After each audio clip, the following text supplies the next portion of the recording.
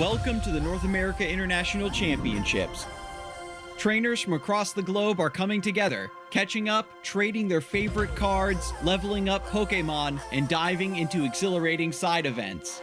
Amidst this festive atmosphere, the true highlight remains the intense and exhilarating battles. The finest competitors from across the globe are attending, each aspiring to etch their name in history as a Pokémon International Champion. The stage is set, and excitement fills the air as history unfolds before our eyes. Get ready to see the amazing skills and strong will our trainers wield in the upcoming Pokémon battles. Last year in Columbus, we saw a familiar face in Pokémon GO. I was just like really hyped up because it was like a super close game and I didn't think I was gonna win. So when I did, I just kind of popped off. Got the melon and it goes through! One time, taking this fifth game and is your North America International Champion! For VG, Berna came out on top. Flare Blitz into the Dragon Ball, takes it down. Alex is the VGC 2023 North America International Champion. I feel amazing. Means the world to me to be back. Last season, TTV was all the rage. Let's see if they can make this happen. Ender hops off. Ender tries to score. The points are going. 64 points going for TTV. This could be it. TTV wins it. It took everything within us to make it happen, and we're just so glad we're here. And finally, Cyrus Davis made history with their Game 3 top deck. Could we see a winner right here? Cyrus has the artillery, rapid strike search for the Tower Waters, attaches the water energy, and winning this event means everything to me. It means I've left a mark on the history of this game. As we head into NAIC, the competition is vast. It's going to take courage, strength, and strategy for any contender to triumph over their rivals. Oh, we're gonna see the Ricky Ball, but no! It was the Scyther! And the catch onto Swapper. What is it? Another Super Rod. This is gonna be massive. Dragonite outrages into the front base.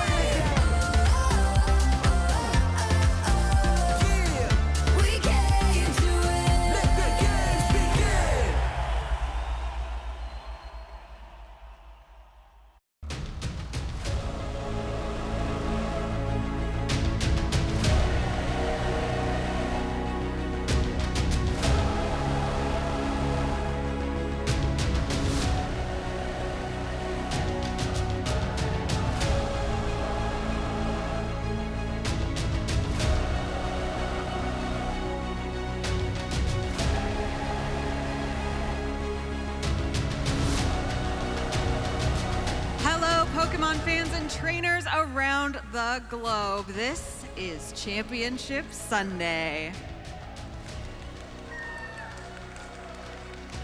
This is the 2024 Pokemon North America International Championships, and we are thrilled to say thank you to the Pokemon trainers, fans, and communities that are joining us here today.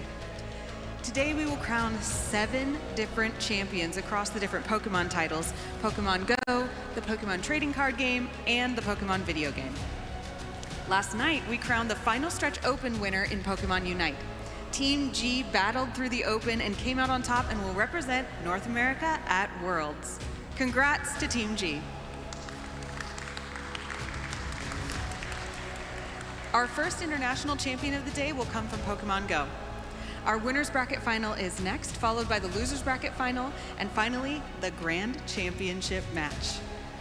We begin with the winner's bracket finals, with OutofPoket, who has only lost 1 game at NAIC so far, against AshtonAsh, who was a caster pick as MVP because of his Pokemon choices.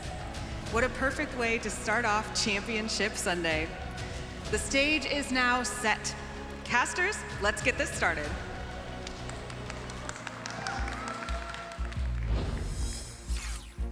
Thank you so much, Anna, for that introduction. This is the North America International Championship. I am Alpha Phoebe, joined here by DeFi E250. I cannot imagine anything better. We have 3 trainers from 3 cities from all around the world. It's like a movie, and if I were a screenwriter, I don't think I could write it any better. And like any good movie, there's a nice training montage that shows us where we started, where we've been, and where we're going. Let's take a look at the International Championships roadmap. We started off in LATAM in November, in Europe in April. We are right here, right now at the North America International Championships and gearing up for Worlds in August. The road that we traveled leads to Honolulu, and that's where these trainers are looking forward to next. We have intense battles here. 3 sets for these trainers to prove themselves they deserve this #1 placement. To earn this prizing that you can see, first place, $5,000, second and third to be determined for $3,000 and $2,000. We have so many trainers. Again, like a good movie, you need to see where we're going. They're looking for that prizing. They are looking for that glory at that #1 spot. The movie is just in the middle. We are getting to the climax. I am so ready to see how this movie turns out. We have some giveaways for those of you who are watching from home. Starting first for the video game from Niels' previous team at EUIC. It's going to be the Porygon 2 Trick Room setter with moves Terra Blast, Ice Beam, Recover, and Trick Room. Use this Pokemon to twist the dimensions and trick your opponent by outspeeding them with your slower Pokemon. That looks like so much fun. I've been loving Scarlet and Violet, but another game that I really enjoy is also the trading card game. I like playing on Trading Card Game Live. Maybe it makes me a little lame, but I love Charizard EX. Charizard EX is actually weak to grass type attacks, and I have been struggling against this card in particular, which is Teal Mask Ogerpon EX. It is a fantastic and beautiful card that you can use in competition. Be sure to use that code TEALDANCE, NAIC24. Those of you who are here now are here for Pokemon GO. Weedle's Altaria is up for grabs. Make sure you watch along to earn the special research that gives you access to the Altaria, as well as additional drops in charge TMs, fast TMs, as well as that oh so useful Stardust. I love that moment in the video where Weedle won the competition. Be sure, if you want to be able to play like Weedle, get that Stardust, get those TMs, get that Altaria, and you can too play like an international champion. Let's take a look at the format that we have here at New Orleans for this international championship. This 2024 International Championships event has been showcasing exciting Pokemon GO matches all weekend from New Orleans, Louisiana. Trainers from around the globe have been competing for over $500,000 in cash prizes, booster packs, and championship points to qualify for Worlds 2024 in Honolulu, Hawaii. This tournament is a 3-day event with our trainers competing in a double elimination bracket using the Great League format in Pokemon GO. Today, on Championship Sunday, only 3 trainers remain, and the last one standing will be crowned the North America International Champion. Matches have been best of 3, except for the upcoming Winners Finals, Losers Finals, and Grand Finals, which will be best of 5. All matches are played in a Bring 6 Pick 3 format. This means trainers will create a team of up to 6 Pokemon, but only 3 are brought into each game. Who is taking home the title of North America International Champion? Who will be joining us on the road to Worlds 2024 in Honolulu? Stay tuned to find out and enjoy the show. Thank you so much, Pedro, for letting us know what to expect in this Championship Sunday match. These trainers are so excited to get started. Again, I'm sure Pedro is excited because we have 2 trainers from the Latin American region who are ready to try to take this title. Let's take a look at the bracket so we can identify and see these trainers' journeys. OutofPoket making his way through a number of intense battles, Triptando, and Elam, who had an amazing run himself, then knocking down Steiner, who is the trainer waiting in that loser's bracket. AshtonAsh another star-studded lineup that he had to make his way through. In the first round, defeating Mango with that oh-so-useful, oh-so-powerful Goodra.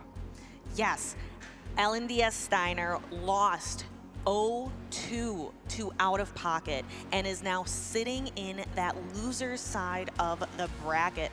Let's take a look. So we saw that he lost to OutofPoket, and then he was able to bypass most of these losers round matches. You can see him sitting in losers round 6, where he defeated Harjev, he defeated Elam, and is now sitting and waiting for that rematch against OutofPoket. And what a story it was to have those two trainers face off in round 6.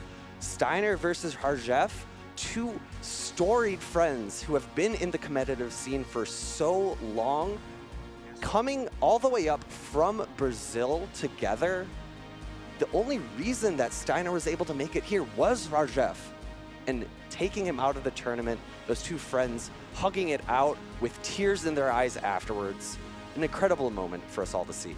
It was so touching, and like Pedro mentioned yesterday, it was like a baton was passed. He's like, you do it now, Steinar. It is your time to shine. We are going to see, will Steinar be the one to take the championship, or will it be one of the two trainers sitting in the winner's side of the bracket? So I don't know what we were thinking, because I'm not seeing too many of these Pokemon. Let's go ahead and see. I think the Quagsire has been doing quite well. What about you, Nick? I have to call it out. Mantine, it's in top 3. It's on AshtonAsh's team. It's one of his two signature picks. That, as well as that Alolan Sandslash, which, well, out of all of our picks, I don't see that one anywhere. I certainly do not. That Guzzlord certainly exited in spectacular fashion yesterday as well. There's so many great Pokemon in here. I think Quagsire has made quite the appearance in this tournament. Personally, that's why I picked it as my #1. And then going back to the stories of trainers, another one that I want to call out, OutofPoket in the winner's side here, following up his dear friend Wadaj, who won last year. Wadaj unable to make this tournament, so kind of passing his own baton on to OutofPoket. So a bit of a race, a bit of a rivalry between sets of friends. If you want to be able to join in on the action and let us know right here which Pokemon, which trainer is going to take it all, be sure that you are sharing on social media, #Pokemon GO NAIC, across all of the socials that you can see on the screen. And don't forget to follow these channels. It is Championship Sunday now, but we have Worlds coming up in August. You don't want to miss a minute of the lead up to the crowning jewel of the 2024 season. This is it, Stephanie. This is the final moments of this tournament. We are so close to glory. Only a few moments left before the players are ready on stage. I am so excited to see. Again, this is going to be a best of 5. It is not a sprint, it is a marathon for these trainers. We are getting so close to the end of this tournament. We are going to be crowning a champion in just a few short battles. Let's go ahead and take it to the stage. And you can see on that Shadow Gligar, Shadow Quagsire core that he has trusted so much, rounding out his team with Charjabug, Feraligatr, Vigoroth, and Cresselia. A lot of safe, neutral play into the overall meta. I am very excited to see that Feraligatr on the side of OutofPoket. Again, a regular Feraligatr, not the Shadow, which I think is the correct option. I really love AshtonAsh's team as well. That Mantine, very fun to see on there. And again, Shadow Alolan Sandslash as the Steel type feels like it's coming out of nowhere. It was practically gone from the meta before. And there's so much of a dichotomy of his team. You have one water type that hard loses to the Charge Bug, whereas that Shadow Whiscash just is a very dominant force in terms of overtaking that electric bug type. Here are the moves that OutofPoket will be using to win this game. No real surprises all across the board. Shadow Gligar running Wing Attack, Aerial Ace, and Dig. Cresselia opting for a Moonblast instead of Future Sight to have better matchup against those dark answers that it can sometimes go against. For Alligator, not running Crunch, running Ice Beams for a little bit better coverage against flying types. That Shadow Alolan Sandslash is interesting on the side of AshtonAsh, actually running Powder Snow to give it a better matchup against something like a Dragon-type Pokemon. The Altaria already has a bad matchup against Shadow Alolan Sandslash. Powder Snow makes that 10 times worse. Taking a look at his team, that Gligar is going to hate to see that Powder Snow flying. Annihilate on the Night Slash variant as opposed to Ice Punch, so really trying to maneuver his way, maybe with a little bit of luck and a lot of bit of skill in order to take down these fearsome opponents across the table. Remember, this is a double elimination tournament. Neither of these trainers have lost a match this entire 2-day slog of a tournament, and you heard it before. OutofPoket has only lost a singular game so far in these short 48 hours. Both of these trainers have shown that they are worthy of this winner's final seat, but only one is going to get to move on here into that grand finals. The other has to sit and face LNDSTSteinar in the losers finals to get that opportunity. Who is going to take the shortcut, the easier road to be able to get their ticket to the grand finals? Who is going to have a bit steeper of a climb? We can see OutofPoket has a fantastic record. Los Angeles Regional Top 16, Knoxville, Indianapolis, Charlotte. Look at all of these top cuts where AshtonAsh, this is really a breakout performance for him. Yeah, he's participated in a handful of events. I believe the Mexico City special event as well as some American regionals. Going to top 3 at NAIC is an immense accomplishment. And here we go, game number 1, Shadow Quagsire for OutofPoket versus AshtonAsh's Annihilate.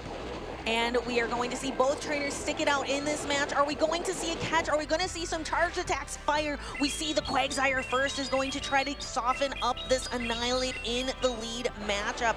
I'm sure OutofPoket is thankful to see this Annihilate in the lead. It avoids his Vigoroth in the back. Yeah, Vigoroth looking very scary for the rest of AshtonAsh's team. If it gets lined up against that Lickitung, it's going to spell disaster. Oh, that is an attack boost for that Annihilate. That low percentage chance of it happening is going to really increase the amount of damage these counters do. Yeah, so we see OutofPoket make a quick pivot to the Charge Bug. You can see the Volt Switches go, but AshtonAsh has 2 already boosted attacks ready to go. This could really solidify a game 1 for AshtonAsh. We see OutofPoket forced to shield, and then another attack fires. If this knocks out OutofPoket, we'll have to see. Let's go. It's only a Night Slash. OutofPoket knows it. The Volt Switch here applies, and the Annihilate goes down, and it certainly showed its worth in that opening matchup. Here comes the Lickitung coming in. Really smart call here from AshtonAsh, recognizing that OutofPoket could have that Vigoroth in the back.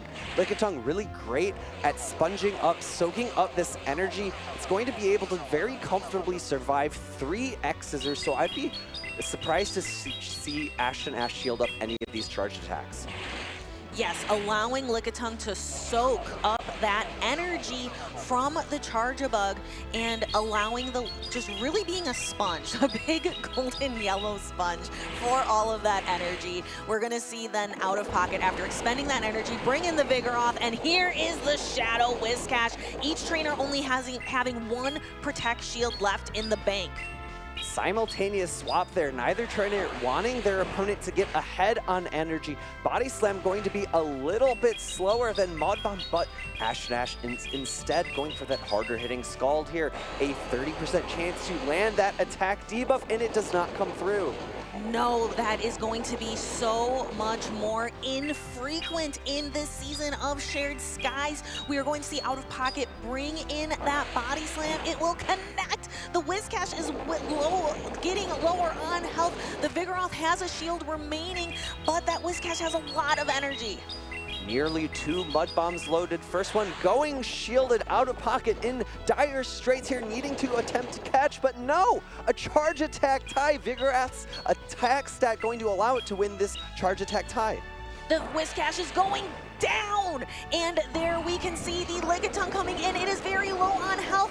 Is it going to be able to get to 2 attacks? There it is. The body slam is going to knock out the Shadow Quagsire. There is, however, still, I believe that Vigoroth and that Charjabug very low on health. One counter is going to knock out AshtonAsh's final Pokemon. OutofPoket claiming the first win here in the winners finals. Showing the strength of Vigoroth there, how safe it is, how useful its energy can be. So good into Whiscash, so good into Lickitung. Winning that charge attack priority over that Whiscash was really key there for OutofPoket's victory. Yes, and I think it was crucial that that Vigoroth did not ever meet up with the Annihilape, because the Annihilape was in the lead. The Vigoroth completely avoided that terrible matchup and was really able to show its stuff later in the match. And I want to call out OutofPoket switching into this Charjabug here. Because of the boost, those counters really ramp up on damage, but by switching into a Bug-type Pokemon, he's able to mitigate the effect of that boost, shielding the first Night Slash because it could have been a Shadow Ball. The second Night Slash is not able to be a Shadow Ball based on the amount of energy that AshtonAsh had. Yes, so OutofPoket claiming that early win, but remember, this is a best of not 3, but 5. So OutofPoket needs to win 2 more times in order to advance into the grand finals. AshtonAsh needs to make up some ground here. What can he do in order to claim a victory against OutofPoket, who has been on fire this weekend? Personally, I'd love to see him lean into that Mantine pick. It's so good, it's so safe into the lot of Pokemon that OutofPoket has brought. It needs to dodge the Charjabug, it needs to avoid those Stone Edges from Shadow Quagsire, but outside of that, it looks really, really safe. Hopefully we will get to see it. I know that Mantine is a Pokemon that you were very excited to see potentially do well with Lantern exiting the meta. Again, no Lantern on either team here. We do see a Vigoroth into a Whiscash, and again, OutofPoket's Vigoroth is avoiding the Annihilape on the side of AshtonAsh. It's really tricky from OutofPoket here. The previous game, AshtonAsh had led that Annihilape. Now, expecting a different lead from AshtonAsh, OutofPoket feeling very safe leading this Vigoroth, and it's going to outpace this the Scalds coming in from the Whiscash, but instead an immediate swap, similarly to the previous game, going into a Pokemon that resists that counter damage. AshtonAsh perhaps seeing that OutofPoket is going to be leaning on this Vigoroth. Vigoroth leaves the Lickitung on the bench this time, opting for the Charjabug instead against the counter user of Vigoroth. We are going to see here Shadow Quagsire going for a Stone Edge, hoping to maybe score a knockout, but no, it is going to bounce off the shield of AshtonAsh. AshtonAsh down a shield early in the matchup, however, has a lot of energy on this Charjabug. One X-Scissor will knock the Shadow Quagsire out. X-Scissor is shielded up. It looks like the next Stone Edge will come before the next X-Scissor from the Charjabug. AshtonAsh having to make another decision. Do I want to try to win switch advantage, or do I want to let this Charjabug go? One more X-Scissor loaded. It's looking really close to see who would pace to the final charge attacks here. That X-Scissor is going to bounce right off of that Protect Shield. We see OutofPoket swap into his own Charjabug. AshtonAsh answering with this low health Whiscash. The Whiscash gets to fire this Mud Bomb first. It is going to do some neutral damage to the Charjabug, taking it down to around half health. But this Whiscash is getting really low on health. There are no Protect Shields remaining in this matchup. OutofPoket is loaded on energy. Charjabug has significantly more energy than a singular X-Scissor, and there's really no Pokemon in the back that really wants to take this energy. It's going to be An additional Volt Switch sneaking through, not a charge attack tie. I don't think this X-Scissor quite threatens a knockout, but it's really close. Oh, leaving the Charger Bug down in the red. He throws one more Volt Switch. That was risky, but OutofPoket maybe relying on his Charger Bug, knowing how much it can take, throws the X-Scissor. It doesn't knock out. There is actually energy on both Pokemon there, but the Charger Bug able to launch the X-Scissor. This will knock out the Shadow Quagsire, and it's all down to an unfortunate matchup in the end. It's going to be Annihilate versus Vigoroth. You could see OutofPoket wincing during that matchup. That was painful for him to be able to surrender. OutofPoket not used to losing in this tournament. He's hardly lost any games. He hasn't lost a single match coming to this winners finals, and this was a tough loss. And even if he had a charge attack that launched from that Shadow Quagsire, an impossible matchup in the back. Both charge attacks doing no damage from Vigoroth into that Annihilate. AshtonAsh really able to maneuver around those matchups and realign the Pokemon where they needed to be. Vigoroth into Annihilate is just such an awful matchup. Body Slam and Rock Slide being resisted by the Ghost and Fighting typing of that Angry Monkey Pokemon. Yes, that Angry Monkey was certainly angry to see the Annihilate on the other side. We are taking a look at that middle, this second game in the winners finals, taking a look at the end game, and again you can see that look of pain on OutofPoket's face, seeing that the Vigoroth has to match up to the Annihilate. As I mentioned in the first game, that Vigoroth was so impactful because it avoided the Annihilate, and it just couldn't do it at the end of this match. It's funny though, because at the very beginning we didn't see that alignment was, the alignment for that Vigoroth was in the favor of OutofPoket, leading that Vigoroth, keeping it away from that Annihilate that AshtonAsh had tucked away in the back. It didn't matter, because if you lose control of the flow of the game, you can lose control of switch advantage, and you can get your Pokemon in the wrong spot at the end. Who is going to gain the control as in this winners finals and take an advantage? We are tied up 1-1. We see the Shadow Alolan Sandslash come off the bench, and the Charger Bug is ready to fire some neutral energy here with that discharge. Shadow Alolan Sandslash not exactly known for its defenses all the way down to the red. And I love this lead from AshtonAsh.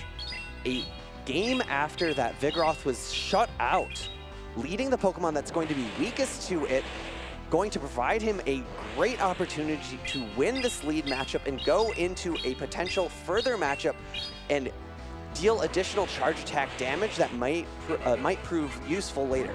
The Shadow Quagsire coming in, trying to get some farm, but AshtonAsh swaps out into the Charger Bug. Charger Bug can do a lot of neutral damage with these X-Scissors, but so can Shadow Quagsire with Aqua Tail, can also threaten a powerful knockout with a Stone Edge. AshtonAsh shielding, but it was only the Aqua Tail. We're going to see that Shadow Quagsire build up to another Stone Edge. OutofPoket has 2 shields. Will he expend one here to protect this powerhouse of a Quagsire? No, he knows he can take one X-Scissor, but not 2. We are at the Stone Edge. Does AshtonAsh think, is it an Aqua Tail? Is it a Stone Edge? Shields the Stone Edge. The Charger Bug stays on the field. Very different from the previous game where OutofPoket went straight Stone Edge, this time throwing Aqua Tail, then Stone Edge, allowing him to pace more quickly than these X-Scissors. X-Scissor coming through, going to be shielded up. Will OutofPoket be able to land another Stone Edge before a third X-Scissor?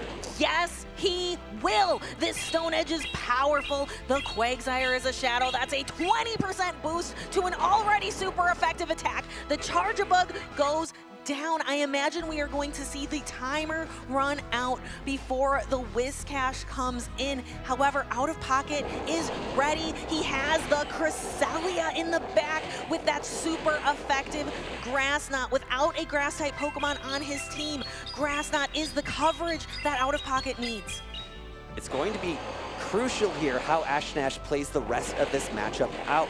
Grass Knot into Whiscash will be a one-hit knockout from this health, and it does land, unable to catch, unable to maneuver around with that Shadow Alolan Sandslash in the back, and that is the one-hit KO.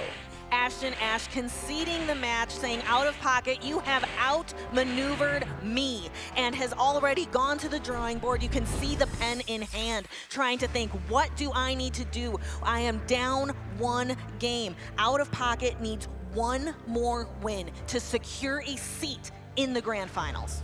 And what a dominating performance in that game from OutofPoket, really not having the key lead matchup, but still maneuvering around and figuring out a way. He left his counter user on the bench, but in the lead for AshtonAsh was the Pokemon that is 2 times weak to that fighting type attack. I really like how OutofPoket brought the Cresselia in, noticing how AshtonAsh has brought the Shadow Whiscash into every single game. In the back, in the lead, and then stayed in the back, but has made an appearance. So bringing a Pokemon that can secure the one-hit knockout. Getting an energy advantage with this Shadow Quagsire was key, and importantly, baiting that Aqua Tail where previously had gone straight for the Stone Edge, pulling both shields and landing the one-hit knockout with that final Stone Edge, as well as the Grass Knot with his Cresselia. Yes, AshtonAsh recognizing OutofPoket still had a Protect Shield. There was no coming back from that game number 3 as we get ready for game number 4 here in the winners finals. Remember, you need 3 wins to move on. It is just slightly out of reach for OutofPoket. He needs 1 more. It is almost there. AshtonAsh having to win 2 more games. Let's take a look and see. And this could be it. This could be the decisive battle. Shadow Quagsire into Mantine. Mantine typically walls off the Mud Boys, especially Pokemon that do not run Rock-type moves. But Shadow Quagsire has this advantage over its counterparts of Shadow Whiscash as well as Shadow Swampert. It runs Stone Edge. Yes, and Stone Edge is a powerful and threatening attack, and it is going to land on AshtonAsh's Mantine. That has got to hurt. The Charjabug comes in, but AshtonAsh switches it out, not wanting to lose the Mantine quite yet. Now we are in a very neutral matchup of Charjabug versus Lickitung. Lickitung can tank so many of these X-Scissors and Volt switches. Lickitung just trying to slowly whittle away at the health with this 1-turn fast attack of Lick, and is going to be throwing 2 body slams into this Charjabug. Charjabug can handle 1, but 2 is going to be tight. It's a bit of a peculiar play. Instead of using your safe switch of Vigoroth, going in with the Charjabug, maybe trying to utilize that Vigoroth as a closer with a super effective hit of Rock Slide into a Pokemon that he expects to see in the back. OutofPoket making a read. I don't expect Annihilate. Let's see, we see the body slam that is not going to connect. It is going to bounce right off the shield. Charjabug paces to a move first. Is AshtonAsh going to let the Lickitung go? It seems like it. X's are going to take the knockout, and with the cost of 1 shield, OutofPoket able to retain switch advantage as well as a significant amount of health on that Shadow Quagsire in the back. Now we see Charjabug versus Charjabug. OutofPoket's Charjabug is going to be able to fire in attack first. AshtonAsh still has 2 Protect Shields, but knows this Charjabug is able to pace to a move, revealing the final Pokemon, revealing the Vigoroth. The Vigoroth doesn't even need to go for the Rock Slide. These counters are going to start adding up even though resisted, and it just really needs to go for the Body Slams here. Body Slam almost enough to threaten a knockout at this point, but there is still that Mantine in the back. AshtonAsh has the ability to make a catch. AshtonAsh does have some energy left on that Mantine, so exactly how he utilizes it will be key in this match. Yes, but OutofPoket not available to make a catch at this point. He still has about 30 seconds left on that switch timer. The Vigoroth is locked in, but OutofPoket has been dialed in all day. AshtonAsh switching in the Mantine, gets a snipe. The Vigoroth is gone. Really key there. Had AshtonAsh stayed in the Charjabug, the 4-turn Volt Switch would have allowed OutofPoket to reach another Body Slam. Switching into the 2-turn fast attack from that Mantine, able to pick up the knockout. Volt Switch into Volt Switch. Who will the Charge Attack tie here? No, AshtonAsh goes for an additional Volt Switch. Yes, this was not a charge attack priority tie. AshtonAsh threw another Volt Switch into the Charge Bug in order to have it faint after the Protect Shield went up. AshtonAsh is going to throw an X-Scissor. This is going to be close. It does just about that much damage. Will the Quagsire be able to survive? It does! It hangs on, one Volt Switch going through, able to pick up the knockout. And that is going to be an equalized 2-2 game score between these two trainers in the winners finals. This isn't a decisive game 3, it is a decisive game 5. These trainers are bringing you everything. They are showing that they deserve to be here, but only one is going to get that easy street ticket here in the Big Easy to the grand finals. The other has to go and face LNDSTSteinar in the losers finals next. So many key Pokemon making appearances in this match. The Alolan Sandslash not showing up in this game number 4, that super effective Stone Edge landing into that Mantine. And we are going to see that decisive moment soon. The Vigoroth is going to faint due to the Mantine sneaking in. We are going to see AshtonAsh not go for the charge attack tie, but go for that additional Volt Switch to knock out, bringing up that X-Scissor. X-Scissor almost enough to knock out, but putting that Shadow Quagsire into the range where Volt Switch is able to pick up the knockout. Yes, game number 5. We have seen OutofPoket really rely on 3 Pokemon, the Charjabug, the Vigoroth, and the Shadow Quagsire. Cresselia making just one appearance, but here it is going to make another one in the lead matchup. AshtonAsh pulling that Annihilate away, bringing in the Shadow Alolan Sandslash as a swap. That is a brave call. How frequently do we see a safe swap Pokemon that is 2 times weak to counter? Aqua Tail, importantly, going to be outpacing Ice Punch here in the long run, and Aqua Tail going to do meaningful neutral damage into this Alolan Sandslash. AshtonAsh must be confident that that Vigoroth was not in the back, because that would have spelled disaster. But at least here, the Shadow Alolan Sandslash can do a significant amount to that Shadow Quagsire before fainting. OutofPoket securing the knockout, the Shadow Quagsire awaiting its opponent. Will it be the Lickitung? Will it be the Annihilate? And it's so funny, AshtonAsh built this team around pulling out the Vigoroth, leading the Vigoroth answer, switching in one Pokemon weak to it, and saving Lickitung in the back. But OutofPoket just didn't even bring the Vigoroth. It's nowhere to be seen. But what we can see right here is that Cresselia doing super effective damage with Psycho Cut, slowly starting to whittle away at the Annihilate. But AshtonAsh going for that super effective Shadow Ball. OutofPoket doesn't shield. That hurts. Nothing really can one-shot a Cresselia, but that's about as close as you can get. OutofPoket is not out of this yet. Cresselia hitting back with a hard landing Moonblast and switching into his Charjabug. We've seen it before. Charjabug has some play into Lickitung, especially if it's up a health advantage like this. We are going to start seeing these X-Scissors fly into the Lickitung. It is getting lower and lower on health. All Protect Shields remain in this match, and these trainers, you can't take it with you into the losers finals. These shields are going to need to start to be utilized, perhaps waiting into that back matchup. You can see that the switch timers are slightly misaligned. We can AshtonAsh a little bit closer to being able to make a catch, but I don't know if the Lickitung's going to stick around that long. It's going to come down to how many Volt Switches are able to knock out this Lickitung, and how quickly that switch clock is up. It's actually up right now, switching into the Annihilate. Will AshtonAsh be able to reach a Night Slash here?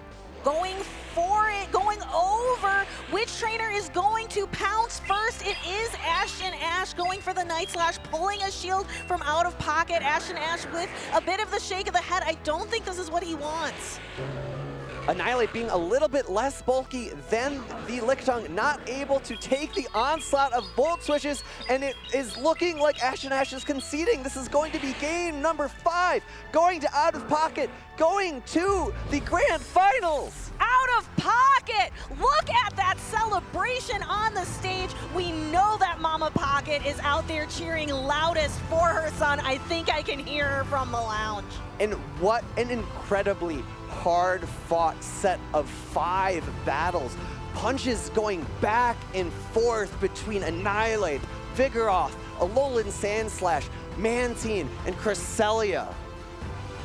All of these Pokemon, these trainers really used, I think AshtonAsh used almost every single, he used every single Pokemon on his team. It was truly a showcase of his entire team of 6, but OutofPoket really only relying on a few Pokemon. That Feraligatr, that Shadow Gligar stayed on the bench the entire Winners Finals. That's a really great point you made there, Stephanie. Very frequently we see when 2 players are matched up against each other, they will only be bringing 3 Pokemon, their best 3 Pokemon that they feel like perform the best in that matchup. But AshtonAsh really saying, I trust my entire team. I'm going to bring them all to the battlefield. But it wasn't enough. OutofPoket still just pushing his way through his 4 Pokemon, just having the key elements to secure victory there.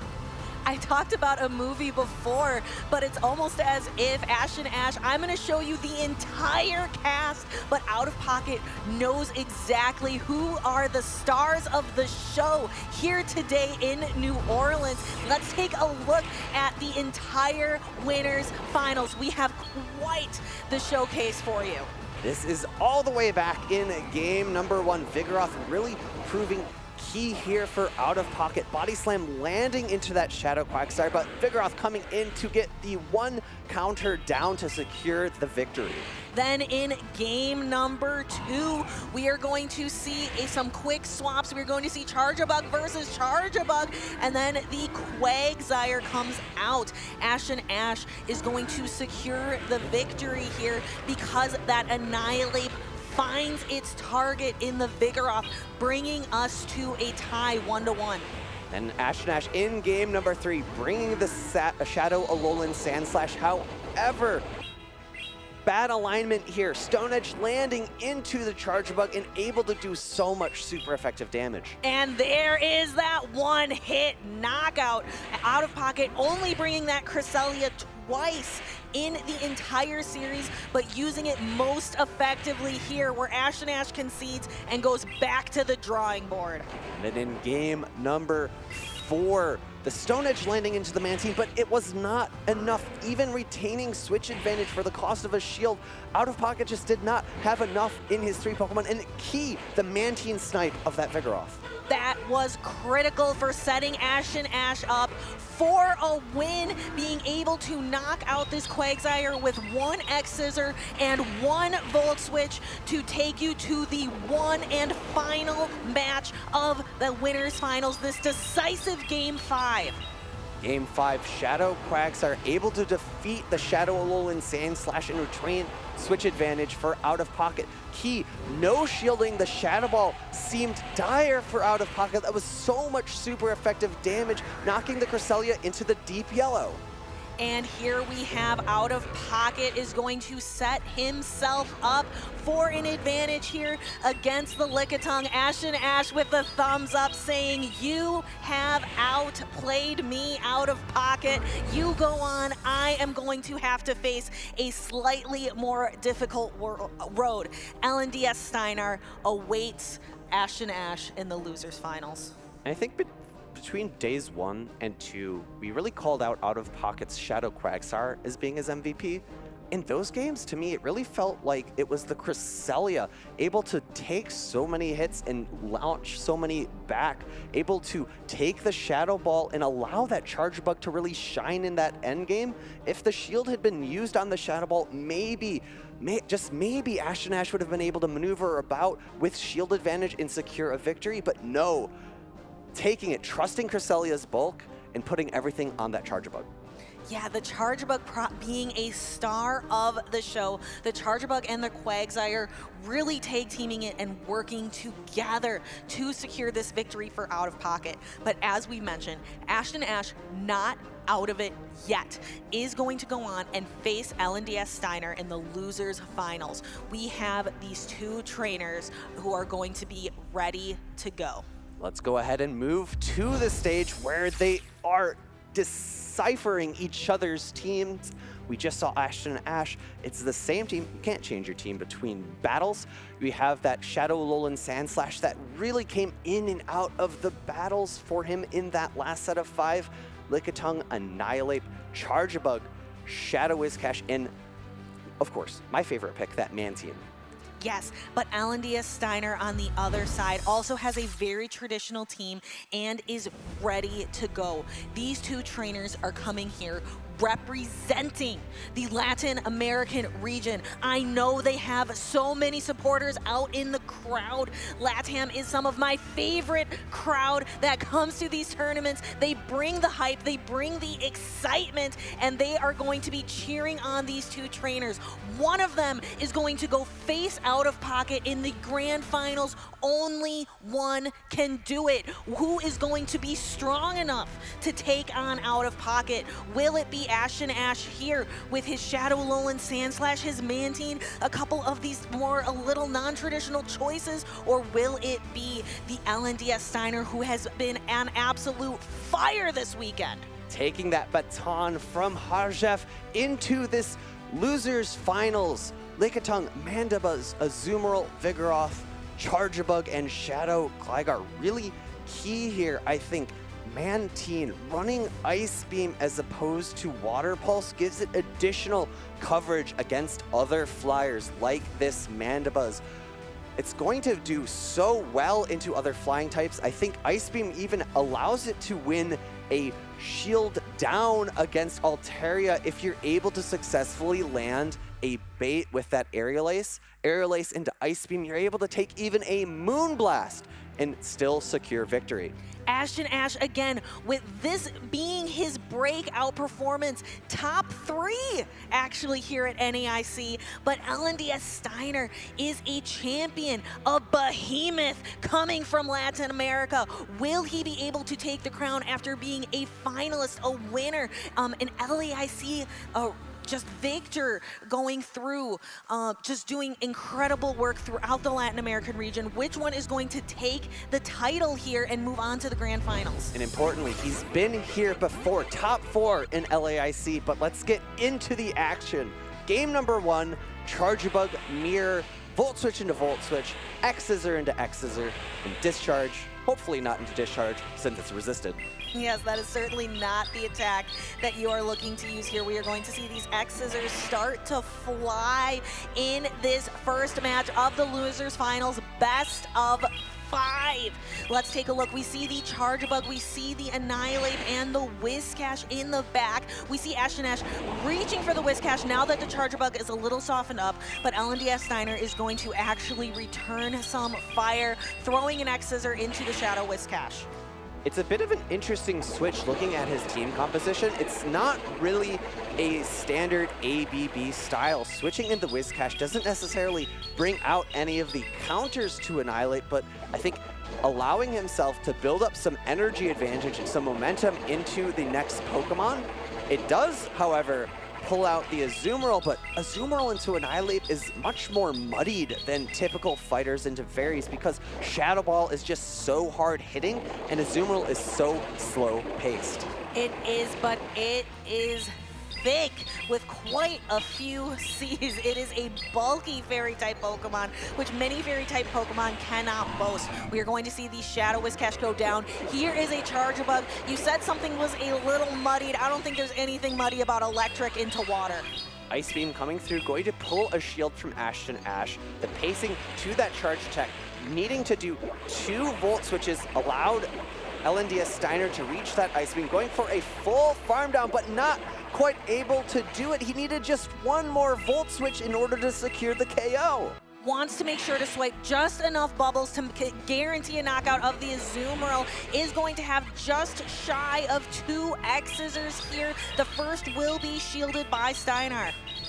In the back is Annihilate versus Lickitung, a very neutral matchup, and it'll all come down to wins this charge attack tie. LNDSTSteinar avoiding the tie earlier in the matchup, now figuring out that he loses it. The last shield has been pulled, and AshtonAsh happy. Annihilate with a shield advantage is so good into almost every single Pokemon in the meta. It is. That shield advantage is going to help. It can protect him against a Power Whip, but he has to get through this Charge-a-Bug first. Going for an Exacerbate. This is double resisted damage. It would do almost nothing to this Annihilate, but AshtonAsh puts up the shield, does not have the energy counts. I don't believe Discharge was available. Oh no, maybe getting a little lost in the sauce, going for a Night Slash to knock out the Charge-a-Bug. We're going to see the Lickitung come in next. AshtonAsh, we get the attack boost! This could change everything! Night Slash, the move of choice here, going to be double boosted by that previous Night Slash, going to do a lot of damage, as we've said many times. Landing that Night Slash boost allows the Annihilate to have such a comfortable matchup here. Yes, Annihilate needs to get to this Night Slash, gets to it and knocks out. Lickitung needed that Power Whip and just could not get there. AshtonAsh taking game number 1 and another boost to close it out. Lady Luck seems to be on the side of AshtonAsh. Shaking his head at that second boost there. A little bit unnecessary at the end of the game, but it's always a bit of fun to see it happen. I feel like throughout this whole tournament, we've had about 3 or 4 of them occur with the knockout Night Slash. Yes, just really showing who Luck is looking favorably down upon. And right now it is AshtonAsh. You can see Steinar scratching his head thinking, okay, I can't outplay Luck. I can't outplay a Night Slash boost, but what can I do? What is in my realm of control to be able to take on AshtonAsh and move myself into the grand finals to face OutofPoket? AshtonAsh only needs 2 more wins to be able to do that for himself. Looking back at the replay, we see the Azumarill not quite being farmed down by AshtonAsh, putting himself a little bit behind, but winning this charge attack tie, and then unfortunately not having the energy counts available, shielding up that X-Scissor, which would have really done little to no damage. Power Whip just not quite able to be reached in this endgame. No, Lickitung needing the Power Whip. Body Slam not even going to be close for the knockout, but because of that boost, not because of this boost right at the end, but because of the first one, AshtonAsh being able to take a situation that didn't look so great and be able to turn it around. Here we are in game 2. No time to think, straight ahead. Going for the Charge-a-Bug into the Lickitung matchup, and in the back, we've seen a change from LNDSTSteinar, and I love it. Azumarill not quite as strong into Annihilate, but he's brought his best Annihilate answer in that Mandibuzz. Mandibuzz maybe a little bit more awkward to bring when your opponent has both Charge-a-Bug as well as the Shadow Alolan Sandslash, but in this match, it is the key decisive change that Steinar has to give himself an advantage, and we see a switch up into Annihilate. Yes, the Annihilate going to be using those counters to try to get as much damage in and Mandibuzz as possible. AshtonAsh can't do any, not even neutral damage to this Mandibuzz. Shadow Ball is going to be your best bet, as it is a same type attack bonus, heavy damage dealing move, but really going to be also relying on the fast attack pressure of counter, and Aerial Ace connects as these Snarls are slowly starting to chip away as well. One more Aerial Ace will knock out the Annihilate. AshtonAsh has to decide, how am I going to defeat the Umbreon of the Sky? How am I going to defeat this giant, bulky, Dark-type Pokemon? A Shadow Ball is going to come close to a knockout here. Let's see, will it do it? Really great counting there from AshtonAsh, recognizing that back-to-back Aerial Ace was not loaded, and I do like utilizing a singular shield here. It would have been a bit tough to deal with that Mandibuzz when it had about 30% of its health. He does not have a Pokemon on his team that walls off Mandibuzz energy. However, we see an immediate switch by Steinar, not allowing a fast attack down from AshtonAsh. That Mandibuzz is getting dangerously low on health. However, I don't think it's quite in a range where Mudshot is going to be able to knock it out. Maybe we'll have to see which Pokemon is going to be able to secure the knockout, or will that Mandibuzz fly high above the bug, fly high above the Whiscash here in New Orleans? Body Slam loaded for Steiner here. X's are coming through for the Charge Bug. This would threaten a knockout. An Undercharge actually does not pick up the knockout because of that Undercharge. Reaching for the Power Whip now, knocked out by the Mudshot. It not able to fire that decisive, super effective attack. AshtonAsh going for the Scald. He got lucky with those Night Slashes. Can he get lucky again? Will the Scald debuff?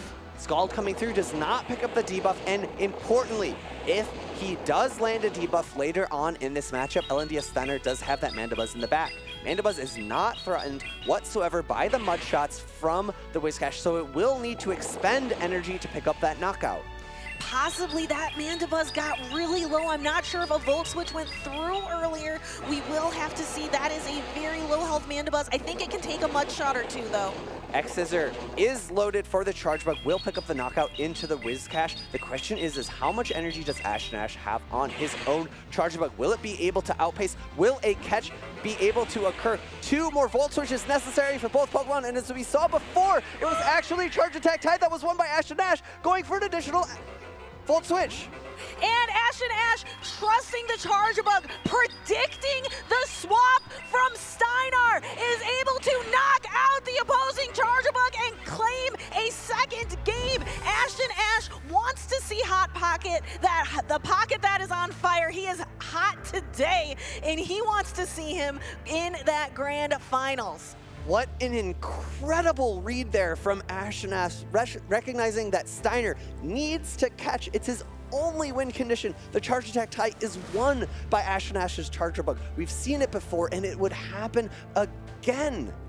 Switching is the key for Steiner. Throwing an additional Volt Switch is the key for AshtonAsh, and he sticks with it. Amazing prediction. Some 5-head plays from AshtonAsh. Steiner's been on fire all weekend, but AshtonAsh is burning brighter. We are going to see the Charge Bug and Lickitung. This was such an exciting match. I'm going to fall off this chair, Alpha Phoebe. I'm on the edge of my seat.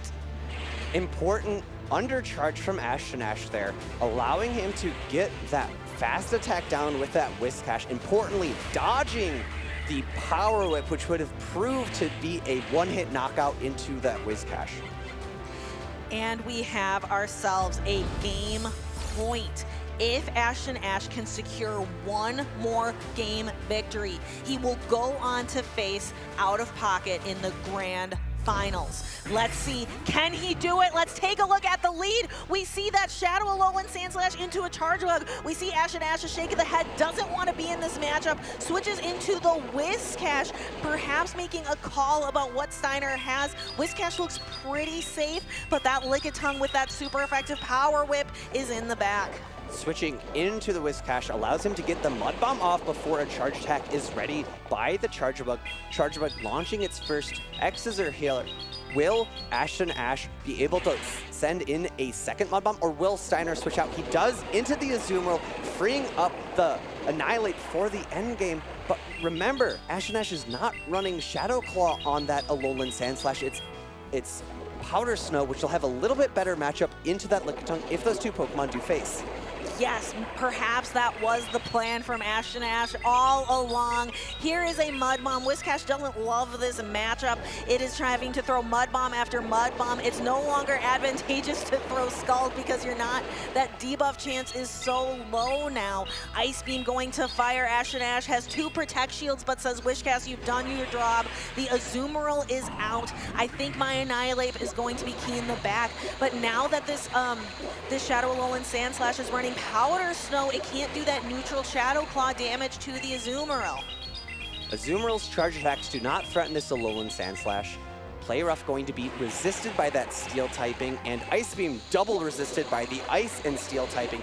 That allows AshtonAsh to build up a ton of energy here, basically at 100. Drill Run needing to be thrown because Ice Punch resisted by Azumarill's Water typing would not pick up the knockout. And the Charjabug comes in. It's not able to get to an attack. It is going to throw the Ice Punch first, and the Ice Punch will hit a Protect Shield. We see a quick swap into that Annihilate. Steinar is hoping is going to have to take on this entire Annihilate with 2 shields. 2 shield Annihilate is a great strategy. The call that is an X-Scissor and not a discharge. That's the second time that Steinar has thrown an X-Scissor, double resisted damage into the Annihilate. This time AshtonAsh making the correct prediction. Steinar needs to get a bait here in order to reach another hard-hitting discharge later on in the game. Going straight Night Slash into the Slickatongue is his best bet for key damage here. Can AshtonAsh get another decisive boost? I don't hear the call. I don't hear the song playing. So let's go ahead and see. There is a body slam. It is a bait. AshtonAsh puts up the Protect Shield. The body slam bounces off. The switch timer is going to start becoming available to AshtonAsh after this Night Slash. The Lickitung is knocked out. The Charjabug's coming in next. Charjabug is going to need to hope that those Volt switches can pick up a quick knockout, because if this Annihilate reaches to a Night Slash, it's going to be very tough. Actually switching into the Alolan Sand Slash, throwing a charge attack. Shield comes up from AshtonAsh. AshtonAsh does have an Ice Punch loaded, but will he just go for fast attack pressure? We'll have to see. The Charjabug has an attack too, but we see the Volt switch go through. Both Pokemon go down, but AshtonAsh has a Pokemon in the back. Claims victory 3-0 over Steinar. After an incredibly hard-fought match against OutofPoket in the winners finals, able to completely sweep Steinar out of the losers finals 3-0, and you can see both trainers giving it up for each other. Great sportsmanship, great friendship between these two battlers. AshtonAsh will be the representative from Latin America to go to the grand finals, where OutofPoket is awaiting that rematch. OutofPoket knows that he has already defeated AshtonAsh, but can he do it again? We've already seen 5 battles between those three trainers. Will we see 10 more? This is a double elimination tournament, so if AshtonAsh is able to win the first set of 5, bracket reset occurs, and they have a second best of 5 to face off against each other. Yes, we have set up the entire movie for you. We've seen the introduction over on Friday. We've seen the journey on Saturday, and we are setting up now the final conflict in the film. We are going to see AshtonAsh and OutofPoket. OutofPoket only needing to win that one best of 5. AshtonAsh, if he wants to claim victory here in New Orleans, needs to defeat OutofPoket not once, but twice in best of 5 matches. And that baton that started with LNDSTSteinar, passed on to LNDSTSteinar, is now passed on to AshtonAsh, passing it along the LATAM region to come to North America and try to take this championship away from the United States. AshtonAsh in this replay, 3-0, remember, the Annihilate just running through LNDSTSteinar's team. The boost proving key here, allowing the secondary and third Night Slash to do just that much more damage.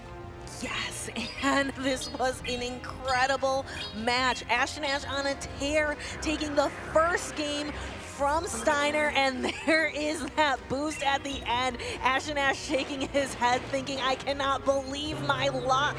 Honestly, a great pivot from Steinar into the Mandibuzz for game number 2 to wall off that Annihilate. Key from AshtonAsh, using a shield to land another hard-hitting Shadow Ball to lower the Mandibuzz lower on health. And in the end game, key, AshtonAsh recognizing I win charge attack priority. Steinar needs to catch it in order to win and makes the move. Just a decisive victory from AshtonAsh, going 2-0 to Steinar, and then bringing in that Shadow Alolan Sand Slash. A very brave choice, but is relying on it here to soften up some of these Pokemon, to set up the Annihilate in the back, and to go ahead and take on here that Shadow Alolan Sand Slash is knocked out simultaneously with LNDSTSteinar's last Pokemon, the Annihilate sitting securely and comfortably in the back, securing the win for AshtonAsh. And no Lady Luck necessary in that game 3. No debuffs, no attack buffs, able to farm down, put that fast attack pressure with the Shadow variant of that Alolan Sandslash in, able to just ramp up, do damage, throw fast attacks, throw charge attacks, and peel away Steiner's defenses. We have two heroes who are setting off to do battle. OutofPoket representing the United States, representing here, and then we have AshtonAsh representing the Latin American region. Which one is going to claim the title of the North American International Champion of Pokemon GO?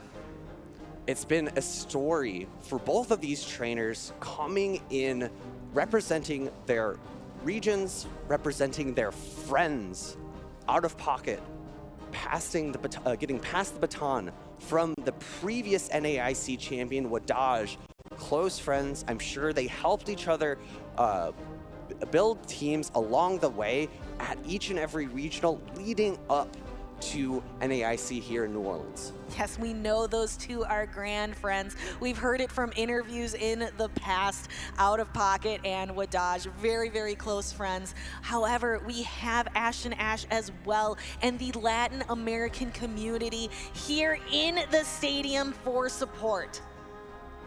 As well, Mama Pocket in the crowd, so many friends and family for each of these trainers here, providing their support, providing their love, waiting in anticipation for the grand finals. I am waiting in anticipation as well as our trainers get set up for these grand finals. Let's go ahead and take a quick look at some of these giveaways that you can be earning right now as you are watching at home. We have the illustration rare Teal Mask Ogerpon EX in-game now, Teal Dance NAIC 24. It's a beautiful card that you can use competitively in TCG Live. And grass types doing super effective damage against Charizard? A little bit strange, but that's how the TCG works. It is a Charizard EX, so it's not the fire type Charizard that we know and love. It's more of that darkness type. So the grass type attacks do that extra damage, and I've had many a Charizard EX fall to that Teal Mask Ogerpon. We don't just have giveaways for the TCG, we also have giveaways for the video game as well. Niels Dunlap and EUIC running the Porygon 2, the Trick Room setter, able to trick his opponents and twist the dimensions of the room and allow his Pokemon to move before his opponents, and able to secure victory and become the 2024 EUIC International Champion. And of course, you can always check out the one for Pokemon GO. If you are watching this stream, I'm sure you are excited for the Pokemon GO drops. So be sure that you are checking out Weedle's Altaria as well, and especially getting some of those fast and charge TMs that are in the research, as well as Stardust, which is necessary to be able to power up your Pokemon, be able to unlock those secondary attacks. And who could forget his run? Dunebug, who had been on a tear at the North American Regional Circuit, knocked down in quick fashion by Weedle, securing himself the second title there for himself. This could mirror what happened at EUIC, because we had a North American trainer travel out of region in order to go to EUIC. However, the trainer from the home turf, the home region, reigned victorious. Is that what's going to happen here? We have AshtonAsh traveling in from out of region, coming to NAIC, coming here to New Orleans. But maybe OutofPoket going to maintain the crown, or will the script be flipped and AshtonAsh takes the whole thing? AshtonAsh has a lot of work ahead of him. OutofPoket, one of the most consistent trainers in the circuit.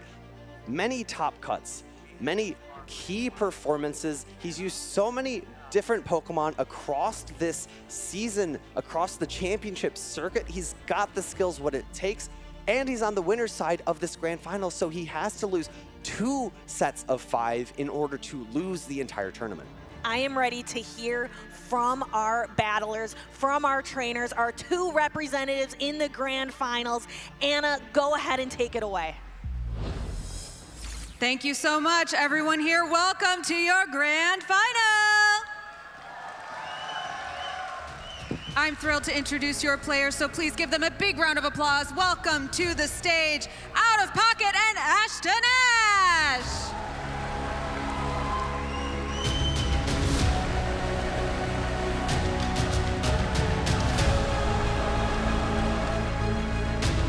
Come on over here. We want to chat with you a little bit first. As our winners bracket winner, I want to ask you, OutofPoket, you are representing the United States right now. How does that feel? I feel very patriotic. USA! Yes, sir. Now, your last match did go to 5 games, and I know that that's only notable because you had lost so few before that. How are you feeling after that match going into the finals?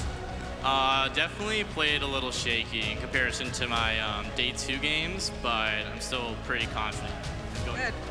We love that confidence. Let's hear it for OutofPoket. And AshtonAsh, you have had to play a lot more games. You had to come back down into that loser bracket and make it back out to come here. Are you exhausted or are you feeling exhilarated? Just barely starting, so yeah. I'm feeling good, I'm feeling good. I was told that you actually had booked your flight for this morning to go home. You didn't even expect to be here? I think anybody that comes here, like, everybody knows there's a big competition, so nobody expects to get to day 3. So that was my bad because I booked it at 5 a.m. this morning, so I mean, I didn't look at it, so it's my fault, but yeah. Sorry to keep you, but you are here representing Latin America. Anything you want to say to your region? Hola a todos, muchas gracias por verme y por el apoyo. Really appreciate it. Thank you. All right, let's hear it for AshtonAsh. All right, competitors, please take your seats. Best of luck, and let's get into that grand final. Casters.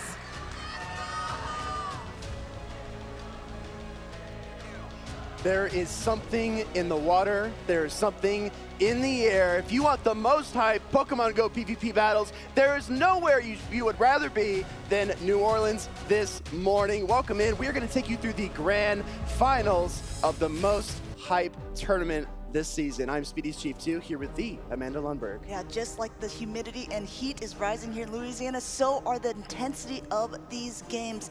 OutofPoket and AshtonAsh started out the day in the winners finals, going to a decisive best of 5 matchup for OutofPoket to take that. But AshtonAsh coming back, completely sweeping through the losers finals there to be back on the stage, ready to make his mark in this what we call a grudge match, looking to return fire at OutofPoket. It's a bit of a grudge match, but this is neck and neck, right? Those trainers, like you said, Amanda, going all the way to game 5, some choice pivots, some risky plays. OutofPoket relying on his Vigoroth in the face of the Annihilate, the menacing Rage Monkey Pokemon for AshtonAsh. AshtonAsh fighting back with Charjabug, consistently safe switching that Pokemon, and then OutofPoket pivoting into Cresselia when AshtonAsh just wasn't ready for it. These trainers have felt each other out. They know their play styles. They know their abilities.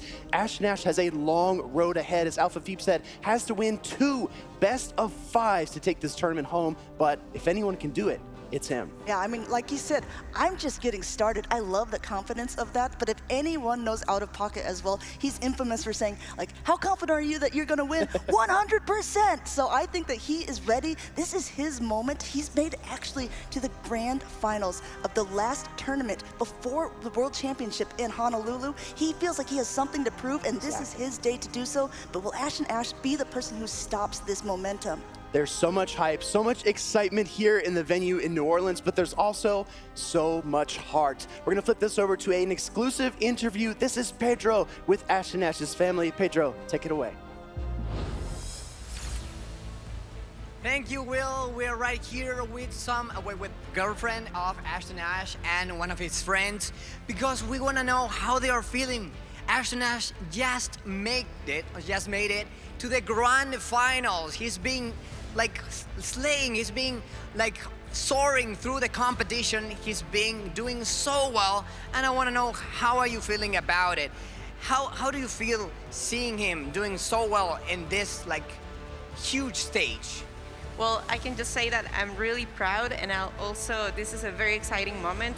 This morning I told him like this is the most important day of his life so far, I think. So he's been practicing a lot. He's been doing a lot of practice with all the tournaments in Mexico as well, and some regionals. So I think he totally deserves this moment. I'm really proud of him. Yeah, he's been doing great. He's like 1 match away of getting the title of the North America International Champion. As a friend, do you have any words to inspire him, or maybe like just tell us how are you feeling about him, watching him doing so good at this level? And I'm really excited. I've seen him through all the season. I'm really proud. I mean, he's not the player I met in the first day of the season. Now he's in another level. He's in God mode. I'm really proud of him. He's indeed. He's a kind of psychic. He's predicting everything.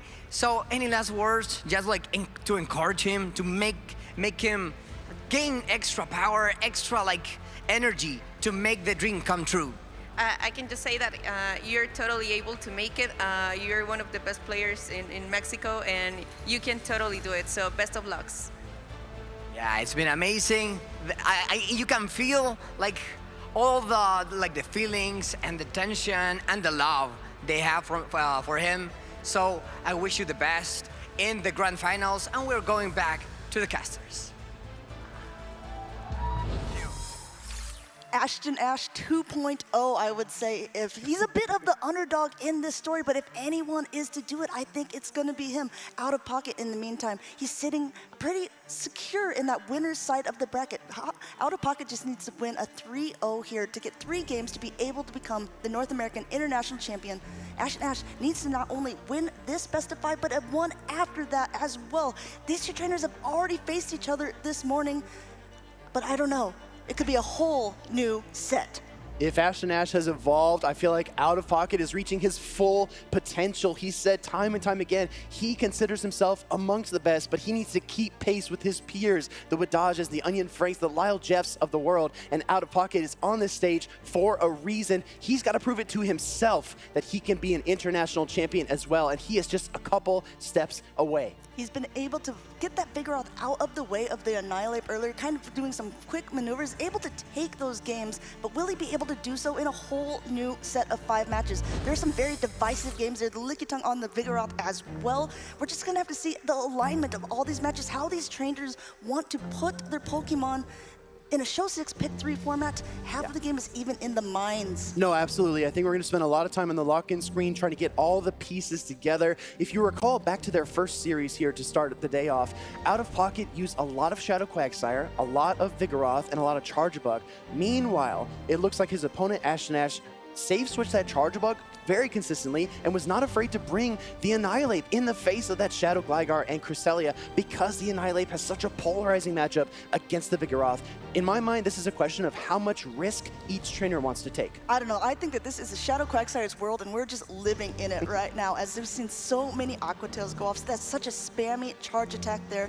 OutofPoket has been playing very well, but look at this team of AshtonAsh. We picked 2 of these Pokemon to be our most valuable Pokemon. This guy is in the grand finals. He's got that Alolan Sandslash, he's got that Mantine, a lot of Pokemon that is going to make some impactful plays here in the grand finals. Mantine, a very powerful Pokemon. It's been a key for AshtonAsh in this tournament so far. It's absorbing Shadow Quagsire, Stone Edges. It's taking all kinds of charge attacks. It's even facing down the Charjabug on OutofPoket's side. It's just been so resilient in so many of these matchups. But what I admire the most about AshtonAsh's ability is the fact that he can make something out of nothing. He can take a tiny win condition and just exploit it to its fullest capability. He's going to look to do that against OutofPoket. As you can see, a very long resume for OutofPoket, and we're going to get one more team preview here. Yeah, we're looking at these teams one more time. Just want to point out again, the L next to AshtonAsh's side means he's coming in from the loser's side of the bracket. That means not only does he need to win this best of 5, he needs to win one after that. But we've seen it happen before. We've seen it happen in our first ever Pokemon GO World Championship.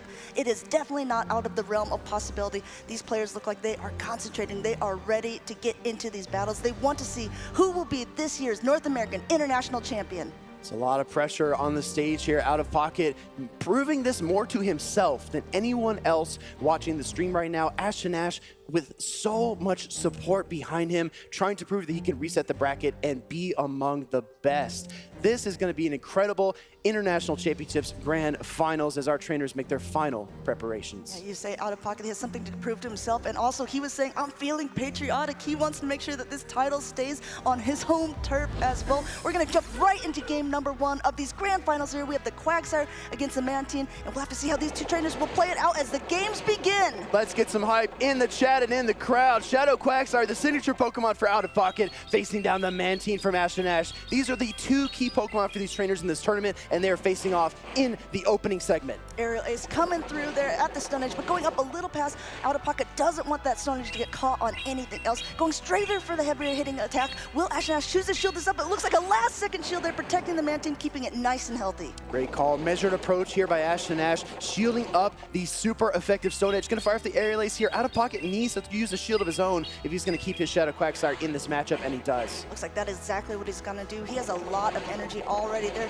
charging up so quickly, going one past again, now going for yet another Stone Edge. This will do a heavy amount of damage, and it goes unprotected by AshtonAsh. This Mantine's going to get desperately low. AshtonAsh's experience, he's been here before. He knows the mud shots are resistant, and Mantine can tank it. We're going to see an Aerial Ace get fired off here. I really doubt OutofPoket's going to use a Protect Shield, but he just might. No, he's going to let the Shadow Quagsire go and opt to try to farm down the Mantine with Gligar. That was an interesting pick. I thought it would be with the Charger Bug, but just 1-volt switch maybe wasn't enough energy that he was looking for. He wants to get all of this energy on the Gligar here because it sets up such an advantage against his Whiscash in the back. Going for an Aerial Ace here, but at least AshtonAsh's Annihilate gets to avoid this Gligar. And you saw AshtonAsh, his body language has been present all tournament long. He sighed a sigh of relief there as he saw the Gligar come out, but this is a really tempting Protect Shield for OutofPoket if he wants to keep his Shadow Gligar in this game. That's the final shield of game 1 for OutofPoket. Scald no longer has that 50% chance of debuffing, and it doesn't get the debuff here either. OutofPoket is out of shields, but has a ton of energy going for yet another Aerial Ace here right before the next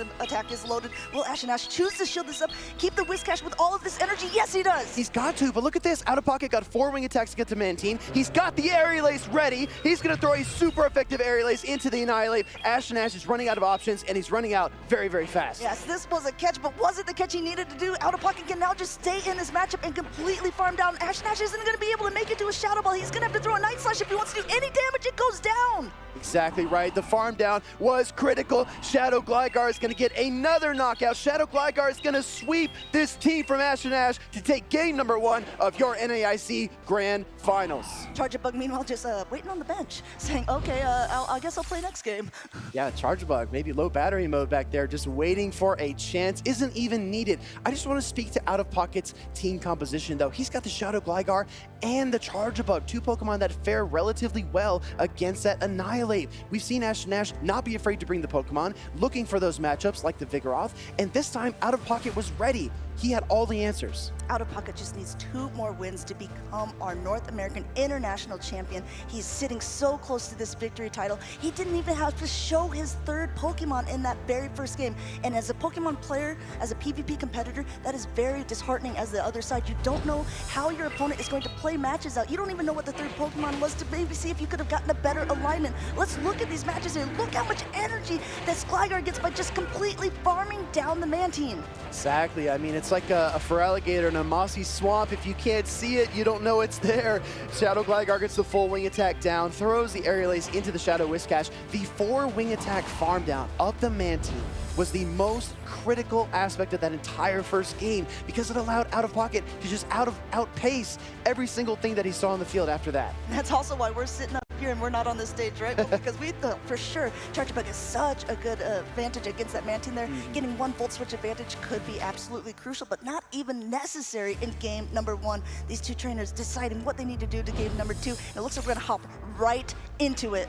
All right, we are in a very similar situation. We've got our Shadow Quagsire lead from OutofPoket versus the Man Team from AshtonAsh, but the back lines are slightly different. AshtonAsh bringing both of his most valuable Pokemon. He's got the Alolan Sandslash in the back. Second verse, same as the first. Looks like it's playing out pretty similarly right now. Last time OutofPoket went one ahead and went for Stone Edge. Looks like he's doing exactly that same thing. And will AshtonAsh choose to play it out the same again, choosing to shield this? No, letting this one go through. Yeah, AshtonAsh is very measured here. Knows he can absorb with the first Stone Edge, is not afraid of the mud shot pressure. Does lose the charge type priority tie though, which means that this Aqua Tail will likely KO. This is going to say stay hydrated from the Quagsire. No, he wanted to use that shield up. He knows he's at an attack too, forcing at least a shield or the Quagsire to go down on OutofPoket side. This game is playing out completely different in game number 2, getting that first shield from OutofPoket, and now the race is back on for those charge attacks. Every 4 seconds, an Aqua Tail comes out of this Shadow Quagsire. It's ready to throw another one. Goes for the charge type party type, but AshtonAsh does not give it up. Is he going to give up that final Protect Shield though and try to control this lead matchup? No, he does not. This changes a lot of dynamics here because now OutofPoket gets to completely align things in the back. This is such a hard Pokemon. Not only that, another Aqua Tail again coming through, not getting a shield here, and it's going to knock down the Alolan Sandslash to about half health. Exactly right. Shadow Alolan Sandslash is severely weakened, and there's a counter user in the back. Here comes the Vigoroth into that Shadow Alolan Sandslash. Double super effective counter damage. Alolan Sandslash fires off the draw run, trying to equalize this matchup a little bit more, but I see AshtonAsh switching in the near future. Yeah, we're going to see a hard pivot out here as the Charge Bug comes in, tries to get a little bit of an advantage. Meanwhile, OutofPoket just continuing to farm up. I love this play by him, going up to Rock Slide Energy, throwing this Body Slam. He wants to get this Protect Shield off AshtonAsh, but AshtonAsh says, no way here, this will connect. I'm just going to continue to get energy. I got to see what's in the back. Throwing a quick X-Scissor at whatever came in. Yeah, I really like the X-Scissor throw here from AshtonAsh because regardless if it's a catch or not, you're going to deal at least neutral damage across the board. Now the Charge Bugs are a bit more even now that the X-Scissors connected, but OutofPoket does fire off one here. I do believe AshtonAsh's Charge Bug will hang on, but it's going to be really, really weak. Yeah, he needs to keep a little bit of health on this because the Alolan Sandslash has such a bad matchup against the Vigoroth there. Needs to be able to do a little bit more damage. It's basically 2 counters away from being absolutely knocked out here. Another X-Scissor coming through onto the Charge Bug, getting it very low on OutofPoket side, but he has some more energy stored. One more X-Scissor being thrown right back. This is looking really, really good for OutofPoket. Still carrying that final Protect Shield into this last matchup. Shadow Alolan Sandslash comes out.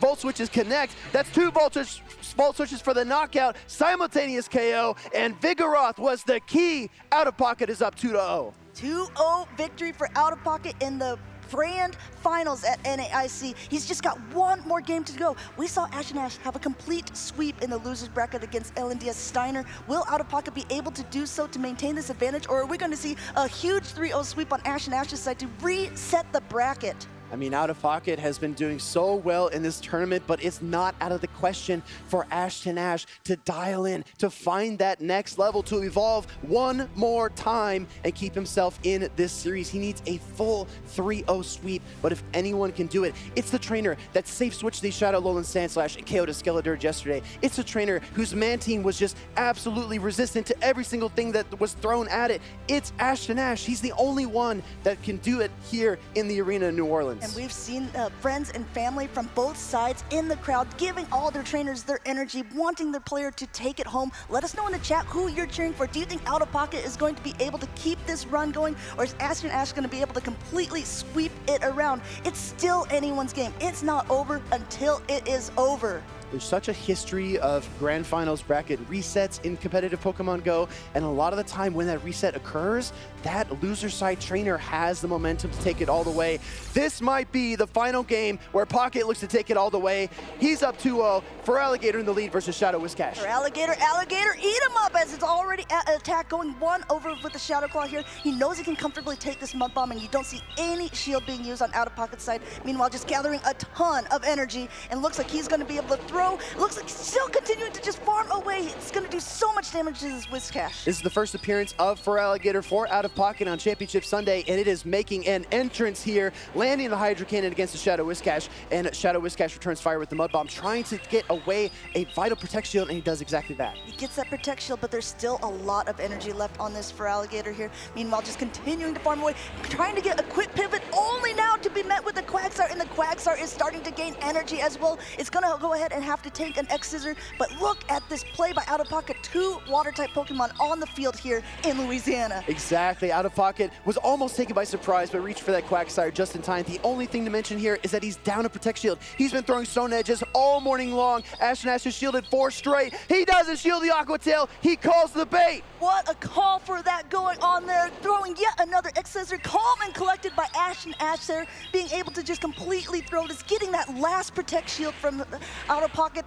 And now we continue to see. Will he go for the Stone Edge one more time? Or is he going to go for yet another Aqua Tail? He's got 2 loaded up. Yeah, at this point, I think Shadow Quagsire can just fire both of these off. It's going to win that Charge Attack priority tie against the Charge Bug. Fires off the first one. AshtonAsh lets it through. Loses the Charge Bug early on in this matchup. He just has his Shadow Alolan Sandslash and a weakened Whiscash in the back. The thing is, he's got so much energy. He doesn't have shields left over, but what he has, he's going to be able to throw at the Pokemon in the back. We see this Alolan Sandslash. It doesn't want to be taking a lot of these charge attacks, and this is also 2 Shadow-type Pokemon. It's bringing it almost down to half health before it's even starting to ramp up energy at all. Yet another Aqua Tail coming through. All the momentum, all the leverage. OutofPoket is twisting the screws. He wants to win this battle against AshtonAsh. He's applying as much pressure as he can. Instant simultaneous switch. Here comes Whiscash. Whiscash coming and trying to get up to that Scald. Will he be able to reach it? Throwing right before it goes down. This is a big moment here. AshtonAsh also desperately hoping he gets that Scald debuff. It's going to connect with the Charger Bug as there's no shields remaining, bringing it down to the yellow and throwing off an X-Scissor right away onto the Alolan Sandslash. AshtonAsh trying to avoid a farm down or any additional energy. He lets the X-Scissor through. This is resisted, but it might be enough. Here comes OutofPoket. Volt switches are firing. He's going to get the KO. OutofPoket, your NAIC 2024 champion. Everyone give it up. He has been playing out of his mind. OutofPoket being our new champion, coming through from the winner's side of the bracket day 1, continuing that streak through everything, and now becoming our new 2024 North American International Champion.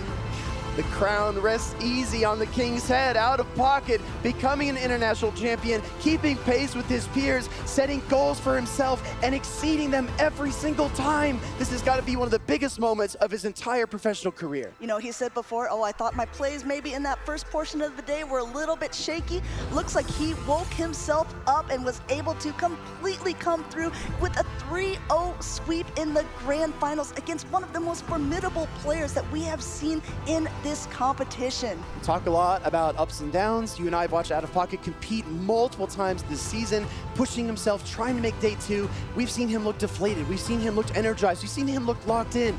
This pocket just felt different. He felt like he was comfortable. He was in the pocket. He wasn't out of pocket. He was in the pocket, and he was sincere every step along the way. He had confidence. He had belief in himself, and that really, really paid off. But we also can't say enough kind things about AshtonAsh. If there's any trainer here that could just create win conditions out of nothing, just pull magic out of thin air, it was AshtonAsh all weekend long, and he deserved this spot in the grand finals. Just could not take it all the way. It was OutofPoket's Sunday morning. Yeah, I mean, AshtonAsh rose through the ashes, basically become this new trainer. No one really had heard of his name before this day, and said on his little accomplishments that he was top 32 of NAIC. Well, he can definitely have that resume updated as he became the runner-up in one of the biggest competitions we've ever had for Pokemon GO. Yeah, just scratch out the number 3, right? Top 2 NAIC and a ton of championship points to boot. AshtonAsh has so much to be proud of, and it was so heartfelt. It warmed me so much to see the crowd, to see his family and friends supporting him.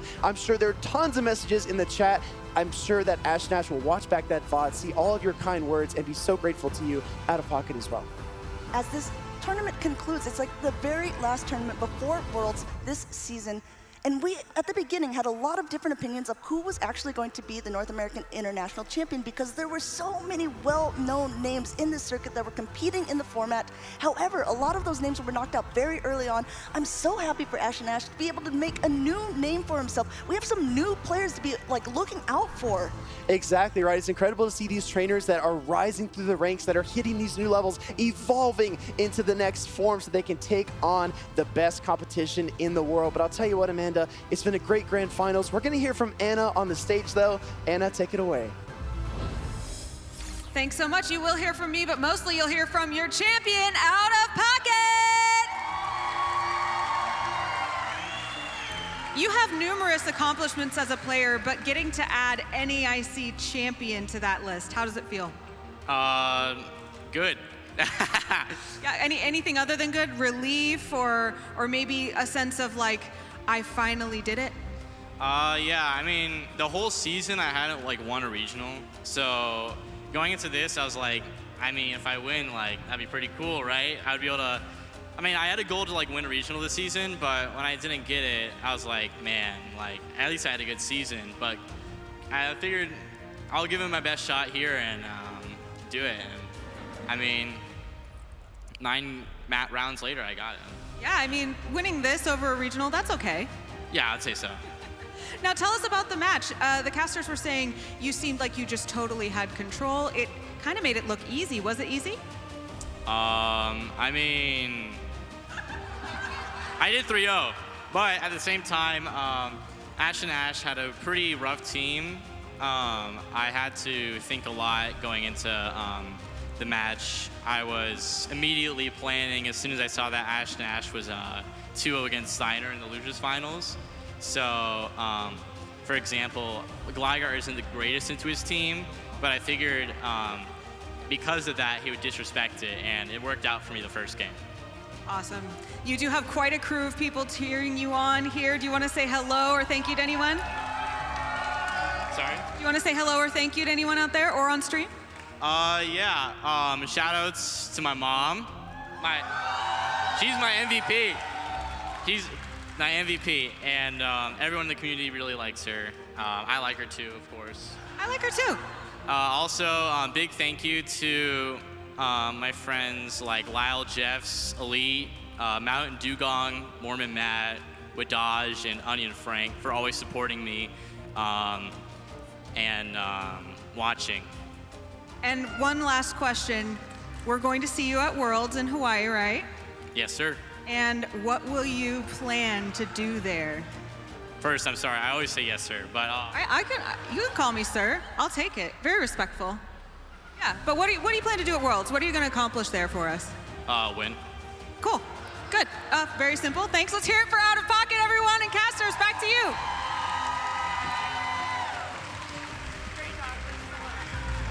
Yes, sir, OutofPoket. Your NAIC 2024 champion delivered a great interview, and we got to hear so much about his background and his legacy so far in the competitive circuit. I'm joined here by Pedro and Amanda. Honestly, everyone, they handed us these cards. I can't believe what's written on these cards, but we'll get there in just a moment. Pedro, how are you feeling?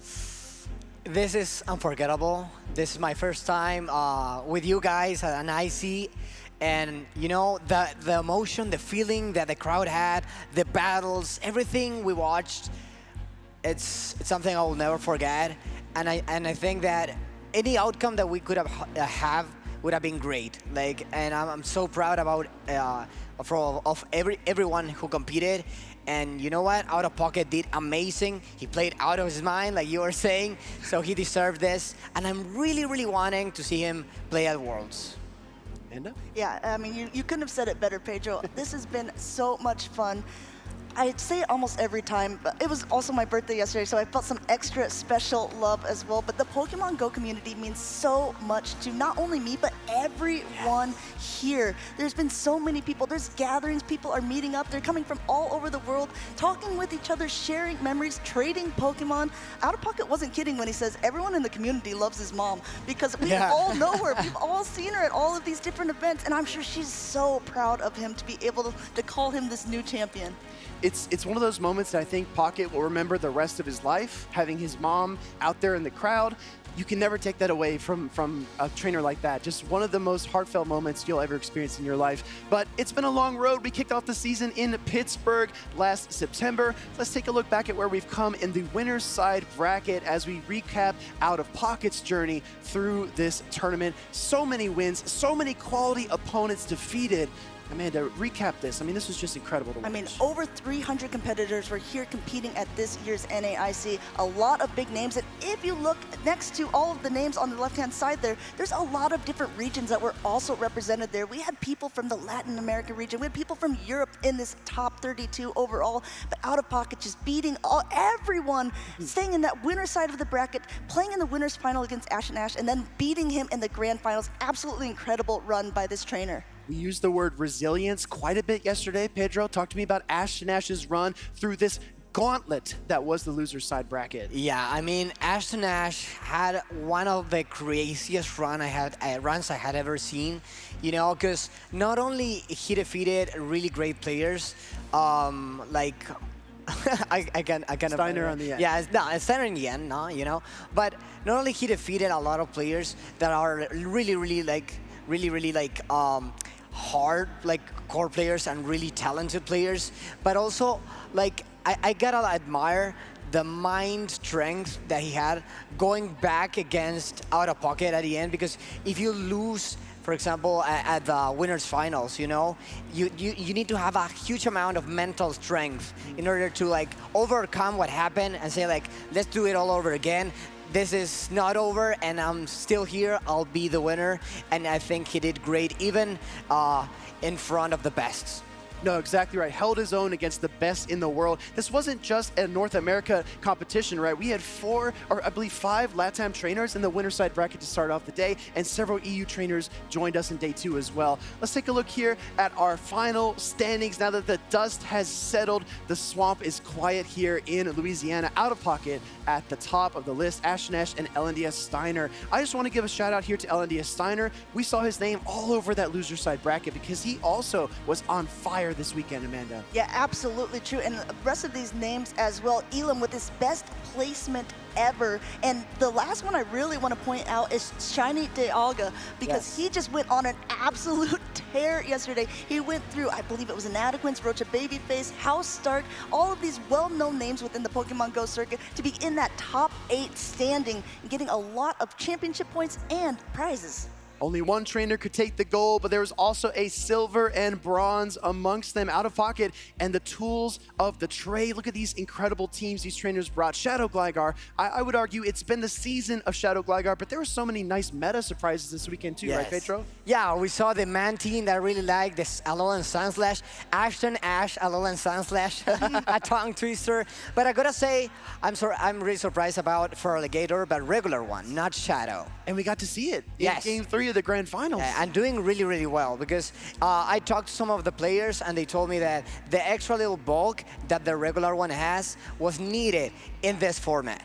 Exactly right. That Feraligatr was dominant in the Shadow Whiscast matchup, but all these trainers were competing for prizes. Let's see what they earned. OutofPoket will take home $5,000, AshtonAsh with $3,000, and Steiner with $2,000. But look at all these other placements as well, all the way down to 25th place, $400. That's nothing to just stick your nose at. Definitely OutofPoket is going to put something, we keep making pocket jokes, but he's got a lot of money to pocket as well. Not only that, like we said before, championship prizes, there's going to be championship points, there's booster packs, there's so many things. And also there's been like the Pokemon Center that I think people think is a prize in itself, being able to go there, see so many fun things, and maybe bringing home something special from NAIC.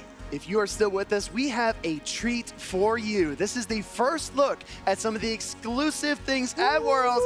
Let's get some applause in the chat. Look at that Hawaii Pikachu and that card. That is incredible. Yeah, this is the new art for the Paradise Resort, and it's available only for the qualified competitors. So this was the very last chance for people to qualify for Worlds for Pokemon GO. I know a lot of trainers were able to do so because of this competition. Look at what you're going to get.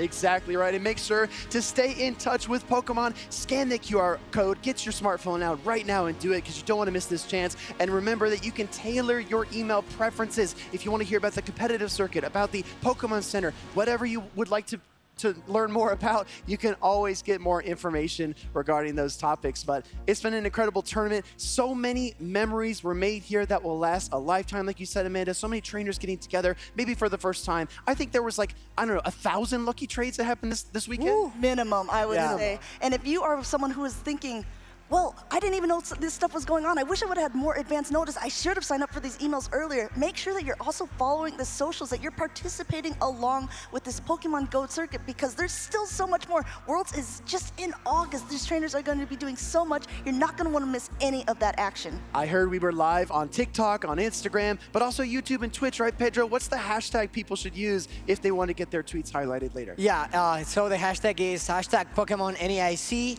for celebrating, you know, NAIC. That's not over. We still got a lot of things going on with other games, you know, but Go had an exciting run. I think one of the most entertaining tournaments. So you need to be like really looking forward to these events, and for sure, do not miss Worlds, because it's gonna be unforgettable. Absolutely right. Any final thoughts as we close the curtain here on NAIC 2024 and get ready for our other titles? Amanda. I'll just say it once again. It's been such an incredible time. Last event of the season. This season for Pokemon GO has been absolutely incredible. Open team sheets for the first time. Championship points for this. We're just getting started in this game.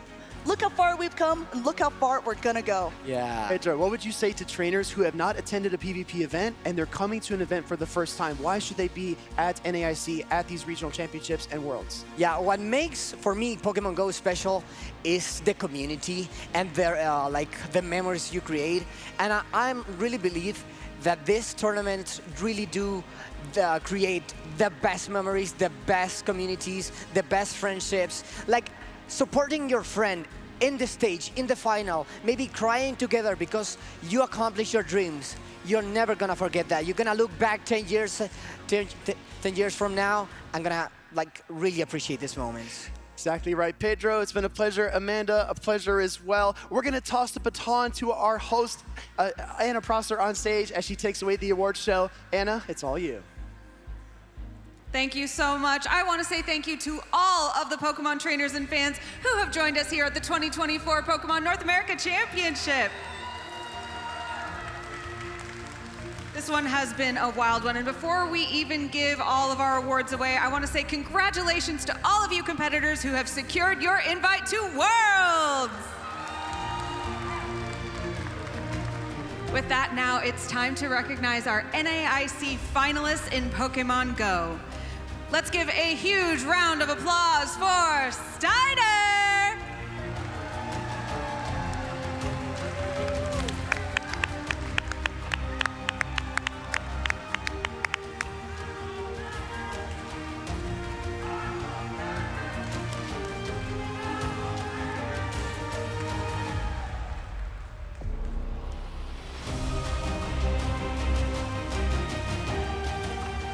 And congratulations to our second place finalist, AshtonAsh!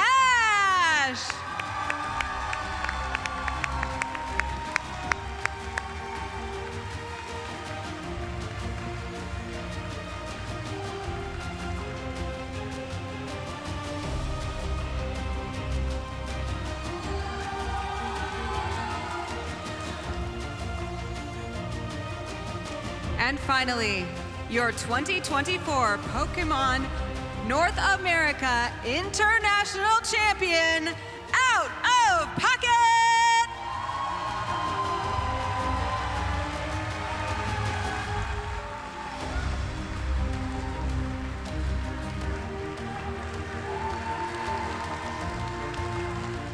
Let's hear it one more time for all your finalists and champions!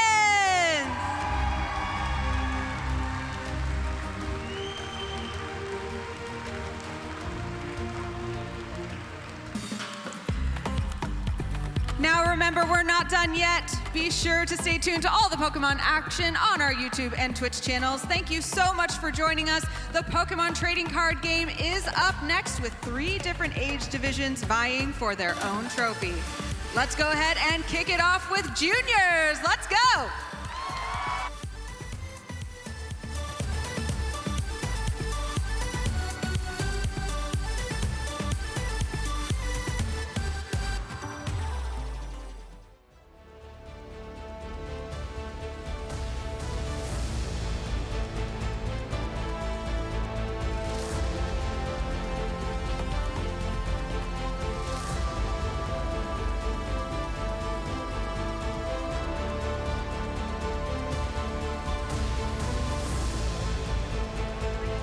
It's all come down to this, ladies and gentlemen. Welcome to the junior finals of the North American International Championships for the Pokemon trading card game. I finally tried beignets this morning. They are just as good as I was led to believe. And now we finally get to go to our first trading card game final. I'm Ross Gilbert, and I'm joined by my longtime partner, the lovely Joe Bernard.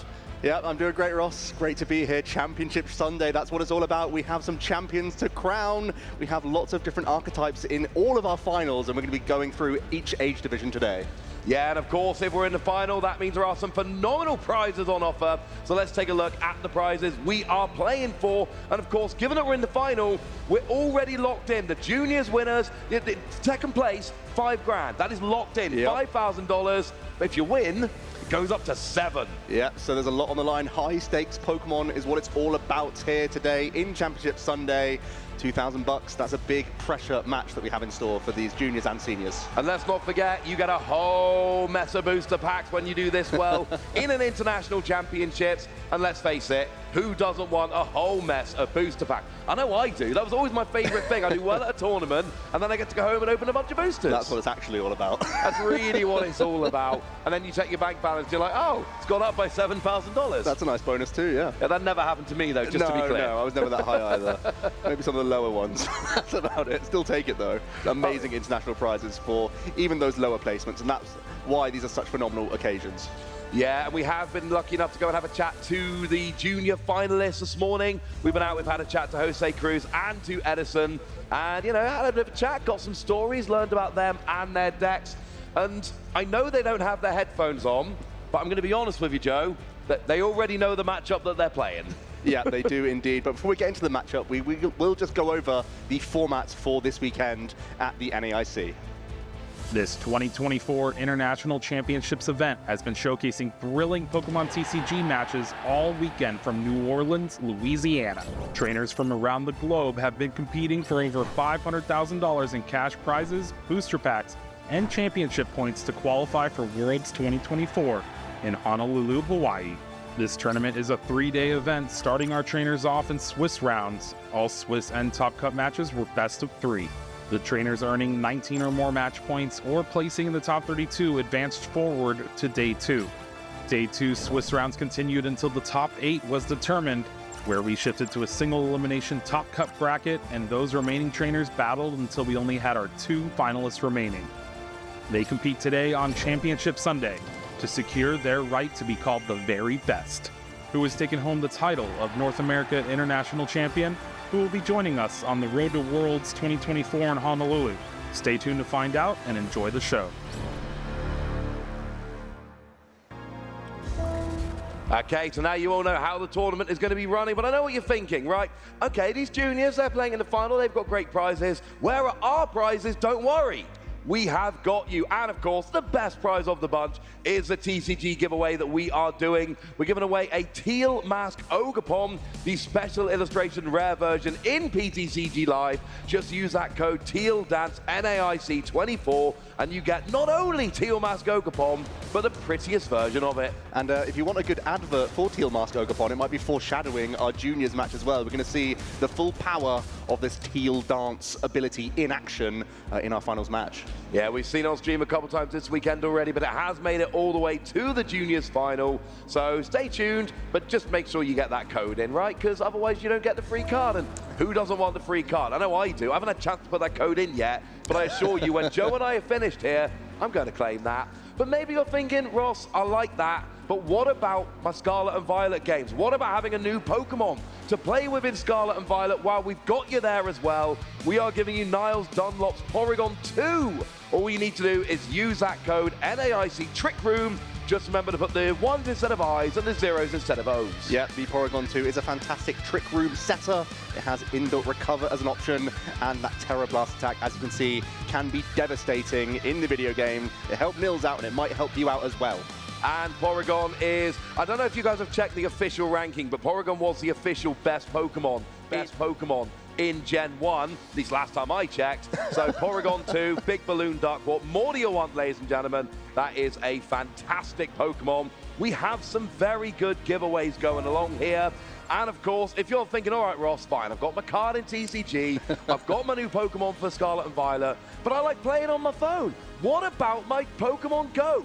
Where's my new trick in Pokemon Go? Don't worry, we've got you in Pokemon Go as well. Weedle's Altaria can be claimed as well. Yeah, I'm on good authority that this is a very handy Pokemon in Go as well. Great at dealing with Annihilate, which is all over their metagame right now. Can be decent into Shadow Gligar as well. It has a fantastic and devastating Dragon Breath attack, which helps Weedle.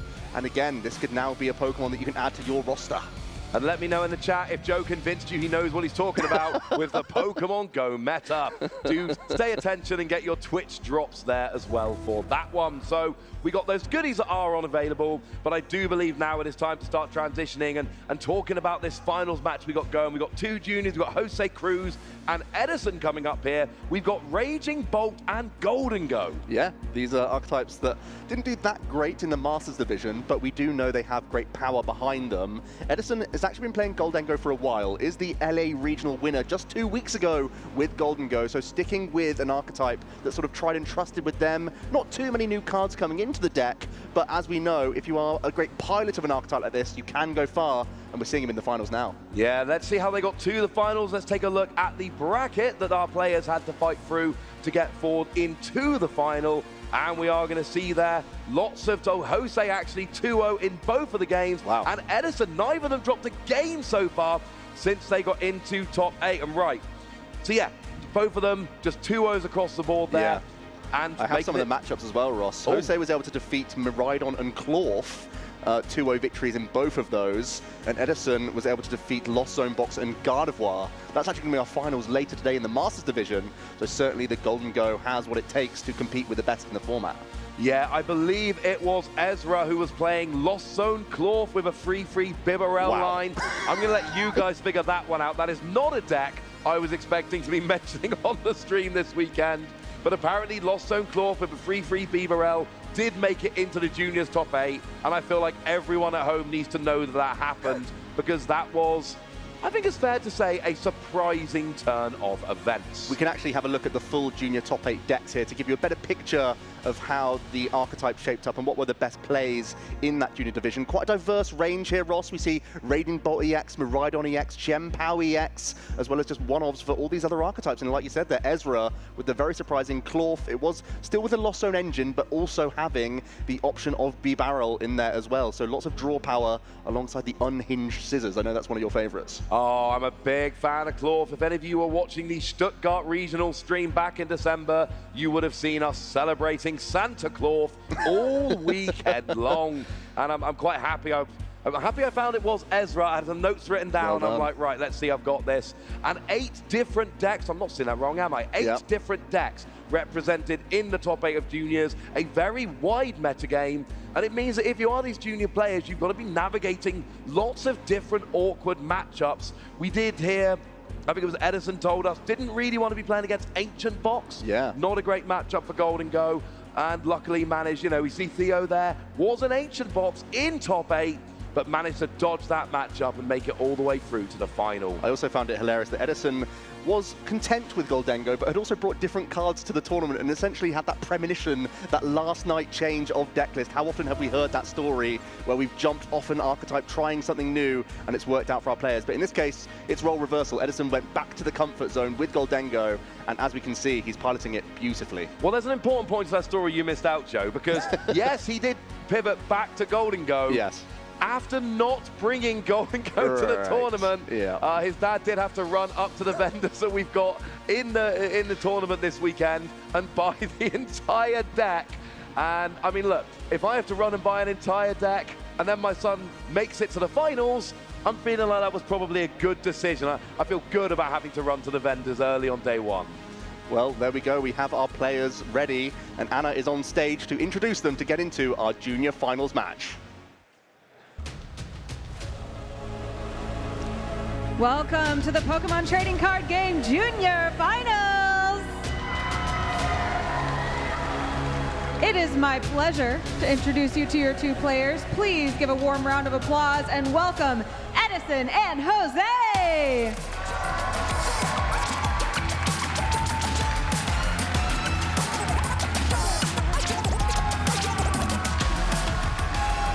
Welcome both of you to the stage. I want to ask you just a couple questions, okay?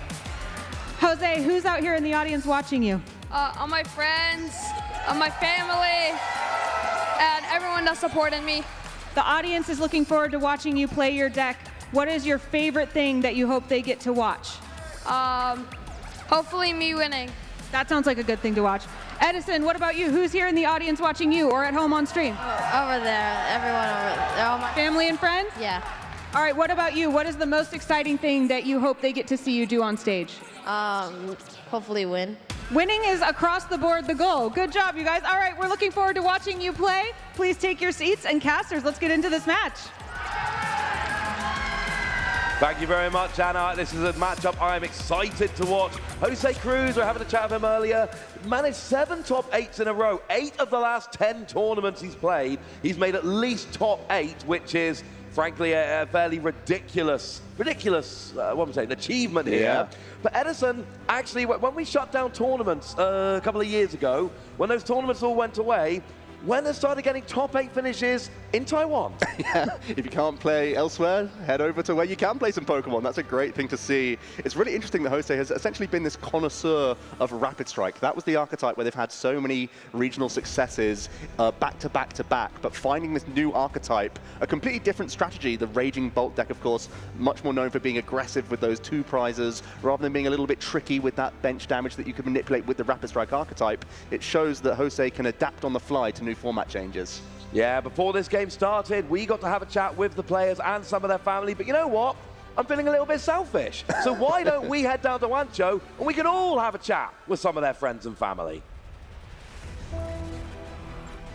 Thank you, casters. Juancho Saldana here, and I'm on the floor here at the North American International Tournament, where I'm able to catch up with probably the 2 people who are a little bit more nervous than the players themselves. I'm, of course, talking about their fathers here, their dads.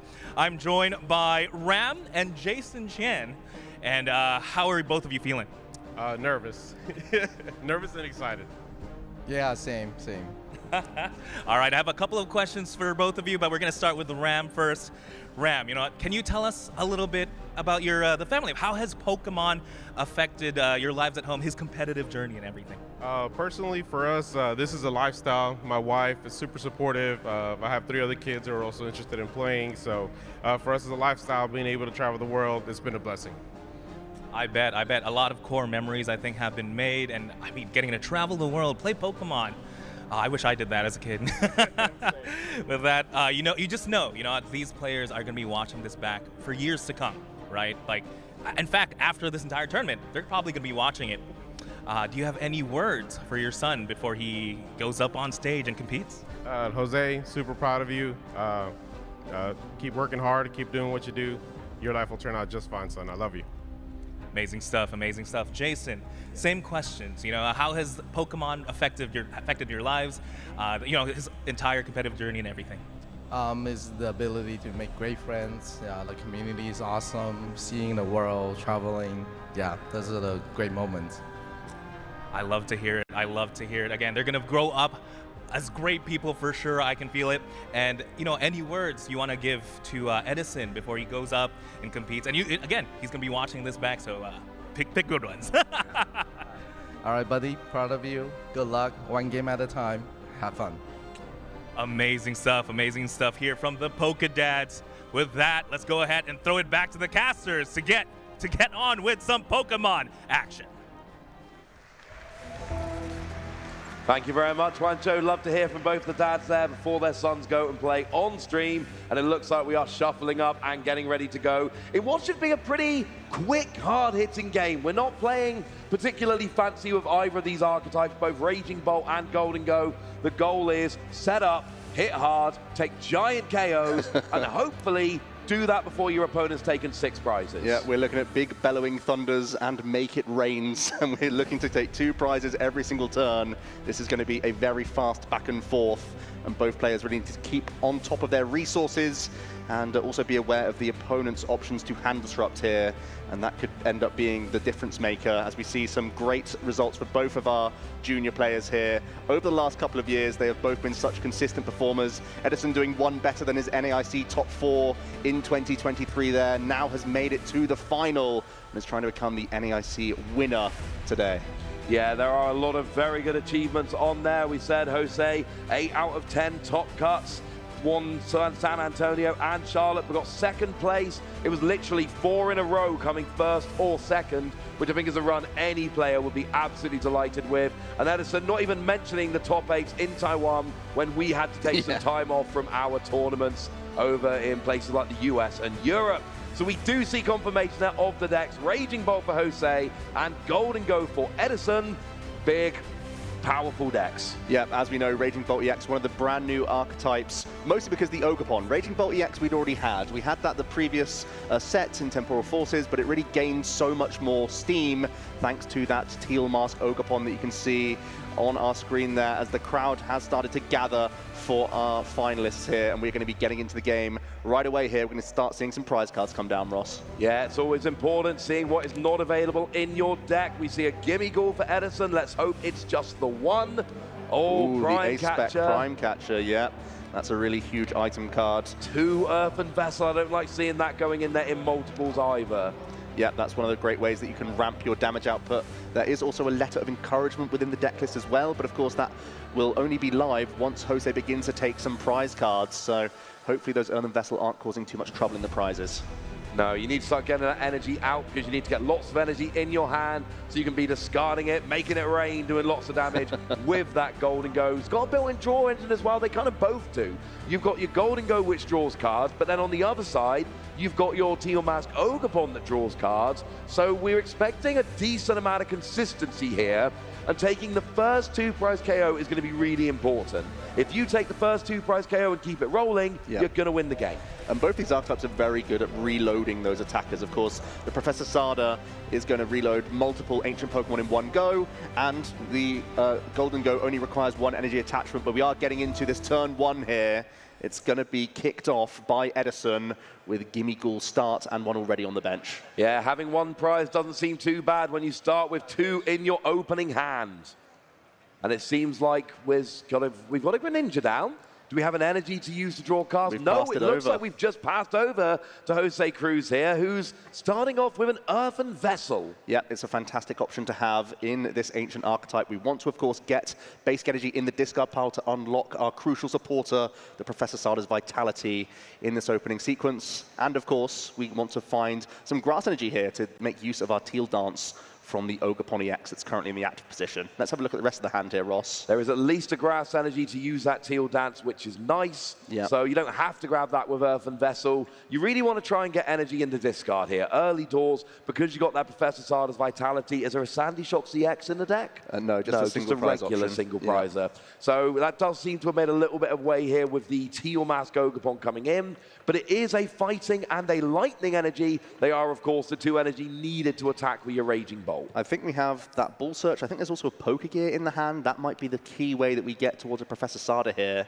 We are, of course, lacking the ancient Pokemon, so we are going to draw 1 card first from the Teal Dance. It's another Ultra Ball, and that might unlock this hand a little bit more. Squawkabilly EX is, of course, within this deck list, so we can see so many more cards here. And we do have an Ultra Ball with a couple of energy in hand, which could end up being quite good. Ideally here, you get a Raging Bolt down, you attach 1 of the energy, either fighting or lightning. Other 1 hits the discard pile, use Professor Sada's Vitality to put it on. You could get an early KO here. You're only taking out 1 of the Gimme Ghoul, and it is a single prize attack. The question you got to ask is, if you take a 1 prize, do you think Edison's going to take a 2 prize? Because if you KO the Gimme Ghoul and you get your 2 prizer KO'd right back, you are then really on the back foot in this matchup. Well, it could mean that Jose looks towards that single prize Sandy Shocks. That could be a perfect opportunity for it. It can come out all in this 1 turn, provided you get enough energy into play thanks to multiple uses of Teal Dance, as well as the potential for Professor Sada, as we are now seeing this Ultra Ball come down for Jose. Going to get rid of a couple more energy cards by the looks of things. A Pokegear is actually discarded. Does that mean we found access to Sada already here? You got to think so. Professor Sada is generally, you can play other supporters in the deck, but especially turn 1, turn 2, Professor Sada's Vitality, get your attackers built up, get the energy on the field, because you need to discard 70 damage with just 1 energy for each 70 damage you do. Yeah, we have the Sada, Ross. We do. That is a good start. Here comes the Pokemon catcher. It is ahead, so presumably, yeah, it's got to be on that Radiant Greninja, and I like this quite a lot because this is the only draw on the board for Edison. There's no Golden Go actually evolved up so far, so this could hurt Edison. And we're going into the active with our Raging Bolt EX. We would have to discard both energy here, but targeting Edison's draw engine does seem like a smart move, and Jose is going to take the first prize of this game. And we did hear Jose did a very similar thing in that top 8 against the Lost Zone Cloth deck. Actually took out the Bibarel and then started dropping INO after taking out the Bibarel. Yep. Disrupt hand after taking out the draw engine. Seems to be the kind of play Jose likes to go towards here. Edison is able to Ultra Ball out the Goldengo EX, their crucial attacker, and of course the draw engine, all in one Pokemon, that coin bonus. Such a great option, and is actually holding on to the letter of encouragement, Ross, here. Once you suffer a KO, you can get immediately 3 energy out of your deck, and this is going to be a big way to burst some damage. And there's only the one Golden copy. Go. Yeah.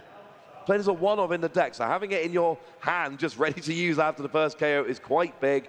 So if we get Golden Go, we can then start doing lots of damage. It takes a while. It's going to take, is it 5 energy discarded from Golden Go, gets up to 250. That will get you over the top of the Raging Bolt. So it's a lot of resources needed, but it is possible. And if Edison can do it this turn, we'll really jump ahead. And if you take the first 2 prizes and keep going, you win the game. That means we have a big coin bonus coming in. When Goldengo EX is in the active position, you do get to draw an additional card. So 2 cards here, another energy and Ultra Ball. There's already superior energy retrieval in the hand as well, I believe. So this Ultra Ball is not quite free, but a little bit easier of a cost just by getting rid of these energy that you can recover. And worth noting, of course, it's 5 energy to discard to get the KO, but you will need, of course, a 6th to attach to the Golden Go. And we do have a Golden Go on the bench now by virtue of that Ultra Ball, which, of course, means another handy bonus, a coin bonus. Another card drawn just to try and get the hand a little bit better. It's as simple as get 1 energy on, 5 energy in hand, take a big lead very early on in game 1. We're really looking for a supporter off the top. I think it's only Boss's Orders in hand for Edison here. Yep. So we need to try and find an Irida, perhaps. Ino would be huge. Ooh, I think we look to find 2 cards there. Edison, we are just going to get confirmation of this. I think we're all aware of the situation. It was just a coin bonus that should just be for 1 card. It does pick up, I believe it's the...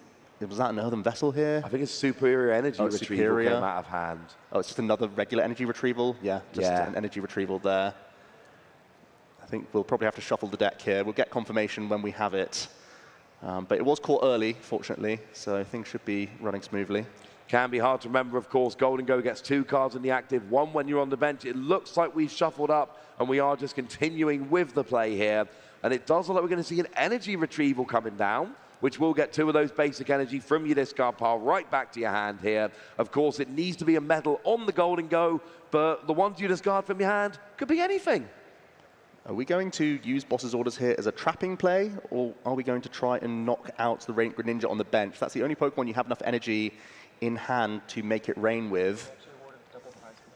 There has, we've just been told there was a double prize penalty awarded. So Jose only needs to take 3 more prizes to win this first game. But of course, the way it works nowadays, double prize penalty, they don't get taken because that would actually power up stuff like INO. It is just you need to take 2 fewer. So we did see 3 energy discarded, 150 damage would make it rain from Golden Go, but didn't get the KO. And Jose now really in the driving seat in this game 1. Picks up the Prime Catcher, discarding quite a few of those energy with the Pokestop. Not exactly what we were looking for. Extra Ball Search was really the thing we wanted, so we can get maximum value from our Professor Sada here. There is a Sandy Shocks in hand, though, so you can start it to 2 targets if we wish. Getting that Sandy Shocks down does seem pretty handy when you've already taken a single prize KO as well. You could weave that in. There's a quick draw from the Teal Dance Ogerpon EX as well here. Yeah, trying to get 4 energy down onto the board, but it's only 1 from the Sada. It is still possible. Now, I believe that energy is there from last turn, correct? So you attach for turn, and then you attach onto the Teal Mask Ogerpon. Actually, you could do that again now with a second Teal Mask Ogerpon, and you can get enough energy on the board. And if this 1 Raging Bolt can take 3 prizes, combined with a double prize penalty, it means you need only 1 more prize in order to finish out a very quick game 1. Jose does look like he's really taking the initiative here. Here is a switch card of a little bit of healing into the Radiant Greninja. Yeah, I think we don't have the pieces together in the hand for another Bellowing Thunder, so we are just going to reload a couple Professor Sada and attempt to throw a single prize Pokemon in the active here and take a turn off. I do like this play very much indeed, just making sure you're not giving up 2 prizes, making Edison really work. You can take an extra, you can take a KO on a 2-prizer, but you've got to actually make it work here. So now we do see 2 cards off of the coin bonus for the active Golden Go here. We can have a 3rd off of the bench one as well. So what do we see? How close are we to getting a big KO? And you've got to feel like it's really a 2-prize KO. There's a lost vacuum.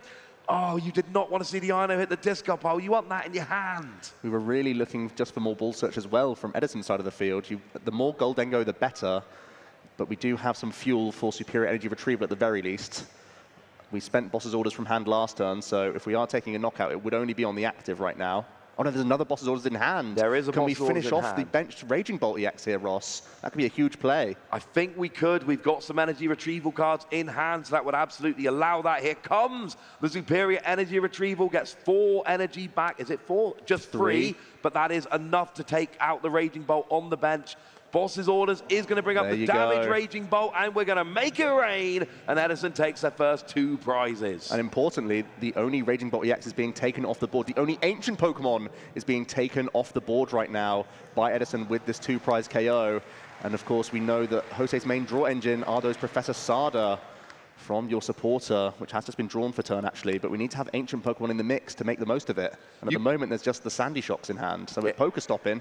Oh, getting rid of that Professor Sada that you just put back in with Power Pad, not necessarily what you're looking for. You can attack with Myriad Leaf Shower, with that Teal Mask Ogapon. The problem is it's really good for punishing Pokemon that have lots of energy attached to them, and Golden Go doesn't. No, it's priding itself with just having a cheap energy attack cost with just the 1.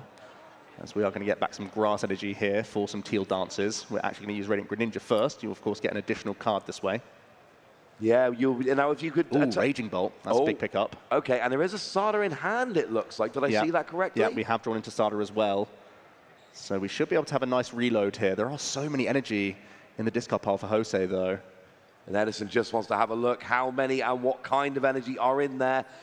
We do see the Sandy Shocks being discarded with an Earthen Vessel. We're trying to find another ancient Pokemon to get onto the bench, preferably another Raging Bolt, to be honest with you, just to try and get full value out of that Sada.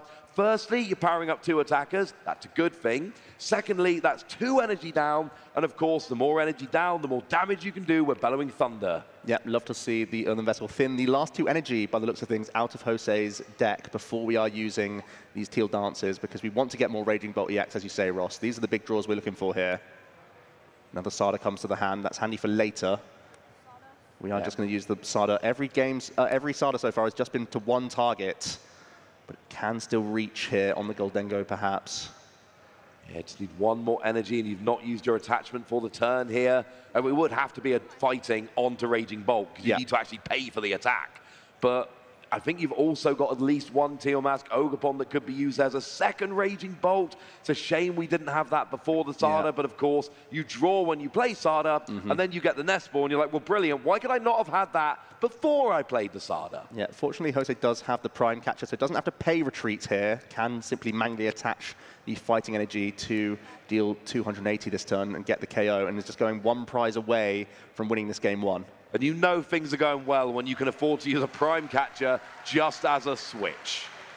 And Edison's board is just 1 Goldengo against the world right now. We have Superior in hand. We can probably take a KO, but we only have 260 hit points remaining on this Goldengo EX, so it could easily get responded on. There's no ball search, there's no supporter, and of course, you don't really need another attacker here, not for next, because if you go down, you lose. Your opponent's got 1 prize to take. If they KO you Goldengo, you've lost the game. But what you do want to do is just set up for potential future attacks. Hope that Jose takes a turn or 2 off of attacking.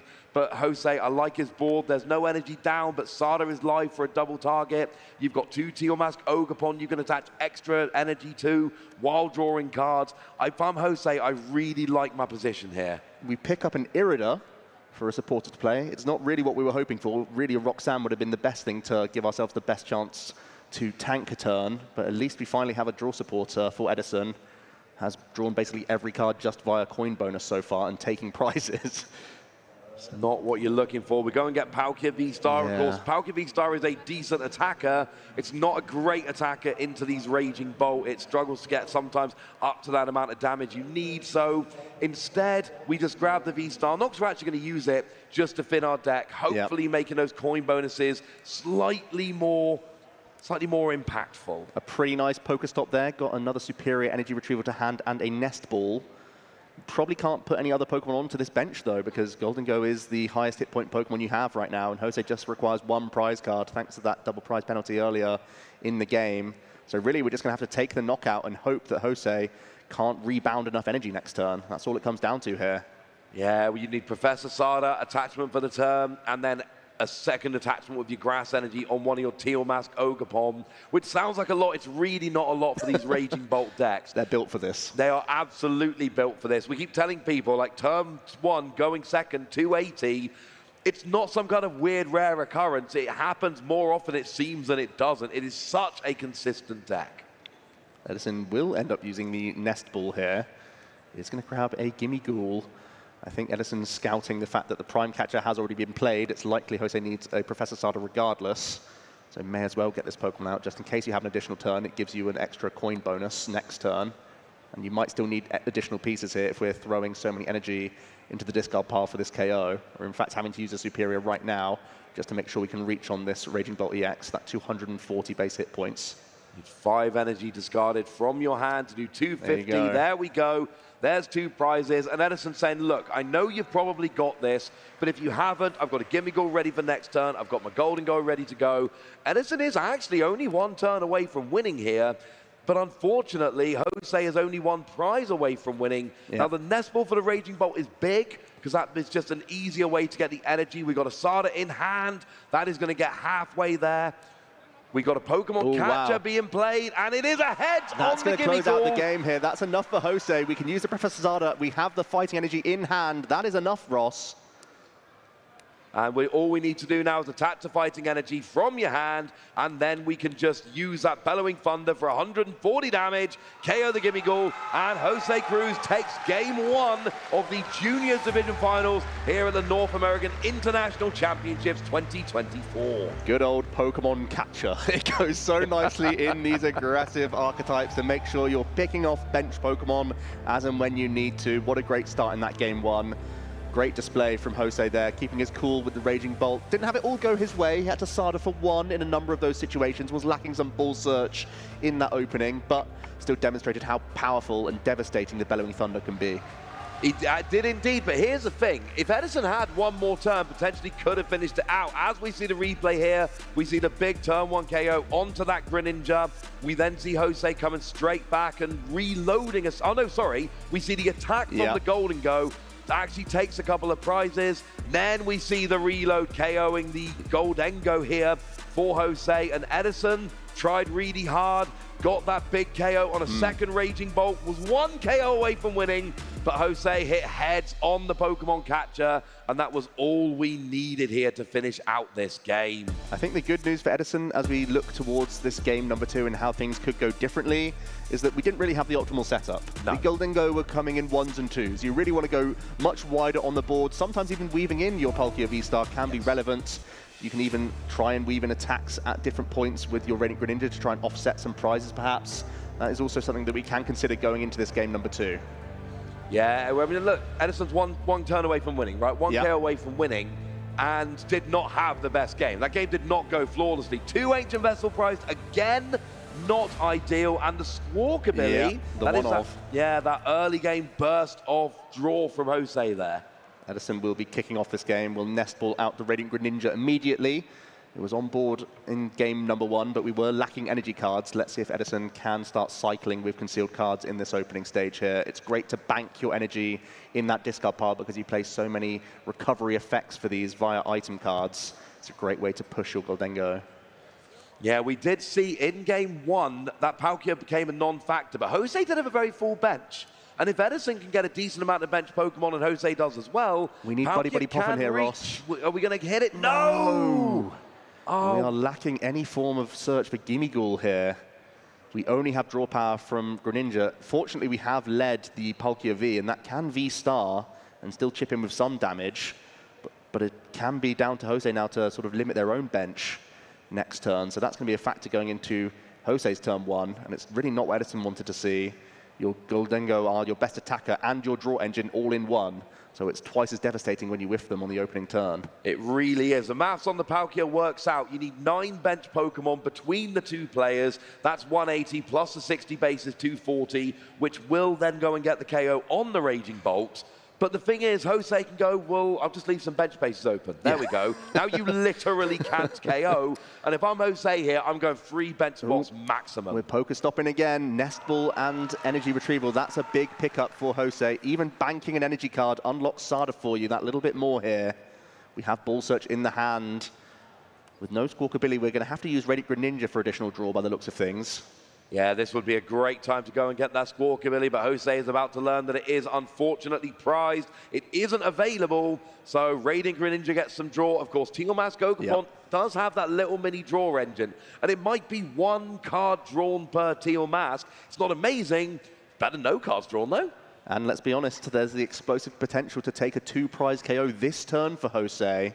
That's one of the main benefits of going second with Raging Bolt Ogerpon. You can Bellowing Thunder as early as this turn, and we easily can reach onto that Palkia V-Star, provided we are accessing our Sada. So these are going to be a big couple cards from Radiant Greninja here. Yeah, it takes 4 energy discarded with Bellowing Thunder to KO that Palkia. And I don't mind how many bench Pokemon I've got down if I just KO the Palkia before it gets to evolve. We're going to see 2 big cards from the concealed cards here. Both players utilizing this Radiant Pokemon. Pokemon Catcher. And Prime Catcher. Prime Catcher. That's not really what we're looking for here, Ross. It is not. You want to go after the Palkia. Yeah, you might have to Burst Roar now. Just search some Pokemon out attached to the active. And just see a fresh 6 cards with the first attack of your Raging Bolt EX. It's not the explosive turn we were looking for. Oh, but then you lose your Prime Catcher and you lose one of your Pokemon Catcher. And I know a lot of the time you're just going after the active Golden Go, but it's still nice to have those Gusting available for if there is a more attractive Pokemon on Edison's bench, if he's trying to buy some time. Like, what happens if next turn Edison's just got 1 Gimmighoul sitting on the bench? Yeah. You want to KO that single Gimmighoul. Would be handy, although we are looking for 2 prize knockouts turn by turn. That's kind of what helped Jose out in game number 1. So we are taking a slower turn, and because of that, we're also going to try and use that Prime Catcher just to trap the Radiant Greninja. We can Ultra Ball to get another Pokemon into play. I think just getting an Ogerpon established to help on the other side of this Burst Roar would be a solid play. Yeah, and of course, if you're going to be discarding your entire hand anyway, it does not matter what gets discarded with Ultra Ball. Might as well go and get that Teal Mask Ogerpon. And if the bench stays like this, Edison cannot reach to KO the Raging Bolt with Palkia V-Star. There will not be enough bench Pokemon available. That is something to bear in mind here. The big 2-prize KO is not happening because there's not enough bench Pokemon, and you don't have a Gimmighoul from last turn. Yeah, it's not ideal, but it's still a big relief for Edison that you're not suffering a 2-prize KO immediately here. That's a big, big relief. And you've just seen a lot of the Gusting item cards discarded from Jose, so maybe Edison can take a turn just leaving this Radiant Greninja and building those Gimmighoul in the back. Yeah, there's a nice concealed card to pick up 1 at least. And you really want to try and get multiples here. You don't want, I know 2 prizes are lovely, but if you can shut down your opponent's Golden Go, that can be a slightly slower but good way to win the game. Oh. We lose a Gimmighoul and an energy, and all we get is a switch. That is not the card we're looking for. We want ways to search out the Gimmighoul. That's the whole point there. Those Pokestop are not being kind to Edison.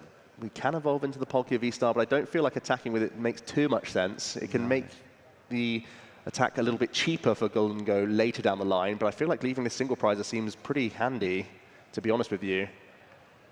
I know it's part of your draw engine, but you can still evolve into Golden Go next turn. I believe there was 1 in hand. We can still use the Star Portal here and attack with Greninja if we think it's valuable. Maybe that could set up both Raging Bolt as well here. I do like the idea of bringing both the Raging Bolt down to a much more manageable amount of HP. So there comes a switch into the Palkia. We do use a V-Star on the Star Portal. It's not going to do quite enough here. I think it's going to be 160 damage with the 5 bench Pokemon total. Well, it does still set up that Radiant Greninja, and Edison has powered that up with 2 energy as well. So the plan is still being laid here. We can try and use this as an attacker later down the line. So that will help him offset prizes on a future turn with this damage output from the Subspace Swell as we pass back over to Jose here. I do quite like this, because then when you use Greninja, you take 2 prizes while setting something up for a much easier KO with Golden Go. You can reach onto almost any amount of damage, but it is nice if you don't have to go over the top. We see a quick teal dance into the Pokestop. That's more like it. We're seeing Nespal and Pokegear. Jose has been whiffing on Professor Sada, and as we know, Pokegear can be a great way to find him. Yeah, there is the Sada. We see an energy, a fighting energy onto each of the Raging Bolt here. So we've got the KO, there's 4 energy, there's the correct energy on the active Raging Bolt. Yep. So the 280 is there, but here we see a Pokemon catcher, Tails, and there's all 3 of these targets are very attractive targets. All 3 of these KOs would be fine. Another Pokemon catcher in the hand. Jose has to deliberate over whether it's right to spend it now or just accept the 2 prize KO that's on the board currently. He's tempted by the coin flip option. I like all 3 of these prizes. The Greninja's got energy on and is a really good attacker and a draw engine. Yeah. The Gimmighoul is the only thing that can evolve into a Golden Go, but the Palkia is a decent attacker that gives up 2 prizes. I kind of want to KO all of them, frankly, Joe. Jose is going to Earthen Vessel out some additional energy. That means we can still teal dance here as well before Jose makes that decision on the Pokemon catcher, whether or not to hold it. That is, of course, the last Pokemon catcher, I believe, and we've already spent the A-Spec as well. Yes, we have. So there could be an argument to just holding out on this final potential gust, so you aren't locked into just knocking out the active every turn remaining. So we can see that 1 additional card. It's another Earthen Vessel. We're seeing the coin flip, Ross. It's a heads. What's he going for? It is the lone Gimmighoul coming into the active. So really going after, I am going to take out your attacker. We do, we do have a lightning energy per turn. The switch card's big here, Ross, offsetting some of that math from the Radiant Greninja. Yep. It's no longer in Greninja range. It's only got 130 on. Greninja puts it up to 220. That is not enough. And we see the energy. We see 2. How many are we discarding here? Are we trying to unlock Sada a little bit here? Ooh, we're having a rethink. How many needs to go? It's just the Gimmighoul. It is just, you only need 1 energy discarded. Well, we haven't announced the damage just yet. We'll see what's going on here. Of course, we were thinking, Jose was thinking about that Palkia V-Star at one moment and has now switched up that new active Pokemon. Did announce Bellowing Thunder, of course. So I think the question here is, you only needed to discard 1. You went to discard 4 because you were still thinking about that 280 number. So did you actually discard the 4, in which case you lose them all?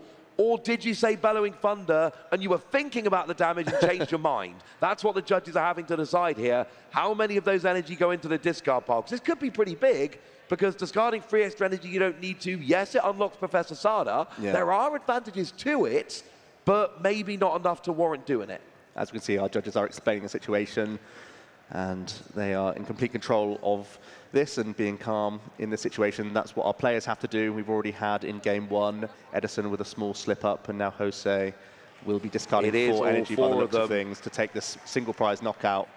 It's not the worst thing in the world, because we know that is a lot of energy recovery, but it's not ideal to take that many energy off the board voluntarily. Now, the one thing I can confirm, 280 was enough to KO the Gimmighoul. That was enough damage, so the Gimmighoul is definitely KO'd. We're passing things back over to Edison now, who is able to conceal cards and picks up Irida, so we can finally see Buddy Buddy Poffin, Ross. And actually, there's 4 bench Pokemon on Jose's side of the board. So if Edison can fill his bench, you can get, I believe, and check my maths here, Joe, I believe this means you can get a KO on that fresh Raging Bolt. Go up by a prize here with Palkia. 9 bench Pokemon total. That's 180, add 60 bases to 40, which is what Raging Bolt has. If Edison can fill his bench, this could be a huge KO. There is the Buddy Buddy Poffin for the the Gimmighoul here, at least trying to establish those Pokemon. Edison was also looking at the potential to Prime Catcher from that Irida, but has gone down this direction instead. We picked up the Palkia V, but I'm not sure if there are any additional basic Pokemon in Edison's hand right now, but there is the Pokestop draw, don't forget. Yeah, so we're still 1 Pokemon away. You need a full bench. Had Jose filled his bench, you only need 4. Jose didn't. You need 5. There's an Ultra Ball and a Buddy Buddy Poffin. You're there. This means, as long as there's enough basics in the deck, and I kind of think there is, that means you are going to be able to get a huge KO. You don't really want Spiritomb on the bench, but nobody cares. Spiritomb's still doing a job here. Jose's reading it. Don't worry. Don't worry. Just think of it as black Pokemon. 20 damage. That's what Spiritomb reads right now for that Subspace Swell attack. And we are going to take the first 2-prize KO with the Origin form Palkia V-Star here. Edison straight back into this game and now ahead in the prize race. And even though that Raging Bolt doesn't have enough damage to be KO'd on the bench by Greninja, it still represents a much easier KO from, you know, Golden Go. Make it rain, yep. It's just easier to KO. You only need to do what? 210, so it's...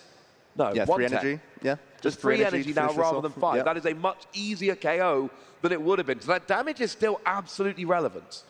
Jose now in a bit of a awkward position. Can reload this Raging Bolt EX, taking out the 1 Gimme Ghoul, but Edison was still able to piece together so much and recreate a much stronger board now, and is ahead in the prize race. It's likely they can reach towards this Palkia V-Star this turn at the very least. We are going to discard a penny here with the Earthen Vessel, and we can begin drawing cards with these Ogerpon and getting some additional damage on the board. The deck is looking a little bit thinner in terms of energy here. We have lost a lot. Yeah. Remember, there were 4 discarded to go to Gimme Ghoul last turn. That could end up being relevant. Jose can get them back with Professor Sada, but you still want a bunch coming out of the deck because Tiamat's Ogerpon's ability is really rather nice. Yeah, we do have lots of reload options with those energy retrievals in Jose's list as well. We're going to get to drawing some cards here with the teal. Oh, we picked up the Professor Sada. That seems like a big deal. Yep. We were otherwise reliant on the Pokegear, I think. So that's a big pickup. We can also Pokestop. Ooh, a few Pokemon getting discarded there. Oh, that's not a good Pokestop. You can actually now use Lost Vacuum to take away your opponent's Pokestop so they can't use it on their own turn. Here comes Professor Sada. You will need a fighting energy from hand, though, if you're going to be firing off an attack this turn. Okay, we have 1 Raging Bolt ready to go. We just need a pivoting option. No, there's fighting already attached, Ross. Oh, there is fighting. It was hidden underneath. My colorblindness strikes again, Joe. There's the 4 energy discard. It's going to be enough to deal with this Origin form Palkia V-Star. Jose going to go down to 3 prize cards remaining, which is a big deal here. Edison going to promote a Gimme Ghoul, and we can finally start seeing some Golden Go in this second game now. And let's be clear, if Edison takes the prize this turn, Jose's not taking 3 prizes next turn. Edison is in the driver's seat here. Take a 2-prize KO this turn, take a 2-prize KO next turn, you're forcing a game free. Here comes that 1 of Letter of Encouragement. Seems like a good time to play that. Yeah, absolutely. You've just suffered a knockout. Grab these energy for free. I think we're holding on to Ultra Ball. We have Superior in hand as well, so we have a very easy route to knock out this damaged Raging Bolt EX in the active right now. Only needs free energy because of that setup damage you got from the Palkia earlier. Didn't do exactly what you intended it to do, but it doesn't really matter. It is a little bit sad that Raging Greninja's got 2 energy kind of locked on it, not doing very much, but that doesn't matter right now because you can get your Golden Go and you can start getting a KO on this Raging Bolt, and then it is as simple as, if you can KO next turn, you win the game. We've picked up Iono as a potential option here, also the Irida as well if you need to cherry pick any additional items. I wouldn't mind using Ultra Ball just to grab Golden Go right now so that you can then fire off Pokestop next and get coin bonus in. There's so many actions for Edison. Already sat on a huge hand size. It's really just about maximizing your odds, not only for the KO that's already basically lined up for you, but also making sure you have additional card draw options for the following turn. Yeah, you need to make sure next turn is going to go well, and Palkia V-Star's not really an option right now. You can evolve it to thin a card from your deck, but it needs 2 energy to attack. You've used your V-Star power, and you're not going to have 2 turns to attach manually. So it's there providing extra damage, which is awesome, but it's unfortunately not going to be a viable attacker again. We had 1 run, and it was good. It did its job, but it's Golden Go here or bust. We're going to discard Boss's Orders and Earthen Vessel. And there are plenty of Golden Go EX in the deck to search out there. We are going to pick 1 up, and of course, we'll evolve the active one. We get extra value from the coin bonus, and it's going to be our crucial attack this turn. I think it's okay to get rid of Boss's Orders. I believe Edison still has access to Prime Catcher, and there's Irida left in hand, so that's still going to be open for Gust next turn, which might still be required. As we see 2 additional cards. We pick up another Golden Go EX here. This is a big draw, Ross. Yeah, that's a huge draw because it means you get an extra card this turn, an extra card next turn. You don't need to worry about getting a Golden Go next turn. So brilliant there. You've got that attachment. So all we need is a Metal Energy to attach to the active and free energy to discard from your hand. And of course, Superior Energy Retrieval will get all 4 of the energy required. So we are going to see this big KO from Edison on Jose's damaged Raging Bolt. And Edison is going to be just 1 KO away from forcing a game free. Here we go. Golden Go just going down to 2 prize cards, making it rain in the finals right now. And it's just a big, crucial knockout away from leveling up the series. What can Jose do to swing the scales back in his favor? Picks up, was that the Ino draw there, Ross? It seems like, okay, there's only one INO in the list, so getting an INO would be absolutely big. If it was the INO, that is absolutely huge. It is the only one in the deck. Yes. It is. Yes, it is. You're INO. right. It's a lovely special illustration rare from Bad Revolve, sitting at the front of the hand. Here's an Earthen Vessel going and getting a couple of energy. Nope. Or at least you would if there were any in the deck. But like we said, that deck is completely devoid of energy. Yeah, right now there's energy retrieval still in the deck for Jose. If we do INO, we'll have good odds of Pokestop as well to draw straight into that. We need to do some teal dances as well as a turn attachment to the active here, most likely, if we are going to get this KO on Goldengo EX. Yeah, you will need, you need 4 energy. You still need 4 energy here. Oh, so we're you soldering. Okay, so we are soldering here. You need 2 grass energy to attach, but you can attach 1 and then draw the second from the first. But here is your energy retrieval that will get both the grass energy. So we have got the KO here. This is what we expected from our juniors division final here. Big Pokemon, lots of energy, big KOs, and it's going to be back over to Edison. Basically said, all right, you'll go. And Jose going down to 1 card remaining in deck. Perfect calculation of the resources remaining. We can pad some Sada back in at this stage as well. But I believe Edison's going to be holding on to such a huge hand size. They should be able to get over the line and get that final response KO required, Ross. Yeah, INO would have been good. You only needed to attach 3 energy, and 2 of them could have been attached with your Teal Mask Ogerpont ability. You didn't need to Sada this turn to get the energy, but unfortunately, there are just so many pieces here that you need. It seemed like the better idea, but you haven't gotten rid of your opponent's hand. And Edison, well, it's kind of like last turn, except you need 6 energy here, not 4. Metal on the active, any 5 in hand.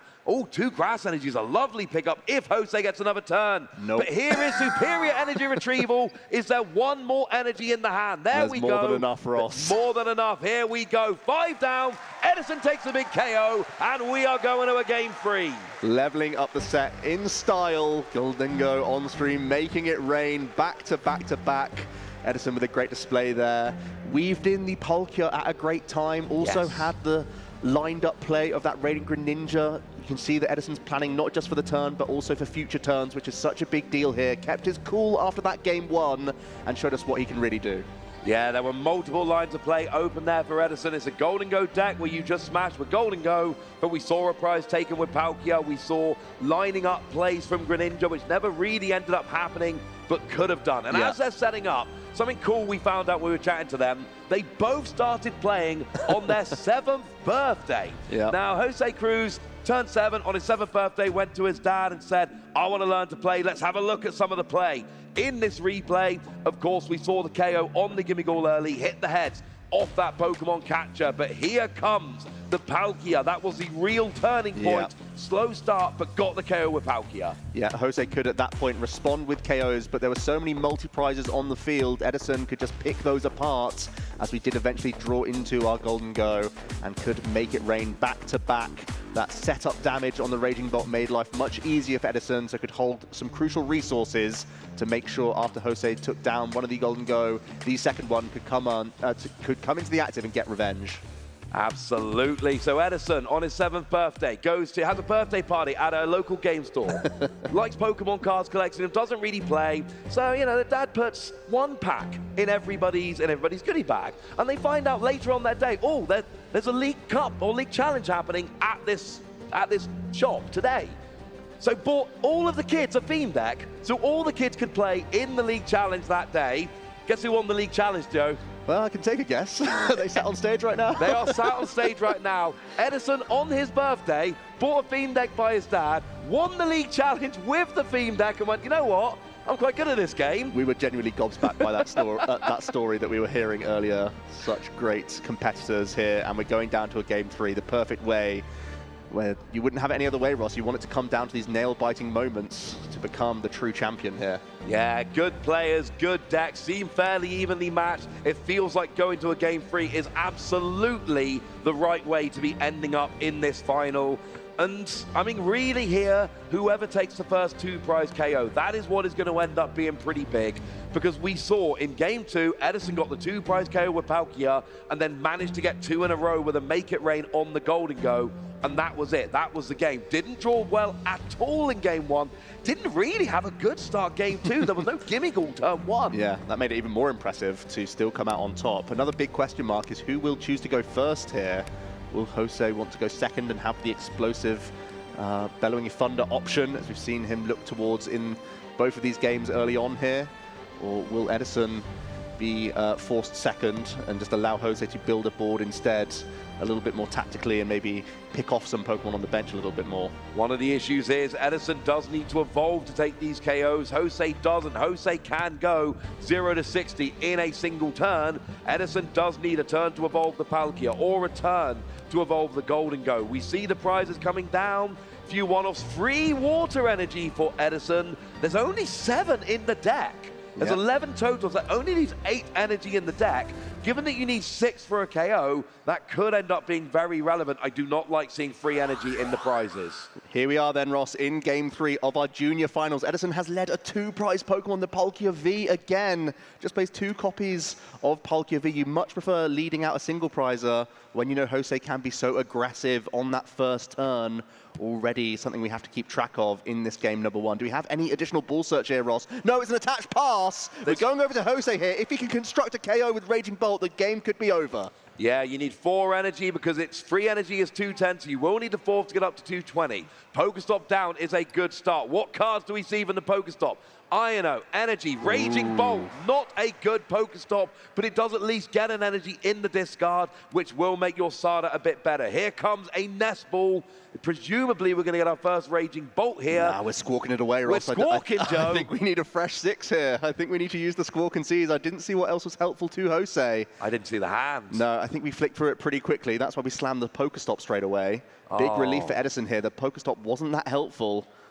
It's much more important to put Fighting and Lightning Energy in the discard pile rather than Grass. Absolutely. Grass, you really want to be attaching from your hand to your Teal Mask Ogapon and draw in extra cards. I assume there was a way to get the Squawk ability, but there isn't, so you have to forego the Raging Bolt. One's in the discard, but none are on the field, and we're going to be squawking and seizing. This is it then. We're going to see including Prime Catcher. Yeah, Prime Catcher having to go 2 Sada and Palpad. Don't forget, 1 Sada is in the prize cards as well, so Jose will be looking for his final Professor Sada here if he's going to be able to take the KO this turn. There are 2 Palpad. To be clear, there are 2 in the list, so a second one is available, but still, 1 in the prizes, 2 in the discard with the Palpad is very, very bad. I see Earthen Vessel. I think I saw an Energy Retrieval as well, so we can draw some additional cards with our Teal Mask Ogapon, but I think Jose doesn't have the pieces just yet. Oh, and there's going to be a big sigh of relief for Medicine here if Jose is not able to piece this KO together. We have seen multiple times on stream this weekend, including in game 1 and game 2. Raging Bolt can do big KOs on the first turn of the game. It is absolutely possible. So yeah, we have the Earthen Vessel in hand right now. I believe there's also an Ultra Ball for Jose and an Energy Retrieval. So we can do some juggling of our energy cards, getting them into the hand, then discarding them immediately to open up some Teal Dancers as well here. We see 2 Fighting Energy coming out from the Earthen Vessel. Still no Raging Bolt on the field. I do want to see one of them come down because, you know, that's your main attack. Now, there is an Ultra Ball in hand. I think we're going to Teal Dance 1 first and then have the option of Ultra Ball to discard something else. We could still Burst Roar with our Raging Bolt EX if all else fails here for Jose. And Burst Roar is a very good ability, a very good attack. Single energy, discard your hand, draw 6. And of course, we do see Teal Mask Ogapon there. You can attach to yourself with the ability, which does make things a little bit easier. We are going to Ultra Ball away the Lost Vacuum and a Fighting Energy. I imagine we're just going to go into the active and Burst Roar here. We still have an Energy Retrieval, so we can get 1 additional draw from Teal Mask Ogapon. It would be a huge hit if we were to find a Sada or a Pokegear. And if you don't bench a 4th Pokemon, there is no way Edison is getting a KO on your Raging Bolt, no matter how well turn 2 goes. Jose needs 4 bench Pokemon, excuse me, Edison needs 4 bench Pokemon from Jose to get the KO with Palkia V-Star. So sticking up 3 bench Pokemon here is pretty big if that's where we finish up. We're retreating into our Raging Bolt EX. That shows that Jose is looking for a Burst Roar attack this turn. Another big relief for Edison. Things could have been over already. Not to be the case, though. Jose can reload the hand here. As you said, managed his bench quite nicely to keep out of range of Palkia V-Star, but Edison is still in the game. What a sigh of relief. Yeah, you've got an Irida there, so that'll get a Buddy Buddy Poffin. That'll get a couple of basic Pokemon. It is not the start you were looking for, but Edison's not really had a perfect start in any of these 3 games. Game 1 was very, very, very close. Edison was a turn away from winning under less than ideal circumstances. Game 2, Edison did win. So if you can finish here, you've seen your opponent get rid of Prime Catcher. So if you can finish with a single prizer in the active here, if Jose takes a single prize KO, Edison still is able to go, okay, KO, KO, KO, yay, I win the game.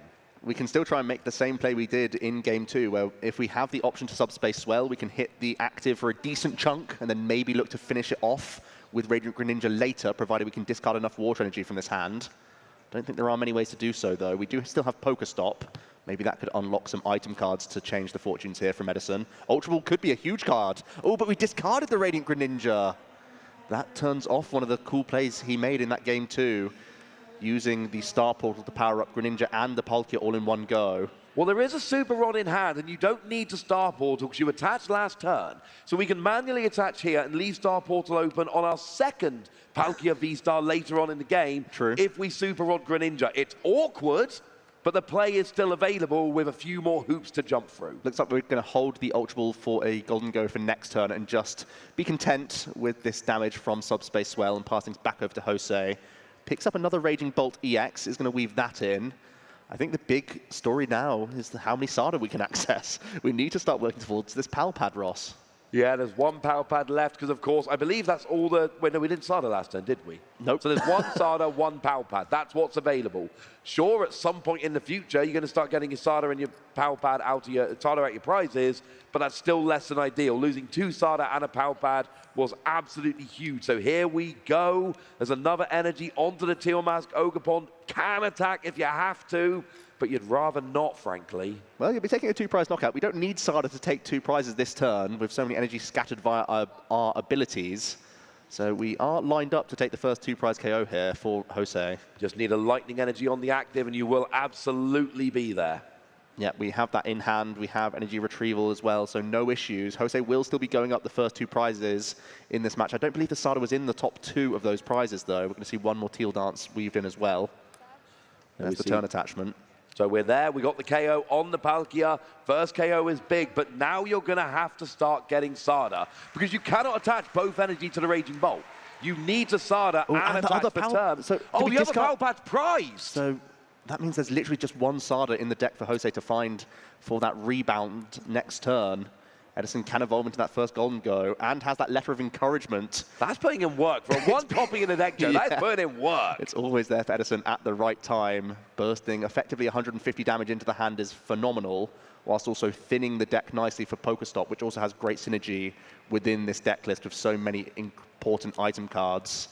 This could be some great fodder once again for the Ultra Ball that's in hand. We still have the coin bonus option from this active Golden Go as well. So plenty of draws left for Edison here. And, I mean, really, right now, Jose's in the driving seat. You've got 2 turns, 2 KOs. You will win the game. There's very little Edison can do about it. But you've got 1 turn, or Edison then takes the initiative right back again, because if Jose doesn't hit the Sada next turn, you can't attack with Raging Bolt. You will not get a 2-prize KO, and then Edison has got the opportunity to take the next 2 KOs. And remember, this is game 3. Whoever wins this game is going to be your international champion. And right now, Jose, it's all about Professor Sada, with 2 discarded, 1 prize, and a Pal Pad prize, and a Pal Pad discarded, and all of that together is very bad luck. You've got 1 Sada available, which is not ideal. Drawing to boss's orders for Edison here. You could take out the only energy in play, which is on Ogerpon. Oh no, there's 2 energy in play right now on Ogerpon on the bench. We're just going to get another coin bonus in. I think ideally, on Edison's perspective, we would have looked to use an Iono here, but we are going to use a Pokestop. Superior is good. Superior, the Irida gets discarded. Not ideal. I still feel like Buddy Buddy Poffin has been the thing that Edison has lacked in this entire series, to be honest with you. There is a Nest Ball in hand, though. Yeah, I kind of like the idea of getting Nest Ball for a Palkia, because Palkia, you can just, you know, your opponent's got a nice full bench, right? So if you Palkia, you don't need any energy in hand. You can literally just attach 2 with your V-Star power, and then you can attack and take a 2-prize KO. I like Palkia because it means that you can essentially take a turn off from having to have this big combo worth of energy. But of course, Gimmighoul is also your acceleration in terms of drawing cards. So I'm hoping you can weave a Palkia in, but you just need more stuff at this point. I just want to draw cards, Ross. That's, yeah, that's why we're grabbing the Gimmighoul instead. Who's like, more Golden Go is best. Absolutely, I agree with you there. I just want to see a Palkia. I mean, Palkia can take the last 2 prizes, but then, of course, Jose can potentially start playing keep away with the bench if that is an option at some point. Right now, Edison's got the K. Has he got the K? Yes. Got the KO in hand, nice and easy. I think it's 3 energy needed. Are we just weaving in 2 energy a superior needed. here? Yeah, we are still going to use a superior energy retrieval. There are 4 energy in the discard pile, so that's not too big of an issue for us. We're going to use the boss's orders. We're going to take out the other Raging Bolt EX on the bench here. I love this play. Yeah, why is that? I love it because you've got the resources now. Yes. So use the resources now, and then later on in the game, you can take a KO when you don't have as many resources. Basically, use it while you've got it and give yourself an easier KO later down the line. It also means that is going to be a Palkia target later in the game, no matter how much Jose really restricts his bench. So a real heads-up play from Edison. Save the easy KOs for when you might not have enough to take the hard KOs. Yeah, have the opportunity to weave in the boss's orders, and we are going to see some teal dances from Jose, who is still looking to find that Professor Sada. Had to have that huge discard, looking to win the game on turn 1. It didn't all come together from the Squawk and Seas. Now Jose is just having a look through the resources. There is another Raging Bolt EX in hand, so if you can Sada to 2 Raging Bolts. No, they're not coming together from the teal dances here. Can we even work towards the Poké Gear? There is one in hand, Ross. There's Nest Ball as well. We can thin the deck, possibly. Need to thin as much as you can. The fewer cards are in your deck, the greater chance you've got Sada of was on drawing the the top of cards the deck there. Sada would have been on the top. So you would definitely have hit it off of the Poké Gear. That's so heartbreaking. You cannot obviously Pokestop here because if you hit the Sada, that's essentially game over at that point. Got to be too big of a risk. You want to use your bench space for the next Raging Bolt, but I do understand why Jose is digging deeper to find the 1 Sada right now. You're essentially banking that you can find the 2nd Sada from prize cards, which is a 50-50. Penny and Switch Cart won't do it yet, but we do still have the Poké Gear. Here we go. We're Poké Gearing. You have to hit the Sada here. If you don't, and your odds are very good. 2 cards remaining in the deck that aren't in this Poké Gear.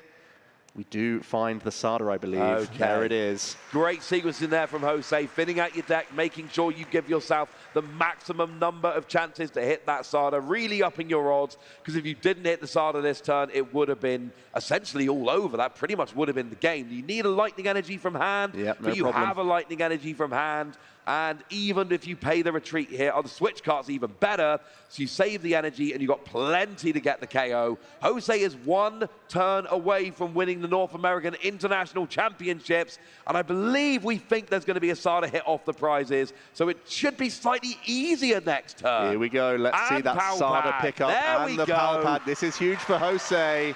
We pass things over to Edison, already with that Golden Go in hand. What can Edison do? Can we find any hand disruption supporter here, Ross? Looking for Roxanne or Iono.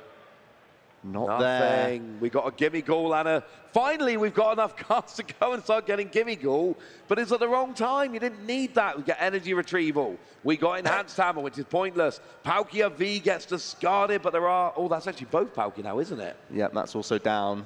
Would need to Super Rod to get them back. I don't think there's Super Rod in hand, so I don't think we can draw any additional cards from Greninja. I think Edison just has to accept the knockout here. And we know that Jose's just picked up a lot of those pieces to get that final 2-prize knockout. Is there anything else that Edison can do this turn to make life a little bit more awkward? I just see a bunch of energy in this hand. You need to hand disrupt, really. I mean, Jose will still need a Raging Bolt, Professor Sada, and the other energy attached from hand. Yeah. So it's not an absolute given, but you've got to imagine it's probably all in the hand. For a Raging Bolt deck, it is not the biggest combo we've ever seen. So we do have an energy retrieval. The KO is easy for Edison. The KO is not the problem. You're going to get the KO. The problem is Jose can win next turn. Edison will nest ball. Is there anything that can change the situation? Oh, the Roxanne was the next card, Ross. Oh, Edison just took a peek as well. That's going to sting. Oh, well, I mean, it's kind of even because Jose had Sada as the next card, but was able to get it at least off the poker gear. Edison does not have that option, unfortunately, right now.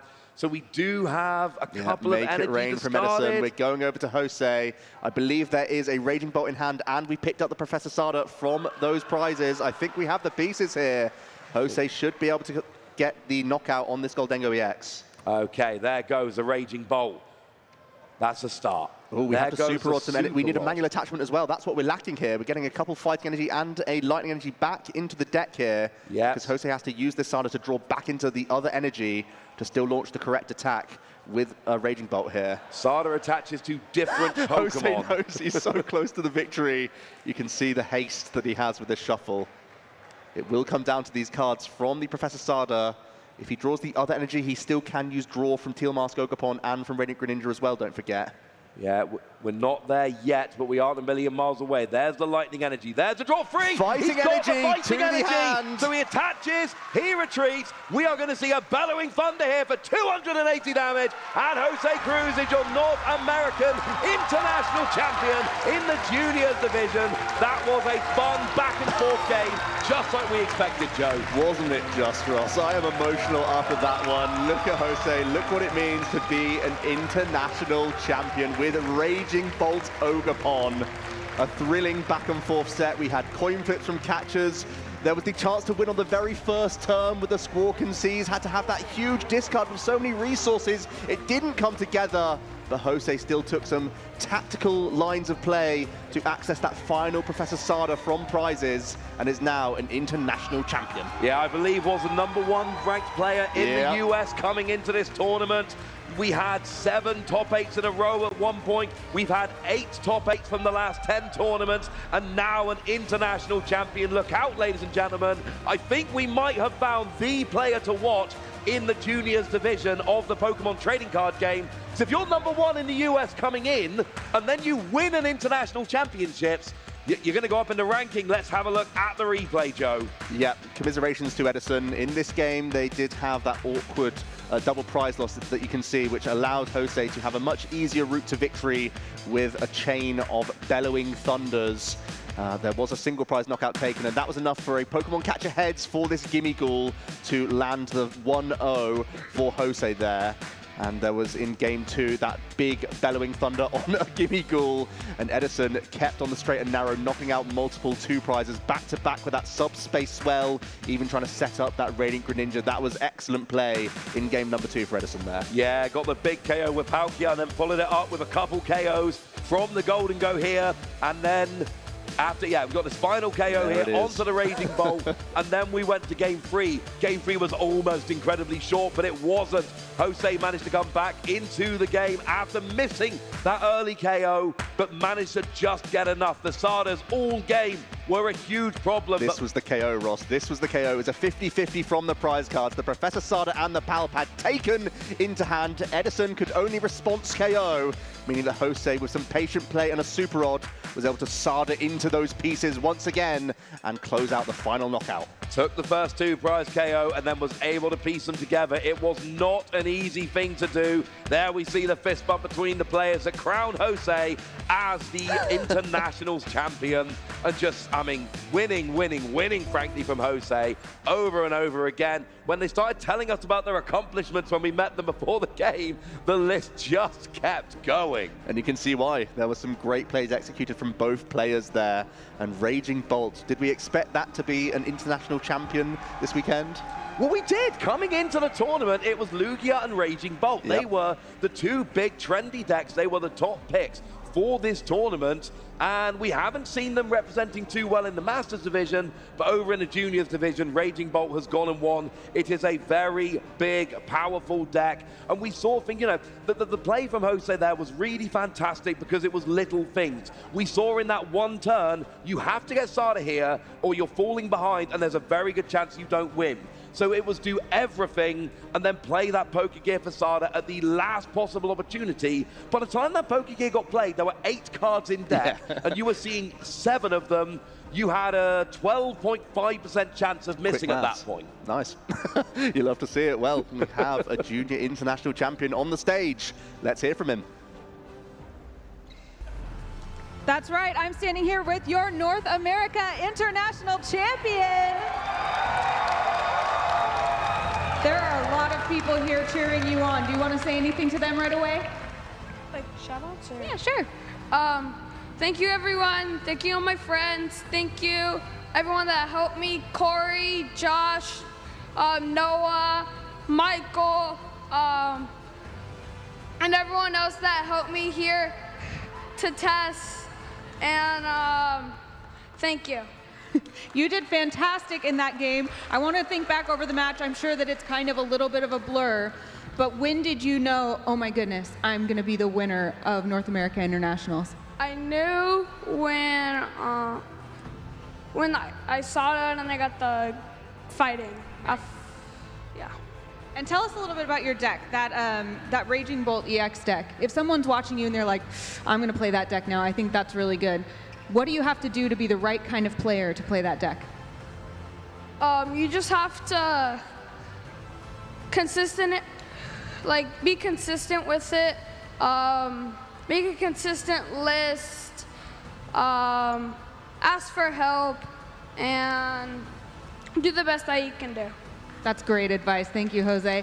Now, I saw backstage someone came and gave you a big hug. Who was that? My dad. What did he have to say to you? He had to say that he was proud of me working hard and practicing, and yeah. I think we all are proud of you, right? One more question. We're going to see you at Worlds in Hawaii, right?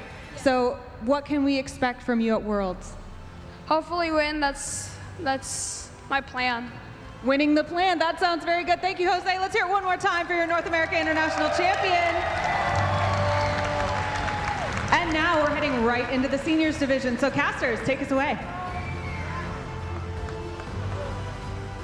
Thank you very much, Anna, and I've got bad news for the other junior players of the Pokemon trading card game. Jose's got 3 younger siblings and is going to be running boot camps this summer to get them up to the same level that he is. So I do think we might see some more winners in the junior division going forward over the next few years. And I tell you what, Joe, seeing that, I've got 3 young kids myself at home. That dad moment of being able to go and give your kid a hug after they win such a big tournament, I'll be honest, I'm a little bit jealous. I hope I get that one day. It's Project Jose Cruz for you and your family over the next couple of years as they're growing up. You'd love to see a Pokemon family coming through the ranks and all enjoying the game together. Yeah, absolutely you do. So, any last words, Joe, about that junior final? I enjoyed that one. Just thrilling back-to-back knockouts. I mean, that's what I expected going in, but it turned out to be such a nail-biter, and I hope we can keep up with these games as we go into the senior division. Yeah, well, as we go into the seniors division, we do have, I even switched over my card there, you might have seen it. We've got a very different matchup here, and we've got somebody who's won 2 international championships in juniors, took a year off of winning internationals, and is right back into a final. I told them when I met them, like, winning 2 internationals in juniors and taking 1 year of not making finals and then coming straight back in his 2nd year at seniors, that is an impressive accomplishment, and we see this all the time. The best juniors become the best seniors become the best masters. It is not a coincidence at this point. Yeah, I think that's just a fantastic thing to have when you start so young and get on the right track with Pokemon. They've already played for so many years. Even though they're just in the seniors division, they started as a junior, as we just saw, high level of play in that division, and you can carry on into the seniors, take that year to sort of learn the ropes, see what's different about the new division, and then you're coming straight back into an international final. That is so impressive. Yeah, that is incredibly impressive. Now, we are going to get to the seniors properly in a minute. That's just a little aperitif for you all. But we need to do the final of the community bracket, and we're doing it EU style. We were polite in the first couple of rounds. Nice, friendly chat. No. This time around, we are getting aside, and we are going to be arguing, and we've got the deck that could win in the Masters division against the deck that did win in the Juniors division. So the question is, are the people backstage going to give us our positions to argue, or do we get to decide ourselves? Well, either way, the gloves are going to be off, Ross. We're going to be fighting our corner tooth and nail to make sure that we have the community on our side for whichever deck is going to come out on top here. They've both been phenomenal choices throughout the North American International Championships. We've just seen exactly what Raging Bolt EX can do, but also we will be starring Gardevoir EX in our final for the Masters division. Yeah, we are going to have a 30-second timer, and I've just heard in my ear, I'm going to get Raging Bolt, Joe. Okay. I am going to take Raging Bolt. You might think, oh, you know, that's not in the Masters final now, mate. I just saw it on Juniors. I feel good about Raging Bolt. I am pumped about it. Maybe they actually told me it was Raging Bolt. Maybe they told us to decide between us, and I took Raging Bolt. You'll never know. So we're just waiting for that 30-second timer to come up, and I'm going to tell you all why Raging Bolt should be the winner of this community bracket. You do basically infinite damage. Oh, look, it's turn 2, it's turn 1, I've gone second, 280 damage. Want to draw cards? Brilliant. Teal Mask will draw your cards. Want extra energy on the field? You got Teal Mask. You've got Professor Sada. Oh no, I've actually not had my ridiculous turn 1 hitting 280. That's all right. For a single energy, I can discard my hand and draw 6 cards. I can KO your best Pokemon on my first turn of the game. Almost every time I go second. And that's your time, Ross, with Raging Bolt. You got a lot in there, and I think big KOs is always a nice selling point. I could have just yelled big KOs for 30 seconds. Bigger KOs, even more KOs, I back figured, to back. Yeah, maybe we calm it down just a little bit there. You were on a high level there. You really want this Raging Bolt. I want Raging Bolt. Was it the last game that got you hyped? Yeah, man, I've just seen it winning international championships. I am hyped about Raging Bolt. But I've let you get the Monkey Dory deck, Joe. Yeah, I appreciate that, because Monkey Dory is my vibe. And my timer's coming in right about now, so Gardevoir EX, well, it's 6 of our top 8 decks in the Masters division. It's in our final with an international champion 2 times over with Stefan Ivanov, looking to make it a 3rd time. So when the best of the best in the world are choosing Gardevoir EX, you know that it is the best choice for these tournaments. You can be so creative with your damage output. You have bench pressure from Cresselia, from Screamtail. You have the high damage output options from that Drifloon. You have a great synergy with Monkey Dory, one of my favorite cards from the set, where you can be taking bench knockouts or setting up key numbers. And you can take that there, there's your time. There's your time. Oh, I just wanted more Monkey Dory time, Ross. I know. I mean, Gardevoir's great until you get your only Pokemon KO'd on your opponent's first turn. You just unfair stamped them, bro. It's easy. You fell into their trap. Right there. Well, if it's your only Pokemon, you didn't. Well, yeah. Nice early win. I feel like Boo might be trying to give us a little bit of a message here. There it is, the Monkey Dory. Don't listen to Boo. That's literally my Monkey Dory. Literally, it's your Monkey Dory. It is mine. We went to the Pokemon Center, and pretty much all you bought was a Monkey Dory plush. That was my basket, and I was content with my choice. That's why I had to take Raging Bolt. But I also wanted Raging Bolt. I've been hyping up Raging Bolt since the first time I saw that card. I think Raging Bolt is a phenomenal deck. Yeah. And you got to remember, like when you're voting in chat, don't just think, oh, well, Gardevoir did well in Masters at this tournament. Look ahead. You know that Raging Bolt is going to be here for a long time. It is going to be a legit deck. I am hyped about the future of Raging Bolt. It did not do well enough at this tournament. That does not make it a bad deck. And all I'm saying is, Raging Bolt has won one of the 8 divisions. That is in the books. Gardevoir, I mean, imagine if it's 6 of the top 8 and it doesn't even win. That's embarrassing. No, it's not embarrassing. It's still an incredible showing. And Gardevoir, time and time again, has proven that it can adapt to every format. It survived a brutal rotation. Fog Crystal, Level Ball, Shining Arcana, Gardevoir, your main attacker, Zacian V, even Celebration's Mew, the tech cards. And Gardevoir rebuilt and started again, and it's right back on those top tables. No, and I'll be fair, that is an excellent point. When the rotation hit, we all looked at Gardevoir and we were like, well, it doesn't actually lose Gardevoir EX and it doesn't lose Curly, the main draw engine, but it kind of loses almost everything else. And that deck is just gutted by the rotation, and yet it's rebuilt over time. In the Temporal Forces format, it was all right. Yep. Decent deck, having a little bit of success. Wasn't the best deck, but it was at least out there as a viable option. Moving into the Twilight Masquerade format this weekend, it clearly has proven to be a top deck. And look, I will concede it's almost as good as Raging Bolt. So it can come second in the community bracket, and that is a very good result. Gardevoir's already made it to the finals in our community bracket, and we're going to see it in action in the Master Division in not too long, but we do still have the seniors that we're going to turn our attention to as well, Ross. We have Nathan up against Daniel. It's going to be Dragapult Pidgeot in the piloted by Nathan, and it's coming up against Block Snorlax from Daniel. Yeah, it's going to be an interesting matchup because Snorlax is trying to block, but Dragapult can do, it's got some supporters which can help out. It's got double KOs potentially there. It does 200 naturally, which goes over a lot of the Snorlax with tools. You know, Snorlax with a Brave Charm. It goes over that while also dropping damage on the bench to soften up the next Snorlax. So it does seem like it might be difficult in places for the Snorlax, but you know what?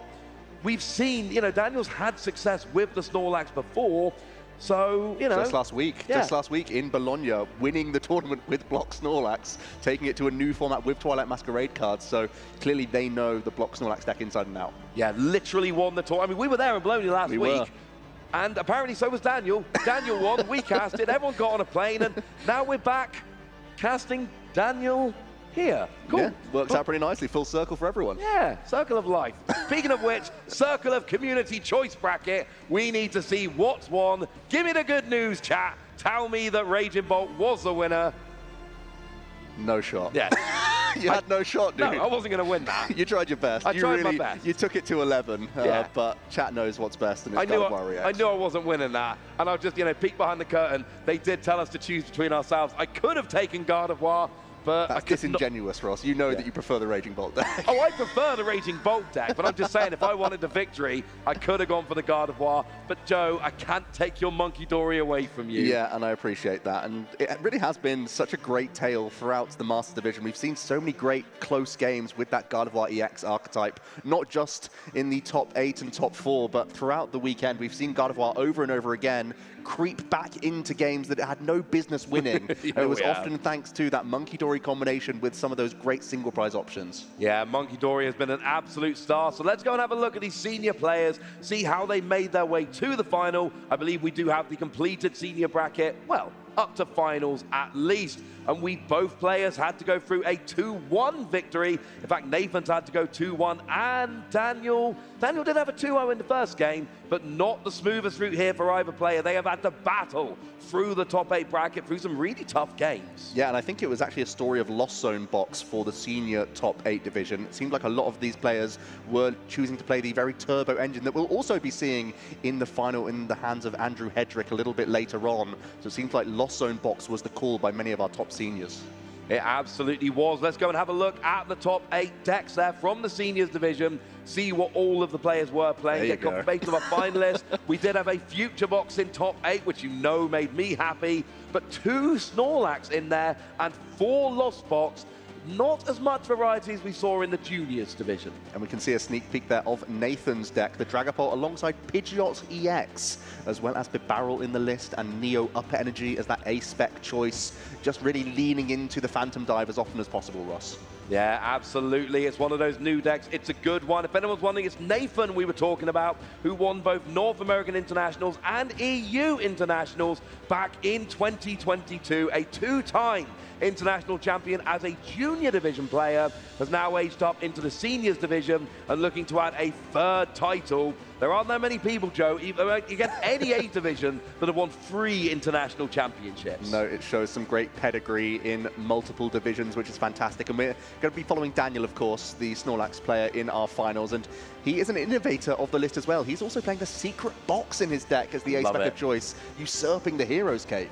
Yeah, Hero's Cape, of course, gives you that extra bulk onto your Snorlax, hopefully surviving a couple of KOs, but Secret Box gets you rolling. We've seen Snorlax lose a bunch of games because it didn't get going early enough. We were talking to Daniel and they were explaining to us, look, Secret Box is a better 4th Pokegear, is basically one of the ways they described it. Goes and gets you, I think it's a tool, an item, a stadium, and a supporter. Really helps get you set up. I was hyping Secret Box when it was revealed. I thought that card was ridiculous. And then as the format started evolving in Japan and online, people were not loving Secret Box. and yet we saw it popping up in the Ancient Box in the Master Division this weekend. Now we've seen it in the finals of Seniors. I'm just saying, don't sleep on Secret Box. It is a better card than we gave it credit for. Well, let's see how Daniel pilots it, because we have both him and Nathan on the stage, ready to be introduced for our Senior Division finals. Over to you, Anna. That's right. Are you ready to watch your Seniors Division? This is a hype crowd. I love to see it. Now let's use those cheers to welcome your senior finalists, Daniel, Magda, and Nathan Osterkatz.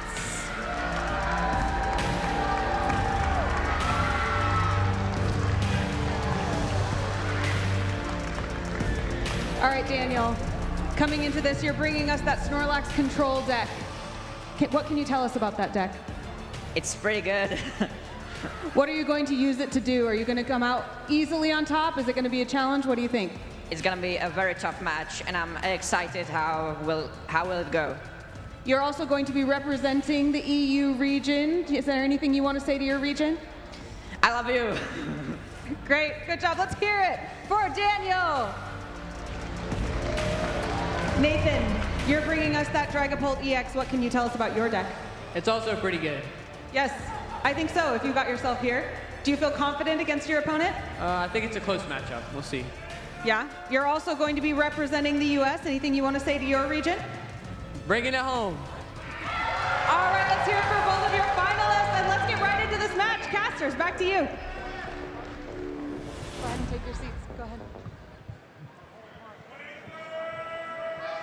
Players seated now for your Seniors Division finals here at the North American International Championships from New Orleans over here in the US. We've already seen the Juniors final. We've seen Raging Bolt take down the championship. We're not going to have a repeat here. It's either Dragapult, the very, very new deck, or Snorlax, the deck we've had for a while, which has not changed much from what we saw in the Temporal Forces format last week in Bologna, but it has changed a little bit. Yeah, there are some cute decisions within the deck list that help Daniel get to this final. I'm really just interested in seeing how this Dragapult EX deck plays as well, because I think that's been a mystery throughout the entire weekend. What is the best combination of cards? And seeing such a high-level player in Nathan piloting it all the way to the final makes me think he's maybe onto something with this Pidgeot plus Bibarel combination. Wow, we hopefully will find that out in a minute, but like we said with the Juniors finals, we had a chance to chat to the players and their families, but people at home haven't. That's frankly not fair, so let's rectify that and go see Juancho. Thank you, casters. Juancho Saldana here, and I'm back on the floor, and we're catching up with some friends, with some family. I have here Nathan's dad, Saul, and then a friend of Daniel, Thomas and Matthias. How are we feeling today? Excited, nervous, yeah, happy to be here. Well, same for us. We traveled from Prague, Czech Republic, to play in the junior senior category. We're looking forward to this. We feeling good today? Yes. Amazing stuff, amazing stuff. I only have a couple of questions for you, for our competitors. Can you tell us what Pokemon has meant to you and your family? I mean, I think Pokemon has become a huge part of our community. And that's the thing for us, is the amazing supportive community and the friends that we've made, traveling around, getting to see them all the time. Yeah, it feels like home when we come to these tournaments, so it's great. I feel the same way. It definitely feels like coming home whenever I see everyone here. Everyone here is family, right? The competitor, they're going to be watching this for years to come. In fact, maybe over and over. Is there something you'd like to tell them before they start the game? Just do your best. We're so proud of you. You did amazing, and we'll see how it goes. Great to hear. Same questions for you. What has Pokemon been for you guys? Well, pretty much the same. We've been traveling every month to a regional or international event with friends, family, judges, people we meet locally and then internationally. So we just really enjoy all of this. I love to hear it. And again, they're going to be watching this time and time again. What do you want to say to the competitor before they go up there?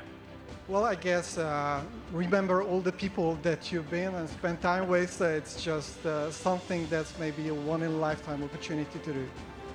Love to hear it. Anything you want to say to your friend before it goes up? Thank you. Thank you indeed.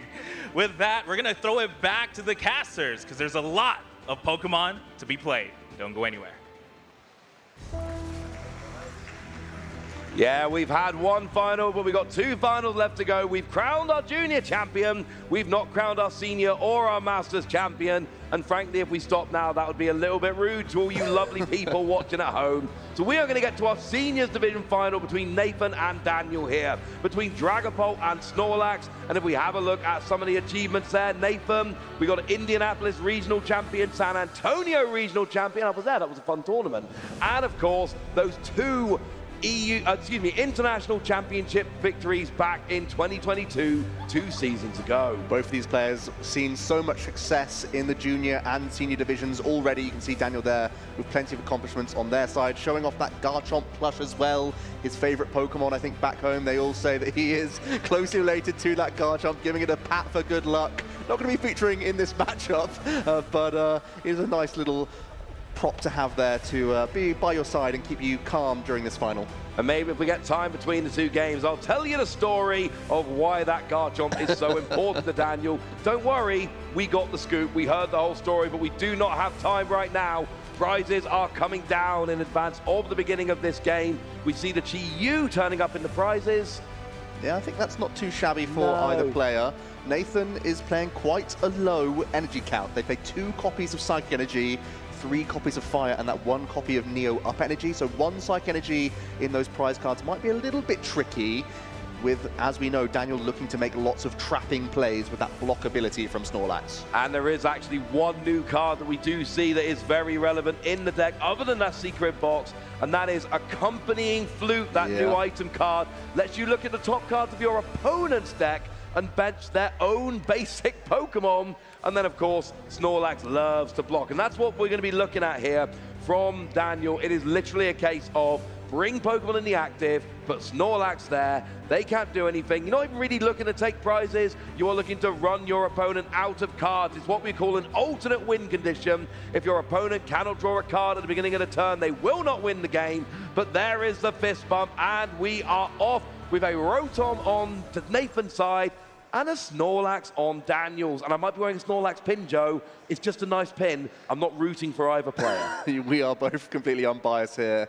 But we already see what's going to happen. This Rotom's going to get blocked to start with, and it's going to really put pressure on Nathan from the get-go here with resources, and I think that is going to be one of the crucial talking points throughout this game. Nathan does have a number of supporter-based means of switching around this block. It's crucial to be a supporter because it means Daniel cannot take those energy away, those resources away from Nathan via the use of Airy or Misfortune Sisters. So we're going to be keeping track of the Kieran, the Silene supporter, which Nathan is choosing to play in his own deck list, as well as the Professor Churro scenario. These are 3 big supporters to keep track on throughout the game.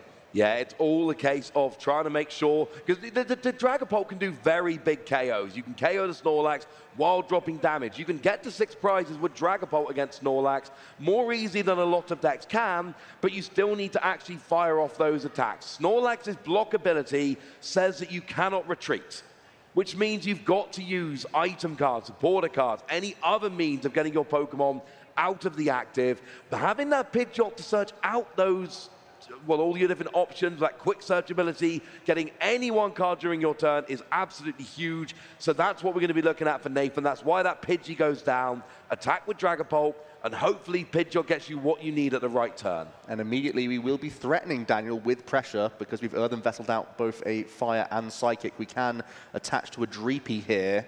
I think we are holding on to some of these stage 2 pieces for next turn. And of course, we can end on an instant charge here to see additional cards and look towards some rare candy pieces on that next turn of the game. That is the goal. Get your rare candy Pidgeot, get your rare candy Dragapult. Here is your instant charge. Did see a Dragapult there? Yeah, I think that was already in hand, so not a huge deal, but it is still a lot of pressure from Daniel's side. First question is, can we get additional search cards? No, we're firing off an Eerie here to start things off. Let's have a look at the hand from Nathan. It's only a counter There is a catcher. rare candy there as well, I think. Oh, there it's a gold one. Oh, there is a gold rare candy. That's absolutely huge. Yep, shutting off the quick access to Dragapult. And if there was any option to grab the Pidgeot, that would be big as well. We do also have a Nest Ball in hand for Daniel, so we can grab either a second Snorlax or start getting our own Rotom V developed so that we can begin to draw cards. Yeah, searching through there, showing the Mimikyu as well, could end up being important as something that does block the damage from that Dragapult. Might be an important tool as we go, of course. Eerie lets you look at your opponent's hand, discard a couple of item cards. If you haven't found a way to look at your opponent's hand elsewhere, it's a little bit blind and it might not work. Getting a rare candy off a blind Eerie, absolutely huge, but of course Daniel knows that turn 2 Pidgeot would be absolutely horrifying to see, so you're really hoping get that rare candy. There's still 3 more in Nathan's deck, but Nathan's got to go find them. And this matchup is going to be a complete opposite to what we saw in the junior division. We saw fast, back-and-forth KOs. That's not what we're looking for here, especially Daniel, who's looking to slow the game down as much as possible. Daniel is not attempting to win a traditional prize race. They are just trying to prevent Nathan from having the resources from taking all 6 of his. And when that happens, you can slowly run the opponent out of those final resources and deplete their deck. And that is the goal here. You're not aiming to win by taking 6 prizes or running your opponent out of Pokemon. You're aiming to win by running your opponent out of cards in their deck. It is one of the win conditions of the Pokemon TCG. If you cannot draw a card at the beginning of your turn, like you do every turn, you lose the game. You can have 0 cards in deck, as long as you don't have 0 cards in deck at the beginning of your turn when you're supposed to be drawing a card. Daniel searches a second Snorlax here, which might indicate that he's holding on to at least some decent supporters for a following turn, because so often you're looking to use that Rotom. Ooh, is that another? Oh, there's already Rotom V in hand, so he can still end the turn on a nice instant charge here. That's typically the engine of this archetype. Yeah, there it is, the Rotom V coming down. We are going to Bravery Charm as well, so that we can stay out of range of a Dragapult Phantom Dive. Draw 3 more cards, including accompanying flute, so we might get to see that one there as well, which is always nice and fun. Get something like Illuminium, which does nothing for Nathan, but give a target and take a bench space. Here comes Ino, so it does look like we're going to get a new hand of 6 for both players here. Nathan, and here's the thing, if you hit rare candy but not the stage 2, Daniel could always potentially try and play another Eerie next turn. There is a second copy in the deck, as well as some recovery options. And actually, has he drawn into an Eerie there? Not quite sure about Daniel's hand, but at least we have an Ultra Ball for Nathan, so we can at the very least evolve into Drakloak. Yeah. Even though we are a candy-based build with Pidgeot, there are still 2 copies of the Drakloak for stage 1 in the list here as well. And of course, the Drakloak can also help chip in with some card draw. Yeah, let's look at the top 2 cards of your deck, and you get to put one of them into your hand, which is always a nice little bonus. Gives you access to more cards, gives you access to more options, hopefully gets you rolling. There is the Drakloak as expected, so next turn, we're going to hopefully get the Dragapult. I still want the rare candy Pidgey, of course. No Pidgeotto in the deck. You will need the rare candy for the Pidgeot, and that's going to mean you can just grab the whatever card you need every turn. Yep. It's going to allow you to string those KOs together in a much more efficient way. Without Pidgeot, it becomes a much more Herculean task. And these block decks, they don't like turn-by-turn pressure. They like having turns off to rebuild situations and really make the most of their disruptive supporters. So keeping that chain of attacks is so important, and a Pidgeot can really help do that. Now, you've drawn into an Ultra Ball here. There is an argument to play the Ultra Ball for a Pidgeot in case an Eerie comes down. Ooh, we didn't instant charge there, Ross. We just passed over. So we're trying to avoid some scary Eerie plays, perhaps. Are we happy with the hand as is? I mean, right now, you've got the Ultra Ball for the Dragapult next turn.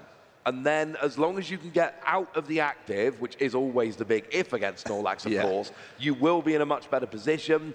But, yeah, the blind charge from the Rotom is a problem, because if you draw into good item cards, you don't get a chance to use it before your opponent gets a chance to discard it, which is a problem. We do see the Chi-Yu coming out of the prizes there. That does have the Jealously Singe attack, single energy, and you discard the top 2 cards of your opponent's deck. It's another way to try and say to your opponent, well, now you don't have what you need to set up and win the game. Such a handy item card, especially for this deck where you don't access your prize cards normally, so have that Hisuian to pick out some of these low counts of Pokemon, including that Chi-Yu EX, which can discard aggressively. Speaking of which, Daniel is already going to target the top 5 cards of Nathan's deck here with a Misfortune Sisters, looking to hit some more item cards here, Ross. Yeah, it's not just the cards in the hand with Eerie. You can get rid of them from the deck with Misfortune Sisters. We hit a Lost Vacuum. Big. Yeah, you want to keep your Bravery Charm on that Rotom, of course, so getting rid of the only Lost Vacuum, I believe, from Nathan is huge, and that's also the only Stadium Bounce to Temple of Sinnoh. Both players are using Temple of Sinnoh, and that can turn off the Neo Up Energy for the remainder of the game as soon as that's put into play as well for Daniel, so 2 big hits there. And at the same time, we've filtered out a couple item cards for this accompanying flute, which I think is up next for Daniel. Yeah, you play the Misfortune Sisters we're just going to instant charge. Oh, okay, that's fine. Hold off on the flute. A cool play you can make with the flute as well is once Nathan puts down additional Pokemon, you can use the accompanying flute to then fill the bench entirely and deny options. So Daniel looking for a better opportunity for that card later, as Nathan has got an Arven, so he can start to see Candy Pidgeot here, Ross, in addition to Forest Seal Stone. Yeah, and I like this because you've got the rare Candy. We know there's an Ultra Ball in hand, so that guarantees the Pidgeot. And you always get Pidgeot first here because Pidgeot then has Quick Charge. If you really need to, you can Pidgeot and Quick Charge for the Dragapult, and then that's up and rolling. With Forest Seal Stone as well, put that on the Rotom. That does mean you'll be able to get one of those supporter cards, like Kieran, for instance, which gets you out the active, and that will then allow you to be attacking, although... Have we got anything to... Yeah, we've got a Professor Turo scenario, so getting the Rotom off the board might be a fun way to go about this. Yeah, Nathan will use Recon Directive, the Dracloak, which allows you to look at the top 2, you keep one, put the other to the bottom of the deck, similar to an old Pidgeotto, I should say. Yep. That was actually the forefront of quite a few blocking archetypes in their day as well, some disruptive decks. So yeah, that was fun in control decks. Irony there, but here we go. We can Candy into the Pidgeot EX. And have Quick Search available for the remainder of this game. And that's going to be big for Nathan. It means he can cherry pick some crucial pieces here, Ross. We've already played a supporter this turn, so it's mostly looking for other pieces along the way. And I actually think this is a really smart choice to grab a Pokemon that you don't want it to get trapped, like Luminion V, could be really handy here. Yeah, if it's in the hand, it's weird. You've got to be careful of where everything is. There you go. It's already gone now with Ultra Ball. Love it, because if it's in the deck, it can be grabbed with that accompanying flute. So you want to get the Pokemon out your deck, and then the item cards can actually be grabbed from your deck or from your hand. So you kind of need to try and use them as fast as you can, and then sit on what is quite a small board, because if you're relying on too many item cards, well, Daniel can go after them here. So could we see the Forest Seal Stone getting a Professor Turo? Because if your board is just Pidgeot and Dragapult, that's not the worst place to be. Well, we have already spent the Arven to get rare candy, so we're just going to pass for now. I meant next turn. Yeah, Nathan's setting up for next turn. Daniel going to have a look at the discard pile here before making any other decisions on the turn. There are quite a few basics already in that discard pile for Nathan, and Daniel can't access those. He's not playing the Mantine, which we have seen in past builds of Snorlax. We're just trying to rely on those accompanying Flute and the Ericas. Is that even in the deck list? Possibly not. It's just going to be more disruption here. We're going to see the Arven, though, so we can get some hit point buff. Or the Forest Hill Stone as an alternate option here for Daniel. There's the Luxurious Cape, because we're not playing the... Oh, and there's the Secret Box. Notably, because we're not playing the Hero's Cape, we're using Luxurious Cape instead. So it's a very similar role, the same amount of hit point buff, but if Nathan ever is able to take that knockout, your Pokemon would give up an additional prize card. Yeah, that's not necessarily ideal. Part of the point of these Snorlax decks is you're giving up a single prize every turn while really frustrating your opponent. And it comes down to the number of turns. And if you're giving up an extra prize, that essentially gives you one less turn, gives your opponent, you know, one, it's an easier route to victory. So if you can survive a hit with them, it's really useful. But it's not always necessarily ideal if it does lead to your opponent getting an easier route to victory, which can happen. Also, the Secret Box now in hand for Daniel. He was saying to us before the game kicked off that this was a fantastic inclusion within the deck list. Gave you a bit more security to be more aggressive at finding crucial supporter cards like Eerie. It's basically a Pokegear that never whiffs, which is really nice. And it can also access some additional tools and stadiums. You know, you can get full value from that card, as we are just going to once again end on the instant charge here from Daniel. No action really required when you're already trapping a Pokemon right now. No, that is the goal here, trapping your Pokemon and then just chilling with it. Now here comes the Pidgeot. Professor Turo would be an option here, just to get it out the active. Kieran would also switch, but it would leave the Rotom on the board, which you generally, it's not always ideal because then it can just be gusted back into the active. But there's a whole bunch of other things you can do here, and might even just be looking to search Pokemon out of the deck to repeat what we did last turn. I was just thinking about that. Nathan might spend the Forest Hill Stone. This will be the one turn left that Rotom's in play. If you keep getting these awkward Pokemon out of the deck, they can't be fluted. So that's why we're seeing a Cleffa come into the hand before this Rotom is Turo's then already picked in up. hand. That was the quick search, and then we forested a Cleffa. There we go. Now we can recon directive before evolving into, yeah, we're going to just Ultra Ball away that Cleffa and Rotom V. Nathan has complete control over this matchup. You can see that he knows exactly what he wants to do in this final. Yeah, I love this line of play. He knows Accompanying Flute was a big new trick Snorlax got in the new set in Twilight Masquerade. And you're saying, look, if the Pokemon are in my deck, they can end up on my bench, and that's a bad thing. So I'm going to make sure they're not in my deck. The ideal situation here is Dragapult Pidgeot. That's what Nathan is trying to go towards here. And Accompanying Flute can completely ruin that plan. And we still have a recon directive that we can use on Dracloak before evolving up into this Dragapult. There is two not all that helpful cards. The Temple of Sinnoh is not a card you want to put into play in this matchup. Nope. But we will start putting on some pressure with these Phantom Dives now. 200 damage to the active, but also crucially 6 counters onto the bench in any way you like. So we can put some prep damage onto this Rotom. Putting 4 counters on it now puts it in range of a future Phantom Dive. And then we can throw extra damage counters around onto the Snorlax on the bench as well.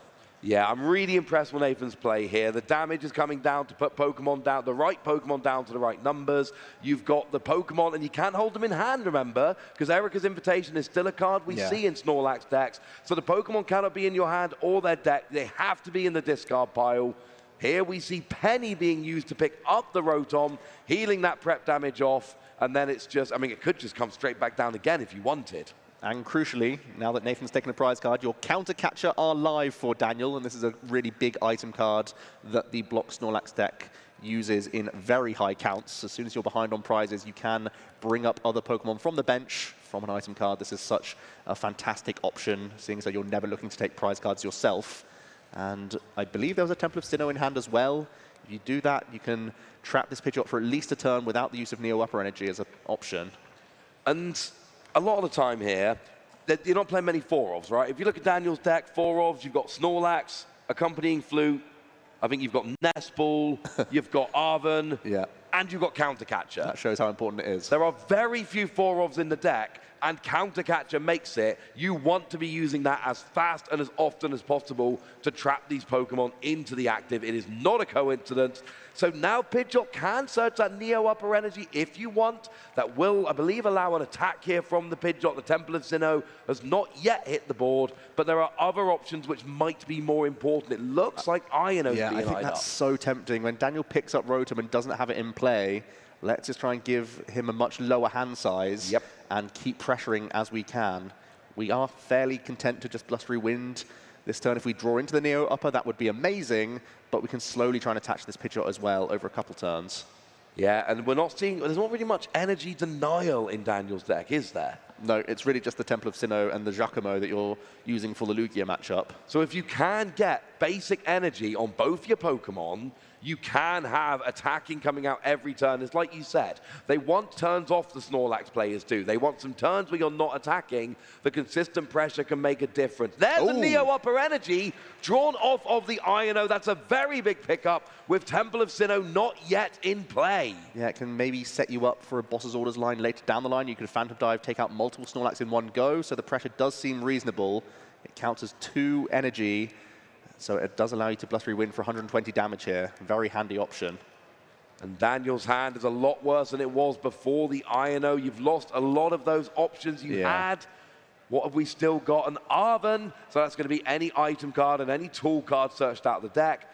Is it time for the secret box, Ross? Well, he had secret box in hand before the Iono. That's one of the cards you lost, and it's kind of annoying when, and I think that cape was in hand as well. Yep, it was. So you've literally just used your support over the turn to grab back some of the cards you lost from Iono, but not even all of them. Well, it shows how powerful the Iono was from Nathan and why that was the quick search option. What's Daniel going to do here? Will he instantly use the secret box? I think we already have a Temple of Sinnoh in hand, which seems like a great shout. Yep. I feel like that's probably the most important action you can make already this turn. Extra hit point buff doesn't seem that relevant right now. So I think we're just going to hold on to more resources. We could think about putting Mimikyu into play as well at some point, but we are just going to pass for now. Yeah, pass back over to Nathan, who is putting a bit of pressure on. We'll need more energy now that Temple of Sinnoh is in play, but of course, quick search is always an option. What are we looking for here? Probably just a basic energy to attach onto this Pidgeot again, and then That's just what I'm +3 wind again. Seems pretty reasonable to me. Is there any basic energy in the deck there? I think there's fire energy in hand for Nathan right now. The other thing to bear, Boss's Orders as a potential option. Trying to set up some Phantom Dive plays later down the line. I didn't quite see what was picked up there from Nathan. No, Snorlax will be KO'd by the Pidgeot here with Blustery Wind, which will actually then also discard the Temple of Sinnoh, which would be quite fun. Yeah, once you attach this fire, yeah, good point. More importantly, if you attack a different Snorlax, then the active Snorlax is on the bench in range of a Dragapult in future turns. Not an option here, not where we've gone with Nathan. We just take a KO on the Snorlax, and we are further on in the game. 2 prizes taken. Yeah, I think Nathan picked up a Silene into the hand. That's one of the crucial tech cards. Nathan, interestingly, got his baseline list from Andrew Mahone's tweet a few weeks ago.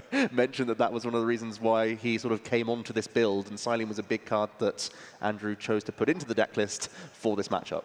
Yeah, and it seems to be working out quite nicely, frankly, given extra uses of some of those supporter cards that are so important. Here we go, Ross, the secret box coming in. Yeah, here he does hit the discard bar along with a Mimikyu and a Fire Energy. And it looks like we've got Misfortune Sisters, Counter Catcher, and a Bravery Charm. Looks like Giacomo might be a supporter choice as well here. You can get rid of that Neo Upper Energy for good. That seems like a decent option. Yeah, that is going to be the supporter choice. There's your Artisan. Bravery Charm can give you a bit more bulk. And Counter Catcher as an option just to hold in hand does seem reasonable. You want to keep bringing this Pidgeot back into the action, really. Yeah, you do not want Dragapult attacking turn after turn, but it seems like we're going Poker Gear instead. Give access to more supporters later on in the next few turns of the game. Yeah, I think we're going to have to start finding more and more Penny here. So we want a Giacomo this turn, then we need to start using Penny if the Pidgeot is going to keep announcing 120 damage a turn. As Daniel's going to reload some Snorlax here with the Super Rod and the Mimikyu, crucially. Yeah, that Mimikyu could be very, very big. Right now, it's all the X's on Nathan's side of the board, so Mimikyu coming out and blocking them could end up being, well, kind of fun for Daniel, honestly. I think this is where it becomes a bit of a cat and mouse game. If Nathan gets too overzealous with getting KOs, Daniel can create this board state where he can just have one Snorlax in play. If that can sponge a hit for a turn from something like this Pidgeot, we could then use the Artisan, search out Mimikyu, penny up the Snorlax, and just leave lone Mimikyu in play. And that would be, right now at least, checkmating Nathan's board. Yeah, that would not be ideal. Nathan's deck is built to attack with Dragapult. That's kind of the point here. We don't have great non-EX attackers. No. It's pre-evolutions of your good Pokemon, and they are not great at taking out the Mimikyu. Plus, the energy is very low in the deck. Yes. We've used a bunch, and there's still one prize. I believe there still is, yeah. Yeah. So there's not much energy left. Yeah, this is actually our 5th energy that we're just searching out right now for Nathan, so it wouldn't even be possible to attack with a Dracloak to get through a Mimikyu at this stage, unless we're able to like retreat some of these energy and Super Rod them back into the deck. So these are all things that Daniel has to have in the longer term strategy. Even though he is leaking some prize cards right now, it seems quite routine for Nathan. There will be a situation where this board gets cleared up a little bit, and then Mimikyu can be much more dangerous. Yeah, the first couple of KOs, you're giving them up. Control decks are going to give up KOs. You'll get the occasional games that everything works perfectly from the first turn, and you win without giving up a prize. But the decks are built to give up prizes. That's why stuff like Counter Catcher becomes so good. You can give up 5 prizes, it doesn't matter. As long as you don't give up that 6th, you're looking to create a board state which locks your opponent and takes away all of their options. Giving up a prize or 2 on the way, absolutely fine. We are going to Artisan that Mimikyu right now, and we did pick up Penny from the Poker Gear, so well played by Daniel with that secret box on the previous turn. It has lined up quite nicely here. We had to get another Pokemon in play and use this Penny, because otherwise there was the option for Nathan to maybe do some tricky plays with Phantom Dive. So Daniel doing everything possible now to be as awkward as he can be and put himself in the best position here. It's going to be a cat and mouse game still here. There's the Penny option being debated. It is going to be spent on the active Snorlax here. Is it time to go into Mimikyu? Maybe force Nathan to use Gust to bring a block Snorlax into the active? It's such a backwards way of thinking. Typically, we're trying to boss away Snorlax, not bring it into the active. But that might be the way to go. And the thing is, Mimikyu blocks damage from attacks. It doesn't block damage counters. So when it's on the bench, it can take those residual damage counters from the Dragapult attack. Crucially, Dragapult drops 7 counters, and Mimikyu, sorry, 6, and Mimikyu has 7. It will take 2 attacks with Dragapult to KO the Mimikyu, which could end up being very important. That extra 10 damage from Mimikyu could really make the difference. With this completely shifted board state, Nathan has to start changing his plans. What's the option here? If you just bring up Snorlax, then you are left against lone Mimikyu, and that seems terrifying. Do we start using Artisan now and working a Dreepy into the mix, trying to get your Drakloak as an attacking threat? You're limited to just 70 damage, and it would cost a Fire and Psychic, so it's not easy to weave in, but we still have so many resources remaining. A lot of these supporters still useful. No, it's going to be a blustery win for Zero and removes the Artisan instead here. We didn't even quick search an option there. No, but I mean, the thing is, right, if you've got the 2 energy on the Drakloak, if it works and you take out the Mimikyu and just leave Snorlax, then you evolve into Dragapult and you're off and you're rolling and you're good. But that's kind of several turns down the line before we actually get to that stage. The Silene of Secret Box giving so many options to Daniel. Oh, that's just me. You can see why this is the new A-spec within Block Snorlax, and possibly the difference as to why this one's made it into the finals and others have fallen. We can retreat freely now into Dragapult. Pidgeot does have free retreat. When Snorlax isn't there, Pidgeot's a wonderful pivot option. And we're just going to place 6 counters onto Snorlax. Nathan not even wanting to quick search at all here. Nathan picks up the Secret Box, of course. You can go lone Mimikyu here. You can penny up that Snorlax and just say, Nathan, what have you got for this? Just a pass, allowing the additional damage to come down another turn, perhaps. Doesn't change anything with the Phantom Dive. Nathan now going to begin quick searching. Is there any world in which you can maybe Gust the Snorlax, KO the Snorlax, put the Mimikyu down to 10 HP? Have you got anything that can do like 10 for 1 energy? Can a Pidgey do that, or Bidoof? Yeah, I think a Dreepy can. I think Dreepy can get there with 1 Psychic Energy in the attack cost. So I'm just thinking, like, maybe if you bring the Snorlax active, KO it, put the Mimikyu down to 6, and then be like, I'm going to poke you with a Dreepy, and that's going to be enough. Well, we're going to INO for Nathan, first of all. Get rid of that Secret Box, which does seem like a terrifying prospect. When you know your opponent has that A-spec in hand, put that back to the bottom of the deck and keep pressurizing the Snorlax, finding a different opportunity for this later. I think Nathan will try and prioritize boss's orders next turn, place those 6 counters, and put Mimikyu down to those 10 hit points. Yeah, which is always a fun thing to do. So we do just see the attack putting those 6 damage counters on the Snorlax. Daniel just seems very calm here. This is how you play this matchup. You know this is going to happen, so you just keep rocking along. Penny's going back into the deck with a Power Pad, along with an Arven to give you more options in the future. And it seems like, a second Power Pad comes down, so a lot of supporters being recovered. Another Penny and another Arven. Yep, so good. We want them all back in to the deck. We've seen that Nathan is quite proactively trying to use these Iono because Daniel isn't leaving a Rotom V in play for him. So you want to try and disrupt those hands, so you're giving yourself the best odds of drawing back into your priority supporters right now. Yeah, getting those supporters back is very, very big. Leaves them available for future turns. We do have Pokegear in hand, so those supporters that have gone back, maybe it's not for future turns, maybe it's for right now. Yep, let's have a look from the top 7 here. Pokegear, it seems like either Penny or the Arven would be good hits. Not seeing it just yet. Ooh, no. What was the final card there? Didn't see what it was. It was the Arven, so it was what we were looking for from Daniel's perspective.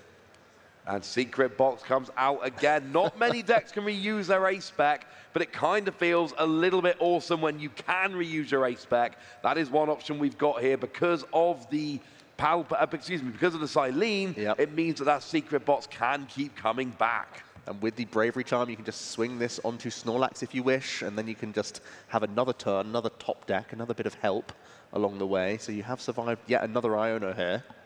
Yeah, and every time the Iono comes down, Daniel just goes and searches out that Secret Box. It's happened every time so far, but it gives you so many options, an item, a tool, a stadium, and a supporter card. It means you really do have access to everything that you need. Here we go, Ross. We're going to see boss's orders. We're going to try and put this Mimikyu down just to 10 hit points with the Phantom Dive here. Effective attacks do get through Mimikyu, but it does mean Daniel has a lone board of Mimikyu and is holding on to Secret Box. So could Luxurious Cape up this Mimikyu? We could be getting into checkmate territory for Daniel. Even though his board looks terrible, it might end up being perfect for the situation. It seems to be working out quite nicely. It's, oh, Dreepy. I think Nathan kind of wants a Dreepy on the bench right now. Well, we're certainly going to read the attack. That 10 damage is scary. You can Secret Box to gain hit points, of course. With that tool, there's a Dreepy. It's a counter catch option, of course. And you know that Nathan has spent a lot of their energy right now. There's 4 in play, 1 Neo upper already in the discard pile. So and I believe the last energy is in the prizes. I was going to say, if there's 4 energy, not including the Neo upper, then I believe the last one is prized, and that's no more energy. So you would need to manually retreat to put energy into the discard so that you could super run it back and then go and find it and then attach it. The energy in this deck from Nathan is very, very thin. And even though Daniel's not going after it, by forcing you to have multiple attackers and getting energy on all of them and switch between them in a way that's almost like going after your energy. Let's see the Secret Box then. Daniel definitely debating. I think we have to hit point buff this Mimikyu, no doubt about that, especially with Quick Search available for Nathan. But it feels like Daniel's getting in a phenomenal position now. This ace spec is coming in so clutch. It is going to be that cape coming down there, get a lot of extra HP, give up an extra prize. But the thing is that Mimikyu has a decent amount of survivability because there's nothing really to attack into it. You know, the poke for 10 would be nice. So you take away that option with the cape, and then that's a lot of pokes for 10, Joe. It is going to take a long time to get through with Dreepy. And as we know, there's an easy penny loop available in Daniel's list. He's prepared for this. And it's going to take so many pokes for 10 to get rid of that Mimikyu. And this is what we meant at the beginning, right? It doesn't matter if you give up a couple of prizes. This is what you're aiming for. You're trying to get yourself towards a board state where Nathan basically has no options. The only thing really there to KO is the Mimikyu, but they can't KO Mimikyu, and then we grind out this game until Nathan ends up losing. I think there's still a third Iono available. Yeah, I think there would be one more for Nathan. Daniel's actually going to use Iono for a hand refresh himself here because he's used the Secret Box to lower that hand size so much. He's getting a fresh 6, looking pretty handy. By benching this additional Snorlax, you are sort of baiting out another boss's orders from Nathan. This might just be another resource thing that Daniel's expecting to work around. Yeah, there is a second copy in the list. We've seen one, but there is still another one that is available. Does seem like there's an accompanying flute in hand. Are there any other targets left in the deck? Well, we've drawn into Switch Carts and Counter Catcher. Oh, nice. It's time to bring up Dreepy, I suppose. Yeah, I feel confident Dreepy is coming into the active because the other two can attack. Dreepy can't, but first, accompanying flute. Do we see an option here?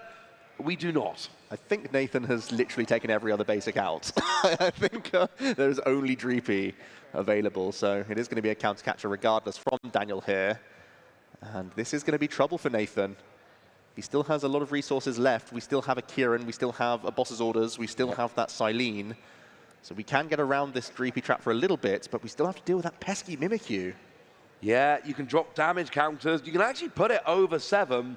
Yeah. Be a great time for a Lost Vacuum. Is it available in the deck? It got airied. It's already been airied. Or was it misfortuned? Either way, it is gone. You can Silene it back, though, don't forget. Yeah, and this is really annoying, but yeah. Because that Lost Vacuum, it was such a big hit at the beginning, because right now, if you had Lost Vacuum available, you can win the game. I think that's what Nathan's trying to work towards. Find an opportunity where this Mimikyu is so heavily damaged that you can vacuum away Luxurious Cape for game at this stage. You will be now putting it down with 9 damage counters on it. The Luxurious Cape gives it plenty of hit points left, of course. Nathan just down to 2 prizes. Did whiff on the Psychic as well, which is worth noting. Does Daniel know Nathan plays Silene? Because Daniel's probably pretty confident Nathan doesn't play more than 1 Lost Vacuum. Because why would you? Like, it's a great little tech, but more than 1 in a Dragapult list, it's too greedy. You've got 2 stage 2s. You need more stuff. But does he know about the Silene? If you know about the Silene, you have to go after the Mimikyu and, get it this turn. Or bench a Pokemon next turn. Here we go, but there's no targets for Erica's Invitation. You're trying to bench a basic from Nathan's hand and bring it active. Here comes more Isle, though, so you don't have to penny this. You do have to penny this turn, because that is well in range of a Dragapult. We are going to pass things over, though. It is over to Nathan once again. Still that quick search available. The top decks haven't been all that handy, but fortunately we can cherry pick a card here. Is it time to weave the Silene in and try and put... Ooh, looking at boss's orders once again. You can just go down to one prize card here, place another 6 counters onto this Mimikyu. It's not enough, unfortunately. You won't KO it yet. You would win the game with a Lost Vacuum here, because Mimikyu would go away, Moro comes into the active, Dragapult KOs. But you would need to hit a heads on Silene and then maybe evolve into Drakloak and draw it if you've got a Drakloak. That's why we're finding Drakloak. Yeah, we're Ultra Balling for Drakloak. I think you're on the same wavelength for us. Silene heads will win the game here. Will Is that it? right? We have to deal with the Morwell as well, of course. But you just attack it with Dragapult. We can't use multiple supporters, though. We can't Silene and boss's orders. But they would get KO'd and force the Morale into the active. If you lost Vacuum, Mimikyu gets KO'd. Yeah, but we can't Silene and boss. But you need to boss. Yes, to deal with the Morwell. But surely if you Silene and get the Lost Vacuum and KO the Mimikyu, the Morale gets forced into the active and then you can just attack it. Oh, that's actually true. That's what I was going for. That was my plan. That Lost sounds Vacuum, like a very good plan, actually. Yeah. Lost Vacuum KOs the Mimikyu, Morale gets forced into the active, Dragapult attacks for the game. Well, either way, Nathan's one prize card away. Daniel's going to use an Arven. And we're seeing a Bravery Charm plus accompanying Flute here. Has Nathan done enough to heavily damage this Mimikyu? The Safeguard is the only thing left. I don't think Daniel can afford, well, literally can't afford to put any additional Pokemon down here. We're going to see the top 5 cards once again from the... Oh, there was a Bidoof that could be trapped, perhaps. Has hit a Bidoof there. And that is not a very good Pokemon at all, so that's the one you're going to be trying to bring into the active here. Yep, and of course, the Counter Catcher, obviously in hand. We all know Daniel's holding Counter Catcher at pretty much all times at this stage. Yep, it's going to be the Bidoof brought up. But Nathan can deal with this. Just going to be a pass. I think Nathan is just getting over the line here. I think there's Psych Energy in hand. I think we can make the Silene play right now, Ross. Okay, yeah, there's Silene. We have the Recon Directive already in hand.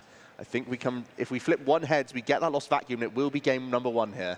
You just need one heads off Silene, put it on top of the deck. Drakloak will draw the Silene, draw the Lost Vacuum you got back from the Silene, take away the cape, and then the Mimikyu just instantly gets KO'd. It's a heads! There we go! It's a concession from Daniel. Nathan wins game 1. Yes, gets that Silene, gets the Lost Vacuum on top of the deck, takes away the cape from the Mimikyu. You don't even need to attack. When the Mimikyu loses the cape, it's got back to 70 HP. There's more than 7 damage counters on it. It gets instant KO'd, and we are going into a game 2. A very tense back and forth game, but it does look like Nathan has absolutely got the game plan worked out for this matchup. It was not an easy win by any stretch of the imagination, but what we saw there was very, very careful play, turn after turn. Not quick searching if you didn't need to, quick searching when you did need to, but it's little things like early in the game getting rid of those Pokemon. So we do see the early KO on that first Snorlax here, dropping the damage onto the Rotom. We see the Neo Upper Energy allowing Pidgeot to get the KO on that second Snorlax here. Yeah, I think the biggest issue really for Daniel was that he kept leaving that Mimikyu with another Pokemon. I get the fear factor of having that Mimikyu, but allowing it to be tickled by that Dragapult over a couple of turns allowed this Lost Vacuum play. I think the Silene might have been a surprise in that game, Ross. Yeah, I'm not sure you saw it coming. Like I say, if you knew about the Silene, you penny that Mimikyu and you make sure that it's the only thing in play with no damage on it. That's the crucial thing. You can't leave the Mimikyu on the bench. You want it to be the only Pokemon in the active the entire game, because that's where Dragapult is doing nothing. Yeah, and it really was, and a door was left open for Nathan there, and absolutely took advantage of it. Goes up 1-0, which is crucial in what is going to be a very long series, because here's the thing. Let's say Daniel wins game 2, well, game 3 probably isn't going to finish, and the tiebreaker is... prize cards. Yeah, Daniel plays literally 2 Fire Energy. It is not one of these control builds that takes prizes. We are off into game 2. That game 1 win was huge for Nathan, because you can lose game 2 and then just take a prize or 2 in game 3, and that will win the series. That's why that game 1 win was such a big deal. Nathan has led a Dreepy as well. That's a far better start than that Rotom, which he had to spend a few turns to move it out the way. Daniel has his own Rotom, though, so we'll be probably using Bravery Charm on that to give it a big buff of hit points and can instant charge and start filling up his hand a little bit more. which is always what you want to do. You draw cards, you get options. We saw in the first game, sometimes you want Aries, sometimes you want your Misfortune Sisters, your Accompanying Flute, your Tool Buffs, or indeed, just get Secret Box and search everything. I'm still so impressed by that inclusion from Daniel. He was able to utilize it multiple times in that game, and it was so critical at changing the board states, as Nathan has Arven of his own here. Can start looking towards, do we have access to rare candy plays and start initiating Dragapult pressure straight away here, Ross? That is an excellent question, Joe. I was actually going to ask you the same thing. I have not been able to get a good look at Nathan's hand yet in this game. He holds it close to his chest, literally right now. Yeah, a lot of time with a hand down on the board. Nathan doesn't have to show us his hand regularly. He can play however he likes, but it does make it slightly more awkward when we don't know what's in his hand. We are getting a rare... Oh, well, at least they're eyeing up a rare candy. We're thinking about rare candy, I know that much. Well, it's going to be Earthen Vessel instead. Perhaps we're lacking the pieces required. Defiance Band could be great fodder for the Earthen Vessel, if we're just looking for that. The Forest Stone is one of your other crucial tools, but you don't really want to put a V Pokemon down onto this board. No, you don't. So here we go. We do have... Catcher also pretty not helpful in this matchup for Nathan, at least. I feel confident that is never going to be live for the next 37 minutes plus 3 turns. But we do have the energy, and of course, energy became a story in game 1. Nathan doesn't have very much of it, and Daniel makes you play in such a way that you need every single energy. It really came down to it in that game 1. So having access to all of them early and attaching them where you need to can be a big thing. It gets more attacks off quickly. We do have an Ultra Ball here, so there was an opportunity to get the rare candy Dragapult here, but I think getting that Dracloak going up in that way, I mean, are you worried about a TM Devolution, or do you just want to draw a couple of cards on the way up here? I think we're just lacking Psychic Energy, so we had to Vessel for that, and we could just use a Dragon Headbutt instead, whilst still getting well on your way towards that Dragapult on the next turn. This 70 damage could still be relevant, as we know. Nathan quite happy to use these damage counters throughout the entire game. Yep, so here we go. We're going to get the Psychic Energy on there after a Recon Directive. Ooh, double rare candy, I think. It was double rare candy, which means one's on the bottom of your deck, one's in your hand. We know Daniel likes to turn 1 airy. It's not as important here. And Nathan could try going for just a lone Dragapult here, which would be awesome, but that's where it comes. Oh, it is a turn 1 airy.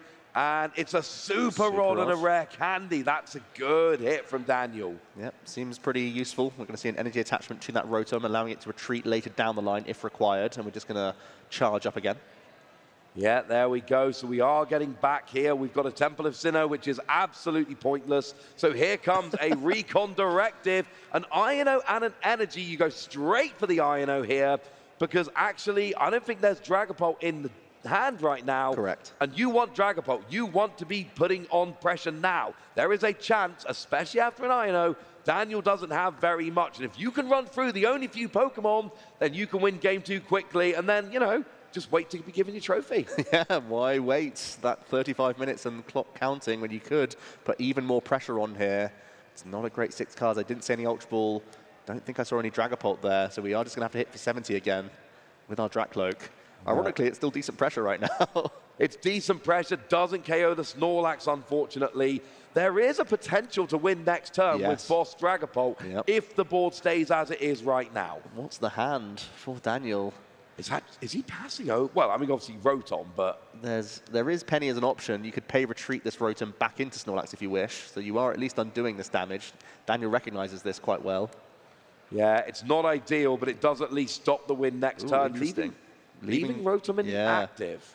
Yeah, I think this is just another good Pokemon that you could penny up, of course. We saw Daniel was quite proactive. Dragapult off the Recon Directive has to drop the Neo Upper Energy to the bottom of the deck, but you'll take that because right now what you want is attacking with Dragapult. You've got Boss's Orders in the hand as well. You could deal with the Snorlax and prep this Rotom. I'm 100% dealing with a Snorlax if I'm Nathan. We know that I always go for the most aggressive play. Nathan might have a better idea, and he does, but there was an option there. Either way, this is really nice, but could you... How does it work? I'm trying to do the maths here. Rotom has 240? Yeah, right now. So you can still win next turn. Yeah, can still win next turn. Okay, that's fine. We do have Secret Box, though. I think the plan was always for Daniel to penny up this Rotom regardless. Oh, absolutely. If you're going to leave that 2-prizer in the active with the tool, it's so you can survive a hit and then penny it the following turn. That had to be where you were going here. And that's what Secret Box can provide with that discard of 3, getting rid of Power Pad Eerie and Pokegear. Why risk missing Pokegear when you can guarantee this penny right now? If I'd have put Secret Box as my caster prediction this weekend, I feel like I would have gotten some flack for it, given what people thought about Secret Box coming into this tournament. But I'm telling you what, between what we saw from the Ancient Box yesterday and what we've on Friday as well, to be fair, and what we've seen from Daniel here in Snorlax, I think people are starting to take this card a lot more seriously. And here comes accompanying flute. It's Bidoof and a Pidgey. Yeah. Oh, wow. How about 3? That's a huge hit from the accompanying flute. You can put as many as you like into play. Wow, big flute there very early on in this game. Such a large deck for Nathan, and now there's great trapping opportunities throughout the entire game. Now, it is important to note, Nathan chose not to take a prize with Boss's orders last term. Might have been to slow the counter catcher down by a turn. Yeah. But I mentioned how Nathan it would be fun to go Lone Dragapult. We are miles away from Lone Dragapult right now, Joe. Yeah, a little bit different this time around, especially with that Bidoof. Not really great as an attacking Pokemon, just there for the barrel ability. But we're leaving this Rotom in the active and just drawing 3 more cards here, Ross. Not what you're looking for, because Rotom will be going down. The Snorlax won't be going down. Will Boss take out the Rotom as well? Yes, it will. So here, a clean Snorlax, yep. 3 prizes, 1 attack, and just a damaged Snorlax left on the board. And that will be it at that stage. So that's going to help quite a lot. And you actually do even have 2 extra damage counters to pop onto the Snorlax. Nathan really taking the initiative here. But do remember, we have those free Pokemon on the bench. Counter Catcher is now live. And I don't think I've seen Daniel whiff a Counter Catcher when he needs it yet. And the hand size is pretty large. We can Hisuian another Snorlax into the hand as well. We do have Artisan. Is there an opportunity for Daniel to go Lone Mimikyu here? The issue is time is against you. You're 1-0 down as the controlling archetype. In half an hour, we need to deplete all of Nathan's deck here. So that Lone Mimikyu strategy, which may have helped him win game 1, that didn't quite come together, isn't quite as effective this game. The thing is, even if you win game 2 as Daniel, there's then game 3 to worry about. I have seen, years ago, I saw a Durant deck win a 20-minute sudden death game by milling out their opponent without ever giving up a prize. That's incredible. I know, right? That's the kind of thing Daniel would have to do here, basically block without ever giving up a prize. So you don't really just need to win game 2. You need to win game 2 quickly, because you are massively the underdog if we go to a game 3 here. Well, it all starts with this. We can Arven for Counter Catcher, trapping Bidoof with the block ability from our Snorlax. That's going to be pretty important to slow down the pressure from Nathan at the very least, who was just 3 prize cards away from being the 2-0 victor here. Yeah, that Bidoof in the active is a little bit of a pain. You do have access to Kieran, and we have a Professor Turo in there as well, and we've got Silene to reuse. But yeah, at this stage, you might as well just fill your bench, because... Here we go, Churro in hand for Nathan. We can continue the onslaught of Dragon Dives here. Phantom Dives, I should say. Oh, Boss would have been great. I know you can't Boss and Turo. Oh, Iono's good. So now we are putting Daniel in a very awkward situation. It also means Mimikyu's basically the last Pokemon available. Like, you've got Mimikyu. You can't bench a second Snorlax really here, so you kind of have to Mimikyu. Well, we are rodding some Snorlax back into the deck, so Daniel might be able to Artisan these back into play if he so wishes. Yeah, one's immediately coming back down. Yeah, when I say you can't bench a second Snorlax, what I mean is you can't bench a second Snorlax without an exit plan, without a way to penny them up, etc. Well, it's going to be continue with the counter catch plan. Try and bring up one of these Pidgey, perhaps. Yep. Yep, one coming into the active now. Do we have to Bravery Charm just in case there's a Pidgeot rare candy play? We saw that Nathan was happy to use Blustery Wind in the first game. And Blustery Wind's a decent attack, so why not? I mean, you need to try and get that little bit of protection. When your opponent's only got 2 prizes remaining and is already up 1 game to 0, you have to play a little more cautiously than you otherwise might. You have to be preparing for the worst case scenario, because your room for error is gone. There's no more margin. Here comes a Misfortune Sisters for Daniel. Trying to see what we can get from the top. You look at the top 5 cards of the deck and get rid of as many item cards as you like. What have we hit? Anything? I think there's just Ball Search here that Daniel has seen.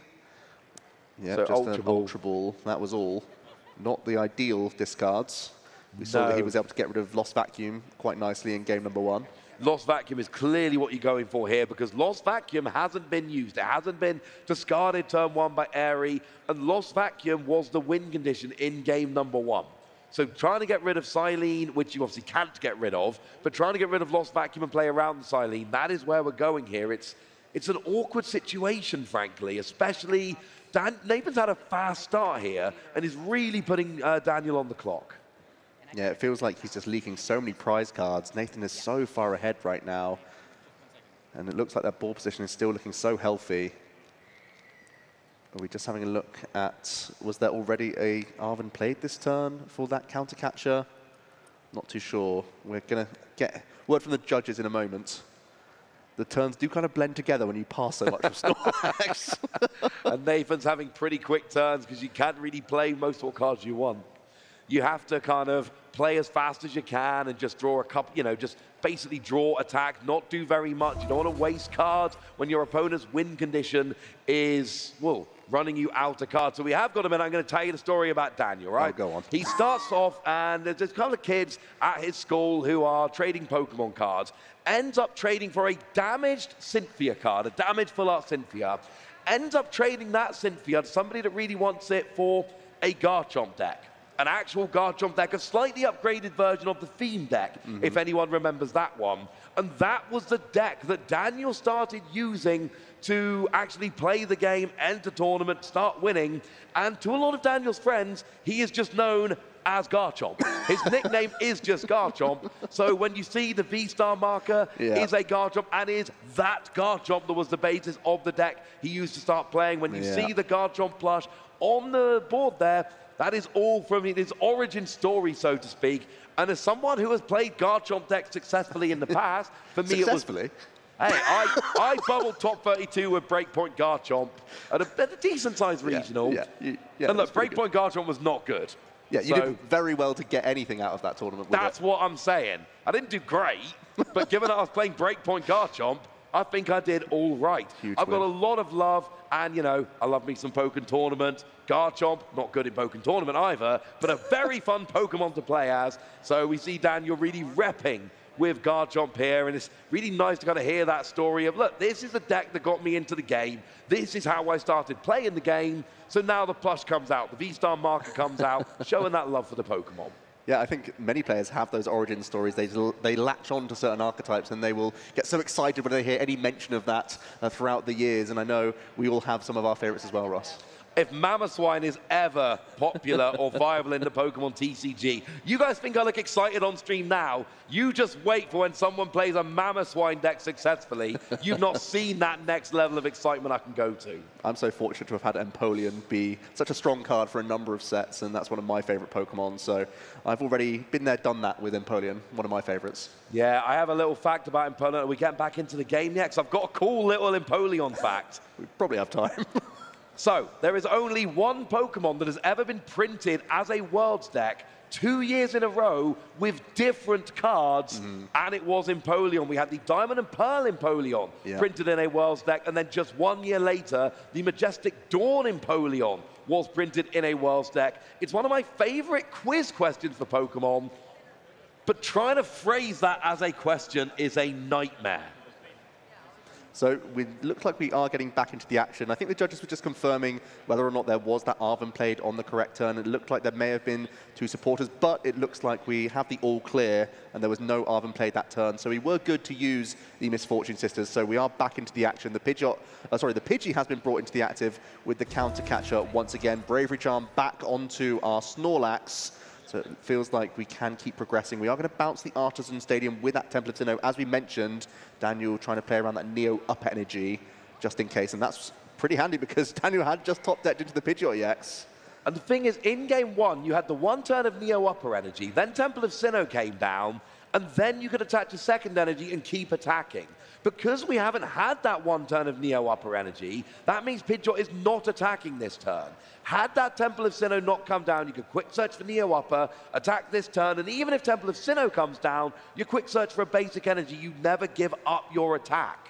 That's not an option now with Temple of Sinnoh down. I think it was a Neo upper still searched with the Pidgeot EX. It looked like Possibly you attach fire this turn and then just hold Neo upper for the following turn. You don't really want to Lost Vacuum away the Temple of Sinnoh, because you know you can get rid of that with Blustery Wind anyway, and we want to deal with these hit point buff tools regardless. Yeah, Lost Vacuum is a card I am keeping and hoping it never gets hit with an Airy. Oh, it was never a gets Kieran hit to the hand, I think. Yeah, that Kieran could be quite nice because that allows you to keep attacking with the Dragapult. We do have Recon directed with Drakloak. You hit a Rare Candy and a Nest Ball here. Yeah, not too handy, neither of them that great, but you can move this Pidgeot and continue the pressure with your Dragapult EX here. There we go, the Kieran supporter, new from Twilight Masquerade. It's such a versatile card, has a switching effect or the potential to deal an additional 30 damage. In this case, Nathan, of course, going to move his Pidgeot to the bench and pressurize Snorlax, going down to just one prize card remaining. Yeah, Nathan just needs one more KO. You got 27 minutes to do it, but again, if we go to a game 3, Nathan will be heavily, heavily favored, depending on how much time is left in the game when we get to that point. So Pokegear. Yeah, we're boss's orders straight into the Pidgey. Daniel really on his last legs here, hoping that block can keep him in the game right now. This ability is the only thing stopping Nathan from taking that final prize card, Ross. Yeah, and we've played the Turo now, and we've played the... Kieran. We just played the Kieran, but we haven't played Silene. Yep, this is looking really crucial here. The way Nathan has built his list might just have enough fuel to get over the line. I'm expecting a quick search for Silene here, I'm going to be honest with you. Unless we can hit it from a Recon directive, we can't, it's a Rotom. So now we need to go, and actually now you've got terrible Pokemon to be dragged into the active. It's not the end of the world to bench a Rotom and just be like, look, you've got something to drag up anyway. Might as well get some use out of my Rotom if I'm not attacking. Nathan just really taking that moment. Looks like an Arven is going to be the selection for supporter for the turn here, before quick search as well. Can we weave anything together? Going to grab an Ultra Ball. Is it also possibly Forest Hill Stone that you just place in hand? Oh no, we're just discarding more Pokemon, so these can't be trapped later down the line from Daniel via Flute. Yeah, don't mind this at all. It's awkward. There is a world in which you can actually get 2 Pidgeot, 2 Dragapult out, and then you do have all decent Pokemon out there, so there's not a great trap target. I'm not sure you quite have the energy for it, but here comes the Rare Candy Pidgeot anyway, and you don't get a second quick search, but you get a quick search. Yeah, and it's Neo Upper coming into the hand, is it? Perhaps just basic energy? No, it is going to be the Neo Upper for Nathan. The only fear of attaching Neo Upper this turn is that Daniel does play Giacomo, so it could just be instantly removed. So I still like attaching a basic energy this turn. Agreed. And I think there is a fire in hand. There is indeed. So you can attach the fire and then, you know, get rolling next turn, but choose not to. You can hold on and vacuum next turn. You can quick search vacuum for the Temple of Sinnoh. And that would actually work. That would win the game. Because you get rid of the Sinnoh, attach the Neo Upper, KO the Snorlax, and oh, look, that's 6 prizes. Guess I'm the North American International Champion. Daniel's going to use Arven, grabbing the Defiance Vest as well as Nest Ball here. Defiance Vest does change the math a little bit. Stops the Blustery Wind at least getting the KO.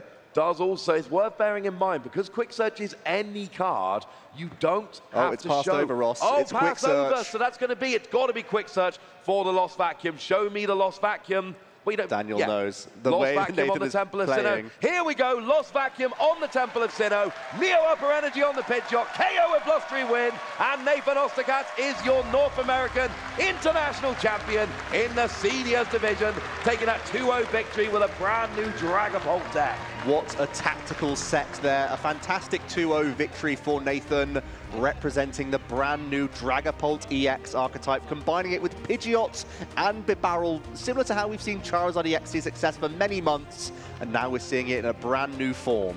And let's not forget, that is the 3rd Internationals victory for Nathan Osterkatz, who won North American and European International Championships back in 2022. The good news for the Masters among you, a couple more years in Seniors yet, but if you are in the Seniors division, I mean, imagine winning 2 internationals, taking 1 year off, and then going straight back to winning internationals. A player to watch for sure in the Seniors division.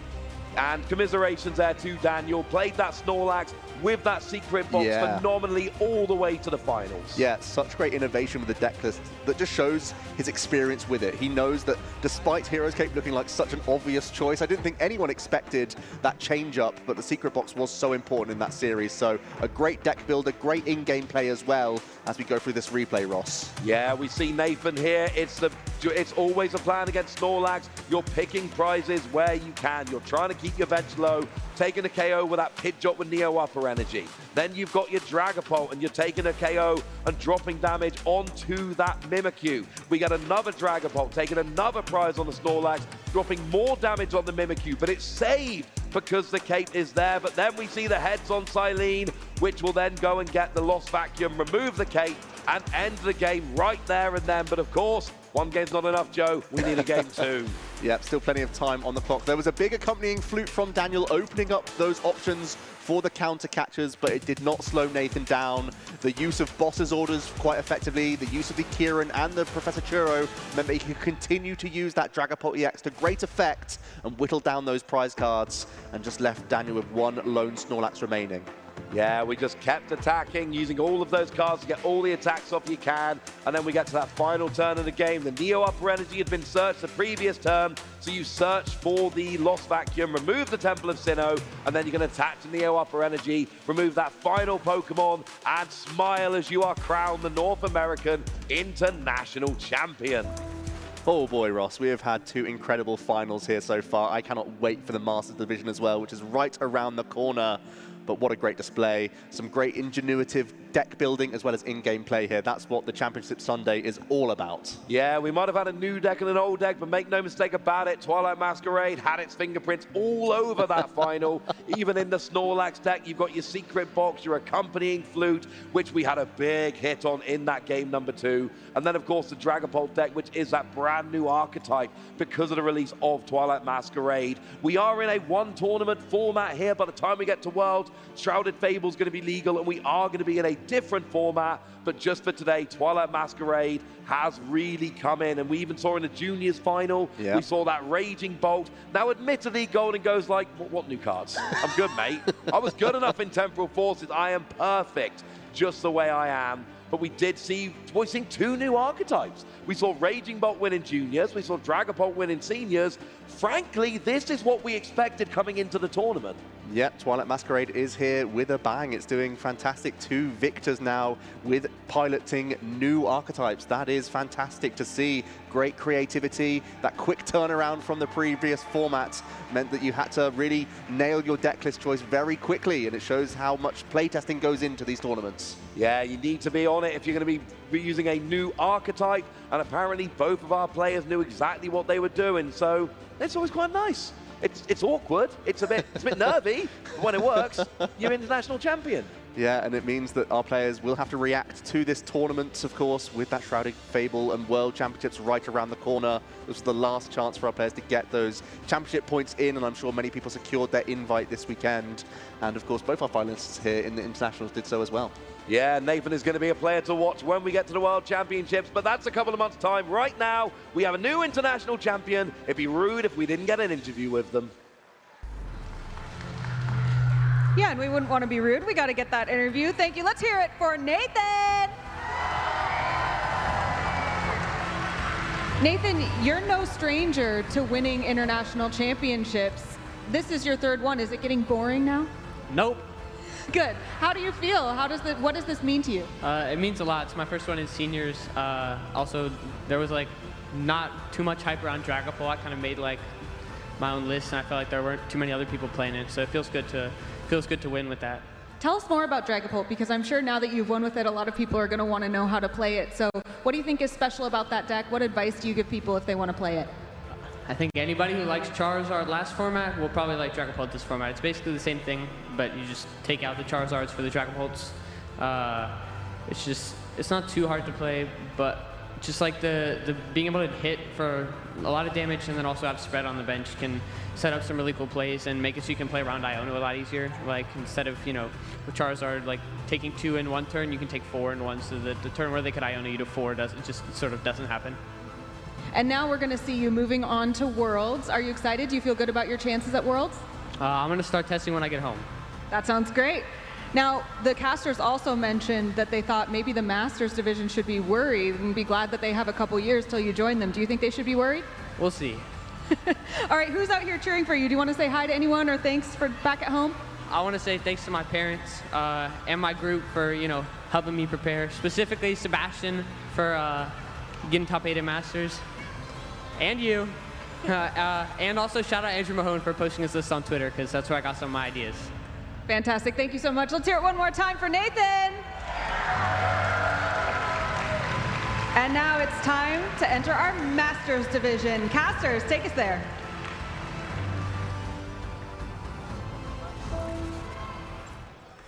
Thank you so much, Anna, for that incredible interview with our champion in the seniors division, Nathan. We've wrapped up now our juniors and our seniors, Pablo, but we have one match left. Twilight Masquerade has brought so much to us, but everybody else is taking their masks off. They're going home, except for 2 more competitors, and we are going to be getting into that very soon. Of course, I'm Shelby Boo here with Pablo Meza, and we will be your casters for this match. Pablo, are you excited? I am very excited, Boo. I love how Twilight Masquerade has shaken things up. It gave us this beautiful Dragapult DX that just won in seniors. Yes. It brought Raging Bolt DX to a whole new level with Teal Mask Ogre Pony X, and now we have a duel between 2 other cards in both of the Masters players' decks, and I'm very excited how this dynamic will change and how Twilight Masquerade has really shaken things up so much in the metagame. Oh, exactly, and you got to think that, the pressure is on for our players throughout this entire event. This is our largest international championship that we've ever had, and we've only had 5 of our NAICs. 5 NAICs, 3 of them have gone to Europeans, and 2 of them to North America. So it's kind of an interesting dynamic here coming up in our Masters division, because if we have another European player win, then they will take the lead as far as the championship titles for our North American International Championships. But if Andrew Hedrick is able to take things down in this match coming up, then we will be tied for our NAIC titles. So that's kind of a little bit of extra lore there that we're about to get into. Yeah, and funnily enough, out of those 3 titles, 2 of them are Stefan, right, who is also in the final, trying to get his 3rd NAIC title. Seems like he just loves North America.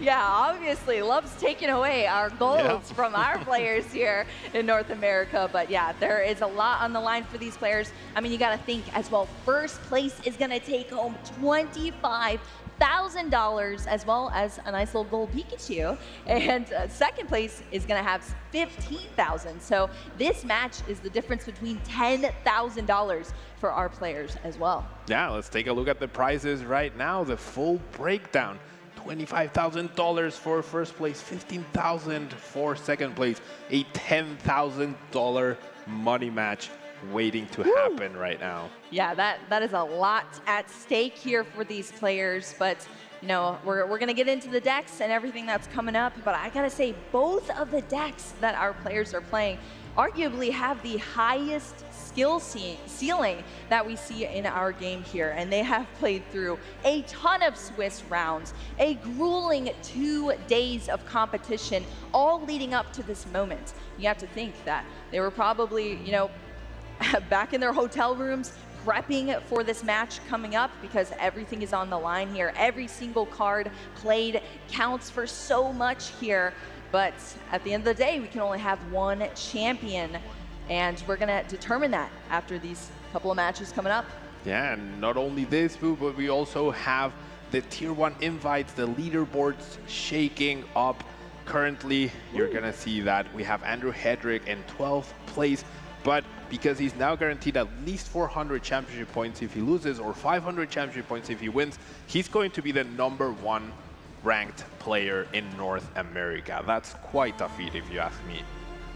Yeah, that is incredible to see. So many fantastic names on this graphic right here that you see. A lot of them were competitors this weekend at NAIC, but only one remains from this list, Andrew Hedrick, hoping to take home everything here. Of course, we can't really mention our NA without also mentioning EU as well, our players that we have here. This time it's going to be our top 22.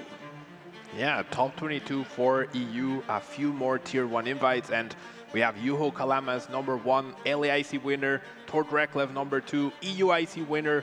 Can Stefan make it 3-4-3 for EU in the international championships? That would be quite a feat. And then once again, Stefan gonna get that nice, at least 400 championship points boost, placing him, funnily enough, in 3rd place. So that's, I don't know, EU has been very dominant this season, and all the players in this graphic actually had very good standout performances at regionals as well. Yeah, I mean, I recognize so many of these names. Some of them we even saw on our stream this weekend as well. I mean, let's talk about a Tier 1 invite. What does that get you, Pablo? So a Tier 1 invite gets you a travel award to the World Championships in Honolulu, Hawaii.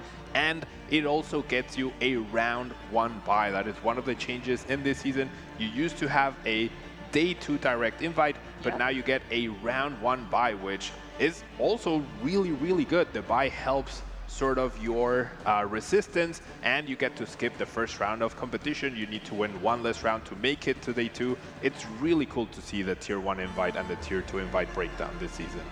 Yeah, it is awesome to see here, especially because this is the culmination of our entire season. So these names that we see up here have been working hard for this entire season, but this is how everything is wrapping up. This is our last major competition here before we head into our World Championships. So these names up here have already sort of locked themselves in the history books for our EU region as well. But let's take a look at our brackets that we have from our Masters division. We've seen our Juniors division, we've seen our Seniors division. This is our Masters division top 8. And I gotta say, I think it took everybody for a whirlwind, the amount of Gardevoir that we saw in there. 6 Gardevoir EX decks making it into our Masters top 8, as well as just alone 2 Lost Box decks. Yeah, 2 Lost Box decks that Stefan has already defeated Andrew Gantner, right? One of those Lost Boxes decks. Now he's up against the other one, Andrew Hedrick. So I think we have an interesting dynamic here. Andrew has already defeated 2 Gardevoir EX decks, probably feeling very confident going into that matchup. And then Stefan having already defeated the 60-card deck list that Andrew played, and Andrew Hedrick will be playing in the finals. So I think both players have good reason to be confident in this matchup. But there we have like the final boss of Gardevoir versus the final boss of Lost Box here. Yeah, I mean, we've been talking about so much. These decks are so difficult to play.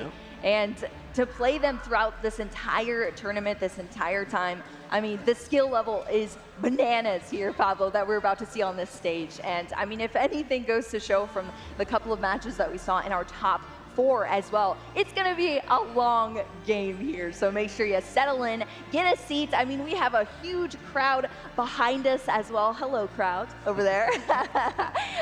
And y'all have been amazing with cheering and hyping up and everything, but we have to keep that energy going into the Masters Finals, because this is as exciting as it gets. Our largest tournament, our last tournament before the World Championships, a brand new format where these players have innovated these brand new decks as well, slotted in these cards that were untested besides some online tournaments and then in Japan as well. But they're playing in an entirely different format than us as far as their format of the way their events work too.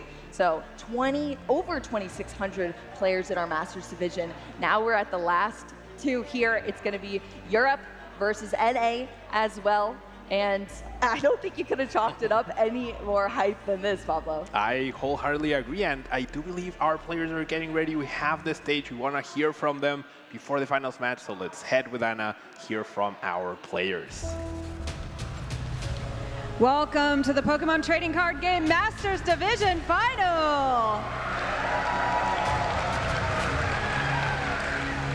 The players are ready, and we are ready to greet them. Let's hear it now for Stefan Ivanov and Andrew Hedrick.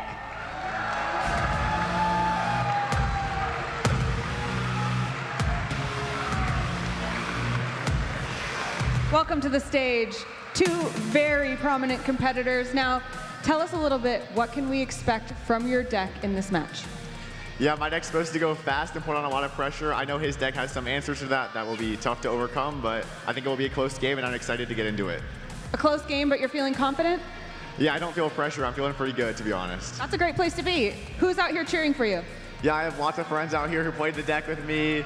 A lot of them over there. There's a lot of people in the crowd who played the deck at the tournament, or my friends that I test with and practice with, and all of them are here to support me.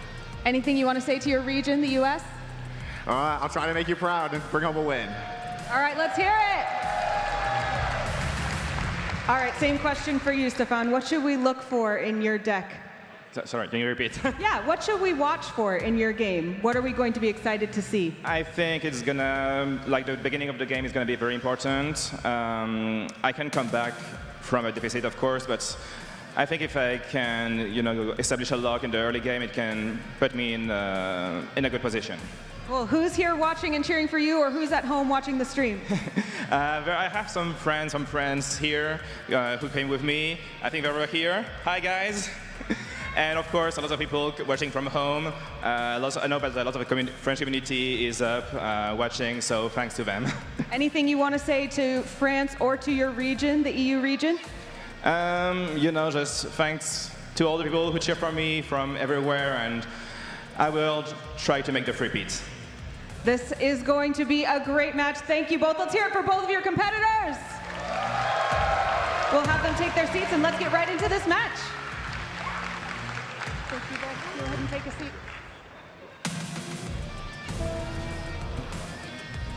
Thank you, Anna.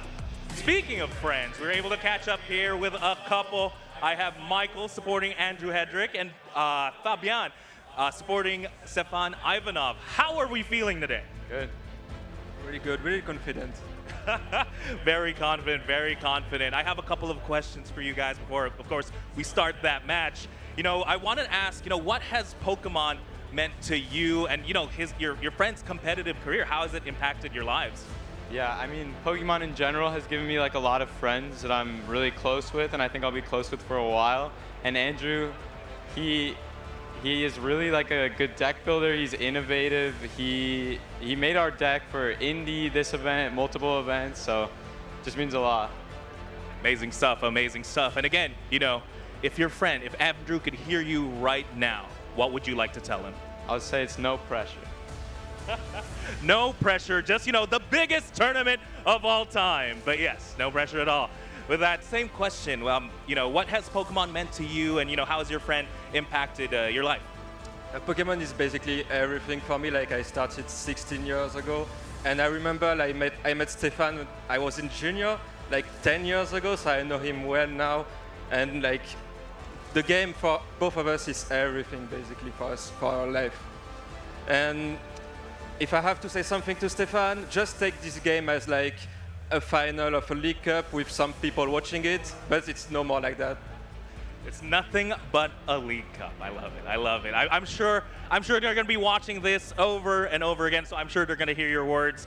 With that, ladies and gentlemen, this is it. After 3 amazing days of Pokemon, thousands of players, thousands of games played, let's make some noise for the North American International Championships Masters Finals!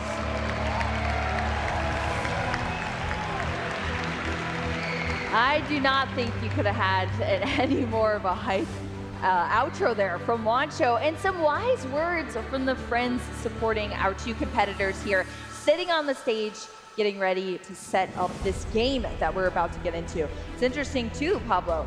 Andrew Hedrick has really only been playing in person since 2022. And not only that, but was a 2-time regional champion in the 2023 season, as well as taking down a regional champion this season in 2024, recently in Indianapolis. Yeah, we have basically very contrasting players. Stefan, a longtime player.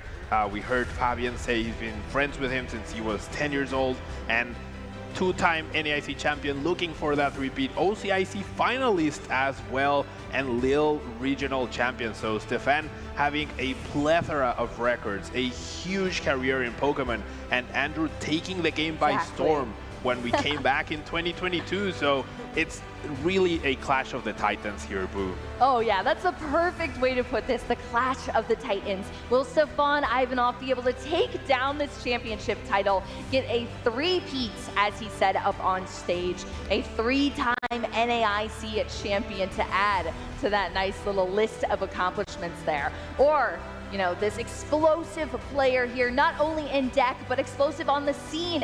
Andrew Hedrick be able to take this championship title, bring home that gold Pikachu with a long list of accomplishments, even being somewhat new to the game. Yeah, very young player, very young to the game as well, as you mentioned. And I think this is Andrew's biggest accomplishment to date. Winning regionals, of course, has a lot of prestige added to it, but you cannot compare that to the crowd that we have today. The stakes, everything to play for at NAIC. It's also the last tournament of the season before the World Championships, so much at stake, the highest point of his career. Can he get that title?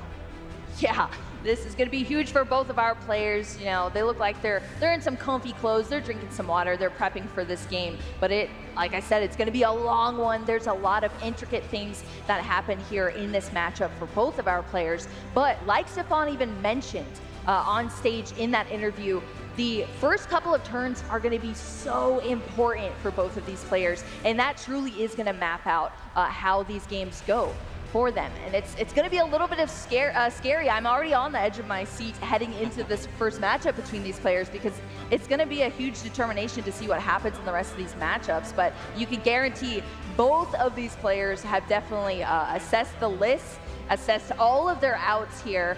Andrew Hedrick already saying, I feel confident heading into this matchup. His friend saying that, you know, he's an innovative player, he's a focused player. He's known in our NA region for going 9-0 too many times to count at this point, back-to-back regional championships, but this is his highest accomplishment yet, being a finalist here at NAIC of 2024. Will he be able to make that last step and take things down to become the champion? Or will Stefan Ivanov stay in his way and become a 3-time NAIC champion, holding a record that I don't think anyone is going to be able to catch up to anytime soon? Yeah, I mean, we know Tord Reklev has 5 international titles. They come from a variety of regions. However, Stefan would be the first time ever 3-peater from a single region, which is really amazing. And I love what Fabian mentioned earlier. There's so much at stake, right, for both players. Literally every single light in the room is on them. However, when you come down to it, you're playing against a person, they're playing with the same cards as you are, right? So no matter where you're playing at, this could be the final of a League Cup or a League Challenger or the final of NAIC. Nice. What matters is these cards drawn, these starting hand. That's what's going to determine the success that either player has today. Yeah, the skill level here is off the charts. I'm sure both of these players are going to be treating it as if, you know, yeah, we're sitting on a giant international stage here. My face is up right next to me on this ginormous screen, but I have to focus on my game, focus up to what my strategies are, and make sure all of this works out for me to be able to hopefully win this and take that championship title. Not to mention, there's also just a casual $10,000 on the line here as well. Let's take a look at these prize cards. You can hear the crowd already because these prize cards, what do you think about those, Pablo? Yeah, 3 Psychic Energies prize. That's not good news for Stefan. Radiant Greninja as well, a key card early on. And Chorus Experiment prize for Andrew. Palpad as well, very key card to help protect against the disruption that Stefan will be trying to do with Iono and the Boss's Orders, and even the Iron Thorns, which I think we can talk about it now, Boo. There's a few Twilight Masquerade cards that are very important that Iron Thorns can shut down Psychic Embrace if Andrew finds himself in a pickle and not able to use Iron Hand CX effectively in the early game. Stefan has the help of Monkey Dury and also has Flutter Mane and Klefki in his deck to slow down those flower selecting. So key cards being prized, those energies will definitely hurt Stefan, especially because they're at the very top of the prize cards as well. Yeah, usually our players draw their prize cards from the bottom up. So unless we see something that mixes them up, that's usually how it goes here. So that could be challenging going into this game for Stefan here, but we'll have to see how this works out. Definitely, as you said, Pablo, a lot of different ability Pokemon that we're going to see come into play in this matchup potentially as well. We have the fist bump. We're underway here in our Masters finals here at the North America International Championship. And we're going to get started here on Stefan's side. We saw the dice roll. It was a heads. And Stefan's going to be going first for us here, starting us off with that nest ball. Cresselia is going to be the active Pokemon to start us off as well. Yep. Stefan gonna be very thorough with his price checking just to make sure he knows what resources he can use throughout the game and what resources he cannot plan around. And I'm sure he's gonna be eyeing up that Fluttermane or the Klefki especially as something to retreat into. Yeah, or both. Yes. Ideally, you want both potentially, but especially that Klefki. That Klefki shuts down Flower Select, shuts down Iron Bundle as well, and also shuts down Radiant Greninja. So can Andrew overcome that Klefki lock? That could be troublesome, and Stefan could choose to establish that even before a single Ralts. Yeah, we'll have to see what the strategy is here for Stefan. Andrew Hedrick, as he said here, playing this Turbo Lost Box build. So it is built to go fast here. Stack up all of these cards into the Lost Zone and be able to Mirage Gate those energies out of your deck, choose who you want to attack with. And we are talking behind the scenes, Pablo, as we go through this deck search here for Stefan about how it really is heavily reliant on this Iron Hands EX for Andrew Hedrick in this matchup. We saw Andrew play yesterday as well. I mean, Andrew Hedrick's had to go through so many Gardevoir at this point throughout this tournament. So let's talk a little bit about his strategy going into this matchup and what we're going to be seeing from the right side of our field. Yeah, I mean, we saw Andrew use that Iron Hands very effectively, attack 3 times, and that was pretty much it in the semifinals. So it's all about Iron Hands. Can Andrew get that powered up as quickly as possible? Can Stefan deal with it as quickly as possible? And I think I love this Klefki from Stefan because that will definitely slow down Andrew's whole deck. Now, I did see Stefan do quite a few takes on his deck because I think he was double checking those energies. He's not going to be happy seeing 3 of his 7 energies being prized. Yeah, exactly. That's something you can't really miss because you do definitely keep track of those energies. So Stefan is going to take a second, take some notes here. Make sure to notate that because our players do have to keep track of every single resource. So making sure to keep track of that on the side here. Keep track of what's in the deck and what is at stake. But yeah, as you said, Pablo, Klefki is now in the active position here, which means Mischievous Lock is definitely extra mischievous today because that is exactly what you want to see if you're Stefan. Locking down basic Pokemon abilities from Andrew Hedrick's side. And Andrew Hedrick does have this Turbo Lost Box build, but it's not as turbo if you're not able to get those cards out and into the Lost Zone. We're starting off from Andrew Hedrick's side of the field as well with a nest ball here. So looking through the deck, writing down these prize cards, this is often what you're going to see from these top level players because every single resource matters and Andrew Hedrick is going to take note of all of those. Yeah, and I don't think Andrew is going to be very happy seeing the boss's orders is prized. Andrew has very few ways to get this Klefki out of the active spot. It's Prime Catcher and boss's orders. One of those resources is no longer there. No, Iron Bundle doesn't work because it's a basic Pokemon, and Klefki, unlike Fluttermane, shuts down abilities no matter whether it's in the active or on the bench. So that's going to be really, really difficult for Andrew to overcome. And we saw how Stefan, even though he's playing a Gardevoir deck, he prioritized that Klefki. He knows that's how he brings Andrew to his pace. Yeah, he gets to control the tempo. He will be able to slow things down until he sets up. And that's when we're going to see him start taking prizes. Now, that will allow Andrew to build up the Lost Zone, but turns out a Turbo Lost Zone deck is not as turbo as you would like it to be if you don't have cards in your Lost Zone. Yeah, if you miss those first couple of turns, it is really rough, but exactly as you said. The Fluttermane is a little different. This Klefki is a lot more fierce than that Fluttermane's ability as well in this matchup. And we were talking about it yesterday. I was saying, you know, we didn't really see the Klefki that much, but it wasn't applicable in the matchups that we watched Stefan go through. But this time around, it totally is, and that's why you see it valued so heavily here. Andrew Hedrick is going to get this Iron Hands EX out onto the field as of now. Did you take a look at the hand at all, Pablo, what we're working with for the rest of this turn? Yeah, I don't think it's too great. I couldn't see a Colruy's Experiment there because, like, of course, you can build the Lost Zone, but that's only if you have the right cards, right? Those Lost Vacuums, those Colruy's Experiment. We did see one Colruy's was prized as well. And just because you're playing Lost Box decks doesn't mean you automatically start your Colruy's every single time, right? So, and now you can't dig for it because Comfey doesn't work at this moment. So we might see Andrew manually power up this Iron Hands one turn at a time. Has the Greninja as well, has their own bundle, but none of those abilities work at this point in time. That's why Klefki is so much better than Fluttermane against Lost Zone, as we see the pass from Andrew. Yeah, we were calling Iron Bundle the bundle of joy yesterday because it brought so much utility to Andrew Hedrick, being able to gust up another Pokemon. Of course, you don't get to choose, but that's it. It's just going to be a pass here from Stefan back over to Andrew Hedrick's side. Wow. Now, an energy attachment, a pass back over here. What are we working with? Okay, so with nothing, generally neither player has anything good. Stefan did just top deck an Iono, so we'll be able to get a fresh hand, but this will also give Andrew a fresh hand. So this is like the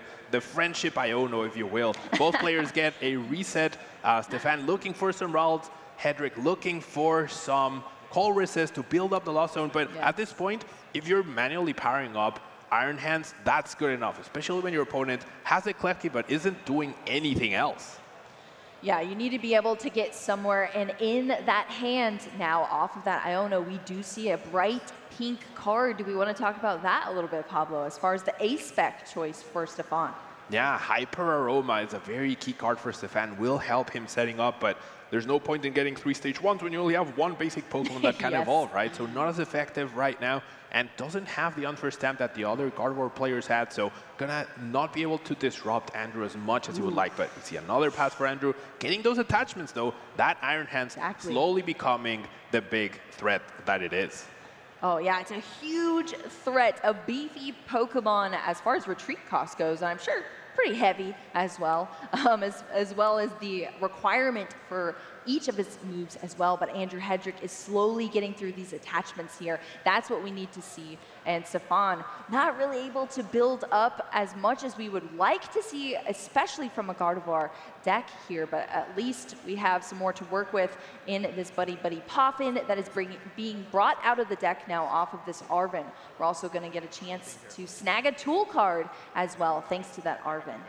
Yeah, now that Klefki is generally Stefan's MVP at this point. If it wasn't for Klefki, Stefan would have been in a lot of trouble, but he's been able to completely shut down Andrew's whole strategy, and now he's been able to find one Ralt, he'll be able to puff in for a couple others, so Stefan slowly but surely building up his field, and if he's able to immediately deal with that Iron Hands, at this point potentially could deal with it before it even becomes a threat, which would be ideal, but Stefan faces another issue, the fact that 3 of his 7 Psychic Energies are prized. He only has 4 to work with and might need to rely a lot on Monkey Dury, but his energy management needs to be perfect. Yeah, we saw so much in our Gardevoir EX matchups yesterday, how pivotal these energies are to your strategy. You're stacking up the Psychic Energy into your discard pile to be able to Psychic Embrace them out with that Gardevoir EX ability onto your board state, manipulate damage counters, get these attacks off on your small, low HP Pokemon that hit for a ton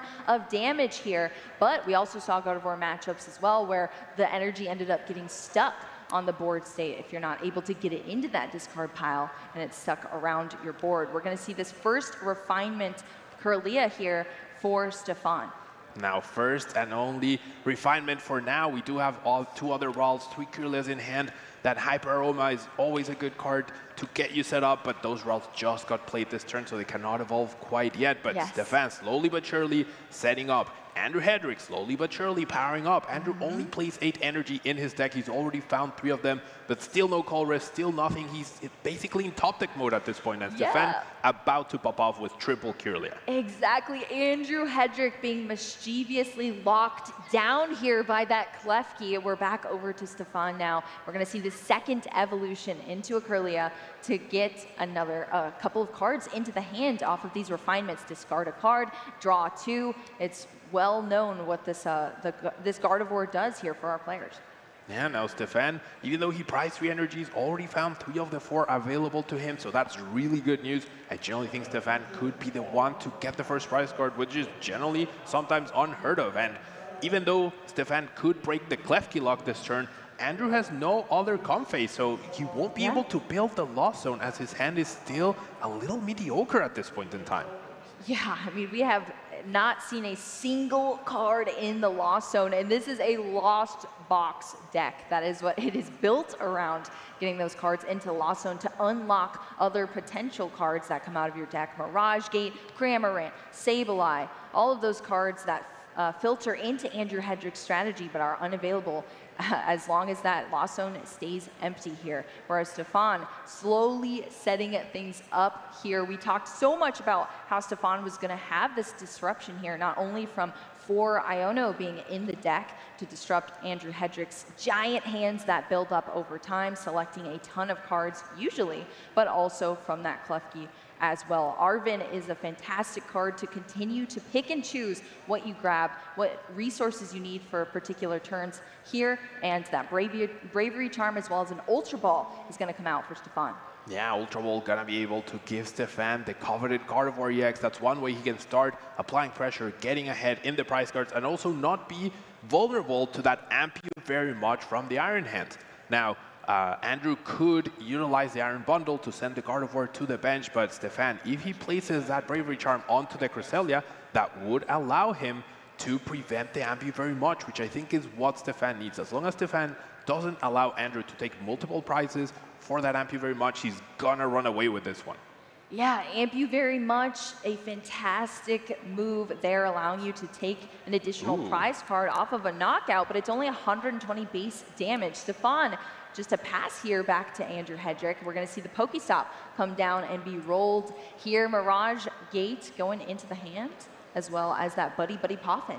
Yeah, so now we might be able to see more Comphase, but Stefan playing it very slow.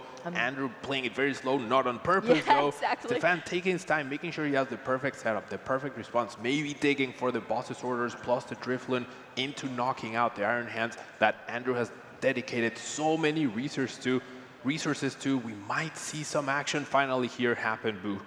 Yeah, we could see some action indeed. The strategy is definitely playing out here for Stefan as we see these refinements, getting this hand stacked up. I mean, there's so many cards in this hand right now, Pablo. So many cards for Stefan to play with. This is how Gardevoir EX works. You stack a ton of cards in your hand so that you have whatever strategy you want to work out for your turn. Gardevoir EX can come out eventually, power up these attackers for you, but Stefan is taking it nice and slow here to make sure that these final couple of turns can be taken, and all of these prize cards are going to go to Stefan before Andrew Hedrick is even able to get any cards in the Lost Zone.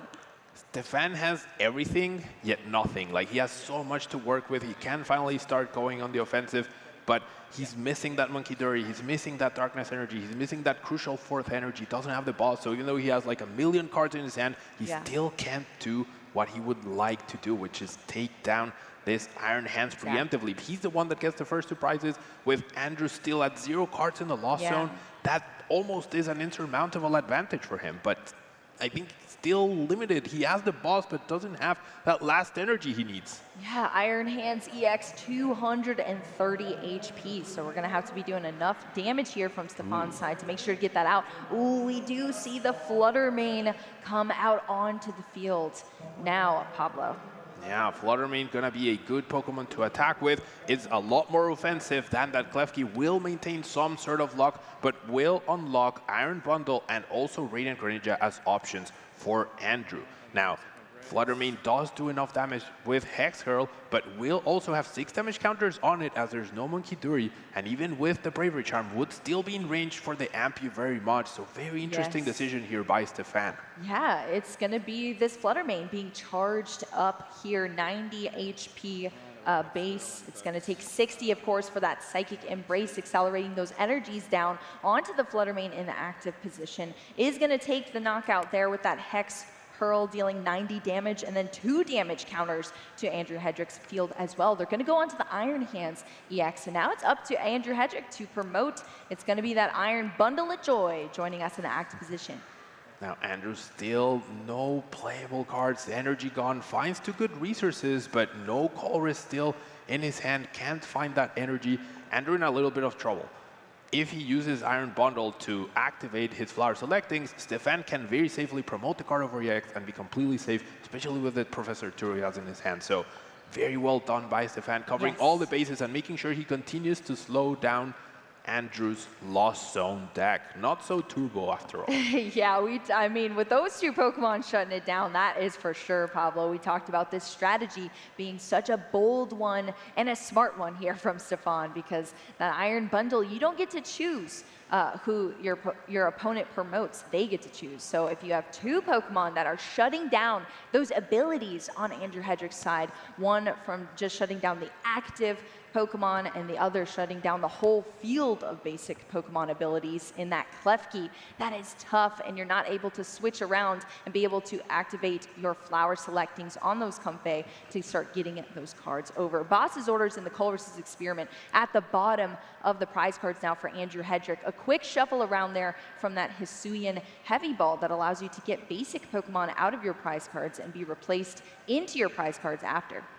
Now Stefan finally able to find that Earthen Vessel, get that fourth Psychic Energy that he's been missing so much. Now 3 energies are essentially stuck in the active. He can't retreat paying more than 1 on that Flutter Mane. So as we mentioned at the beginning, the energy management for Stefan until he unlocks those energies has to be perfect.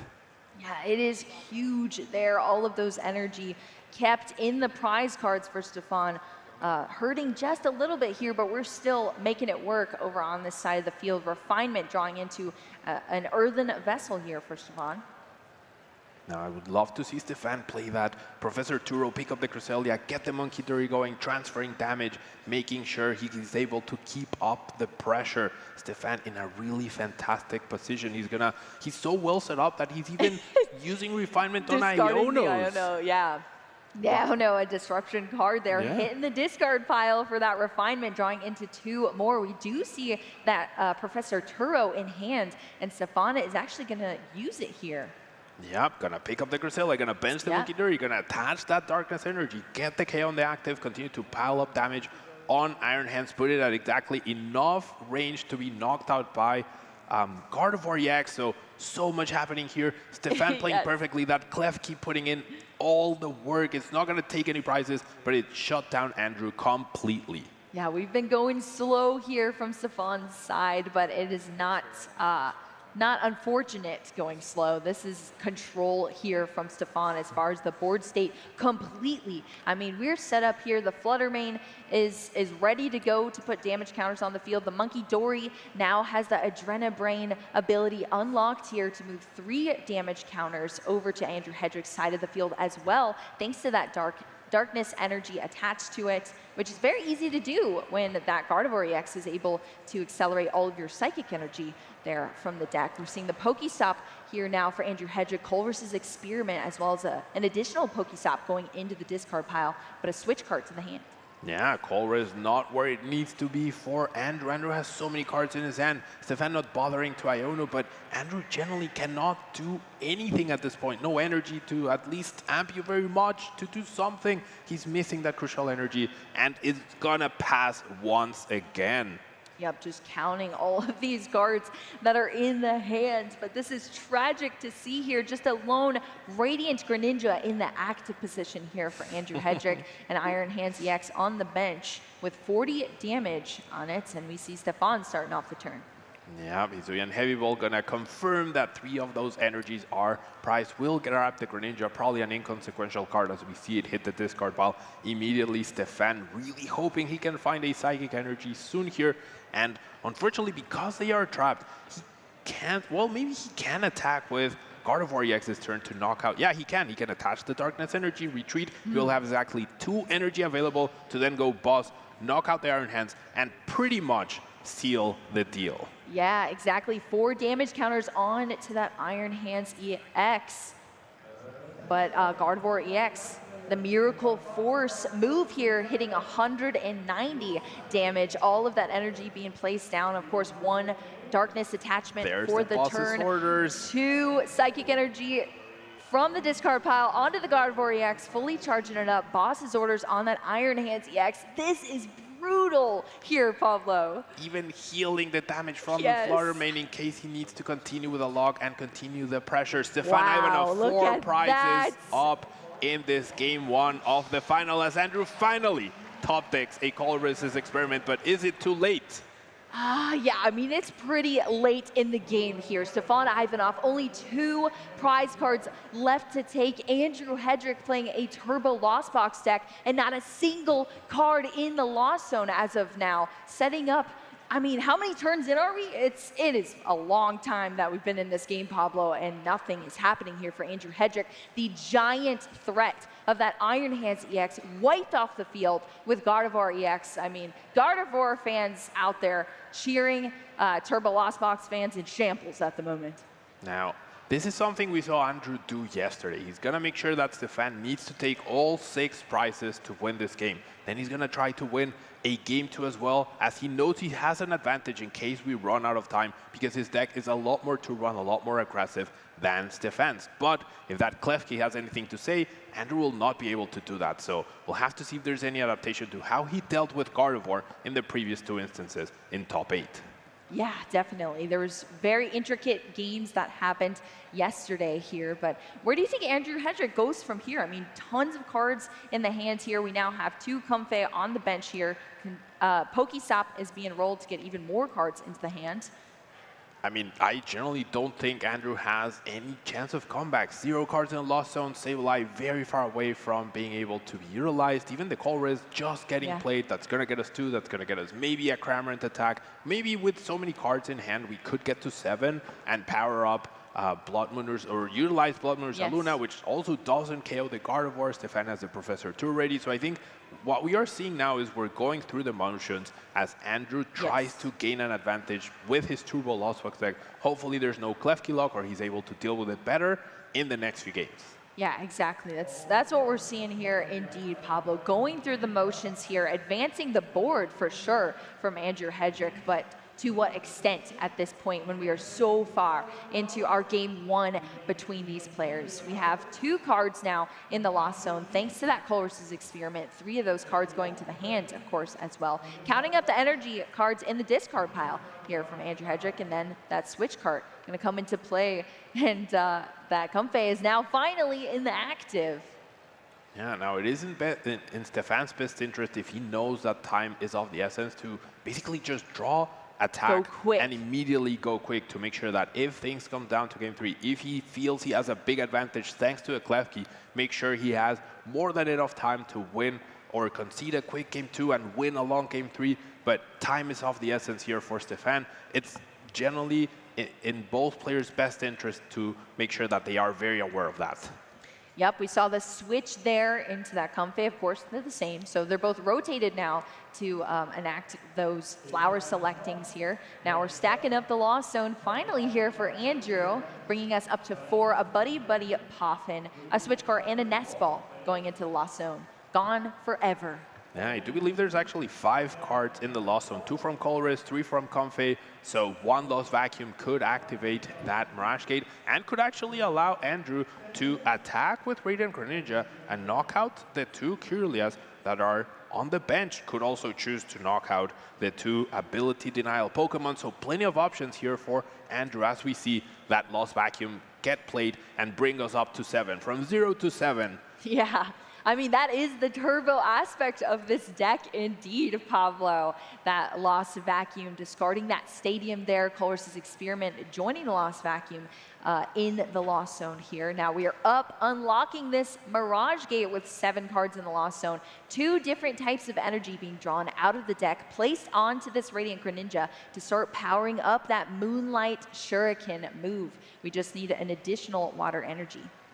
Now, Stefan did focus so much on denying that there's no mana feed to protect his bench. Maybe he left himself a little bit exposed, but because Andrew had to play a Colress experiment here, I think Stefan still has like a million cards in his hand, so he's going to be able to recover those routes, going to be able to set them up again, even bench the mana feed if he wants to protect them further. And this would be great for Andrew if the prize count was not 6-2. Yes, exactly. Yeah, just about a million cards there to work with indeed, yeah, more or less. Pablo. It's a quick more estimate. Or less. Of course, of course. Well, we see that final switch here for the turn. That Moonlight Shuriken is going to be utilized on this Radiant Greninja, wiping off these Pokemon from the field for Stefan. We're going to see the first 2 prize cards going down from Andrew Hedrick. Yeah, very nicely done by Andrew, making sure he gets the most out of that 1 turn he had with abilities finally available to him. All those comfies coming in clutch, the call restop, coming in clutch. And now we have to see, we have to make sure, as the fan, how do you secure this game, right? You do know that there's probably no Pokemon that can KO your Gardevoir, and the only Pokemon that Gardevoir can't KO is the Iron Thorns, the Iron Hands, or the Blood Moon Ursaluna. So as long as you have a plan against those, you should be fine. You should be able to take your last 2 prize cards against any of these low HP Pokemon that Andrew has. Exactly. Only 2 prize cards left to take, and all of those Pokemon are ripe for the picking here from Stefan's side of the field. We talked about this so much yesterday, Pablo, that when you're in a state like this, you're leading so heavily in a game, you still have to make sure you keep composed and you play out all of the options you have to line things up for future turns that can potentially happen. You want to make sure you're planning for really the worst case scenario. That way, if it does happen, you're well prepared and you can secure a win in one of these games. All right, now Stefan will need to make sure that he's also protected against a potential Roxanne, right? That's the only card that Andrew can utilize to disrupt, and with no backup Kirlias, that could leave him in a vulnerable situation. So this is a turn where all those cards that you have accumulated in your hand, you bring them down from 1 million to sort of like 4 or 5, just to make sure that if they're getting put back into a deck, you're not going to be punished for it.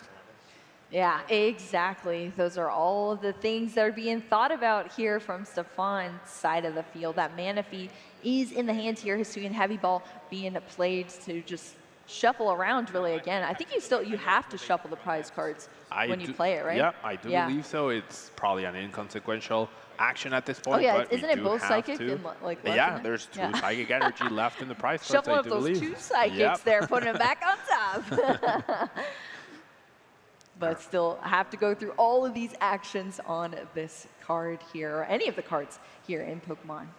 I think we're seeing Stefan debating whether to bench that Manaphy, what to do with that situation, how to best prepare for a potential incoming Roxanne, if you want to leave something preemptively powered up perhaps, to make sure that you have a response and are able to KO. But we do see the Manaphy protection. He's gonna really value that. Also has those Bravery Charms to be played.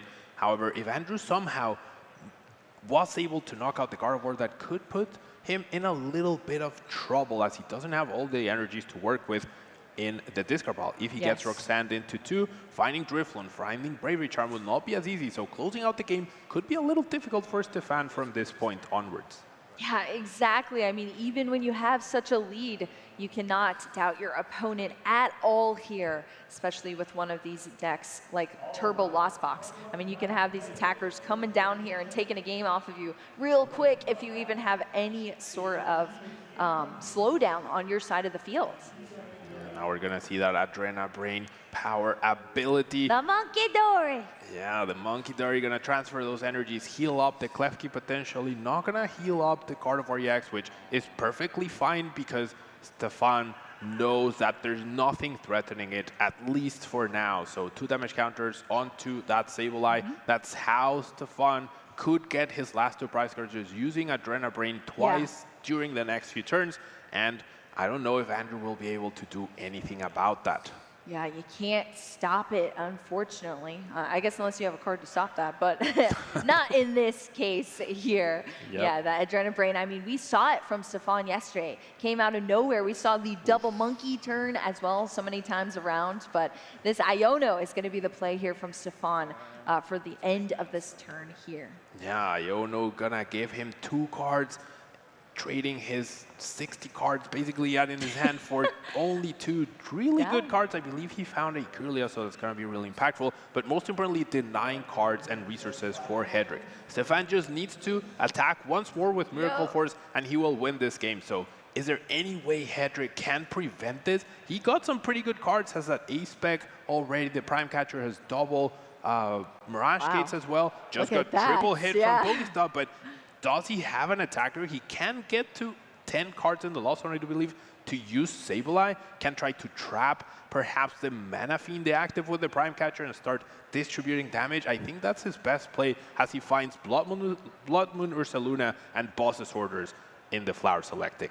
Yeah, I mean, well, we're at this point now here, Pablo. Like you said, Stefan just needs to take 1 more prize card left. But for Andrew Hedrick, that Blood Moon Ursaluna joining the Lost Zone this time around. 8 cards in the Lost Zone now. Hedrick trying to make sure he plans this correctly. Maybe there is a universe where he can make a comeback. We're going to see the Prime Catcher. I'm guessing bringing up the Mana Feed. It's the only Pokemon that cannot be Miracle Forced. I mean, Psychic Embrace to be able to retreat. However, I don't think there's a single energy in the discard pile. So pretty much nothing can retreat at this point, with one energy still locked in the prize cards and the other at the bottom of the deck. Yeah, that is tough. We're going to see the Prime Catcher here from Andrew, selecting that Ralts up into the active position. This Comfey going to do this flower selecting here, bringing us up to 9 now in the loss zone for Andrew. But it's in his hands to play out all these cards here, try to put as many obstacles in Stefan's way, from taking that last prize card here and taking this first game 1 between these players. Colress's Experiment being played now as well. 2 more of those cards going to go into the loss zone. Roxanne, Nestball, Pokegear, a couple of cards found off of this Colress's Experiment. Yeah, I think Andrew has so few cards left in his deck. It's really crazy to think that this is only the second Colress Experiment being utilized this turn. Right? And also, we haven't had too many flower selectings either because of that Clef Key. So yes. Now Hedrick does have a very interesting decision to make here, how to approach this game, how to get the most value of this Sableye, which Pokemon to target, and probably keep that Roxanne as follow-up, because if he's able to survive a turn, make Stefan not be able to attack, then more disruption and more damage counter placement could actually give Hedrick a solid chance at winning here. Well, we're going to play this game out entirely, Pablo, and I would expect nothing less from either of these players here. Our loss zone is stacked now. All of those cards being gone forever from Andrew's ability to use them. But now we're unlocking a lot more potential here. Once we're up to 10 in the loss zone, that Sableye is unlocked for these Lost Box players' decks. But in the deck here right now, we're seeing the selections made off of Super Rod. Yeah. Hedrick preparing his double Super Rod that he does have in his hand, wants to also give himself access to that Iron Hands in case he's able to use that to accelerate his win condition. We talked about it in the beginning. Iron Hands is enemy number 1 for Stefan, just like Klefki's enemy number 1 for Hedrick. But this Iono, this late game scenario is looking a little tough for Stefan just because he prized so many energies. I know it would have been slightly different here, or majorly different, I should say, for Stefan if that was not the case. But you can't control your prize cards, unfortunately, unless you have a Hisuian Heavy Ball, I suppose. But Iron Hands EX coming back onto the field here. Mirage Gate is going to charge it up instantly after these Super Rods mix all of those cards back into the deck here. They're coming back out, being fully charged up now for that Ampy very much from the Iron Hands EX from Andrew Hedrick. Ooh, looks like Hedrick had a different plan. He's going to try to win this game, try to knock out this lone Ralts. Knows that Stefan has a lot of energies locked up on his side of the field, so powering up a Drifloon with a Bravery Charm and 4 energies is not going to be easy to accomplish. And also, if this Iron Hand survives with the boss's orders that Hedrick has in his hand, he could actually win the game in the next 2 turns. Yes, in the next turn. Stefan has to get through 230 HP that this Iron Hands EX has now here. And Andrew Hedrick going to take some time as well to look through this discard pile on Stefan's side. But yeah, it's coming down to this, Pablo, for both of our players. Coming down to the wire boost, Stefan has 3 cards to work with. One of them was Kirlia, but the Ralts is going to go down this turn. So nothing survives the hit from the Iron Hands on the bench. I mean, there's plenty of targets, rather. There's a boss's orders. Hedrick also has like 2 cards left in his deck, 4 cards in his hand. So even if you Iono your opponent, there's still a very good chance that Hedrick would just be able to find that boss's orders. Lost Vacuum going to be played first. We do have to see a selection for both of those cards to go into the lost zone. Stadium is being eliminated off the field here. Now another card that Stefan will not be able to use on this next turn. That's 2 prize cards down off that Iron Hands EX. 2 prize card knockout. That means it is in Stefan's hands here to take this game or lose the game at this point, Pablo. Yeah, he doesn't have access to boss's orders. Was already utilized before to take down the Iron Hands. So I don't think he has a way to attack anything on the bench other than that Iron Hands. Can he find maybe Cresselia? Can he find a Screamtail? That would be another option. He did find the Buddy Buddy Buffin, so if he can Arven for Super Rod, he might be able to do this. Yeah, just making sure to look at all of these cards in the hand here, map it out in his head is what Stefan is doing right now. I think he might be able to. That Arven should give him Super Rod. Buddy Puffin should give him the... Oh no, Buddy Puffin can search for Screamtail, never mind. But this would give him... Oh, I don't know, there's so much happening here. Oh, what options does he have? Buddy Puffin can't search for Screamtail or Cresselia, so actually he can't target down the bench. Yeah, this is tough. I mean, we've looked through this discard pile now here for Stefan. Now we're holding the deck in hands here, looking through all of these cards. Arven, of course, being able to select a tool card and an item card here for Stefan, but is he going to be able to put together the pieces to take this last single prize card? I don't think so. I think he's 1 energy short. He would get 2 Psychics. If he retreats, he could get the Earthen Vessel to discard the Psychic in his hand. That's 3, but he needs 1 more for Driflin to do 240 damage. And even with Adrena Brain, you would only be able to transfer 3 damage counters, and that would be 210. So Stefan being 20 damage short or even 10 damage short of being able to deal with this Iron Hands. And because the pesky Cresselia or pesky Screamtail don't have 70 HP, he cannot search for them with the Buddy Puffin. Yeah, that is one downside to the Buddy Puffin. You know, it feeds your Pokemon, they have a nice lunch, but it's only small Pokemon, 70 HP or less are allowed to be drawn out off of those buddies. Well, we see Stefan grabbing that Bravery Charm, this Earthen Vessel, as you said, Pablo, gonna discard this Psychic Energy here, putting that into the discard pile to be drawn back out with the Psychic Embrace, but is it enough? I don't think it will be enough, but I think Stefan should have used that Professor Turo earlier to unlock these energies. If he had them available right now, he would be in a fine position. He also Iono'd, but it seemed to actually benefit Hedrick and work against him at that point.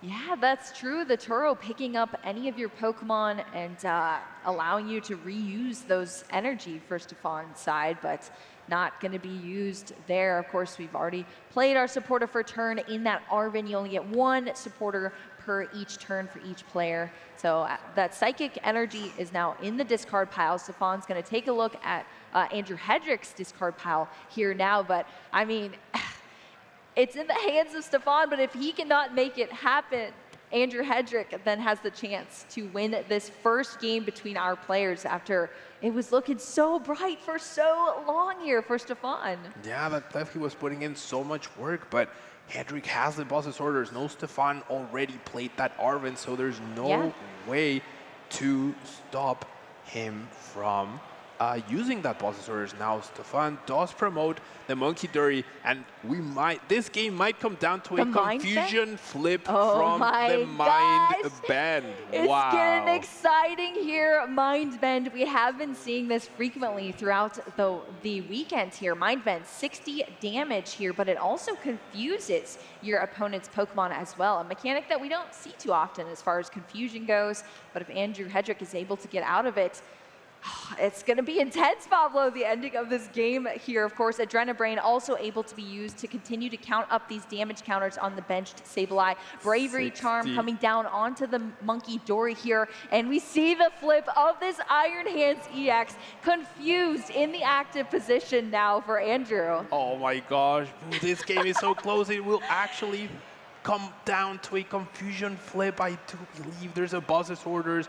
Andrew should still play that probably to bring up the mana, as that's the hardest Pokemon for Stefan to be able to retreat. But what a game we are seeing. This is incredible. That is going to come down to an very much confusion coin flip.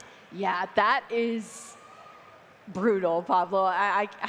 I mean, I knew this game was going to be exciting, but not this exciting as far as we have here right now for Andrew. But of course, both of these players going to assess everything that their opponent has access to, what is in the discard pile here, how many energies is in Andrew's discard pile here as well, how many cards are even in deck. I mean, it literally looks like 1.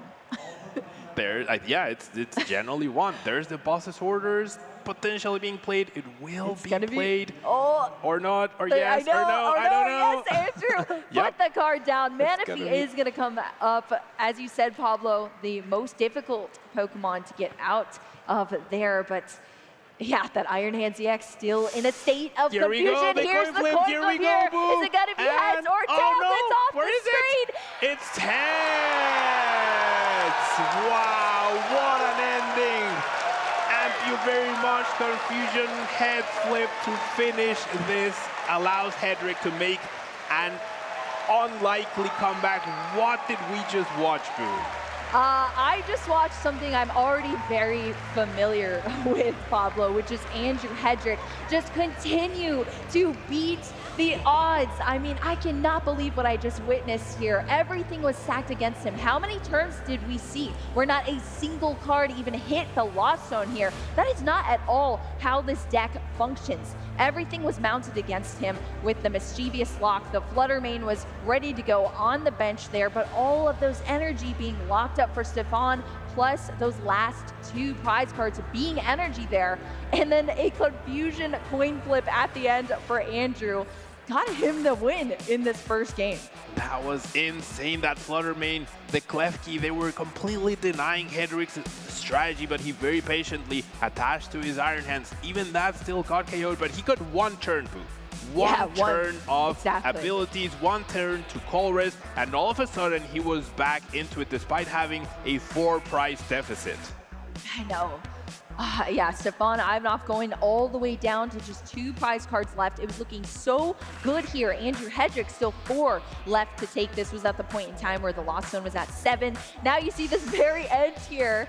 I'm sure very happy to see a 6. That is a heads flip or dice roll, I suppose you could say, for Andrew Hedrick, which means the attack goes through. That end is determined here for Andrew Hedrick. We got a nice little reaction there. Love to see it, but I can't believe that's what it came down to here, Pablo. Yeah, I don't think I've seen him happier than that, but then immediately after, you could see him locked in. Yes. You knew he's thinking about the next game. How is he going to approach this? How is he going to deal with that Klefki lock? And it's on Stefan to make something happen, and very quickly, because I think that was a very, very long game 1.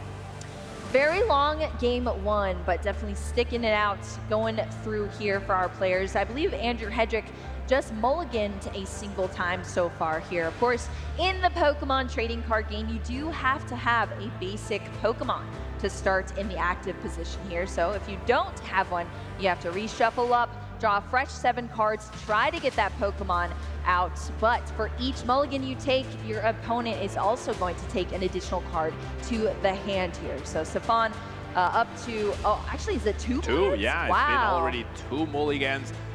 There's the Iron Hand, so it's not going to be a third.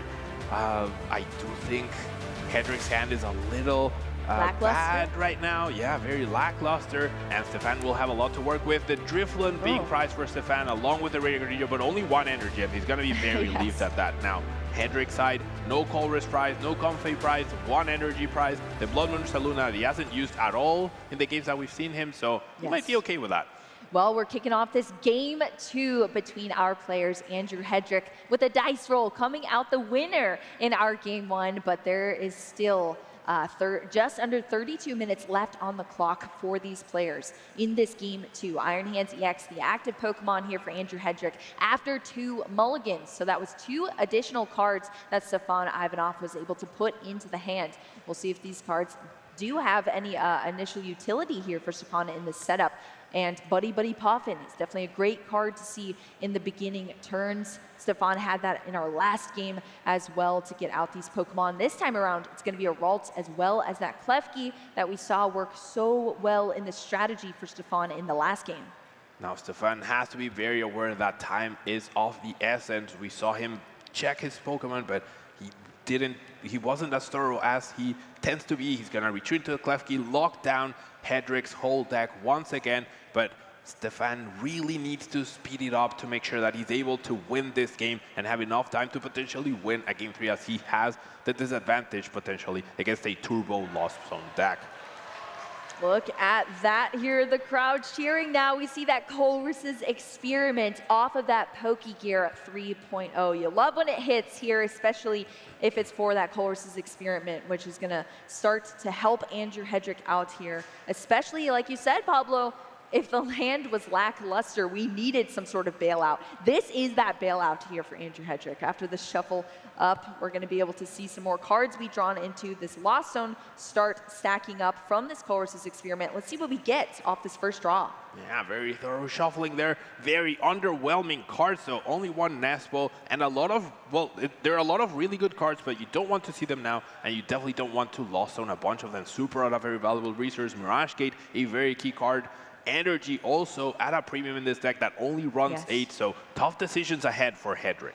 Yeah, only 8 energy, 2 of them being psychic energy as well, but it's exactly what you just said, Pablo. These cards that are late game cards and having to make these decisions in the early game are so brutal sometimes for these Lost Box players, because a card that you throw into the Lost Zone in the early couple of turns in a match could be that one card you needed later in the game. But Andrew Hedrick, no stranger to making these decisions here. Gonna make the best decision that he can off of that Colress's experiment, add a couple of cards to the hand here, and continue on with this turn. We're gonna see the attachment here now, like we saw in the last game, slowly, manually attaching to this Iron Hands EX, charging it up over time. It has a huge energy cost for its Ampy Very Much move, so that's what we're gonna see from Andrew Hedrick. Stefan, with that Klefki in the active here now, just like we saw in the last game. Kirlia on the bench here, so that's going to allow Stefan to jump into some more of these refinements and draw to the hand. Do you see anything else in the hand here that's going to help Stefan out in this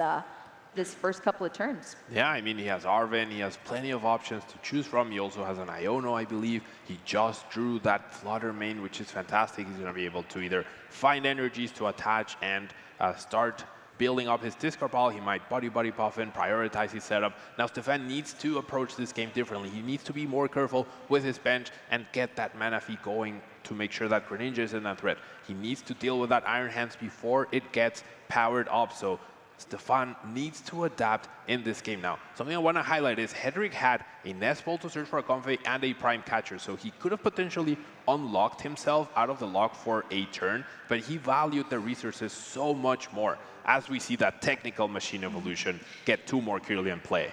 Yeah, Technical Machine evolution. These are our technical machines here for the trading card game. They're attached to a Pokemon. They discard at the end of the turn after you're able to utilize the move on the card. So this move is going to be that evolution. That's going to bring these Kirlia out for Stefan Ivanov onto the bench here, allowing for these future refinements, setting up the board state, stabilizing here for Stefan as we continue to churn through these turns. That's going to end the turn, of course, as it is an attack off of that Technical Machine. Just shuffling up the deck here, and Andrew Hedrick is going to take this next turn down. Yeah, I think Hedrick top deck the Iron Thorns EX, which could potentially be utilized to shut down that Psychic Embrace from Gardevoir EX, but it's also a 2-price liability, so you have to really time it well. Can once again unlock himself with that Prime Catcher, but he's gonna choose to just pass. Pass, no energy attachment there. There's none in the hand here for Andrew Hedrick. It's just gonna be a pass back over to Stefan, and Arven being played again. This card just makes his deck so much more consistent here, as you've seen Stefan play time and time again. Chaining these Arvens every single turn, getting a tool card out, getting that item card that you need. It's going to be the Earthen Vessel this time around, Gardevoir EX, hitting the discard pile for these 2 Psychic Energy being drawn out of the deck. Then we're going to start seeing those Psychic Energy hit the discard pile just as much from these refinements. Yeah, Stefan is picking up the pace. He's playing a little bit faster, which is really good to see. And he's now going to have enough energies in the discard pile to start making things happen. He needs really good cards off of these refinements to start applying pressure, start taking prizes. I think he needs to let go of the lock sooner than he might normally would have, but he needs to start attacking. And we could see the Flutter main once again, but that would leave the bench exposed. So we could also see an aggressive Gardevoir EX. So many options for Stefan. We'll have to see what line he ends up taking. Well, we see the Nest Ball, the Monkey Dory, and Ultra Ball. Gardevoir EX coming down now on the board. Flutter main is going to join us this time around, Pablo, as well as last game. And Stefan is going to get out of that Klefki into the Flutter main after that retreat to put an additional energy card into the discard pile. Of course, that's the energy needed to place onto that Monkey Dory in the future in the Darkness energy. But we're going to start off with that Hex Hurl. Once again, 90 damage dealt to that active Iron Hands EX. surmounting that damage being put on it. And then, of course, 2 damage counters additionally being placed on the bench. Sableye there for Andrew. Yeah, there should be 6 damage counters on the active Flutter Mane from the Psychic Embrace. There we've caught it, and now it's on Andrew. Now he's able to potentially utilize Radiant Greninja, establish that on the bench to be able to use his abilities. We might finally see the Prime Catcher make something happen, as Andrew needs to react to what Stefan is doing. We're gonna see that Prime Catcher, and we're gonna get our first flower selecting of this game too. Yes, the Lost Zone does have 2 cards in it at this moment in time, but we're gonna flower select for an additional card to the hand, 1 to the Lost Zone, thanks to that Prime Catcher, putting that Kirlia into the active position. And of course that Comfey coming up as well. Palpad being used here to shuffle some supporters back into the deck for Andrew. Yeah, I gotta put back that Colress into the deck, maximize his chances of getting one off of this 1 flower select that he has. There's no other option at this moment. He could Nestball for another Comfey, then switch card, so he has those 2 abilities to find another Colress and make something happen. Ooh, what are the choices here? Iron Bundle and? I could not tell what the other card is. I think it's a switching card, so it's gonna be no Bundle of Joy this time around in this game too. Or never mind. I don't know, that Bundle of Joy worked so well in the games that we saw yesterday, but this time around, going into the Lost Zone, never to be found again, unfortunately there. But for a switch going into the hand, Nestball now going to be used here from Andrew Hedrick. Get a basic Pokemon out of your deck and eyeing up all of these basics and counting these Pokemon that are even left in the deck here. Radiant Greninja, the Comfey, as well as a Cramorant, all at the top of Andrew Hedrick's deck. Yeah, you wouldn't know it, but this is actually Andrew Hedrick's first Dexter, so he hasn't even been able to figure out what are his prize cards, what does he have access to, what does he not have access to. That also makes every Colress experiment selection, every flower selection even more difficult because you're choosing blindly. You don't know if the energy you just sent to a Lost Zone, the Psychic energy, is the only one you have access to unless you unlock another one from the prizes. That's just one example. Could come down to Mirage Gate, Super Odds, all of that. So Andrew Hedrick now has that information that will help him in making some potentially better decisions, and will be able to flower select a little bit more freely with the next one if he chooses to do so, but still against the ropes. Against the ropes, indeed, Pablo, but I feel like that's where Andrew Hedrick always performs the best for some reason. But yeah, looking through the deck here, making sure to keep track of all these resources. This is why we say both of these decks here, because you have pretty much the potential to have all of the cards in your hand besides just a few left in your deck, but it doesn't matter about which cards that you have in your hand, it matters about how you use them, and both these players know exactly how to do that. That's how they've gotten to this point where we're at in this matchup, and we're seeing it here from both of our players, keeping track of these resources, but they can't go too slow here, Pablo, because that clock is continuing to tick down. Yeah, time is of the essence, especially for Stefan. So we're gonna see the next flower select, gonna play that switch, gonna choose between a Roxanne and a Lost Vacuum, I believe. Two very good cards, but neither of them very helpful at all at this moment. At this moment, definitely very important for the future turns of the game. Potentially, but it's going to be the Lost Vacuum. Going to the Lost Zone, Roxanne into the hand. We're up to 4 now in the Lost Zone. That does unlock Cramorant ability normally for these Lost Zone players, but we're also looking for that 7 and the 10 in the future for the Lost Zone to be unlocked for those other cards in the deck from Andrew. Stefan, still with that Kirlia in the active here. Going to start off with this first refinement. Has to choose a card to discard to it. Damon actually discarded a Professor Turo earlier. He only has 1 Psychic Energy in the discard wall, so currently that Kirlia is stocked. Stefan needs to find another energy. He finds 2 exactly of that first refinement, which is huge. We'll be able to continue attacking probably with that Flutter Mane. But once again, the energy management for Gardevoir needs to be perfect. You need to have enough energies to power up your Pokemon, and enough energies available to make sure that nothing gets stuck and you're able to take a big knockout when you need it.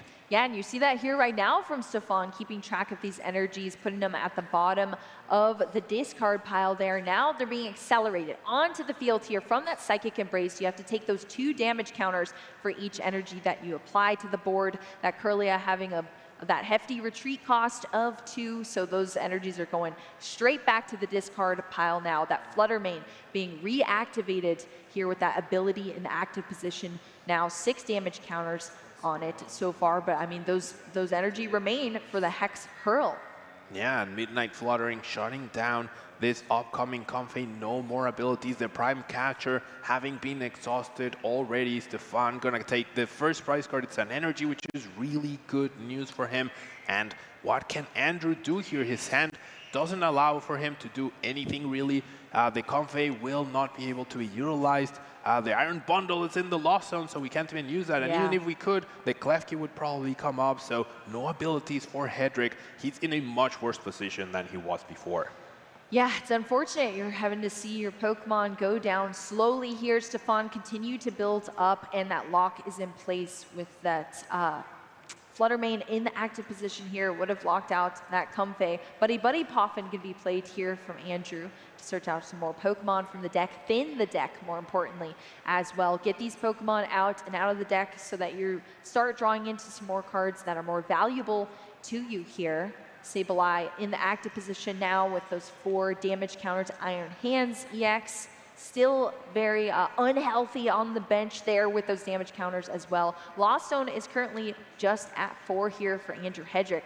What can we potentially see here from the hand for Andrew Hedrick to play out? Like, what is the optimal turn here that we could see from Andrew? I mean, generally with that hand, it's all unplayable cards, not very useful at all. Can't use Mirage Gate. Switching into anything is not very helpful. Stabilize can't even scratch that Fluttermane at this point. Stefan needs to maintain this lock, needs to continue to prevent those flower selects from happening, and needs to take those prizes. Now, in both games, we saw Stefan take the first prize card. So if Stefan wins this game, and it does come down to whoever's up in prizes in game 3, I'm not sure Hedrick would be very comfortable with that because of that Klefki. That Klefki is just so powerful. I agree, Pablo, that Klefki carrying so much weight in this matchup, but here Stefan goes. Moving quickly, taking another prize card. Only 4 left to take here to take this game down and tie things up in a set between these players. Fluttermane still in the active position, did use that Hex Hurl there to take out the Sableye. It's just going to be another pass now from Andrew Hedrick. No help off the top for Andrew Hedrick. Stefan going to be very thorough, continue to use his refinements, make sure that his hand is up for as thin as possible. Now, once Stefan takes this prize, Andrew will be able to finally play the Roxanne that he's been holding on to this whole time. So we could see that potentially give him a little bit of life, but with the Prime Catcher gone, with no more Iron Bundle, he will not be able to use any Flower Select. So it's going to come down to Lost Vacuums and but Lost Vacuums and Pokestop to maybe help him start using Greninja of some sorts, but it's looking green for Andrew, and Stefan needs to realize this and take prizes as quickly as he can. Exactly, that's what we saw in the last game as well. It just wasn't able to be pieced together there for Stefan right at the end there, unfortunately, for those 2 prize cards being Psychic Energy. But I mean, I'm not going to count Andrew out ever at this point, because as much as I did in the last game, it definitely turned out differently than I thought it would have. But yeah, Stefan's going to continue on this path of taking these prize cards down. Only 3 left to take now. Andrew Hedrick still sitting at 6. Let's see if the turbo aspect of this turbo Lost Box deck can start to kick in here, and Andrew Hedrick can start making something happen. It looks like a difficult decision here for Andrew on who to promote, but that Comfey is going to be in the active here, of course, still shut down from that Fluttermane ability. Yeah, good top deck and extra energy, which is great. Does have Lost Vacuum, but no targets. There's no Stadium, there's no tool cards, so can't even play the card to bring himself to 6 and maybe find another one, get to 7 or 8, activate the Mirage Gate. That is not an option. The only play he has right now is to Roxanne, and seems like he's not even going to try it. I mean, gonna take a quick look at the hand once again here for Andrew, but looks like it's just going to be a pass once again over to Stefan. Starting off the turn here now. Let's see what the top deck is here. It's going to be that Enhanced Hammer. Not applicable here, but it's easy fodder to one of these refinements. Into the Cresselia, as well as, was that Turo? Yeah, Professor Turo, another tool available for Stefan. We could actually now start seeing the Monkey Dory actually make something happen. Allow Stefan to take prizes just that little bit faster. He's going to be down to 2. That Iron Hands is in range of a Boss's Orders KO from the Gardevoir EX, so after Stefan takes this knockout, things could go really well. He needs to get that boss, and he needs to make sure that his hand is thin enough, and it might be that Andrew decides to play the Roxanne next turn, but seems like we're just going to see an attack. No cards played, not even, no cards thinned, nothing very significant done, just continuing to Hex Hurl at his opponent. Yep, Counter Catcher, Heavy Ball remaining in the prize cards as the last two here. Stefan did do a refinement there, a Manaphy going into the hand, as well as an Arven from Stefan. Andrew Hedrick having to choose who to promote now after that knockout of another Comfey going down. Stefan is narrowing out this game, potentially tying it up between these players. Andrew Hedrick going to continue to play out these turns here. Iron Hands EX does have those 2 energy attached, of course, needing 4 total here to bring out an attack. Radiant Greninja is going to come down now for us off this Nest Ball as well. Yeah, I think that tells us that Hedrick will finally play that Roxanne. Still only 4 cards in the Lost Zone, so not able to power up either of these Pokemon. Mirage Gate not yet online, and it's going to require a really good 6 cards to be able to get to that. It is possible. There's a combination of Lost Vacuums and Pokestops that could allow Hedrick to pull this off, but it's looking very grim. There's no combination of cards that will allow him to Flower Select at all because of that Flutter Mane, because of that Klefki. So Andrew Hedrick against the ropes. Yeah, but against the ropes, we're finally going to see it, Pablo. Iron Thorns coming out of the woodwork, as well as this Roxanne between both of our players. So we're going to see the shuffle up here from both of our players, but Andrew Hedrick is going to be able to draw into 6 cards. Stefan only going to have 2. Yeah, I mean, at this point, that Iron Thorns could potentially be something to try to slow down Stefan. It has a lot of HP. It can take a few hits from the Flutter Mane and survives the hit from the Gardevoir EX, which will be shut down. Now, Andrew Hedrick does need to retreat into it. Stefan only 2 cards, but does have those 2 Kirlia. So as long as Greninja doesn't knock them out, he might be okay, and he'll be able to see more cards this turn. But wow, Hedrick finds the Pokestop and finds Lost Vacuum. Can he find the right combination of cards to get the Lost Zone going, that Pokestop hitting the discard pile? Yeah, hitting the discard pile. We're netting 2 items to the hand here now for Andrew Hedrick. We're going to see the manual attachment here. I believe we already saw the attachment to the Iron Hands the turn before. Maybe not. Maybe I'm wrong. I don't think so. Probably was the turn before. Yeah, I think it was. We've been through a lot of turns. It's been going back and forth. I'm pretty sure this is our first energy here for the turn. But after that, it's just a pass over to Stefan now, who's lining up this Scream Tail here. I think he has it. 120 damage with that Roaring Scream onto the Iron Hands, and Stefan Ivanov will be able to win Game 2 of this Grand Masters final.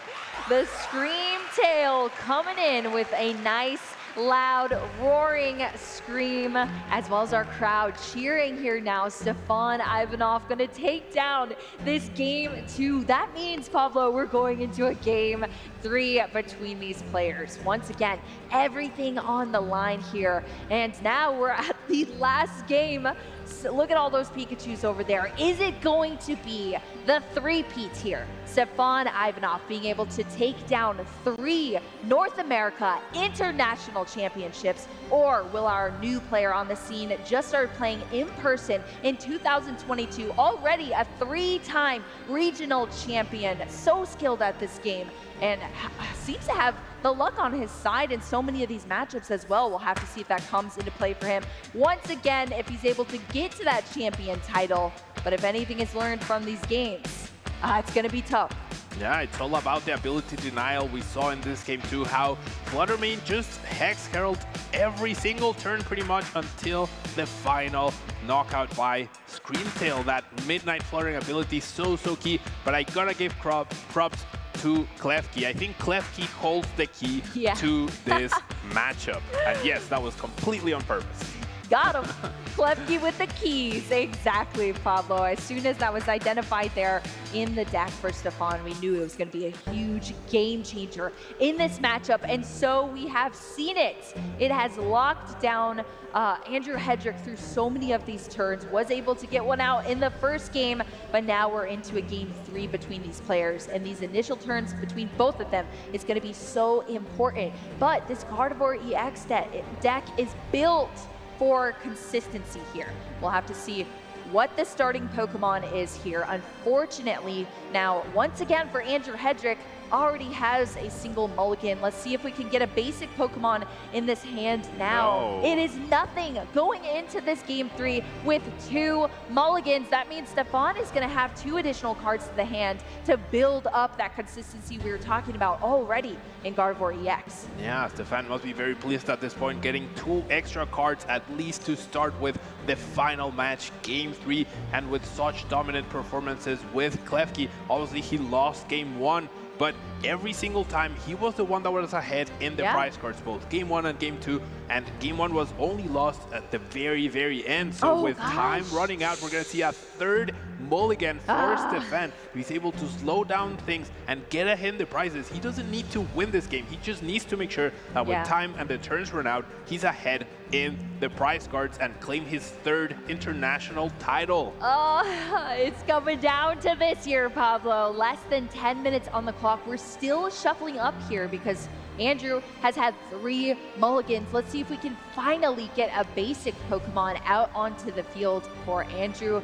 I do see one in hand here, so it's going to be 3 mulligans, 3 additional cards going into Stefan's hand that I'm sure he is more than happy to see. What'd you see, Pablo? I think part of those 3 mulligans include the Klefki and an energy to retreat into now. Hedrick will be the one to start. We see a lot of Puffins in the prizes, a couple Mirage Gates for Hedrick, nothing too major for Stefan. Now, those Puffins being prized could get in the way of both players' setup, and Andrew Hedrick choosing to go first so that on the off chance that Stefan didn't start with Fluttermane or Klefki, he gets to Flower Select. Yeah, finally we get some flower selecting happening here for Andrew. That's what we need to see here. We also saw that Pokestop go off with that Iron Thorns and energy and another Comfey being in the discard pile. Now that's it? That's all we have? Yeah, just a pass after the failed Pokestop. 1 Flower Select, nothing else to be played. Is holding 2 Colors Experiment, but Stefan already has a Klefki, already has the energy to retreat into. And has a Buddy Puffin on top Buddy of Puffins. Yeah, he plays 4, prize 2, that doesn't matter. I have the other one. Things are going really well for Stefan in this final match. Andrew Hedrick just starting with the Comfey, and that is it. No, not a single card being played there, just 3 to the discard off of a failed Pokestop. Once again, Buddy Puffin going into the deck here for Stefan, but the hand is loaded up with a ton of cards thanks to the additional draw off of those mulligans, as well as all the cards that were already in hand. Like I said, this deck is built for consistency here. So we see a ton of valuable cards to this initial setup for Stefan, as long as it's nothing too late game in the hand. What do we see in Pablo? I mean, Hedrick probably with a sort of sigh of relief, not seeing the Klefki being bragged, but he doesn't know that the Klefki is already in the hand. And true. Now, Hedrick does have 2 colors in his hand, but Stefan only has Iono as his supporter for turn, so he could actually have those colors get put at the bottom. His abilities completely locked. This could be bad news for Andrew Hedrick in this game 3. Yeah, that is true. Andrew did go first here into this game 3. Stefan is going second. That does unlock the ability for you to use a supporter card and, of course, attack as well if you're going second here. There's unfortunately, yeah, Andrew Hedrick gonna see that Klefki hit the field. All right, so Stefan is holding also the Hyper Aroma, so choosing not to play the Iono. Hedrick with a sigh of relief as he does get to keep at least 1 colorless. Will go for the Pokestop first, does find a Nest Ball. Roxanne gone could play a role, although we have 7 minutes left, so I'm not sure we're gonna see either player go down to 3 prizes at this point. Exactly, Roxanne hitting the discard pile. Here we do see that Colress's Experiment now for Andrew Hedrick. Now we can see that Hedrick is definitely upping the pace in this game 3. Yes. He knows he's been at a disadvantage in the previous game. He's the one that has given up the first prize card every single time. 6 minutes on the clock. It'll be very interesting how both players approach this situation. And we see Hedrick with a tough choice here with the Colress. Yeah, this is a totally different game plan that you're in. You got to make sure that you stabilize enough to be able to get some prize cards here. Andrew Hedrick at least being able to work with the Colress's experiment. It's going to be that rescue board, or sorry, what did I just say? Rescue board? It is rescue board hitting the lost zone. Yeah, it is that rescue board. Okay, I thought I said it wrong. Yeah, no, you said it right. We're Going into the lost zone here, bringing us up to 3 now. Nest ball being played here for Andrew Hedrick, bringing out one of these benched Pokemon here. Of course, this is going to be the initial turn search for Andrew Hedrick, so we're going to eye up all these Pokemon that we have. Yeah, make sure we double check what's prized, what isn't prized, what resources I have access to. Gonna have to do it very quickly to make sure I have enough time to make a comeback. Already a Klefki isn't active, it was never prized. Andrew Hedrick was able to win game 1 and make an amazing comeback by powering up that Iron Hands and winning with it. But does he have enough time to pull it off here, or will Stefan maintain the advantage that he's had every single game? You have to imagine this is how he beat Andrew Hedrick's teammate in top 8. Yeah, this is daunting to look at when you're in this position for Andrew, especially after going through these previous 2 games between these players. It is going to be close, Pablo, here. So Andrew needs to pull out all of the stops here to take this game 3, become a champion at NAIC 2024. So you're seeing here the making sure to look through this deck as thoroughly as possible. With the pencils in hand, ready to write down everything that's remaining in the prize cards here as well. Yeah, usually a pencil or a pen is not what you would expect to see at the table, right? But it is very key. Make sure you know what resources you have access to. And I think we might be done. We're going to choose the Greninja as the card, as the Pokemon from the Nest World. Not going to go with the Iron Hands plan this turn. I wonder what Hedrick has in store for us. Did he have the Prime Catcher perhaps to start drawing more cards? I'm not so sure. Well, that Radiant Greninja coming out onto the field, that means we can attach to it here for Andrew Hedrick.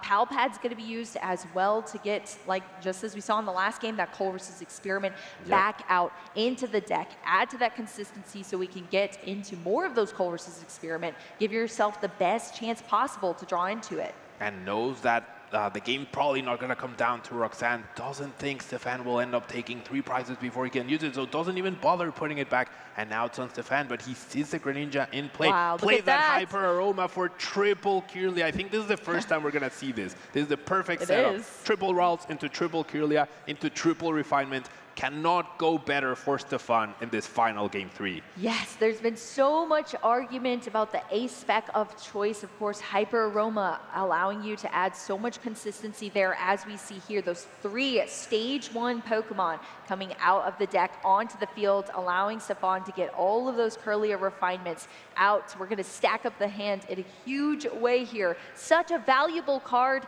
That's why for those dark pink cards, you can only play 1 in your deck, and it's going to see the utility finally here, Pablo. It's paid off for us. Yeah, perfect setup for Hyper Aroma in game 3 of the final. Stefan must be very pleased. He's going to get a brand new hand with Iono. Still has 2 more refinements to be utilized. Really wants to make sure he has access to the Manaphy here to protect his bench potentially, as that looming threat of Greninja is there. And even though abilities are shut down, we could see a Colress, we could see a Lost Vacuum that would allow Hedrick to get to 7 cards in the Lost Zone and activate that Mirage Gate.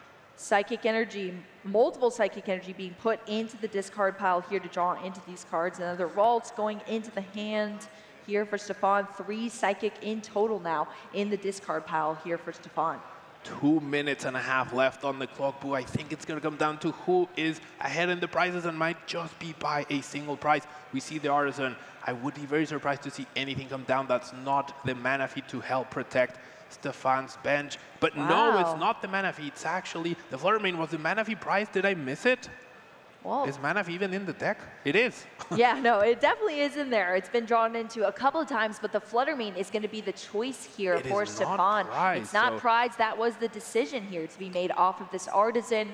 Artisan allows you to get out these basic Pokemon, no rule boxes down, and Fluttermane is definitely one of those. But it also allows Andrew Hedrick to bring out another Comfey from the deck, thin that deck out. Klefki is still enacted with that Mischievous Lock in the active position. Pokegear, this is huge. Big Pokegear does not find Colress. Andrew Hedrick will not be able to play that card. Does find a Boss's Orders to potentially unlock himself out of the Klefki lock. Will be able to Flower Select, but not getting more cards in Lost Zone with Colress. And Flower Selects only get to one card. Nope, cannot Flower Select, cannot Flower Select. Klefki, once again, there's the Boss's Orders. There we go, there we go. You can see Andrew Hedrick was just getting ahead of himself at that point. There's the Colress, but a little too late.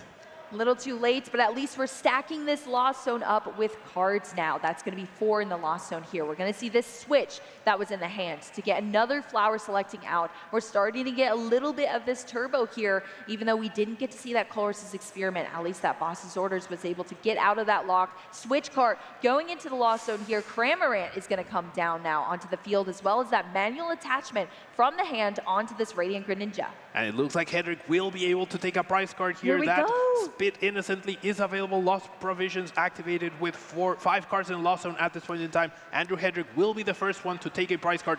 30 seconds on the clock. Yes, let's hear the cheers indeed. This is the first time we've seen Cramorant fully unlocked here, thanks to that Lost Zone up to 4 cards, and it's coming in clutch here for Andrew Hedrick. The first time Andrew has won the prize race, being first to that prize card. Now it's over to Stefan here, Fluttermane in the active position, drawing through these cards. Yeah, so time has been called. Stefan is turn 0. Andrew Hedrick will be turn 1. Stefan turn 2, and Andrew will close us out. So Stefan needs to take a prize card here and needs to try his best to stop Hedrick from taking any more prize cards, as he will be the one to have the last turn. Yeah, this is a nail biter here now. We're into turns here. 3 additional turns between our players. Stefan is the first. Andrew will take the second. Stefan and then Andrew, and that's it here, Pablo. So we're going to have to go through all of these cards here, bring out all the stops from both of our players' decks, and hope for the best. So Artisan going to be used first here from Stefan. Yeah, we're going to see that Manaphy probably to make sure that Andrew cannot get 2 prize cards too easily. During the next turn, if he manages just another attachment on the Greninja. Now Stefan finds himself behind the prize cards for the first time in the series, so will have access to Counter Catcher. I think Stefan would love to go Counter Catcher, KO the Greninja with Gardevoir EX. He knows that Gardevoir EX is completely out of range for Hedrick. There's no Pokemon that he plays that can knock it out, and now we are in time, right? There's no more time pressure in the sense that time is not running out, but both players need to still maintain their pace to make sure that, like, just because time has been called doesn't mean now we have infinite time to think about everything that we need to do. So this is very important for both players to keep up with that. We have the refinements, there's still plenty of things to do, and it's on Stefan to make something happen, to make Andrew Hedrick with a knockout somehow. Exactly. That's what it's going to come down to. Manaphy now placing that veil over the benched Pokemon here, protecting it from that Radiant Greninja. First refinement, what'd you see, Pablo? Counter Catcher being drawn, so that could mean the Radiant Greninja will go down this turn. Now, Stefan did refinement away a Gardevoir EX. You have to imagine the other one is available. I can't quite tell. I think it is. So Stefan should be able to get a knockout, or he could also try to maintain the lock, take a knockout on a Comfey with that Fluttermane in the active position to make it difficult for Andrew Hedrick to find any more resources, but he needs to slow Hedrick however he can. Yep, Hisuian Heavy Ball being used here from Stefan, taking a look at all 6 of these prize cards, making sure to note them down. Is going to have to shuffle, put them in a different order here coming up, but now has the knowledge of the cards that are in there. Whatever was already missing or not accounted for has now been accounted for. So Stefan is fully aware of all the resources, both in discard pile, in the deck, stuck in the prize cards, thanks to that Hisuian Heavy Ball. Yeah, Hisuian Heavy Ball gonna be quite key here. Now, let's see what Stefan can do here. What is he thinking about? What Pokemon will he want to target? Which attacker will he want to use? So many things to consider. If he chooses to go for the Fluttermane route, he will stop Cramorant from attacking, but with the damage piled on from that Psychic Embrace ability, that would allow Hedrick to attach one more water and knock out that Fluttermane. Only one prize card thanks to the Mana Fee protection that you were mentioning, but still allowing Hedrick to get ahead in the prizes. So Stefan Ivanov really needs to plan this, is going to go the Fluttermane route. It seems wants to keep up the lock against Hedrick, so gonna give him the opportunity to take another prize card with the benefit of preventing more Pokemon abilities in the active spot. Exactly, locking things down here, at least for the active position with that Midnight Fluttering. But those accelerated energy does mean exactly what you said, those 6 damage counters being placed onto that Fluttermane now. Thanks to that Gardevoir EX that was evolved into this turn, a big, bulky, 310 HP Pokemon. Professor Turo is even going to be played now here to pick up that Drifloon, and then we're going back into the deck off of this Nest Ball. I love this. I think we're going to see the Monkey Dory start using that Adrena Brain ability.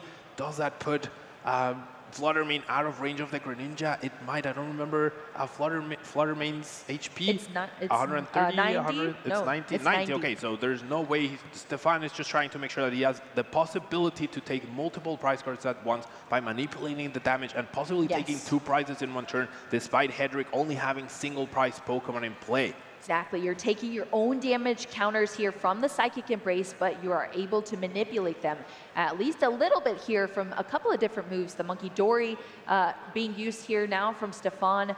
Thanks to that Darkness Energy being attached to it, 3 damage counters are going to go over to Andrew Hedrick's side of the field now. It's just going to be a tough decision for Stefan to decide where those damage counters are going to be going here.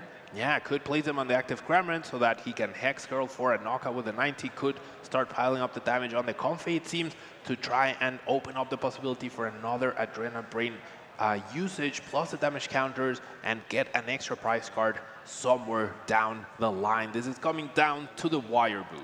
Yeah, either way, you got to make sure that at the end of these turns, you are the person ahead in prize cards. That's where Stefan is trying to get at this point in time. But it is grueling, these decisions that have to be made from our players here in these back-to-back turns. And so far, Cramorant has been the MVP here for Andrew Hedrick. Being able to take that first prize card now is going to take these 90 damage counters here from, or damage in general, from Fluttermane onto the Cramorants, and that Comfey on the bench being ticked up to 5 damage counters. Now, Stefan did not take a prize card this turn. That means if Andrew manages to take 2 prizes, he will be able to pull very far ahead. Now, there's a lot of switch cards. I think switch card is the key card here to heal off some of that damage here, heal off some of this damage here, so that the Adrena Brain cannot combo into giving Stefan 2 prizes to put him ahead.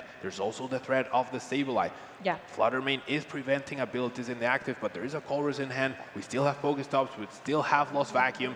Andrew still has some play and still has access to that Prime Catcher to potentially activate his abilities as well. Well, we're going to see the Artisan being bumped for this Pokestop, 2 energy and a Nest Ball. 2 energy, of course, going to the discard pile. Nest Ball to the hand here for Andrew Hedrick. But it's like you said here, Pablo, this is the most turbo we have seen this deck being used so far here in these 3 games between these players. And now you get to see so much potential that is unlocked. Even if it's just a little bit of an edge here on Stefan, there is a lot of potential in these future turns for Andrew Hedrick. Lost Zone is already up to 5 cards here so far, and Nest Ball is going to be played as well for this turn for Andrew. Yeah, Andrew also has the possibility to use Iron Hands this turn as well. Can use Iron Bundle to push that Fluttermane to the bench. This could mean Klefki becomes active in order to continue with the lock, shutting down the Flower Selects, shutting down the Radiant Greninja. But if Hedrick is able to find the combination, the pieces, 2 Mirage Gates to power up Iron Hands this turn, he could actually be ahead 3 prizes to 0 with Stefan having 1 turn to overcome that. Exactly. That is so tough to see here, Pablo. There's so much on the line in this decision here from Stefan. Hyper Blower from that Iron Bundle of Joy being used here. Stefan has to make the decision of who to promote, and that Iron Bundle goes into the discard pile here for Andrew Hedrick. Stefan has to decide, does he promote the Klefki to continue the lock, but at the risk of it getting knocked out and giving Hedrick another prize card? Does he promote the Gardevoir EX to make sure that it has the highest HP Pokemon in play as possible, but then that allows Hedrick to utilize Flower Selects, possibly get to 10 cards in Lost Zone, and have Sableye wreak havoc and allow him to get ahead. So tough decision for Ivanov. Seems like Gardevoir EX will be the choice. 310 HP. It is the beefiest Pokemon here. Of course, Andrew Hedrick is still in this turn at the moment. Iron Bundle has been concluded here now from that Hyper Blower, and a Colress's Experiment is going to add to the cards in hand here for Andrew. No Mirage Gates found, however, so very tough to take any sort of prize card. Did find the Psychic, does have the Lost Vacuum, does also have a switching card, will be at 7. Can he get to 10 cards in Lost Zone to take another prize card with Sableye? I don't know if he can. It might come down to him finding another switching card from the Flower Selects here. Yeah, these are tough decisions to be made, but you have to decide which 2 cards are going to go into Lost Zone. It's going to be that Buddy Poffin here. I didn't see the other one, but 3 cards to the hand now in that Lost Vacuum, Psychic Energy, and a switch cards. That's going to be able to heal up some of this damage on that damaged Cramorant here. This is the Comfey being promoted to the active. We're going to see what this first Flower Selecting is going to have in store for us. Big Flower Select here. Mirage Gate is found. That is huge. Mirage Gate will allow him to accelerate energy. Probably not enough to power up the Iron Hands, but that should allow him to be able to retreat into the Sableye. We're at 8 cards in Lost Zone. We have the Lost Vacuum. We have Supra to replenish the deck of energies in case we need to. I think we're going to see a Lost Mine pulling Andrew even farther ahead. And with that switch card, getting rid of some damage, Stefan needs now to take 2 prizes next turn, not just 1. Yeah, the obstacles are being placed in the way of Stefan here. It is starting to slip. The damage being healed, the Lost Zone ticking up now for Andrew Hedrick. The Mirage Gate being found. We're even going to see a Super Rod about to be played here for Andrew Hedrick to put that Iron Bundle and those 2 energy cards back into the deck here to be drawn back out with this Mirage Gate. There's a Mirage Gate. Huge find from that Flower Selection. We'll be able to attach the energy to the active to retreat. Could also potentially leave the Greninja powered up. I don't think... Okay, maybe you have a different plan in mind. I don't know if Andrew Hedrick will be able to then switch out the Comfey. Maybe there was a switching card and I missed it. Sometimes it's hard to tell what cards are available. Yeah, we're pretty far away here. Has the attachment actually to the Sableye, so can place those 2 energies, can still attach energy from hand into Sableye, still Lost Mine, and Andrew Hedrick is going to be up 2 prizes to 0 going into Stefan's final turn. Yeah, that's true. We're in turns right now. Everything's going to come down to this moment here. Andrew Hedrick charged up this Radiant Greninja thanks to the Mirage Gate, placing those energy down the attachment for turn to allow that Comfey to jump out of the active position here. Lost Vacuum as well being used.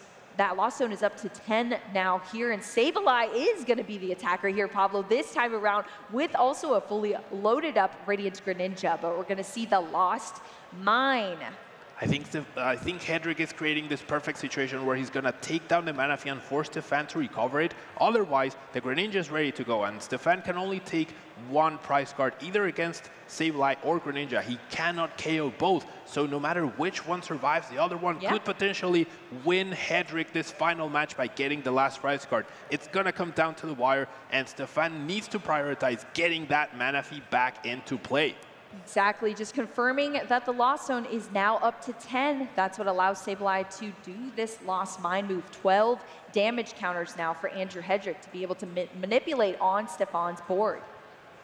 We're going to have to see if Stefan can piece this. Now, Hedrick could choose completely different targets. This is just what I'm imagining he's planning based on what's on the board. Greninja ready to go, Sableye taking down that Manaphy. I think that's what he's going to go after, and then there's going to be more damage counters placed somewhere else. We're going to start with damage on the Flutter Mane. It seems going to bring it to some sort of range, perhaps. Seems like 2 damage counters were chosen there. 10 left. Yeah. 10 damage counters left. Maybe we're going to take them back. Oh no, we're just going to knock out the Kirlia, it seems. 8 damage counters and 4 on the Flutter Mane. Andrew Hedrick with a completely different plan than I was expecting. Well, that's still an additional prize card here for Andrew Hedrick, going down 2 prize cards, and it's up to Stefan now to make something happen here, Pablo. Stefan has Iono to disrupt. Hedrick does not have enough energy right now in the discard pile to even retreat the Gardevoir. Can transfer some of this damage over here to get a prize card, but it's going to be difficult to retreat that Gardevoir potentially if Stefan doesn't find an energy. Yeah, that is tough here. There's so many difficult decisions that have been made throughout this entire game so far. Stefan going to take some time here to assess all of the cards that have been used from Andrew Hedrick's side of the field here, but it's going to be an uphill climb. Luckily, we have a lot of cards in hand, but a lot of repeating cards in the hand here for Stefan as well. Is there anything we can use here as far as the hand goes now? There's only Iono. I mean, there's a counter catcher, but Sableye is such a big threat. You need to make sure you take that down. There's a Drifloon, which there's nothing really to target down. I think it's just going to be an Iono and hope that in one of those 6 cards, there's an energy to retreat this Gardevoir EX. This is going to be huge here for Stefan. Both of our players shuffling up, going to draw cards representing the prize cards left here for each player. Stefan is going to get 6 here. Let's see what this draw brings us. Huge 6 cards. We need to see what and if there is an energy card found. Otherwise, Stefan might not even be able to attack this turn. And there is an energy.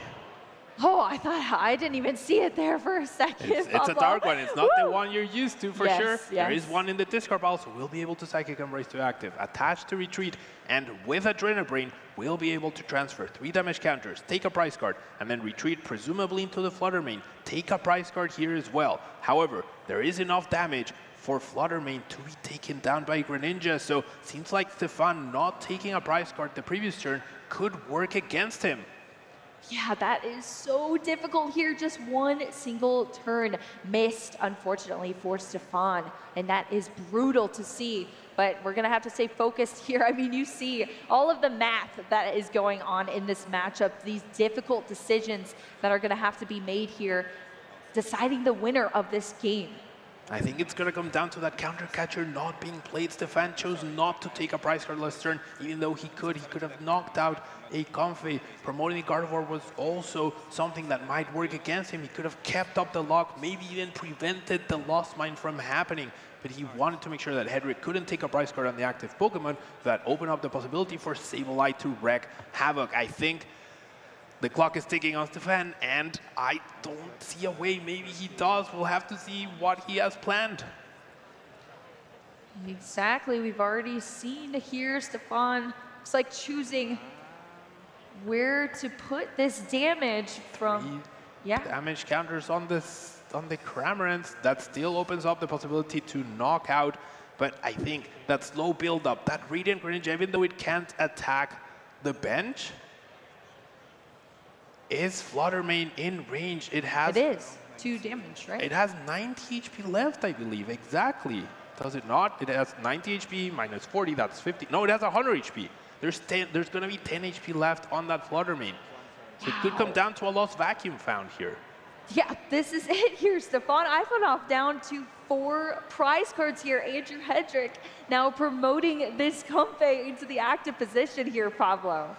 All right, this is coming down to the wire. Iron Bundle is found, so that can push the Flutter Mane to the bench, allow Andrew to have abilities as if Stefan promotes the Klefki to continue the lock.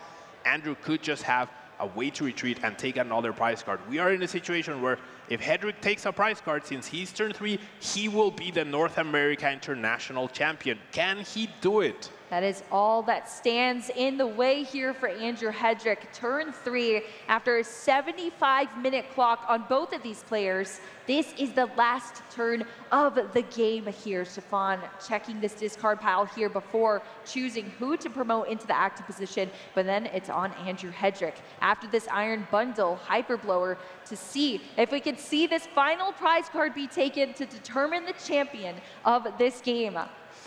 It all comes down to this Pokestop Boo. We need an S-Ball, we need a Puffin perhaps. We don't see any of that. Not great choices. So now it all comes down to this Flower Select.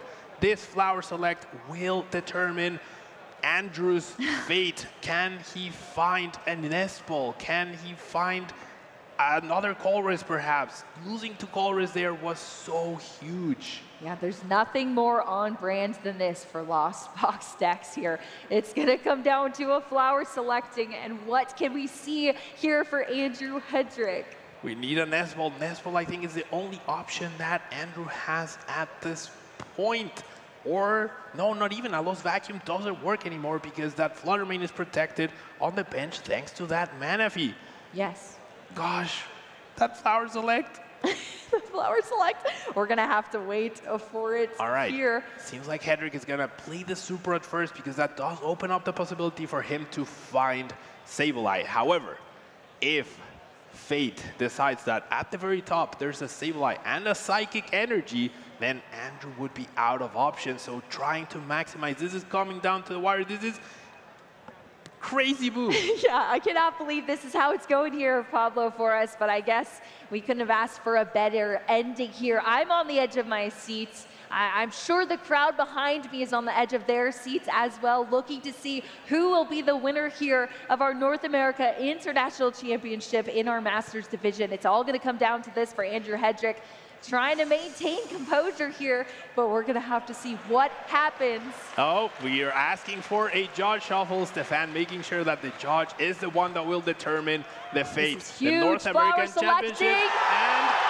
there it is. The Prime Catcher is found, and Greninja will knock out the Klefki and will allow Andrew to become the North America International Champion. Andrew Hedrick taking things down here in turns. After 75 minutes here, 3 additional turns, and that is it. Andrew Hedrick taking the win here, still assessing the board now here. You see the handshakes, but this is the victory here for Andrew Hedrick, and it looks like a regular Tuesday, Pablo. It looks like a regular Tuesday. Yeah, just another day at the office, you know, winning international championships, adding another title to my career. What a game. It all came down to that last flower select. The Hero Comfy finding the Prime Catcher. What a crazy turn of events. Yeah, and that's what it came down to exactly, Pablo. We're talking about Nest Ball here, but there's the Ace Spec, the card that you can only play 1 copy of in any of your decks here. That was the card found off of that flower selecting, that item card being drawn out there for Andrew Hedrick, winning the game here. And now Andrew Hedrick is your North America International Champion in our Masters division of the trading card game. Amazingly played by both players. Amazing comeback by Andrew in that first game. Amazing play and control on the field by Stefan. But ultimately, it was Andrew Hedrick who prevailed with that Prime Catcher. And wow, what a game we just saw. Seems like that prize card that Stefan was not able to take might have cost him that counter catcher, opening up the lock. So many things could have gone differently in this final. Exactly. There were so many factors being drawn out between these players here, with that Radiant Greninja, as you see, taking those 2 prize cards there for Andrew Hedrick, catching up here right at the end of our game 1 here. It all came down to this coin flip, and through the confusion, the Iron Hands was able to prevail here. That confusion flip was insane. I don't think I've ever seen myself a game come down to a confusion flip. Like, it's not something you usually consider, but that Monkey Dory trying its best. And then in this game too, that Scream Tail able to finish off that Iron Hands on the bench, 120 damage, time dwindling, and it brought us to that game 3. Yep, the game 3 between these players. This was the most nail-biting game. The clock was ticking down here. We went all the way into turns, Stefan being our turn 0, which means Andrew Hedrick was our turn 3, and it was back and forth between both of these players. Difficult decisions all around being made here, and a lot of math as well. I think the unspoken heroes of this final were both Klefki and Iron Bundle. Both of those Pokemon were key for their success, and that Sableye put in so much work. Stefan tied things up going into turn 3 for Hedrick. The Pokestop discarded 2 huge cards for Comfy, but the Flower Select found the Prime Catcher, and Hedrick was able to take a knockout with Greninja. That beautiful Prime Catcher being the reason Andrew Hedrick is able to become the winner, selecting it off of those flower selectings. That's a pretty nice looking flower, if I do say so myself, Pablo. Might be the best flower at the North America International Championship. What a final. It all came down to the wire. We saw confusion flips. We saw ability lock. Yes. That was crazy. The confusion flip was amazing, honestly. Yep. I couldn't have asked for anything better from both of our players. I mean, the play was impeccable there. We saw a different couple of lines that could have potentially happened here and there, but I mean, through that grueling match between both of our players, I mean, we did more than 75 minutes on the clock for both of them going into those turns, and none of those decisions were light either way. But I still cannot believe after that game one, Andrew Hedrick was able to take things down, and those 2 prize cards left for Stefan were 2 psychic energy. Absolutely brutal. Yeah, it's incredible how things line up. You have Klefki denying abilities, and all of a sudden, with 0 cards in Lost Zone, you pop up onto the field, you get that Iron Hands, you get that Greninja, you find an opening with no Manaphy protecting those Kirlias, and then all of a sudden you go 2-2-2, you win the game out of nothing. Yes, exactly. And I mean, that showcases the power of that deck. These are 2 decks that have the most amount of potential to come back in a late game or pop off in an early game over on Andrew Hedrick's side. We saw all of that potential being put to the test yesterday throughout all of our stream matches, throughout our day 1, our day 2. We saw double Monkey Dory turns. We saw Radiant Greninja going from 0 cards in the Lost Zone to 7, popping off, taking multiple prize cards at once. But all of that is amazing for a nice 60 card list, but really it comes down to the player here. And the player that was able to take things down is Andrew Hedrick, representing North America. And now we're tying it up, our North America International Championships, half of them going to Europeans, half to North Americans. Yeah, and I think Andrew Hedrick might have set a brand new record of the amount of draw pass in a final and still coming out the winner. We saw so many turns where Klefki was just locking him down with that mischievous lock ability, and he was still able to overcome that in the first game and in the third game just enough thanks to that Iron Bundle, sending that Flutter Mane back to the bench. I know. Those games are amazing. I'm definitely going to be watching them back for sure. But for now, Pablo, I want to hear from our champion here in the Masters division. Anna, take it away. Let's hear from Andrew Hedrick himself. Let's hear it for your Masters champion! How does that feel to be called the champion? It's pretty good. Been a crazy weekend. It has been, and this match was no exception. We have to know, like, do you have a lucky charm of some kind? Who are you channeling? Who did you petition? Your luck was exceptional in this match. Yeah, my starts to some of the games were definitely pretty awkward, but it felt like at the end everything fell the way I needed it to close out the games. We want to talk about those last turns, but I want to go back real quick to that game 1 and the confusion flip. Talk about what was going through your mind. Yeah, so that whole game had been crazy. He had been off to a huge lead. I think he kind of probably thought the game was over when he killed my Iron Hands, but I was able to claw back into it. But then I wasn't ready for the confusion attack, and when he did that, I was looking at my hand. The last card in deck was switched, so I couldn't reset my Iron Hands, and I just had to flip for it, and it worked out. And you were ready for it? You flipped for it? It did? Did you expect game 2 to go the way it did? I know when he gets to go first and he gets to walk out my abilities, it could definitely be a problem, similar to what happened game 1, but that game I wasn't able to pull off the comeback, so that one was a little bit worse. When we went into the overtime, backstage, Wancho was standing up just going, my brain hurts, I don't know who's going to win. How did you feel? Did you feel confident? Yeah, I wasn't feeling too bad. It was definitely a close game going into the overtime. I don't think I played completely perfectly the last turn, but I was able to get there. I had pretty good odds going into the turn, so. You were so prepared. You're standing here as the North American International Champion. Now you're going to be heading to Worlds. What does all that mean to you? It's really exciting to get to be an international champion, and I hope to prove myself at Worlds even more.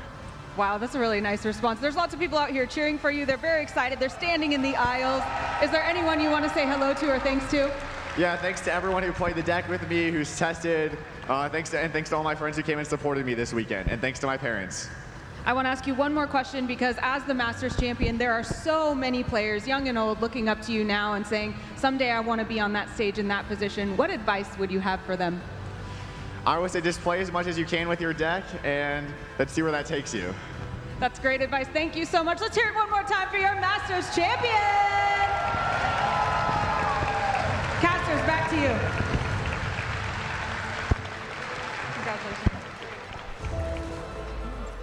Thank you very much, Anna. That was a very thrilling final. Joe and Ross, we've joined in. You guys are having too much fun. Welcome to the party. We got jealous. We wanted to come and join. So, I mean, that final, Pablo, you were watching those last couple of turns come around. Were you expecting Andrew to win, or was that big prime catcher just too clutch? I generally was not expecting Andrew to win. That was such a clutch flower selecting. I feel like there were a lot more cards that were not going to help Andrew than they were, but hey, that's what decided it. That was decided it. And Boo, like, we don't often get the giant roaring crowd for TCG. That was cool, right? Oh, absolutely. I love interacting with the crowd back there. There's tons of people back there. They're rooting on our players as well. They either like the decks, they like the players, and they were great watching this match live.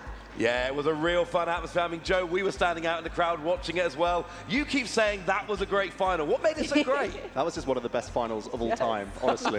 We had so many thrills there. When the Pokestop hits double chorus and lightning energy, I thought it was over. My goodness. Down to one flower selecting. There was so much intricate math going on in there. The ball position was bizarre, thanks to that Klefki being clutched the entire time for Stefan, who had a few tough breaks in that set, of course, but you know, that's how it is. That's Pokemon at the end of the day. That is Pokemon, and we do have a Pokemon Internationals champion. So let's take a look at the final bracket here, because we can add in our winner all the way through the top 8. Andrew Hedrick has gone and given us a champion. And of course, we watched all of this. You and I, Joe, we were out watching the rest of the top 8 as Natalie and Kato were playing on stream. Yeah, there was really interesting and intricate games. Lots of Gardevoir, as you'd expect. We followed along with Kato and Natalie in that top 8 bracket, but all those other games were really thrilling. Stefan was able to overcome the same deck that our finalist, Andrew Hedrick, played in the hands of Andrew Gantner and got a win in that set, but wasn't able to do it in our finals. 2 Andrews, both teammates playing the same 60. Stefan able to take down 1 in top 8, but not the other one in the final. I believe we can take a look now at the top 2 players, our finalists who made it all the way here. Stefan, so close to actually, so close to making it free, and it just did not work. But we can have a look at the seniors division, of course. Joe and I were taking us through that a little bit before. Did you guys get to watch any of the seniors, Pablo? Oh yeah, we were behind watching that final, watching that Snorlax really get in the way, but Nathan able to overcome with his Dragapult. That was really cool and really well played. It was really well played. I loved seeing that Dragapult come out. That matchup was very tight, but we managed to get it there. In the end, that was a really fun one. So, Boo, did you catch any of the juniors at all? Yes, I absolutely did. Pablo and I were debating backstage between the matchup, and I was rooting for the Raging Bulbs there. Pablo was saying, no, the Golden Go has so much potential here in this matchup. Boo, what are you talking about? But I'm definitely happy with the conclusion there. Either way, I adore watching our juniors players play so much.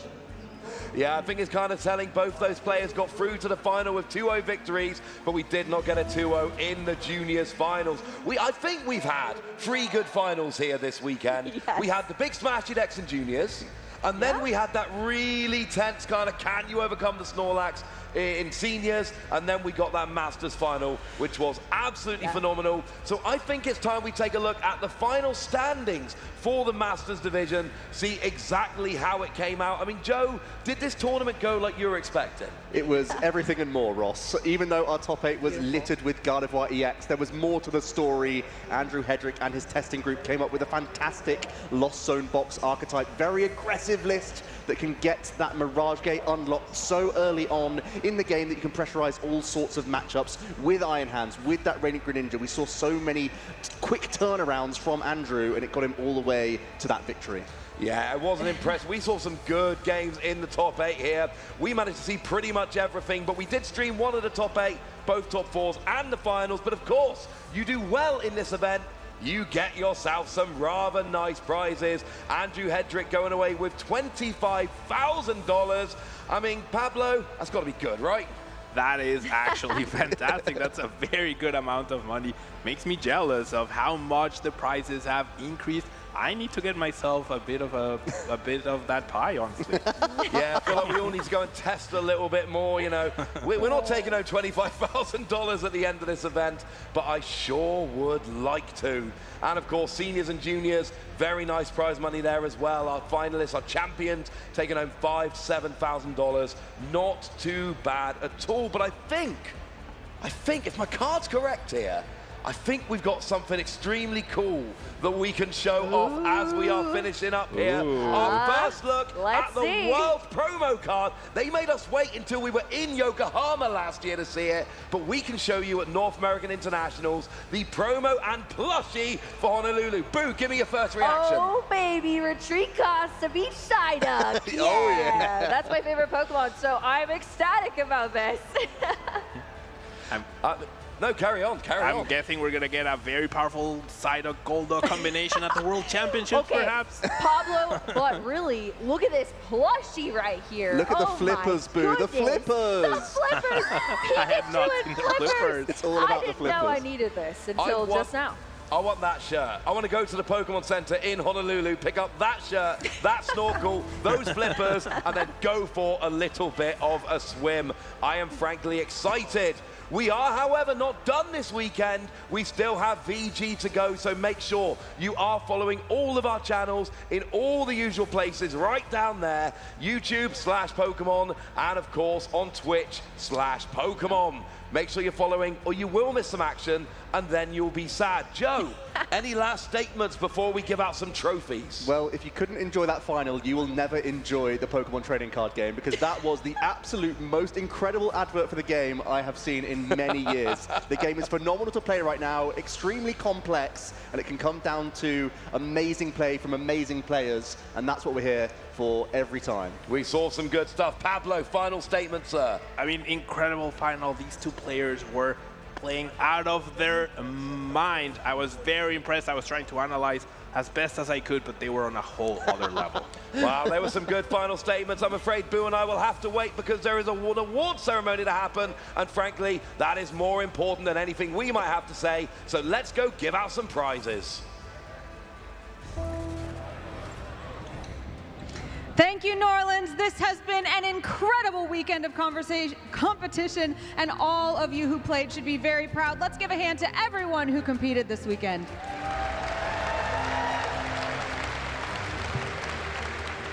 Now we want to take the time to honor our finalists and champions in the Pokemon trading card game. First, please welcome to the stage our trading card game junior finalist, Edison Chin.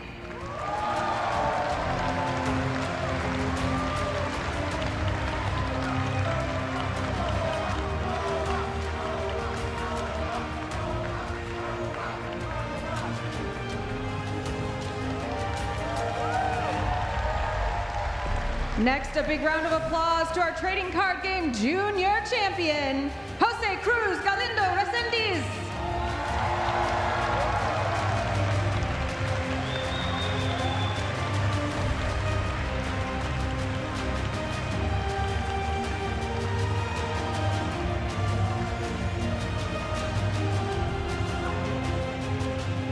Next, our trading card game senior finalist, Daniel Magda.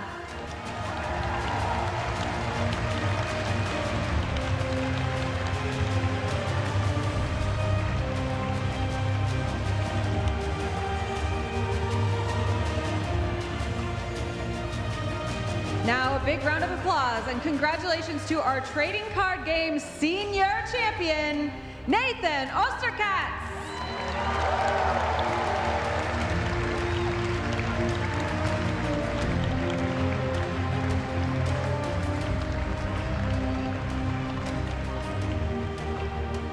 Now in our Masters division, our trading card game Masters finalist is Stefan Ivanov.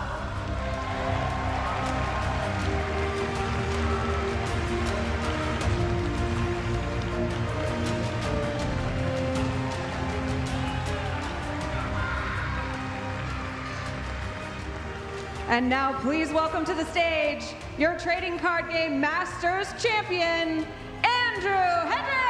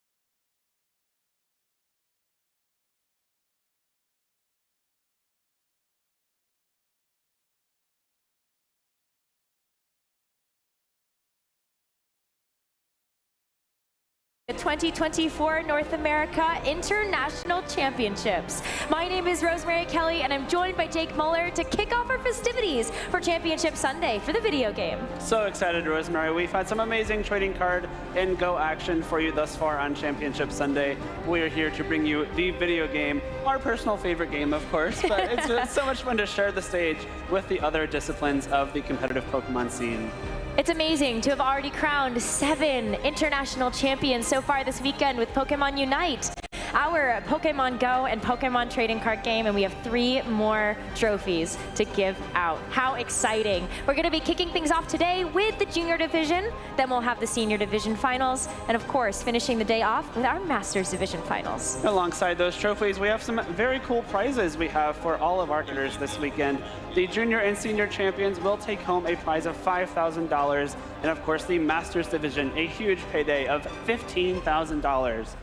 A lot of money on the line and a lot of championship points as well, as we are in our final event before the World Championships in Honolulu, Hawaii. So much to play for and so much action already this weekend. So check out how we got here to Championship Sunday. This 2024 International Championships event has been showcasing electrifying Pokemon VG matches all weekend from New Orleans, Louisiana. Trainers from around the globe have been competing for over $500,000 in cash prizes, booster packs, and championship points to qualify for Worlds 2024 in Honolulu, Hawaii. This tournament is a 3-day event, starting our trainers off in Swiss rounds. All Swiss and Top Cut matches were best of 3. The trainers earning 19 or more match points or placing in the top 32 advanced forward to Day 2. Day 2, Swiss rounds continued until the top 8 was determined, where we shifted to a single elimination top cut bracket. And those remaining trainers battled until we only had our 2 finalists remaining. They compete today, on Championship Sunday, to secure their right to be called the very best. Who is taking home the title of North America International Champion? Who will be joining us on the Road to Worlds 2024 in Honolulu? Stay tuned to find out and enjoy the show.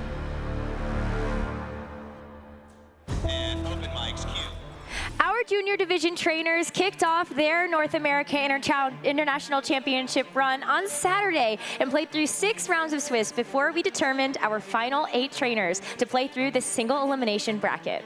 We have made it all the way to the finals. Only 2 of our junior trainers remain.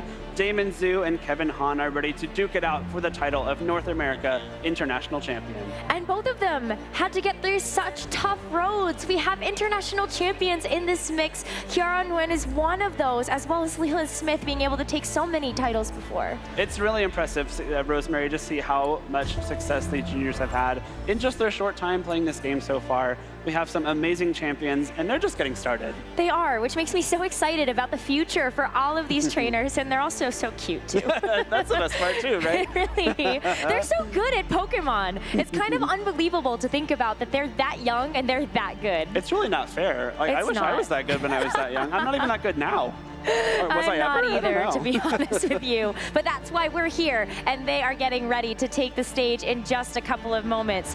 Audience, thank you so much for being with us throughout this North America International Championships. We're hoping to give you a great show that you can still tune in and get those rewards for watching the stream, and also start maybe your own competitive journey. We've got some giveaways for the VGC, the TCG, and Go. And the very first one, go get your Porygon 2 that Nils Dunlop used to win the European International Championships earlier this year. The very last international championship we had in the video game was just a few months ago over in London, and Nils Dunlop stormed through the field with this Porygon 2, a very fantastic support and offense Pokemon with that Terra Blast, with that Trick Room, with that Recover, and is a great way to start building your very own team. You can use that code in the bottom right of your screen, NAIC Trick Room, with some 1s and 0s thrown in there to grab your own championship-winning Porygon 2. Trick Room will always be such a good strategy for our video game trainers to rely upon. But what about some of the new cards that our trading card game players get a chance to use? Well, you can get one of those for yourself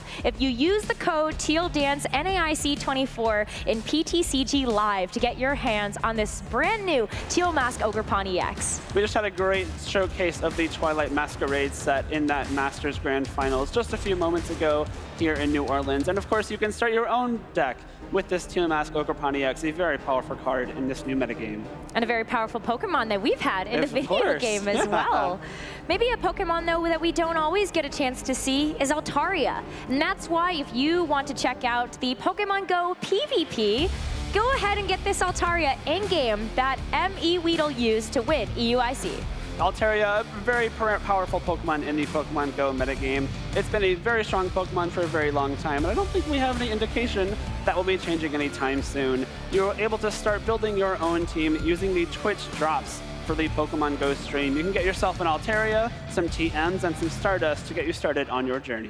See, that's why we hope that we have a lot of action to show everybody today, because you can get these Twitch drops from watching the stream, and hopefully we'll give you enough time in order to get those. Exactly. You can start preparing for next season, right? We got Worlds coming up, but right after that, the 25 season will commence, and you can be prepared. Yes, of course. Because if you thought that this season was amazing, well then, we're just going to keep going on from there. And to think back and reflect on what this 2024 season has been, as we look at this as the bookend for an incredible season, we've crushed some big milestones for our competitions. Truly, it's been so much fun to see so many trainers attend our events. We've had multiple events that are the biggest event ever all over the course of one season, which is an insane metric to think. So many trainers have picked up our wonderful video game over the course of Scarlet and Violet, and we really, really hope to see that trend continue. And we hope to see you there. Make sure that you are following along on all of our social channels so that you can get the most up-to-date news about this rest of the season, as well as, of course, 2025. And join in on the conversation as you cheer on your favorite players or your favorite Pokemon. Use that hashtag PokemonNAIC to do just that. You can cheer on your favorite casters, too. I mean, baby, just give us some love, too. No. We're here to showcase, of course, not us, but in this case, the two junior finalists at NAIC and Rosemary. This is going to be such a fun match. I think the junior and senior finals are sometimes even more fun than Masters, right? Well, I know. I mean, we talked about just how amazing it is to be able to watch the juniors and seniors, because as we look forward to their progression through all these events, that's the future of Pokemon.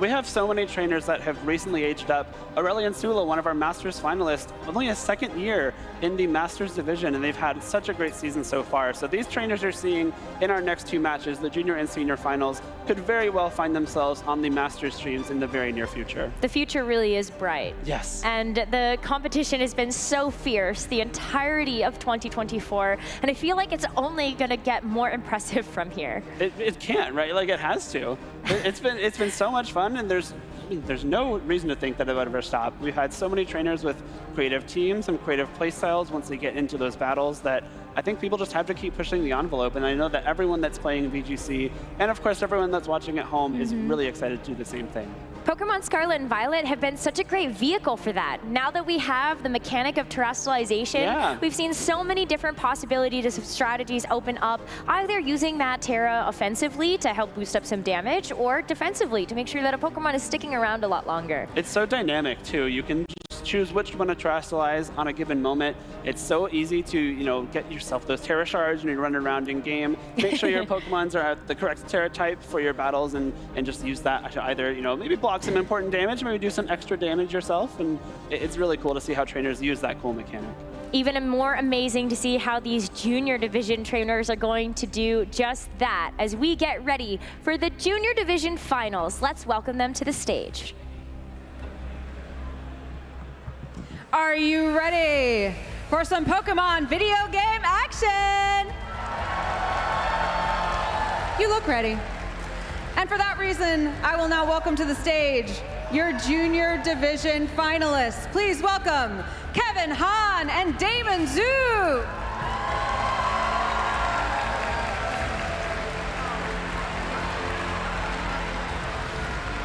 All right, I want to ask you a few questions, so come in close, let's share the Pokeball here. Kevin, I'm going to start with you. If people have never watched you play before, how would you characterize your style? Are you an aggressive player, a defensive player, a patient player? What would you say? So I have many different play styles. It mainly depends on the team I'm using and the matchup, but I can either be really aggressive when I need to and really passive when I need to. Very flexible, that's great. So are you feeling confident going into this match? I'm feeling really confident about this match. It's a bad matchup, but my brother and I and my coaches prepped a lot for it. So I think I'll do well in this match today. Are those people watching here in the crowd? Who's here for you? My family, my friends, my brother, and all of my coaches. Let's hear you cheer. All right, thank you, Kevin. Good luck. And now, Damon, let's chat a little bit. What about you? Would you say that you're an aggressive player, a passive player? What kind of player are you? Aggressive. You're an aggressive player? Awesome. All right, we want to see that aggressive play. Now, do you feel confident going into this match? Yes. How confident? Pretty confident. Pretty confident. That sounds great. All right, who's here in the audience for you or watching at home? My brother, my coach, and my dad. Let's hear you cheer for Damon. All right, we are so excited to watch you play, so let's get to it right now. Casters, let's start. Thank you so much, Anna, and congratulations to Kevin and Damon for both getting to this point in their competitive journeys. To be here as finalists at the North America International Championships is no small feat. Not at all. They've both had some fantastic results this year so far as well, both taking home some trophies and setting themselves up for a fantastic showing here in New Orleans. So excited to see them on the stage, and so fun to hear from them about how they're feeling about this match and the excitement, the nerves, all of it. Of course, you know, they can both be really confident going in. I know if I was playing in a final, I would certainly want to be confident. I can't promise that I would be, but they are both look like they're having a really good time so far, and that, of course, that's what matters. They're going to have the best time of their lives in this junior division finals. I love being able to hear about the aggressive play styles. I'm hoping that means we get to see like hot action right out of the gate from all of them. It's funny hearing Kevin, you know, I can play aggressive, I can play flexible if I need to. And then Anna goes to Damon, he just goes, I'm aggressive. Yeah. You know what? If that's your play style, own it. Great answer. Hey, just get off the ground running right away. Why not? I love that. And I think like taking a look at what they are brought to this matchup as well, I think we absolutely have the potential to see that. We are playing in a single restricted format for NAIC 2024, which means that both of them have had a chance to bring in one of those more powerful legendary Pokemon. So for Damon, we've got the Miraidon, and for Kevin, it's going to be the Ice Rider Calyrex. A great matchup here, too. I think it's something that we've seen a lot. They're two of the most common restricted Pokemon in our Masters meta games. You've seen them on your streams at least a few times this weekend, but it's going to be really cool to see how these junior trainers have adapted these teams to their playstyles, right? Because if you just take a Masters team, maybe you're not as familiar with it. You want to make some adjustments yourself and make sure you are set up to succeed with it. Well, while we allow our trainers to get ready on the stage, we also have some major support for them in the audience. So David, we throw over to you. I have the absolute pleasure of finding a little bit more about the players behind the... So what we're going to very shortly see is we've got Joe, who is the father of Damon, and we've got who's Kevin's brother as well. So we're going to see so much, a little bit more about what we will see. So you must be so proud of either of your family or your brother or your son getting so far in the North American International Championships. Yeah, I'm excited. Damon is a clever boy. He played a lot, practiced a lot, and I'm really proud of him. Stand on the stage. Fantastic. Yeah, you must be so proud. And Chris, older brother as well, you must be also so proud. I'm so proud of Kevin. It's been awesome to see him grow as a player, and it's amazing that he's made finals of an international twice in a row. Are you maybe a little bit scared he might catch up to your ability? It's me. Already? I mean, you're an NAIC champion as well, so do you feel like if he that will surpass it as well? He's passing it towards. Okay, well, we'll see. Obviously, fingers crossed for both of them. Now, what is it like coming from New Zealand all the way around the whole world? Because it's just a little country, not too many events going on there, but now you're here at the massive stage in the US. Like, what's that like? We just try to represent New Zealand everywhere in the world and to show them even we don't have official big events, but we still got a lot of strong players. Yeah, exactly. I like that fighting talk there. And Chris, what does it feel like to have a brother actually be on the cusp of doing the back-to-back because he's obviously won the EUIC this year as well, and could even do the back-to-back right now. Do you think he can do it? I definitely think Kevin can. We worked on this matchup so much, and he worked so hard as a player. I truly believe in him for this finals match. Amazing. Yeah, I'm sure we all believe in him, and all family and friends too. Now, I'd like to ask you both about what kind of your favorite memory is in terms of the Pokemon world that you've kind of been encompassed in both of your family. I'll start with you, Joe. I think I just enjoy traveling with both of my sons and watch them stand in higher and higher stages. Yeah. Amazing, thank you. And I think my favorite Pokemon memory for Kevin is EUIC. Just seeing him on the stage made me so proud, and the fact that he was able to bring it home was amazing. Thank you so much, both of you. Always great to hear the inside of the person behind the player. Right, we're going to get back to the casters and get shortly with this final. Thank you so much, David. So exciting to hear the support of the family for both of these players. It is really sweet. I especially loved Damon's dad talking about how, they traveled all around the world trying to represent New Zealand and show that even though it's a smaller country, they have some very strong players, and that is absolutely the case. Damon has had some fantastic success over in the Oceania circuit thus far this year, winning the Brisbane Regional Championships, making it to the finals at Melbourne, top 4 in Perth, last year winning Sydney as well. Certainly no stranger to success at the Oceania stage, and looking to prove that even further here in North America.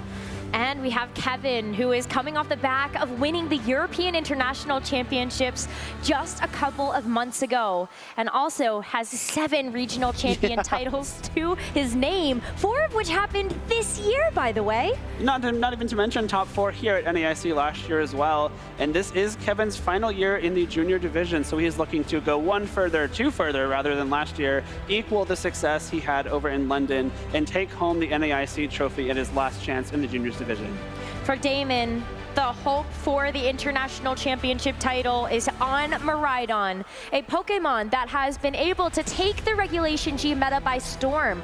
Sort of overlooked at the beginning of things for just its ability to set up this electric terrain, but by itself is a monster Pokemon.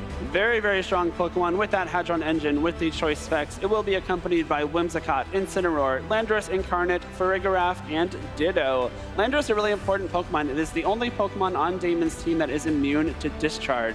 If Damon wants to go for that very strong spread move Discharge, he has to have the Landorus next to it.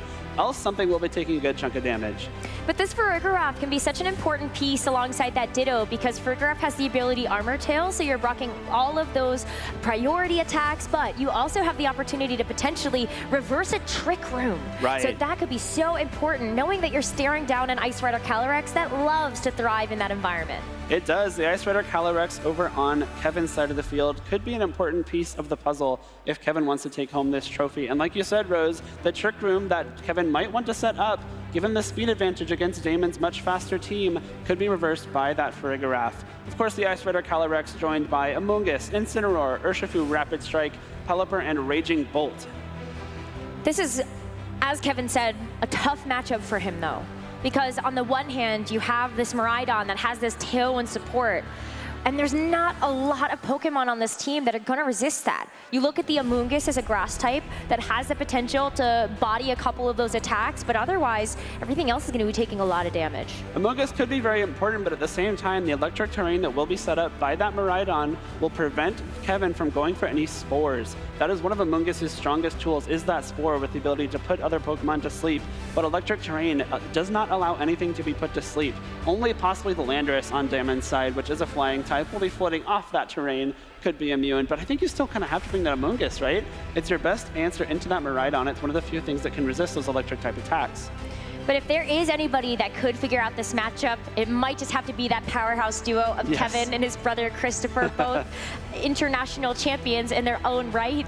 And as you heard from them, being able to go back and kind of take a look at how to approach this matchup might give Kevin a bit more insight on how to navigate it. Of course, having a brother that is also very good at Pokemon certainly helps, but I don't know, Damon clearly hasn't needed that so far. And when all you got is your dad taking you around the world and supporting you, chasing those dreams, that can certainly be enough. Very impressive so far that Damon has not lost a set yet in this tournament. Kevin made it through Swiss with a 4-2 record, but Damon was the undefeated player. Yeah, so haven't dropped a single set up until this point and still might be able to go one step further to claim that international championship title. And off the back of a Pokemon like Ditto, a very difficult Pokemon to use because you have to think about positioning. Ditto, with that transform, is going to copy whatever is in front of it. So you want to make sure that you're thinking about, okay, what would I like to copy? And how can I actually pivot this board position so I can do just that? Let's get into game number 1 of the Junior Division Finals here at the 2024 North America International Championships. Both restricteds hitting the field already. Staring each other down right off the bat is that Miraidon and that Calyrex Ice Rider. The Amoonguss right next to the Ice Rider, not too surprising to see. Again, it is a great way to redirect those electric type attacks away from the Calyrex, which could then possibly fire back a very strong Glacial Lance into 2 Pokemon that would take super effective damage. Well, we talked about Damon's aggressive play style. He likes to play this way, and that's exactly what we're going to see. The Terra Electric on the Miraidon to help boost up all of these electric type attacks. Talk about multipliers, modifiers, amplifying this Pokemon's damage. Protect from the Whimsicott as well. What is Kevin going to do to respond? The Rage Powder, one way to try to redirect attacks from this Ice Rider Calyrex so we can start to get set up here. So it's going to be the Volt Switch into that slot instead. We'll do a big chunk of damage. Just a one-hit KO! Oh my goodness, the critical hit enough to immediately knock out that Amoonguss. Kevin immediately loses a Pokemon and will go down a 3-4 count. Of course, the Ice Rider Calyrex will have the chance to respond. That is a massive KO. It's a huge KO here because you get the Volt Switch, you get the Ditto right in front of the Pokemon that you want. It's gonna copy that Ice Rider Calyrex and give Damon a second restricted. Importantly, resist this Glacial Lance as well if that is the attack Kevin has chosen. You might not have too many natural resistances to that attack, but if you can copy the other Calyrex Ice Rider, now you've got 2 restricted Pokemon. It's gonna be faster with that Choice Scarf, and importantly, you don't take too much from this Glacial Lance. No, and this Whimsicott's gonna keep itself safe too with that Protect. It's gonna keep that Focus Sash intact as we head into the next turn of this game. But Kevin already off on the back foot, having lost that Amoonguss so early. Great call out with the Focus Sash, Rosemary. That's very important because Whimsicott will be able to take at least 1 more attack. You have the option to go for an Encore, which could prevent the Ice Rider on Kevin's side of the field from setting up a Trick Room, which would be really important because you know you have the very fast Miraidon in the back, you have the Choice Scarf Ditto, which will be attacking before Kevin's own Ice Rider, and you have the possibility of firing off some very strong Glacial Lances, especially with this Choice Scarf, probably able to outspeed Raging Bolt as well. Yeah, Raging Bolt, not necessarily known for being one of the fastest Pokemon, but it is this booster energy that's going to help at least amplify its special attack. Electric type attacks, also a little bit more powerful in that electric terrain. Looks like we might be going straight for some offense, though. This Whimsicott does have the ability to use Tailwind, which will boost the speed of the Pokemon on Damon's side. And in conjunction with that Choice Scarf, probably allow this Ditto to fire off some very fast and very strong Glacial Lances.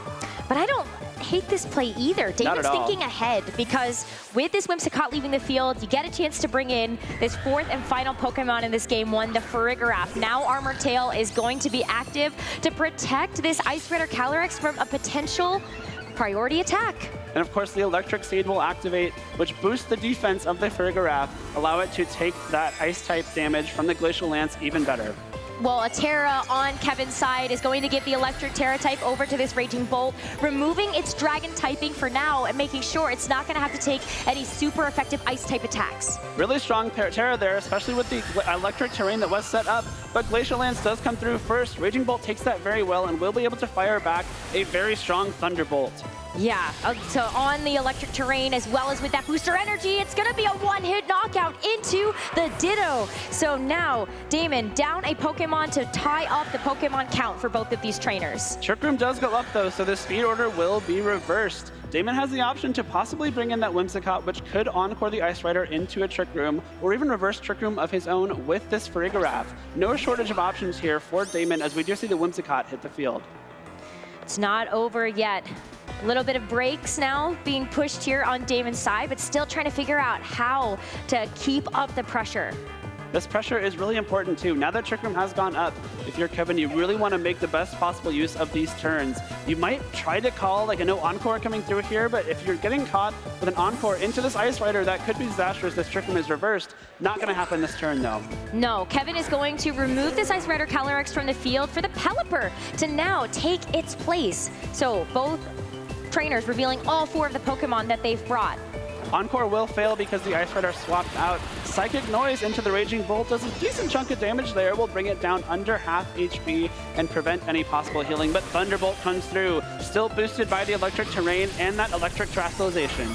Oh! The Electric Seed was helpful to at least boost up this Farigiraf's defense, but it's not going to help against a special attack like that. It doesn't, and Trick Room still being up. It was not reversed by the Farigiraf or the Encored Calyrex Ice Rider. This means Kevin's Pokemon should still be attacking first. We saw the Psychic Noise come through first, but I don't think it's enough to KO either, and Pelipper and Raging Bolt will have a chance to swing at this Farigiraf and Whimsicott. Whew.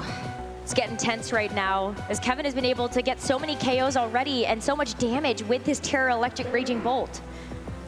It's very threatening, right? The Electric Terrain is provided by the Miraidon, which is very helpful. You know, you're starting off the Spores from Amoonguss, you're boosting the damage from Miraidon with that Hadron Engine, but unfortunately, Kevin has this Raging Bolt of his own that's been very, very useful and able to take advantage of that Electric Terrain. A risky play, though. It's going to be the Miraidon, still at full health, able to come back out onto the field, but with the Encore into the Raging Bolt, you're going to be locking it down to have to just go for these Thunderbolts.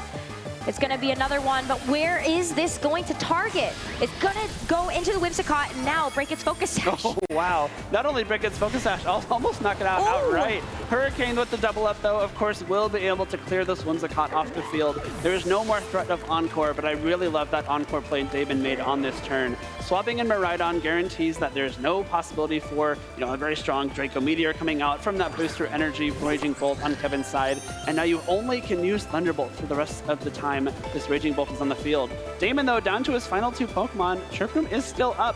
Miraidon is very, very fast. I'm not sure how much this Miraidon's going to be able to take. It's not going to be able to take too many attacks here, but the power of Miraidon comes with its offensive output.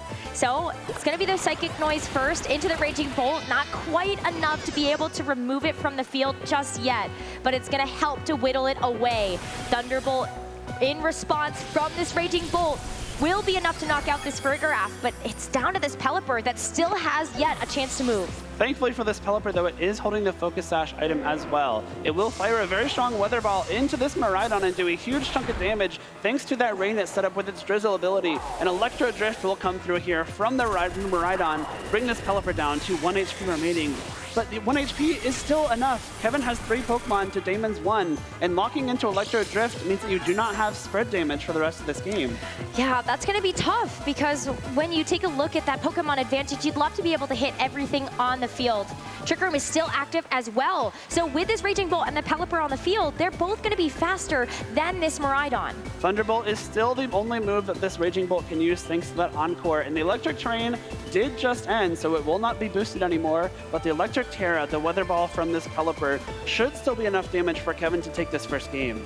Even though Damon was able to get that first KO so early on in this game, Kevin was able to get his way back in here, found the opportunity to go for this Electric Terra on the Raging Bolt to make sure it was going to be able to make up for that differential. So with the Thunderbolt from this Raging Bolt, it's going to be a lot of damage into this Miraidon, and even though you don't have the Electric Terrain anymore, it will do enough to get the KO and win Kevin this first game. A great testament to Kevin's resolve. After the Amoonguss got 1-hit KO'd by a resisted Volt Switch, Rosemary, that is insane damage thanks to that critical hit. He did not let that get to him. He steadied himself. He was able to, reset his mental. He made sure that he didn't let that snowball away. And once that Trick Room went up, and once it was the turn after the Trick Room, I think, was the most important, because the Encore failed, the Calyrex did not stay on the field, and Damon did not reverse Trick Room with his own Farigiraf. And at that point, Kevin's slower and stronger Pokemon were able to stay on the field, dish out some huge damage, enough to take that first game.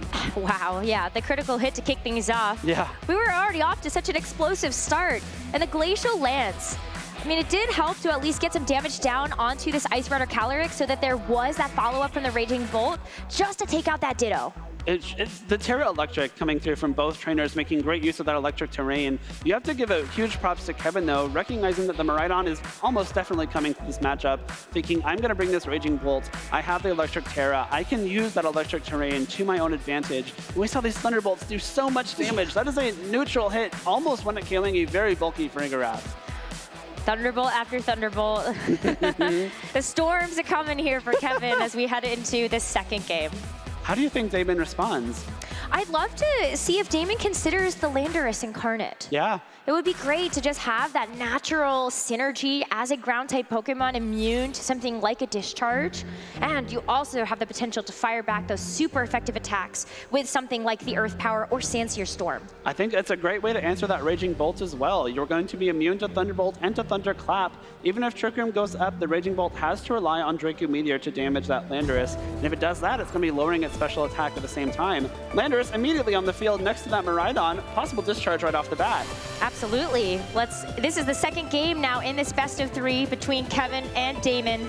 Kevin just needs one more game to be able to win this international championship. The nice thing about this lead as well is that both of these Pokemon have very strong spread moves that do not damage their partners. You see Sandsear Storm, the 4th move of choice on this Landorus. It is not 100% accurate, so unless the rain goes up, that will have a chance to miss, but Discharge guaranteed to hit all targets.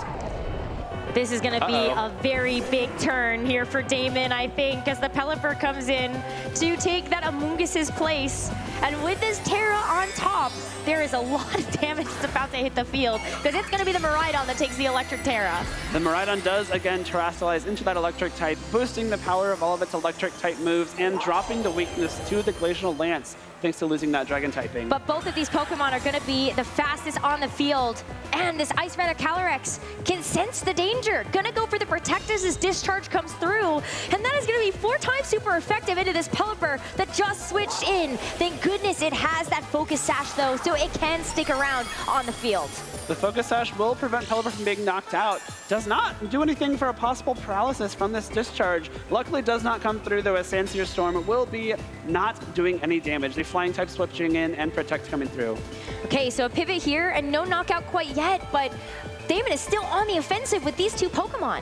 And Wide Guard is an option on this Pelipper. Wide Guard prevents all damage from any spread moves like the Discharge and the Sandsear Storm we just saw. We see Miraidon is locked in to Discharge, cannot use any other move, and will be doing no damage this turn. So Wide Guard able to block the Discharge that comes through, but there's still some follow-up that can happen from this Landorus. We got a chance to see that it has a couple of those single target attacks, and so one of which is going to be this Sludge Bomb that ends up coming out. It's going to do enough to at least knock out this Pelipper, but this Ice Rider Calyrex has yet to move.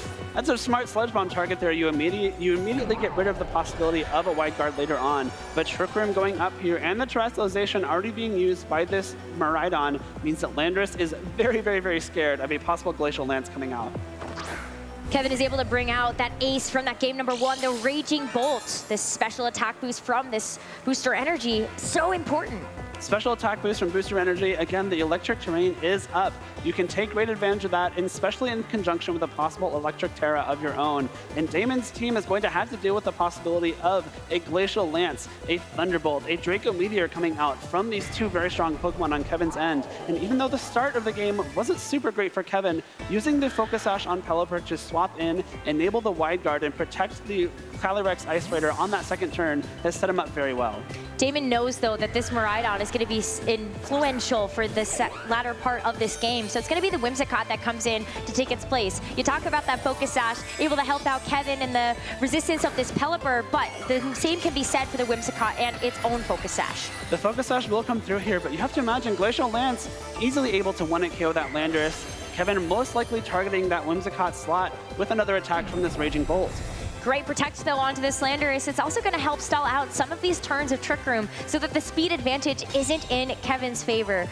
But it is going to be tough for this Whimsicott, as it does have to come in and take this Glacial Lance. Focus Sash nice, but this Raging Bolt, can it get the follow-up to just knock out this Whimsicott right away? If it tried to go for Draco Meteor hitting that Miraidon, it will not work because Whimsicott is a Fairy type, but Thunderbolt, a great selection there, will hit the Whimsicott and knock it out. There is no more encore on the field. You don't have to worry about getting caught locked into an unfavorable move for the rest of this match. And now looking at the Pokemon that Damon has remaining, we might just see that Ditto come in, trying to mirror that Ice Rider Calyrex. But we saw in the first game, Rosemary, it's going to be faster than the Raging Bolt, which means in Trick Room, Raging Bolt still attacks first. Yeah, and after we saw kind of the double up of the Glacial Lance as well as that Thunderbolt damage from the Terra Electric as well as that Electric Terrain, that was plenty to knock out this Ice Rider Calyrex. It was. It's a really tough spot for Damon to be in as the Miraidon in the back on his team does not carry Protect. You don't have a great way to stall out the rest of this Trick Room, especially because, even though you have Protect on your Ice Rider that you just copied with Ditto, you are Choice Scarf. You are locked into the first move you select. And if you lock into Protect, as Landorus gets knocked out, you can't attack for the rest of the game. No, and so you have to consider, like, how do you get through these Trick Room turns and how are you going to be able to just kind of get through the rest of this? Maybe it's going to be with the Trick Room reversal. Oh, that's quite possible. The Calyrex on Damon's side can go for a Trick Room of its own. If it gets knocked out, though, that won't be enough. So where did Kevin decide to put this damage down? We've got the Miraidon that's going to be taking the spot of this Lander, so it's not going to get knocked out right away, but the Glacial Lance is going to still do a meaningful amount of damage to this Miraidon. With the follow-up of this Thunderbolt into the Ice Rider Calyrex, it's going to get the knockout, and now the option of reversing that Trick Room is off the field. Trick Room will remain up for its full duration, and unfortunately for Damon, that Miraidon took a lot of damage from that first Glacial Lance. Works out well that there's no attack boost so far from that as one, from the Chilling Neigh, but it's going to be so tough for Damon to come out the rest of this game. You can't protect that Miraidon. Glacial Lance will knock it out. And then the Landorus, also still a flying ground type. Double super effective damage from that Glacial Lance. So Protect, such an important option here, just to make sure that this Landorus can stick around for this next turn. But you're still going to have this Miraidon take this incoming Glacial Lance. It already did so much damage before. It's for sure going to get the knockout with this double hit, and that will be the Miraidon now knocked out. Damon down to his final Pokemon in this game, number 2, the Landorus. It is a Chilling Neigh boost coming through on this Calyrex Ice Rider, +1 to its attack stat. You have to imagine if a Glacial Lance was enough to get a KO on Landorus before, it will do even more damage now. Landorus still protects itself from all attacks this turn. As the rain does end, it is unfortunate for the Landorus again because now Sandsear Storm is not perfectly accurate anymore. But of course, Trick Room is still active. If Damon doesn't get a double protect, that's what he needed though. It absolutely is, because that's going to stall out this final turn of Trick Room as the Glacial Lance, and now even just another attack from this Raging Bolt, not able to hit the target.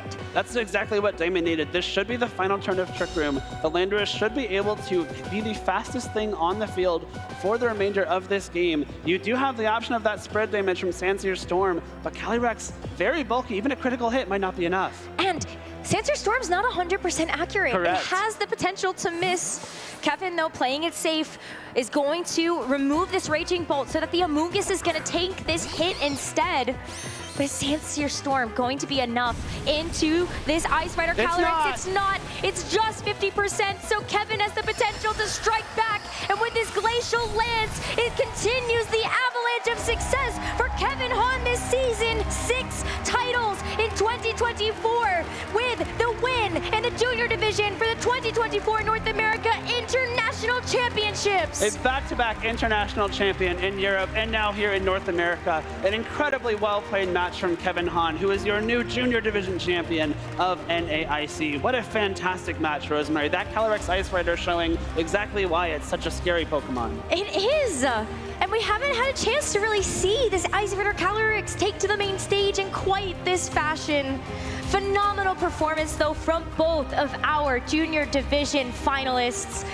Damon's future is so bright in this game. Absolutely. It's been so cool to see Damon have so much success this season. And of course, here in North America as well, coming just one match short of taking home the champion title. But a runner-up is not at all something to be upset with. Oh yeah, we're still going to see more from Damon, I am sure.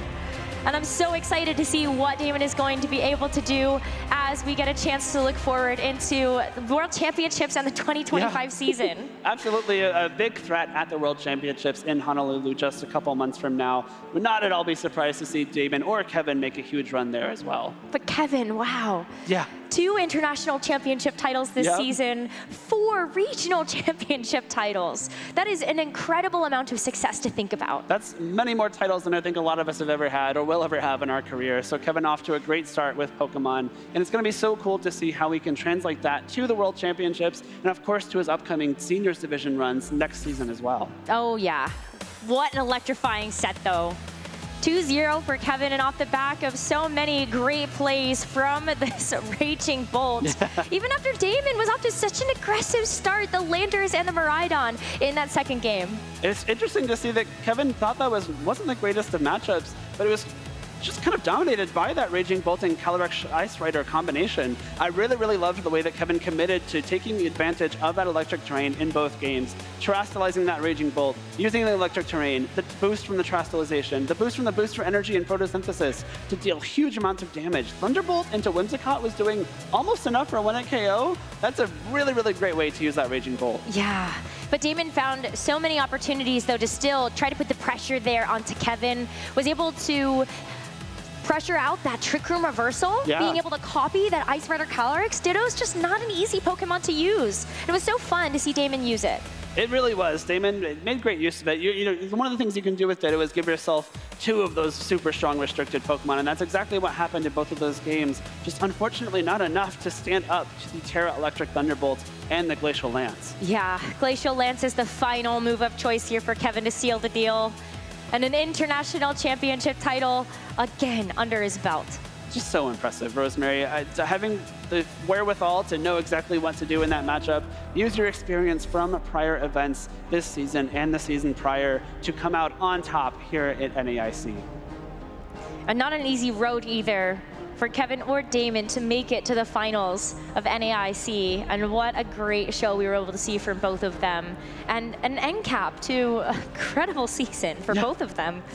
Of course, like you said, winning 4 regionals just this season in the juniors division, taking home the European International Championships trophy, and now coming away with a 2nd international title of the season for Kevin Hahn. What a way to finish off your time in the juniors division. Yeah, I mean, even just the 2024 season, though, you got the bookends. You got the Pittsburgh Regional Championship title, and you also got the NAIC Championship title. I just, yeah. You have to wonder, he's won a regional this season, he's won internationals this season. The only thing left is Worlds. Worlds winner coming up. I know, we haven't had many players that have been able to have that type of success. No. It's so difficult to do so. And so it's amazing to see players make it to the finals, make it to the championship title, and take it all. So I'm so stoked. Me too. It was so much fun to watch. And it's only the first of our 3 finals, Rosemary. We got 2 more. We really do. But let's continue to celebrate our junior division finals champion. And let's go hear from Kevin Hahn. That's right. Let's hear it for Kevin.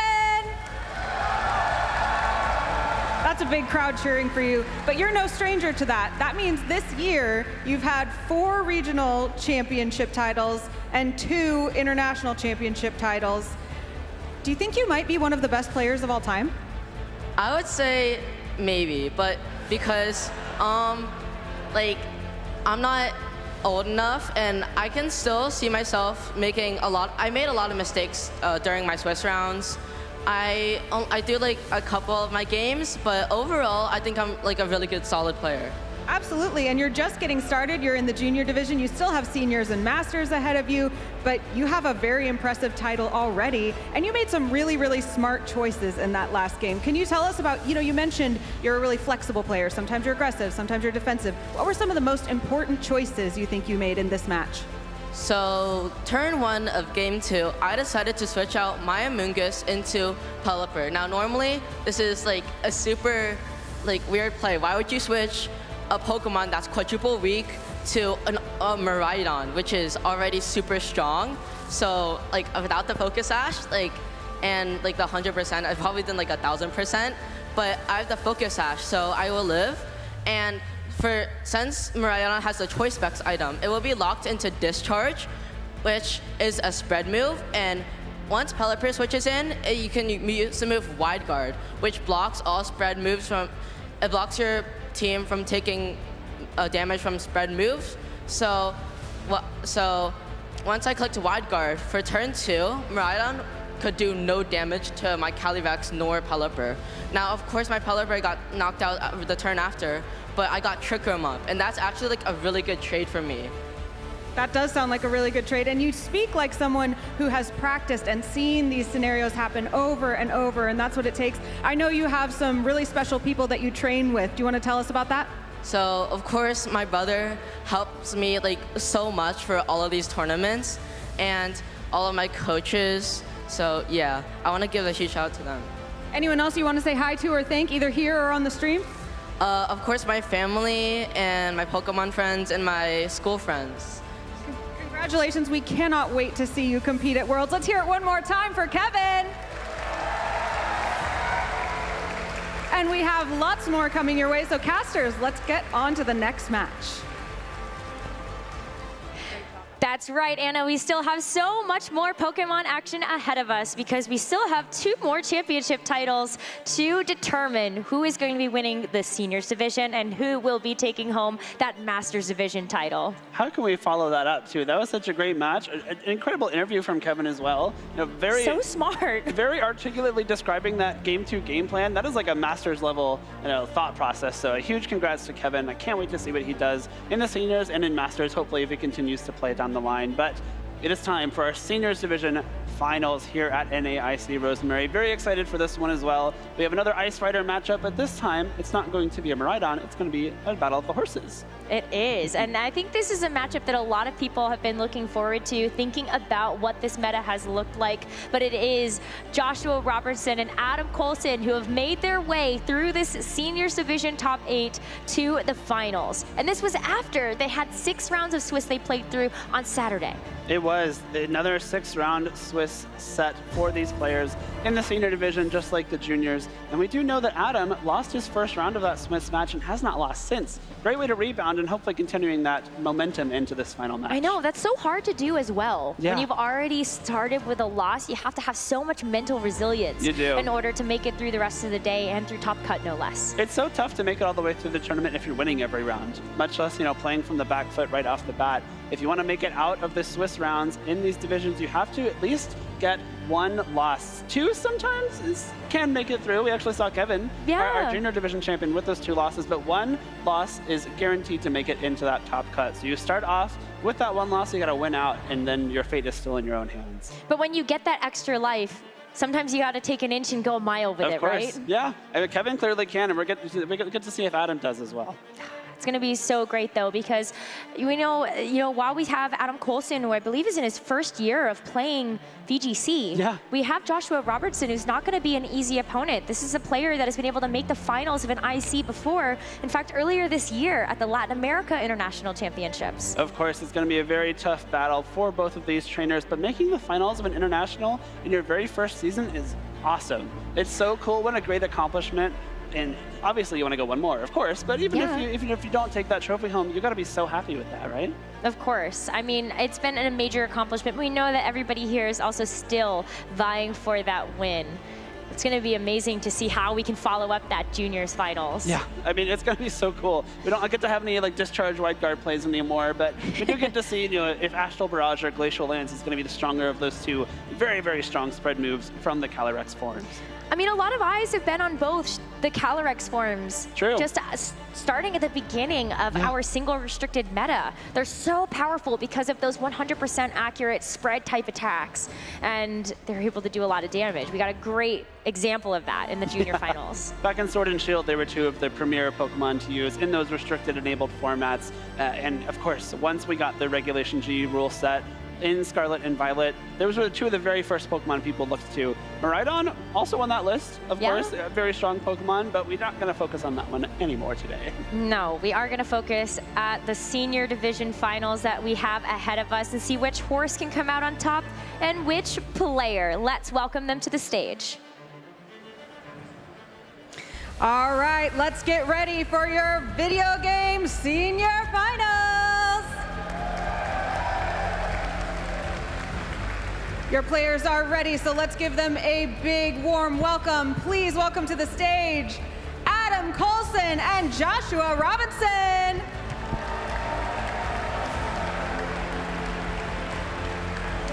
come on in close. We're going to chat a little bit before we start.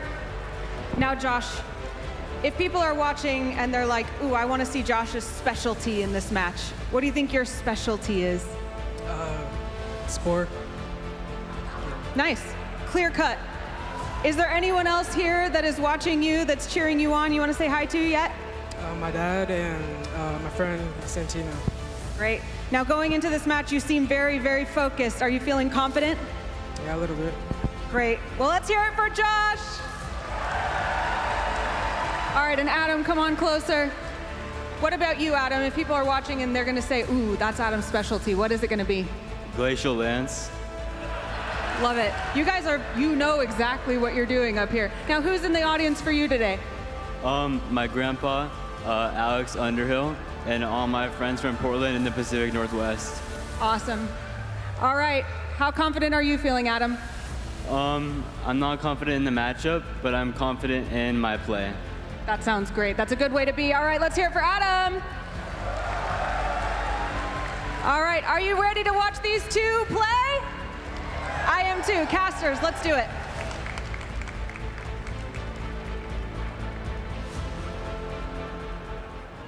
As we get the players ready and sat down for the final, we're going to find a little bit more about the people behind the player once again. So we have Jeff, Josh's dad. Thanks so much for coming along. And we've got Paul, Adam's grandfather as well. Welcome to the floor. You must be pretty proud of both of your family members here. Yes, indeed. Fantastic. Really proud and really great to meet the competitor and his dad. Is there a bit of competition between you both as well? No. Nope. Nope. Nah. Nope. Oh, okay. Something about that? We had a chance to meet yesterday before we knew about this matchup, and we both really appreciate the growth that Pokemon has given to our competitors. I couldn't agree more. I couldn't agree more. Not just Josh and Adam, but all of the seniors, how they play, how they're friends after the play. It's really awesome. That is so awesome. Like, Pokemon brings everyone together. That is so great. Thank you. So what's it like being the father or the grandfather of a Pokemon player as successful as these two? It's just terrific to see the growth in in Adam that I've seen. Pokemon has done a lot for him. Pokemon, sorry. And what about you, Jeff? Yeah, it's a little heavy on the pocket, but other than that, no, it's great to get out and meet friends. I've made friends, he's made friends. It's just been a great experience all the way around. Can you put a price on friendship, indeed? So, well, while I've got you here, what's your favorite Pokemon? Pikachu. Great choice. Jeff? Azumarill. Ooh, great choice. I like it. Yeah, the little Aqua Rabbit Pokemon going on. Yeah, it's strong as well, yeah. Although a little bit weak to Pikachu being water type there. So I think maybe that matchup, I think Paul maybe got it. Okay, well, right. Before we get into the match now, is there anything you'd like to say to your grandson, Paul? Wish you the best, Adam. Excited for you, and it's great to know Josh as well. Oh, thank you so much for that. And Jeff, anything you'd like to say to Josh? Yeah, just for Josh to do his best, for Adam to do his best, and whoever the best person is, they'll win. Thank you very much there. Awesome. Right, let's get to it. The senior finals. Oh, that's so wholesome to not only hear the support that both of them are giving to their own family, but also to just the entirety of the senior division. That was so sweet. I loved that. Pokemon does actually give you so much of a chance to grow when you're in the junior and senior division. You get to meet so many people and their great families, and it's so great to see the support from Josh's dad, from Adam's grandfather, that they are both here today. But of course, now it's time to focus on our two players who are fighting for the title of North America International Champion. Joshua Robinson on your left has 2 regional titles to his name and was a finalist at the Latin America International Championships this year. And what that story doesn't tell is that Joshua also won his very first regional he ever attended in 2022, Orlando. It was. He kept winning since then, too. No reason to stop when you get that first win, and it's going to be really, really cool to see how Joshua can parlay that into a possible title at the North America International Championships. Adam, of course, though, as well. So exciting to hear that Alex Underhill is one of those players that's in his corner, somebody who has also had so much success and able to help maybe pass that down here for Adam's play. Of course, Alex is a great player in the Masters division and has some great success as a coach as well. Just really cool to see the influence that our Masters players do have on the Seniors division. I also love the Azumarill plush there for Joshua. Has his dad with him up on stage just a little bit there. It's really sweet. It is so nice to see, as Joshua for this finals is going to be using a Shadow Rider Calyrex team surrounded by so many incredible pieces. More recently, we've seen the Shadow Rider Calyrex paired up with a Pokemon like Mienshao, maybe one we haven't seen in quite some time, but really great to focus in on those fighting type attacks and also one of those utility moves, Wide Guard. And Feint. Feint could be a really important move here. It does break Protect. It breaks Wide Guard if an opposing Pokemon goes for it, which will allow the Shadow Rider Calyrex to attack through any kind of deterrence with that Protect, with that Wide Guard, to use those Astral Barrages to greatest effect. Joshua is looking for his very first international championship title. Got so close at the Latin America International Championships just not too long ago at the start of the season. So maybe it's going to be this one that is able to get that win.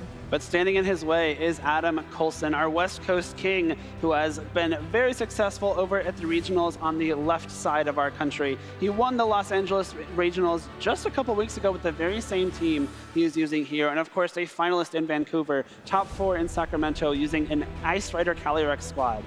So a lot of practice with a team like this, but that's where we kind of hone in on how does the Ice Rider Calyrex fare against one of the faster Pokemon in the format, and that's Shadow Rider Calyrex. Both teams also packing Wide Guard, which will deter the use of those very strong spread moves that we keep talking about. The Glacial Lance, the Astral Barrage, public enemy #1 when it comes to using that Wide Guard, and the Pelipper on Adam's end also able to use that move. So many other impressive pieces on that team too, where you look at like what we just saw from a Raging Bolt not too long ago in the Junior Division finals, and so that might be a great piece here. The Raging Bolt is not, well, it is the very same booster energy set that we saw from Kevin. It has the option to turn into a pure electric type with that Terrestrialization and fire off some very strong Thunderbolts and Thunderclaps. The way that these teams interact is going to be cool, though. One team really loves having Trick Room up. One team really does not. The Shadow Rider Calyrex, one of the fastest Pokemon in our format, that really does not want to see that Trick Room get set up. Yeah, and Josh's team is really looking at the natural speed that it gets a chance to have. There's not really a whole lot in terms of speed control on this side, outside of maybe some of those priority attacks being able to bypass those natural speed points. So you look at the Raging Bolt and the Rillaboom as a couple of ways to be able to handle that.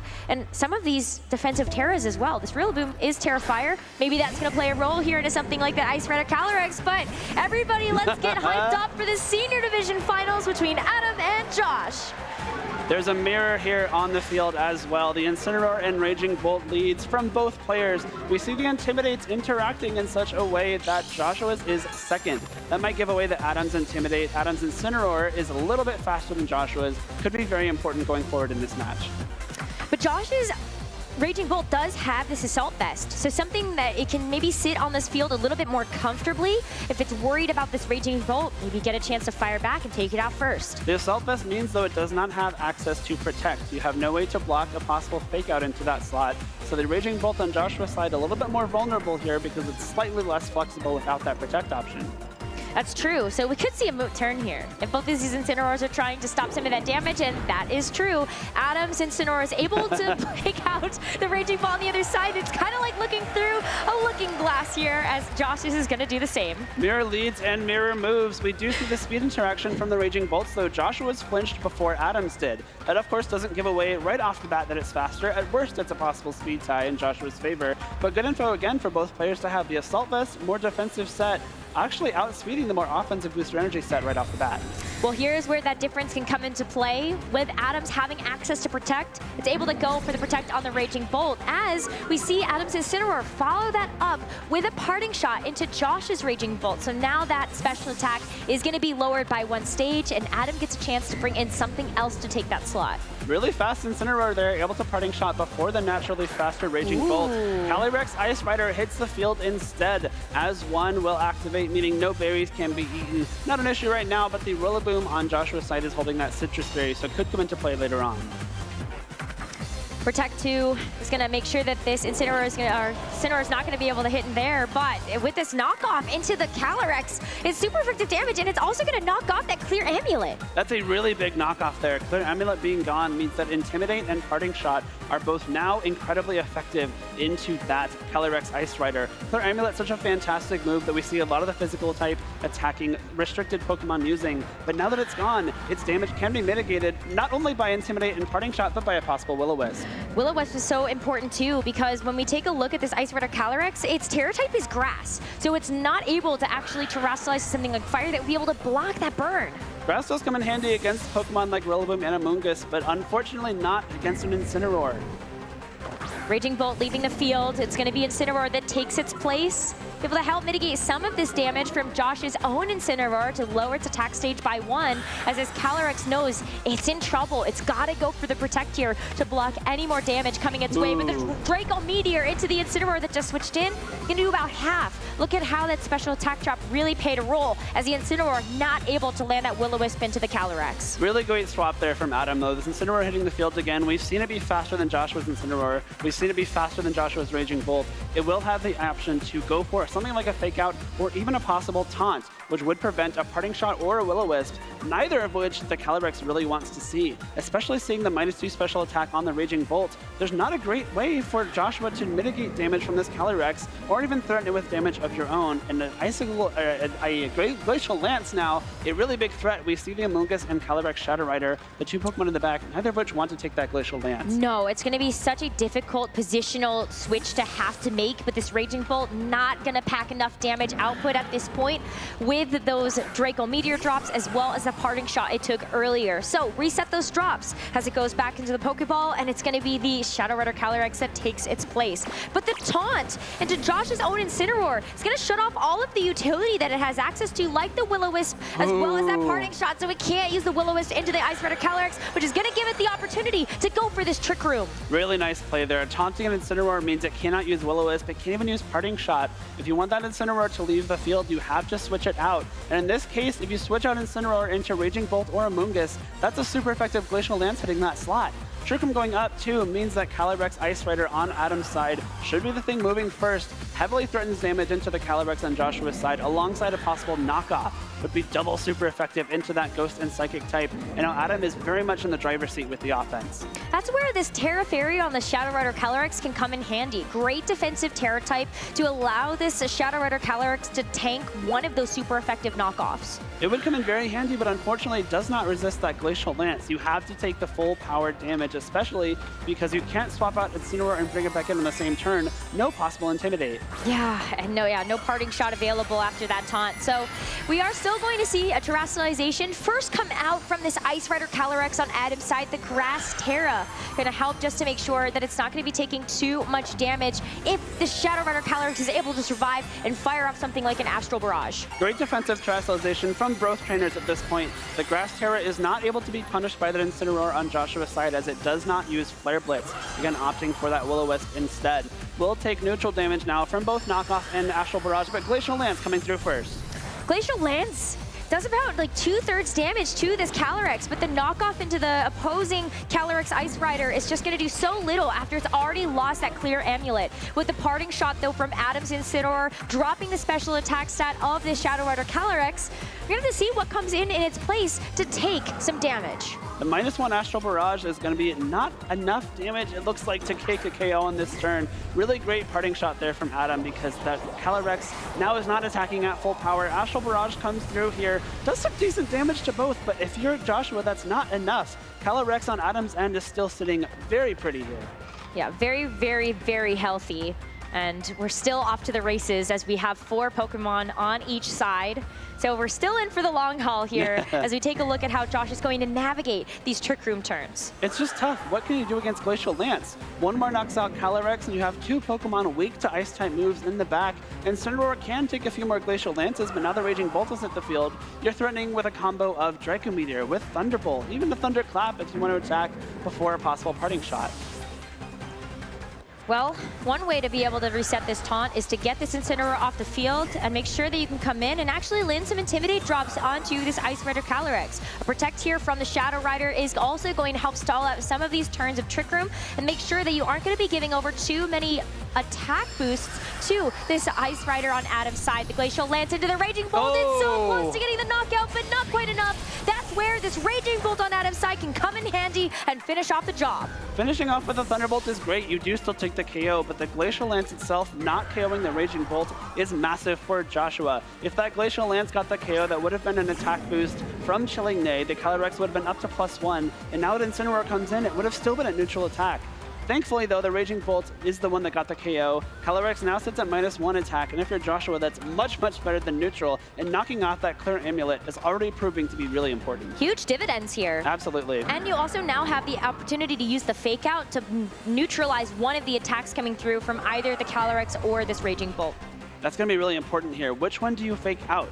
Both of them probably can KO this Calyrex, and in this case, you're actually not letting it get KO'd at all, swapping it out instead. You still have a couple of turns of Trick Room to have to get through, and so you don't want to give up too many KOs if you can't stand it. There's no Fake Out that comes through, so the Amoonguss is going to have to take this hit, but look at how this Intimidate drop is really helping out to make sure this Amoonguss can stick around. The Parting Shot instead means that this Calyrex is going to be at -2, not having been able to take a KO yet. Calyrex is at -2, but the Raging Bolt is still at neutral, and if Adam went for an Electric-type move into that slot, specifically the Thunderbolt, this Calyrex Shadow Rider could get knocked out on the switch. So risky, but you gotta risk it for the biscuit sometimes, sure as this Calyrex does hit the field once again.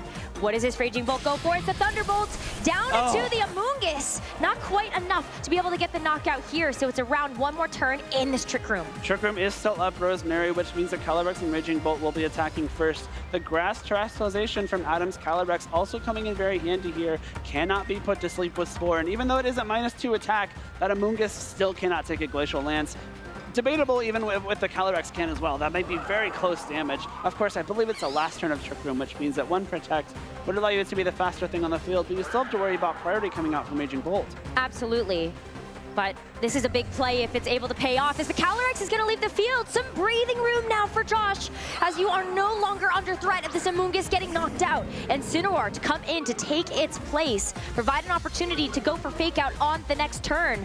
So this Raging Bolt over Protect 2, this is kind of exactly what Josh wanted. It really is. This Amoonguss has so much space now. The Amoonguss has so much space and a massive Pollen Puff coming through. There is no damage being dealt by Adam's team on this turn, and this Calyrex comes out of Trick Room almost at full HP. A really big swing in momentum there in Joshua's favor as the Calyrex gets to fire off an Astral Barrage, boosted by that Spooky Plate into the Incineroar. That might actually KO with one more. It might, and with the Trick Room expiring, Calyrex, the fastest thing on the field, but because it's no longer a Ghost type, is threatened by a Fake Out. The Covert Cloak is on the Amoonguss and not the Calyrex, as we've seen on some different Calyrex Shadow Rider teams, which means Fake Out is very much in the picture. This Amoonguss still at very low health. Again, it does have the Covert Cloak itself, so you cannot Fake It out this turn. It will not flinch. That Amoonguss is at low HP though, so being able to activate that regenerative ability by removing it from the field is going to give it a bit of an HP boost for later on in this game. Incineroar now going to come out to take its place. The Intimidate drop onto this other posing Incineroar on Adam's side might be really beneficial here, but the Calyrex has to go for the Protect this turn, so it's not in danger of getting faked out and also taking some damage from this Raging Bolt. But the Raging Bolt goes after the Incineroar instead with the Draco Meteor to get the knockout. You're really tempted to go for something like a Thunderbolt there. The Amoonguss was already very low, and Thunderbolt, even though it's resisted, was surely enough damage. But going for the Draco Meteor there guarantees that if the Incineroar switches in, probably could survive a Thunderbolt, but not a Draco Meteor. And now you have set the Pokemon count in your favor 4-2. But Josh is still not out of the woods quite yet because he's only down to his final 2 Pokemon in this game. Still needs to secure a knockout on Adam's side, who still has 4 remaining. You very much can, though. The Calyrex on Adam's side is pretty low on HP. I think it was down in that yellow HP range. And the Incineroar we saw take very close to the amount of HP it has remaining from that first Astral Barrage. If you're able to fire off an Astral Barrage here, that could be massive in terms of getting that +1 boost from the Grimnay. Well, let's find out if it's going to be enough onto this Incineroar. It is! The knockout helps to boost up this Calyrex's special attack by 1 stage after we see this Grimnay boost go through. And we also know that the Raging Bolt not going to be too much to be able to knock it out just yet, with the Draco Meteor as well, missing the Amoonguss that's so big. It's going to be able to get a Spore off and put this Raging Bolt to sleep. That's a really unfortunate turn for Adam there. The Astral Barrage taking the KO and the Draco Meteor missing the Amoonguss. With the -2 special attack, maybe not enough for a KO, but any damage into Amoonguss is always appreciated. That very bulky Pokemon with no recovery left is now still very healthy. And of course, this +1 Calyrex Shadow Rider on Josh's side becomes a massive threat. It could just start to get out of hand right here. That's the power of one of these Calyrex forms, is knowing that you're able to just keep cycling through, getting these boots, getting these KOs. But Urshifu for Adam has now been able to hit the field, and with this Choice Scarf, it's going to be very fast. It should outspeed the Shadow Rider on Joshua's side of the field, but the Amoonguss is still there to redirect any possible attacks. There's no way this Urshifu has to bypass Rage Fire, which will come through and protect the Calyrex Shadow Rider. All right, so Urshifu having to lock into the close combat as well is going to be able to chip away at the Amoonguss just a little bit, but there's this unfortunate side effect that you're going to drop your special defense in the process. So Calyrex firing back with this Astral Barrage is going to be able to get the knockout in just 1 hit. That's a double KO here for Josh. And he's able to not only even up the Pokemon score, but in fact, take the lead. This Spooky Plate Calyrex Shadow Rider becomes even spookier now at +3 special attack. The Calyrex Ice Rider on Adam's side of the field, if it couldn't survive a Astral Barrage before, it certainly can't now.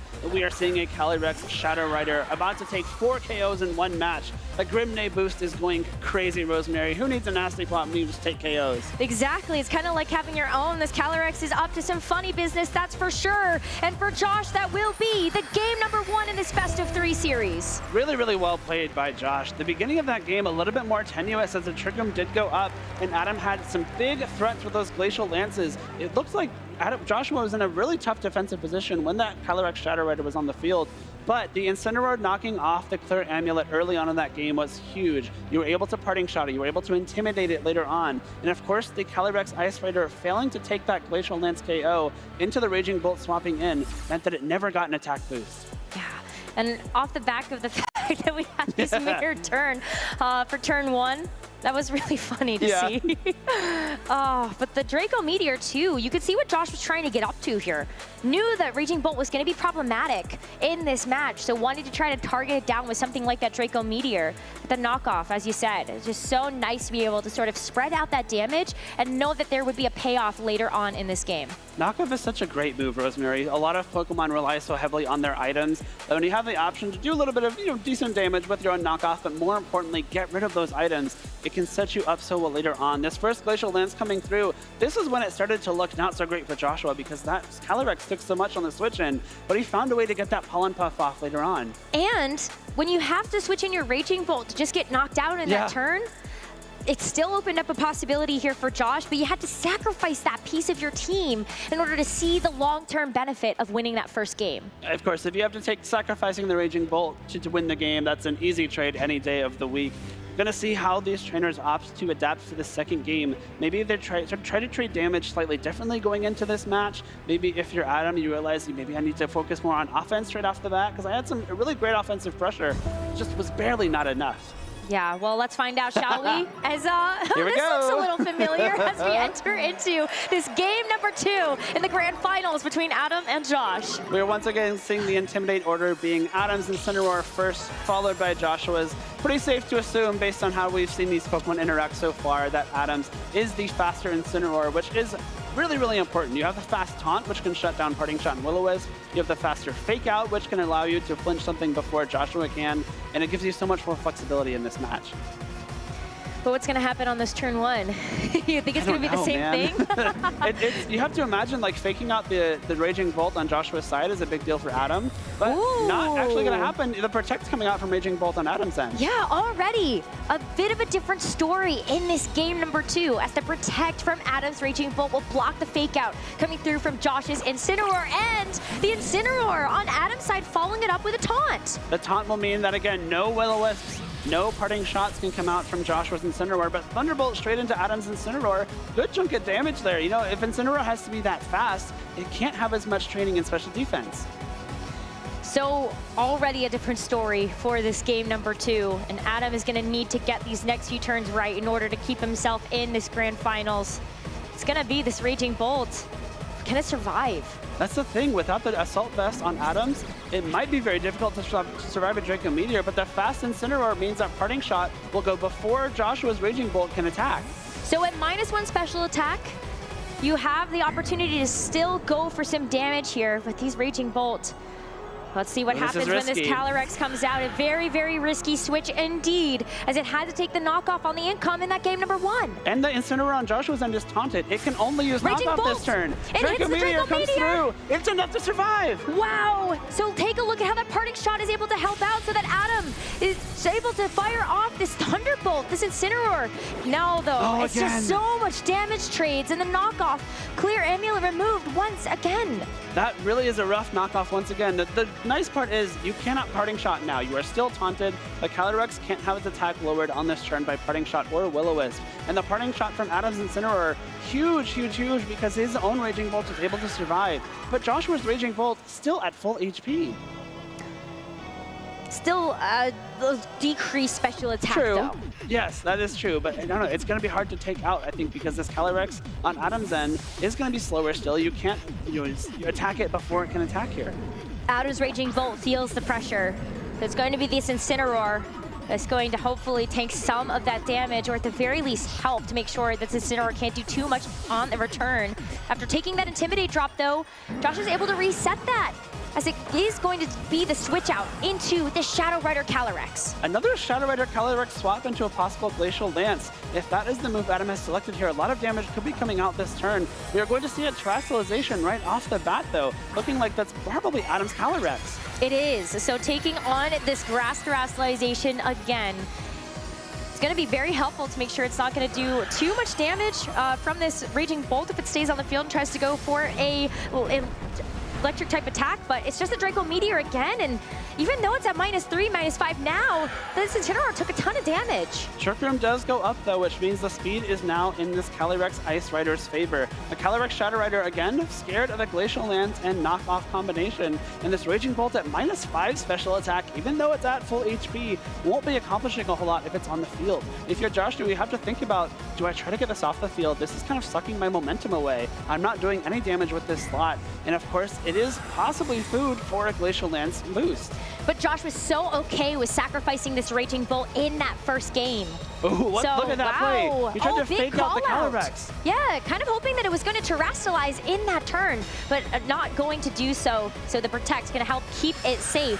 Glacial Lance firing off from this Ice Rider Calyrex into the Raging Bolt. It's going to survive on 1 HP, so it gets a chance to fire off this Draco Meteor, but not going to get the critical hit, so this Incineroar sticks around. No critical hit, but crucially, we saw the Incineroar on Adam's end act before Raging Bolt outside of Trick Room. Raging Bolt might have the option to get some damage into that Incineroar if it's able to come back onto the field in Trick Room. Obviously, having 1 HP, a Glacial Lance will be able to take it out, but the Glacial Lance not KOing this turn means, again, it is not getting that Chilling Neigh boost. The Calyrex, we saw it take 1 Glacial Lance, about 2/3 of its HP all the way down with that first Glacial Lance in game 1, but without that boost, should be able to survive at least 1 more and be able to fire off a big attack of its own.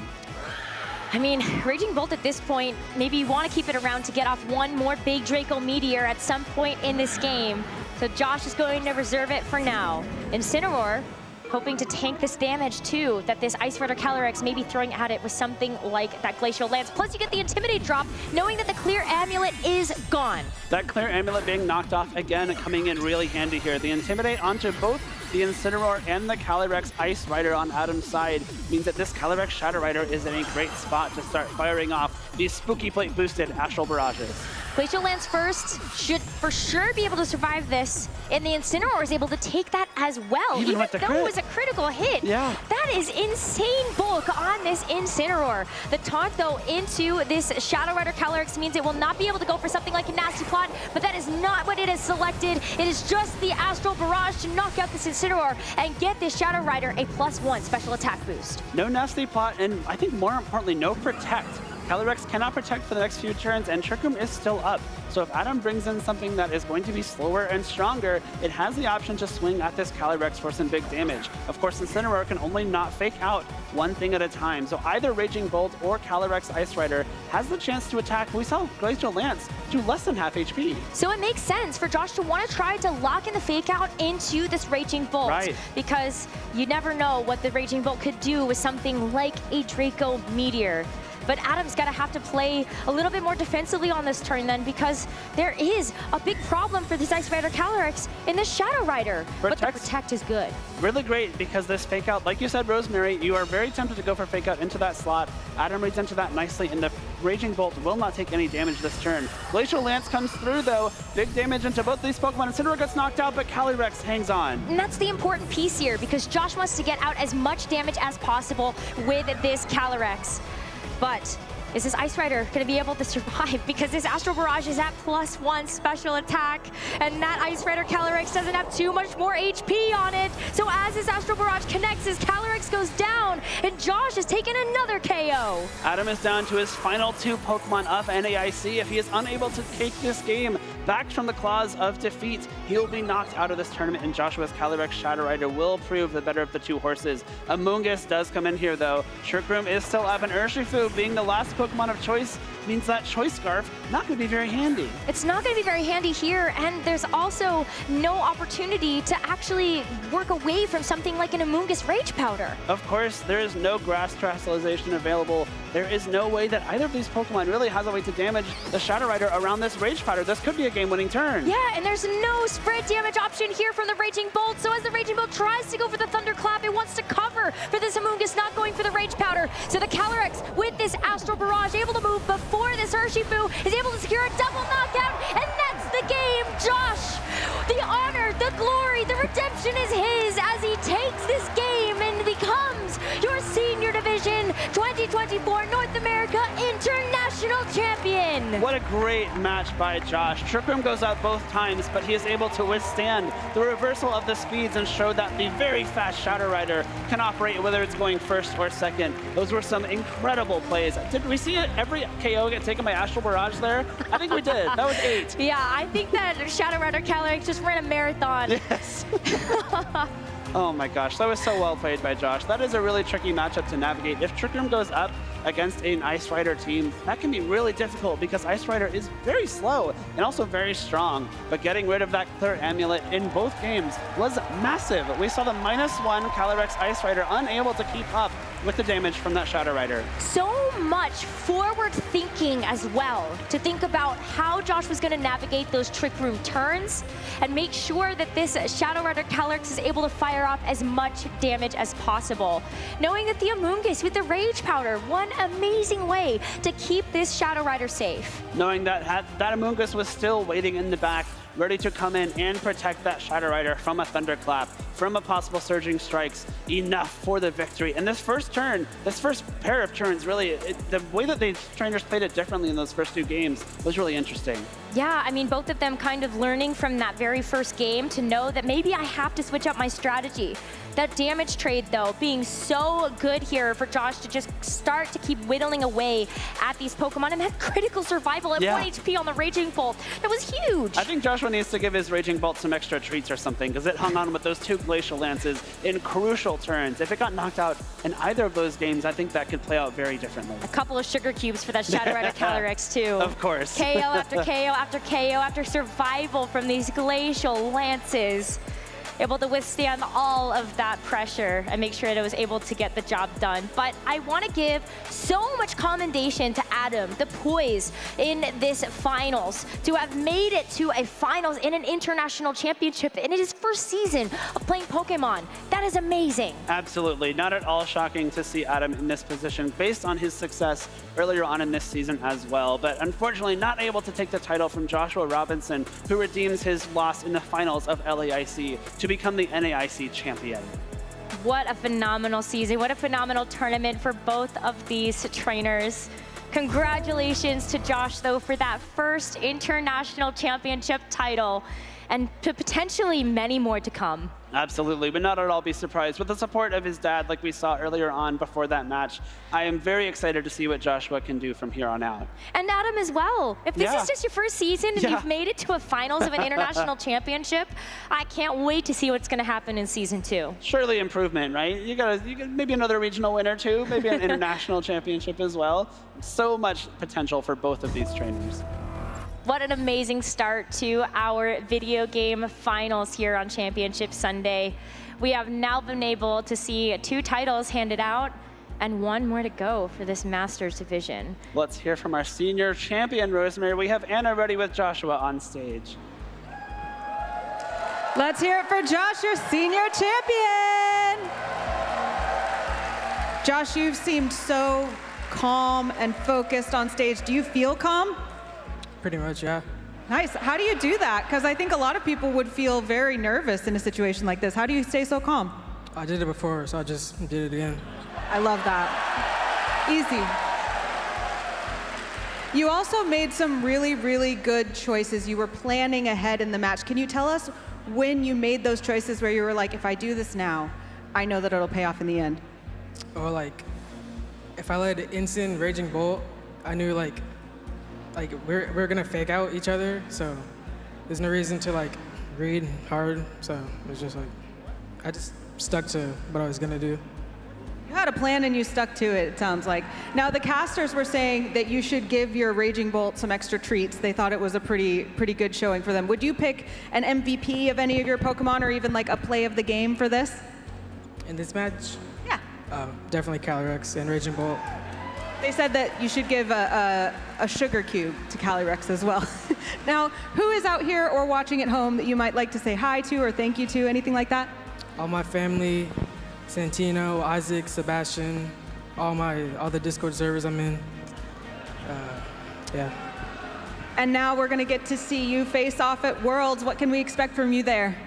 I'm not sure yet. Well, you did it before. Maybe you can do it again there. Hopefully. All right, let's hear it for Josh, everyone. Casters, back to you. Well, wow.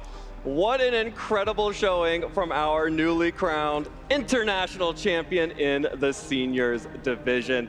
Wow. That was such an exciting match, and to see 2 incredible seniors players play at such a high level is always something exciting. And really the perfect way to lead us into our Masters finals. Absolutely. Juniors players become senior players, become Masters division players, and that is what we are about to do here, is crown our Masters international champion. Remember, this is our last stop of the year before the World Championships in Hawaii, so make sure you are following our channels so that you do not miss the World Championships after the conclusion of our main event here. It's going to be an incredible battle, and our Masters Finals has 2 incredibly talented players going up against each other. For those of you who are just tuning in to the Video Game Championships this weekend, let's take a look at the Masters Top 8 bracket to watch our 2 finalists, Aurelian Sola and Patrick Connors, progress throughout the top 8.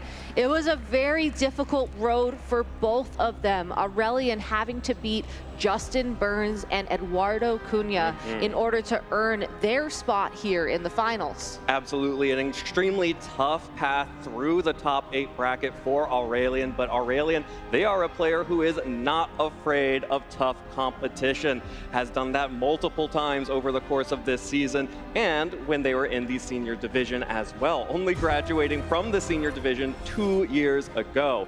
Of course, they will have to get through Patrick Connors to have a hope of becoming the international champion. Patrick sort of came out of nowhere here in the North American International Championships. No one who really expected him to make it to Top Cut, let alone the finals, except for maybe his friends in the local Florida community. I was going to say, after talking with Patrick earlier today, I'm not sure if he expected to make it into the finals, but here he played some very difficult games against some very difficult opponents in top 8 and top 4. Of course, the matchup against Xiliang Tang and that Woqian was an incredible battle to watch, and Patrick just has this ability to get into his opponent's heads, figure out what they're thinking, and then use their thinking against him. And this is something that he really curated at his local scene down in Florida. Absolutely, and it was such a different path for Patrick, playing 2 very different teams, the Woqian Kyogre team that you referenced against Xiliang, and then a Miraidon team. So a really long, drawn-out, grindy match from the Woqian and the Kyogre, and then the sheer offensive power of the Miraidon in that top 4 set against Yan. And Patrick, you know, we talked to him a little bit like you mentioned, and he just excels at getting into people's heads. He knows what you're thinking before you even know what you're thinking, and he put that on full display in those sets, especially in his top 4 match against Yan, where he sort of conditioned Yan to want to go for these electro drifts into his Calyrex, but you know, shaking things up between games 2 and games 3, dangling the Calyrex, tempting him to take that KO, and then just protecting right in front of it and taking all the momentum back. Well, let's not waste any more time and introduce you finally to our 2 Masters finalists. Anna, please take it away. Thank you so much. Let's get into this Masters Finals. I'm so excited I can tell you are too, so we are not going to waste any time. Please welcome to the stage your finalists, Aurelian Sula and Patrick Connor.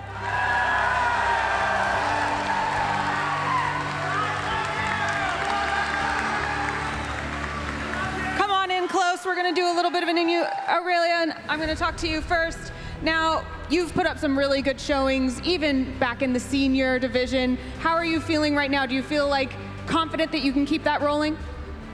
We'll see. I feel really excited to play in day 3 for the first time, actually. Like, even in seniors, like, my runs always ended in top 4 at furthest top 4 at ICs. So, yeah, really excited to play my first day 3, yeah. Awesome. And what would you say that the audience should watch for in your play? What's going to be your signature move or your signature style? That's a good question. I'm not sure, actually. We'll see. I guess it depends on the matchup. Maybe good choices then, if you're just waiting to see what it'll be. Yeah, we'll see. All right, sounds good. Anyone that's out here watching you that you want to say hi to? Yeah, like, thanks to like all the people supporting me. Like, I wouldn't be here without you guys.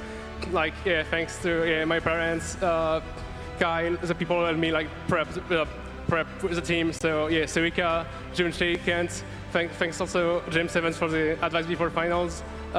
Team Z, I hope I didn't forget anyone. If I forgot you, sorry, but you know you are. Thanks a lot. Sounds like you've got quite a community here. Let's hear it for Aurelian! Yeah. All right, now Patrick, I want to chat with you. The casters were saying this was unexpected. They didn't expect you to be here. Was that faith? Should they have had more faith? I think so. I don't have anything to lose, but I have everything to gain from today. So I'm going to give my best performance, and I'm going to try to play my best Pokemon. That sounds good.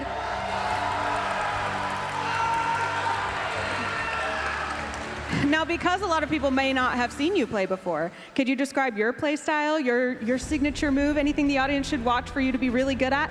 I think that I like to play aggressive and fast, and I don't like to play scared, so I guess expect a few Glacial Lances. All right. And last question, Patrick. Anyone out here? I think I hear some really loud people. Do you want to say hi to them? Yes, that's the Florida VGC community. I love you guys. You guys are the best. All right, let's hear it for Patrick. We are so excited to get into this match. So casters, let's do it now. All right, we've got a rowdy crowd here in New Orleans for this finals in our Masters division. Both Patrick Connors and Aurelian Sola have proven themselves to be extremely strong and gutsy trainers in the matches that we have seen both of them play. And I am so excited to see how this matchup will shake out. Aurelian, of course, is well known to players who have been following the European circuit, has 2 finals appearances this season to their name in the region at the regional and special event level, while Patrick has made day 2 at the Orlando Regional Championships, and this is his 2nd international championship that he has competed in. Yeah, but Patrick, we had the opportunity to talk to him earlier, and it really was the Florida local scene that gave him the experience he needed to be on this stage. For those of you who aren't familiar with that scene, there are many notable players such as Brady Smith and Riley Factura that attend those local events. And by going there, getting to play time and time again against these world's caliber players, he learned how to get into their heads. He learned how to think like a top player. And that's the exact skills that brought him to this stage today. Absolutely, and I want to get into the heads of our players, and the best people to do that are the people who know them best. Let's kick it down to David, who's speaking with some of the friends and family of our finalists. Thank you so much. We are here with some very special people of our finalists. Aurelian Sola's mother, who travels so far around the world with Aurelian, and a very special guest here is Patrick's dad and family, who have driven from Jacksonville and arrived at 3 a.m. today to surprise him, to see him here today in the final.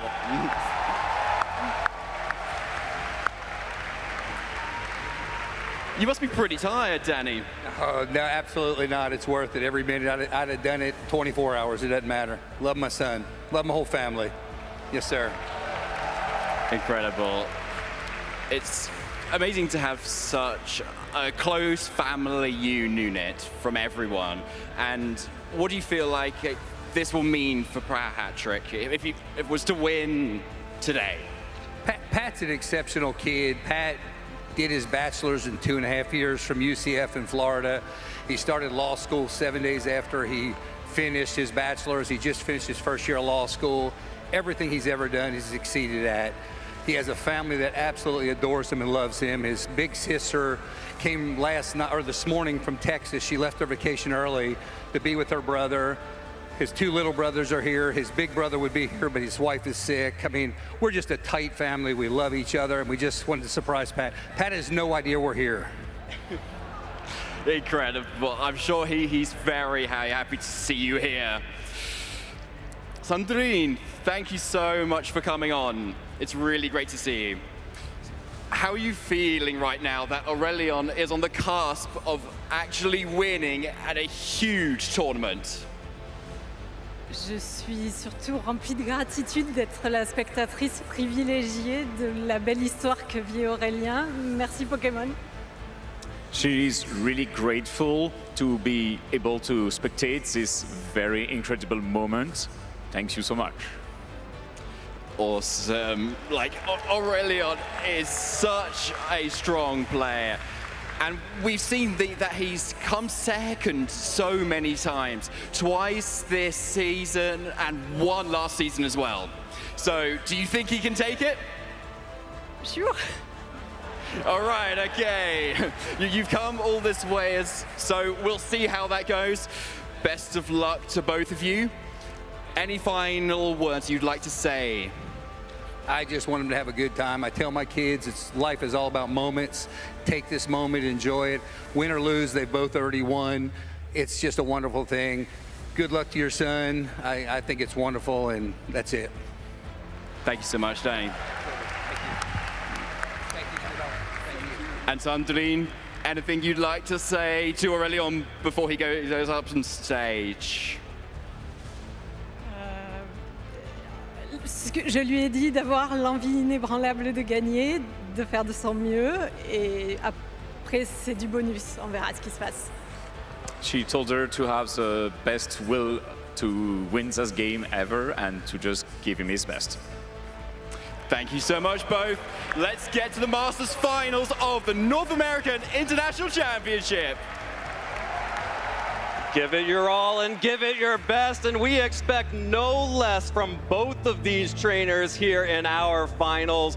Aurelian Sola, I feel like we have watched them grow up through the seniors division and now competing in the masters division. This placement is a personal best. And the local hero now, Patrick Connors, the entire Florida community out there in the crowd rooting for him, and back home. I am sure there are some parties happening in Jacksonville watching Patrick today. For sure, and let us know who you think will take this win, as us casters had the opportunity to get our own predictions in. And I gotta say, I have been rooting for Calyrex Ice Rider all weekend, and I still have your back, Patrick. I have your back, Calyrex Ice Rider. I don't know what y'all were thinking out there, Evan. I love the ripple in the crowd that went through here. I am sorry to our local North American community, but Aurelian Sola has been such a strong competitor ever since they aged up into the Masters division, and it just feels like this is fated for Aurelian to take a championship home this weekend. This is their third time in the finals at a tournament. They haven't made it past that point, and what an incredible championship this would be. Patrick, on the other hand, this is his first time ever in the finals. This is his third time ever on stream, only having gotten top 64 at the Orlando Regional Championships back-to-back in 2023 and 2024, in addition to a lot of local level tournament placements. Yeah, if we are ignoring Premier Challenge and Mid-Season Showdown Championships, it looks a little bit slimmer. But as we heard when we talked with Patrick earlier today, those are extremely competitive local events. Some of the top players, in fact, our championship point leader, Riley Factura, is part of that local scene. So Patrick has gotten some of the best practice possible against the best players in the world, and he will have to use all of that against one of those best players in the world sitting across from him today. Yeah, Aurelian certainly has had the same amount of practice, though, given just how competitive of the scene the European community is, having gotten top 8 at the European International Championships just a couple of months ago. Let's go ahead and check in on these teams, as Patrick is going to be running the Calyrex Ice Rider, but on a very different kind of team compared to what we've seen do well up until this point. Typically, Ice Rider Calyrex likes to be paired with Amoonguss to support it under Trick Room, but Patrick has shown us time and time again, to steal his words, Trick Room is an option. It is not my only win condition. Yeah, he said to expect Glacial Lances. He said to expect Glacial Lances, and if you can time those Glacial Lances to get those KOs, even if you do move last in the turn, you're still taking a KO. That's all you need. And then once you get those KOs and you start getting those chilling Nay boosts, you can start rolling over a team. 10 hours to be here from Florida. I think regardless of if he saved a seat for an IC trophy, we're going to find a way. Hopefully nobody gets booted from the Florida VGC card to make room for the trophy, but that's something he'll have to sort out after this match. Pikachu sits up front. Pikachu sits up front and chooses the music. Well, Patrick has had a great tournament again, making it here to the finals. I am so excited to see how he will match up against Aurelian. When we talked previously, he seemed to believe that the matchup was going to be very even. No clear favorites in the team matchup, so we'll have to be playing the player as much as playing the team. And here is the team that Aurelian has. It's interesting you say that, because Aurelian said the same exact thing to us, that he will be approaching this matchup by playing the player and not necessarily playing the game. Aurelian is running the Terrapagos alongside of the Grimmsnarl, which has done an incredible job this weekend, balancing the instant offense that the Choice Specs held item provides on that Terrapagos with the defensive options that Light Clay plus a Reflect or a Light Screen bring to the matchup. And one thing that Aurelian did in their top 4 match was they were very conservative with how they terrastalized their Terrapagos.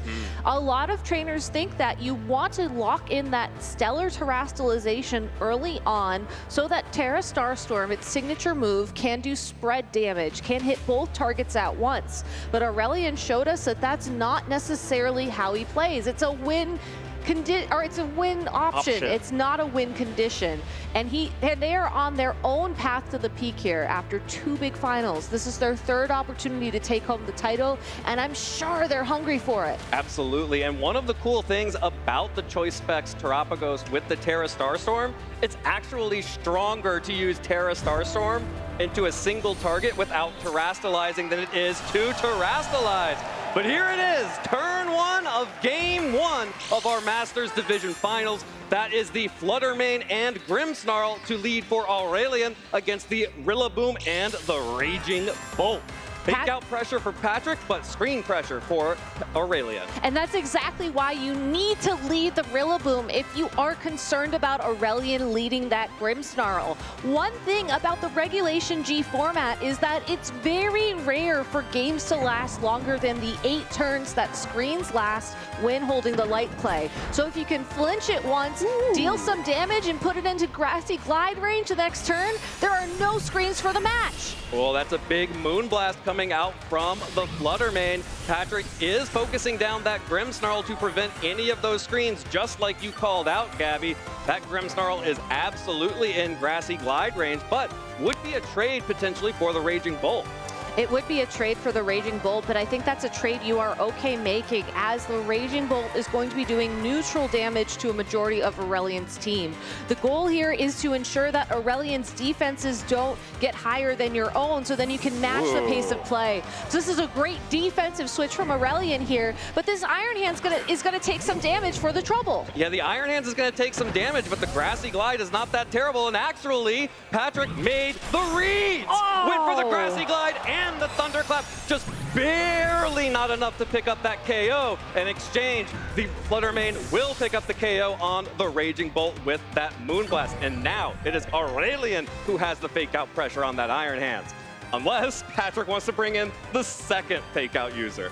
Instead, though, Calyrex Ice Rider making it onto the field, and just saying that Fluttermane is within perfect knockout range to get an early chilling Nay boost on that Pokemon.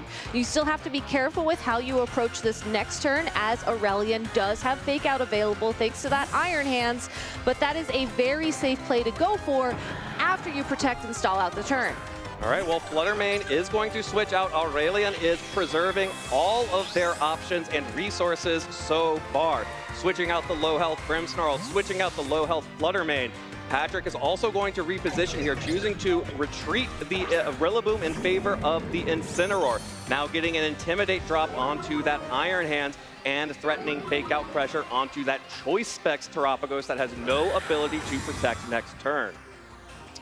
With the Protect on the Calyrex, though, we won't be seeing any damage connect with it, as, just like you said, nothing's really happening this turn, but that is okay. With the Incineroar on the field, you can now flinch that Terrapagos, and now this Calyrex Ice Rider has its choice. I think you have to start stacking the damage onto the Terrapagos, as it is very unlikely to take out a Assault Vest Iron Hands, one of the bulkiest Pokemon in the format, in a single hit. But that Terrapagos, if you can get it within KO range, within Grassy Glide range, that is an option for you to take that win and to start getting into your opponent's head. All right, well, there's the fake out onto Terrapagos. Fake out already one of the best moves in the game, even better against Terrapagos. That little bit of chip damage has now broken the Terra Shell, which means that Terrapagos is taking full damage from this Glacial Lance. Both Terrapagos and Iron Hands are now under 50% health before the grassy terrain recovery. Iron Hands was able to heal back a little bit, will be able to heal back a little bit with a Drain Punch onto the Incineroar, and may just barely be in range of a KO as well. That was a critical hit on that Iron Hand, so you have to be very careful with how much damage you anticipate the Calyrex Ice Rider to do this turn.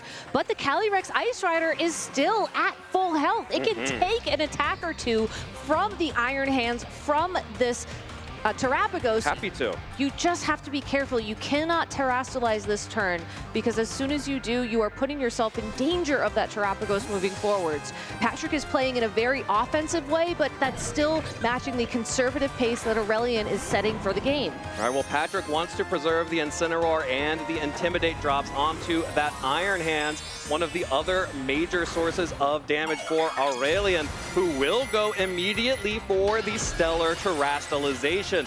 Terrapagos now will remove the grassy terrain on the switch-in here, so this grassy terrain is gone. Rillaboom is on the field. That means there is no priority grassy glide until the Rillaboom can switch out and back in. And now that Terra Starstorm is spread damage. Actually just going for the Dark Pulse though, but fortunately Patrick has scouted that out. The Protect will avoid damage from both of these attacks, so Rillaboom gets in for free, and the Fake Out has been recycled. Patrick is just making correct call after correct call here. He is in Aurelian's head. Now that he knows that the Terrapagos has terrestrialized, I think it just changes your approach now. I think it's safer to go for Trick Room, because even if it is locked into that Dark Pulse, you have your own Fake Out support. You can stop it from attacking this turn. We've seen how much Glacial Lance does. Trick Room was an option coming into this matchup, but it's looking like it might be Patrick's win con in this game number 1. Yeah, Patrick mentioned that the Trick Room was an option specifically for Calyrex to sweep. So here is Grimmsnarl coming in to protect Terrapagos. Aurelian does not want that restricted Pokemon out on the field and vulnerable to big damage. Speaking of big damage, that is not what we're seeing out of Iron Hands right now after an Intimidate. Just a pittance of damage and recovery into the Calyrex, as Trick Room is now fully set up. For the next 4 turns, the slowest Pokemon are the fastest, and the fastest Pokemon are the slowest. The interesting thing about Grimmsnarl, though, is that it can be trained on the slower side of things. It has access to the Prankster ability, which means if it goes for a non-damaging move, it will be attacking first. In this opportunity, I think Aurelian has to set up a Reflect. With the Trick Room on the field, with the Calyrex Ice Rider ready to go, you know that that is your opponent's strategy. Reflect at least will reduce the damage you take from these Glacial Lances and give yourself an opportunity to attack. But that Iron Hands is still within knockout range from something like a Wood Hammer. It's not as safe as Aurelian wants it to be. And the Reflect is good at reducing damage from attack, but the Calyrex is boosting itself with the Chilling Neigh boost. There is some damage from the Iron Hands to try and recover out of range of this Rillaboom. U-turn though, repositioning, that's another switch. That means Incineroar comes back in, and there is a Reflect. And actually, there's a Reflect basically for Patrick's team, as this Iron Hands now has -2 attack. It's stuck on the field right now because you don't want to switch in your Flutter Mane when the dimensions are twisted. And honestly, you never want to switch in your Terrapagos, especially after that Terra Shell ability is gone thanks to its terrestrialization. Whichever Pokemon Aurelian sends in here is going to be taking so much damage this turn. If you send in the Flutter Mane, you can't be flinched by Fake Out, but you're going to be knocked out by that attack. If you send in the Terrapagos, you're going to be flinched by Fake Out. There's nothing you can do to stop that. Your best bet here is hoping that the Iron Hands can hold on, last long enough to deal the big damage you need to get yourself back into the game. This is a very risky trade for Aurelian, but it's really their only option left in this match. Yeah, they are going to need this Iron Hands to be able to come back in alongside the Terrapagos to exert that Fake Out pressure and buy some time and stall out this Trick Room. Patrick has decided to finally terrestrialize a Pokemon, and it will be the Incineroar, which goes for the Fake Out into the Terrapagos. So no damage coming out from Terrapagos. This time, Flutter Mane will go down. Terrapagos barely hangs on here, so the Terrapagos will have an opportunity to attack next turn if it is slower than the Incineroar. That's the big question, though. Typically on these Calyrex Ice Rider teams coming into this tournament, you actually run a faster Incineroar. It seems a little counterintuitive. If you're relying on Trick Room as a win condition, you want everything to be as slow as possible, so you know you are moving first in this situation. But we've seen the Iron Hand underspeed the Incineroar, so it is on the faster side, but it is still slower than that Terrapagos. Terapagos. The Terapagos is too fast. The turtle has too much speed, and it goes down to the knockoff from the Incineroar. And with that, Patrick is in a position where this Iron Hands just cannot do the damage to the Incineroar, to the Calyrex, and there's still a Rillaboom in the back. So the local hero, Patrick Connors, about to go up 1-0 over France's best, Aurélien Sula. I want to take a moment to talk about the timing and the positioning from Patrick in that matchup, because that Trick Room that he went for, there were still 2 turns left on the clock for that Calyrex to attack. So yes, the Iron Hands was able to flinch it for one of those turns, but knowing that you still had that time, you guaranteed your win condition at that point, because if you, worst case scenario, you force your opponent to go for a double protect, but that wasn't even an option for the Assault Vest on the Iron Hands. It was a very calculated approach to this game, recognizing that initially you want to get the big damage down onto these Pokemon to threaten KOs with Glacial Lance to give yourself that option as an end game, and then able to pivot, able to use Fake Out just as well as Aurélien to get that Calyrex Ice Rider all set up and ready to go. And I love your shout out at the start of this set to pressure the Grimmsnarl. We saw that happen about halfway through that match, that the Grimmsnarl was able to finally get a Reflect up. And if that Reflect had been able to be up for 3 or 4 turns prior, this would be an entirely different match. It would have been much more difficult for Patrick to break through Aurélien's defense. But because of Patrick's smart choice of leads, leading the Fake Out pressure from Rillaboom, as well as some powerful damage from that Booster Energy Raging Bolt, Grimmsnarl was on the back foot that entire game and just had to find a way back in to get off one screen. And that's the most difficult thing about Grimmsnarl, is that you want to lead it, you want to have it on the field, and you have to find the best way to support it. So Aurelian's adjustment here, leading the Terapagos next to the Grimmsnarl, is forcing Patrick to make a very difficult decision this turn. If you flinch that Grimmsnarl, you stop a screen from being set up, you stop the threat of potentially even a Thunder Wave or a foul play as well, but the Terapagos can go on the offensive almost immediately. That is a much higher cost to pay for Patrick this turn. Yeah, the Moonblast from Fluttermane was pretty powerful into the Raging Bolt, but it has nothing on the power of a Choice Specs Terapagos. Patrick has to decide which Pokemon he thinks is the bigger threat right now.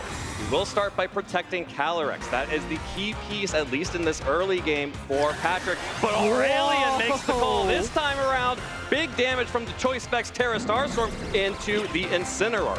Now, Patrick will be able to reduce the damage of that Terapagos for a little bit.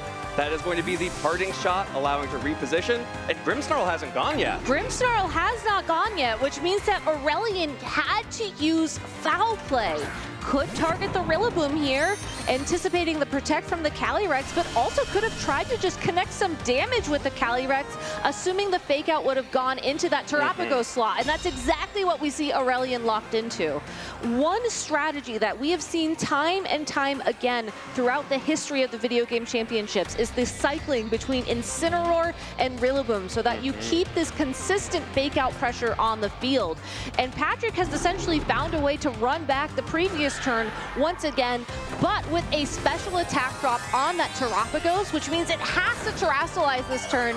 But that's not the Terapagos, that's actually the Grimmsnarl Terrasilizing into a Ghost-type Pokemon. Oh yeah, you like to Fake Out Grimmsnarl? You can't Fake Out Ghost Grimmsnarl. Sorry, Rillaboom, but you're not stopping anything this turn. There's a Terra Starstorm coming out from Aurélien's Terapagos. It connects onto the Calyrex, and there's the foul play. Aurélien, what did you do? How did you catch that? Calyrex has gone down. Calyrex was so central to Patrick's strategy in all the matches we've seen from him so far this weekend. Its presence on the field demands respect. And Aurélien, realizing that the Fake Out was definitely going into that Grimmsnarl after the special attack drop on that Terapagos, knowing that all the Grimmsnarl needed was just a little bit of extra damage. Foul Play uses its target's attack against it for that damage. That was an incredible read read from Aurelian, showcasing that just like Patrick, they are in their opponent's head. I love that terrestrialization so much. Whenever you play against a Terrapagos team, you always say, I know you're going to terrestrialize your Terrapagos at some point, so even though I see Ghost Terra on your team sheet, I don't think you're actually going to do it. Well, Aurelian actually did it. And now Terrapagos, still with Terra Shell intact, is able to switch out for the Flutter main. So now that the Calyrex is down, there is no risk of any trick rooms for the future, and Grimmsnarl can start setting up those screens, starting with the light screen. Prioritizing the light screen here does mean that the Raging Bolt will be weakened. Yeah, maybe you want to reflect there. Yeah, but true. But I do think that the Raging Bolt is really the main Pokemon that Patrick has to rely on from this point out.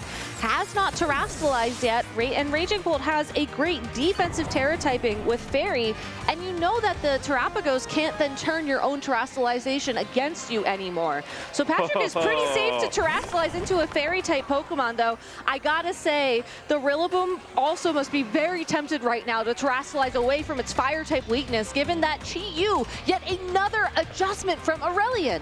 Yeah, the Chi-Yu and the Flutter main making an appearance together on these finals. Rillaboom not going to terrestrialize, instead will retreat, pivoting into the Incineroar. Now the Incineroar is usually happy to tank attacks from either the Chi-Yu or the Flutter main, but has taken quite a bit of damage from that Terra Starstorm earlier. The Flutter main, that's a critical hit! The Oh, no, one-hit that's just KO enough. with the Beads of Ruin from the Chi-Yu, picks up a one-hit KO, and that's 2 KOs. Chi-Yu following up right alongside with that overheat. You can see exactly why Fluttermane and Chi-Yu have been the best friends forever in the Scarlet and Violet era. Aurelian recognizing from game number 1 that Moonblast would do enough damage to pick up the KO on the Raging Bolt with a little help from the little Chi-Yu, and that's exactly what we saw there. Patrick has a couple of options to get out of here, but they're going to be running slimmer and slimmer, knowing that there are still a Choice Specs Terrapagos in the back. Yeah, Patrick showing off one of the cooler techs on this team, actually, the Terra Normal Rillaboom. Unfortunately, I don't think that's going to help this time around. The Moonblast plus a follow-up attack from the Chi-Yu are going to be enough. The overheat connecting, picks up the KO onto Rillaboom. And do you hear that siren? I think we're going to a game 3. I think you might be a little bit early on the siren call, but you're absolutely right. When the players are ready, we will be going into a game 3. And what an incredible momentum shift from Aurelian in that game number 2. I think utilizing the fact that Patrick focused in on that Grimmsnarl to stop screens in their favor. Used Grimmsnarl to pick up that knockout onto the opposing Calyrex Ice Rider, and that's why it's so cool to see Pokemon like Grimmsnarl doing well. You can have a defensive Pokemon with foul play, deal tons of damage, and help you out of tough positions. Grimmsnarl's most valuable move was not a screen, it was foul play. You know what they say about the best offense being a good defense? Well, sometimes the best defense is a good offense. If Grimmsnarl can just take off a threat like Calyrex off the field, then who needs Reflect until later? Who needs Light Screen? Take the threats off the field. That's exactly what Aurelian said that they wanted to do.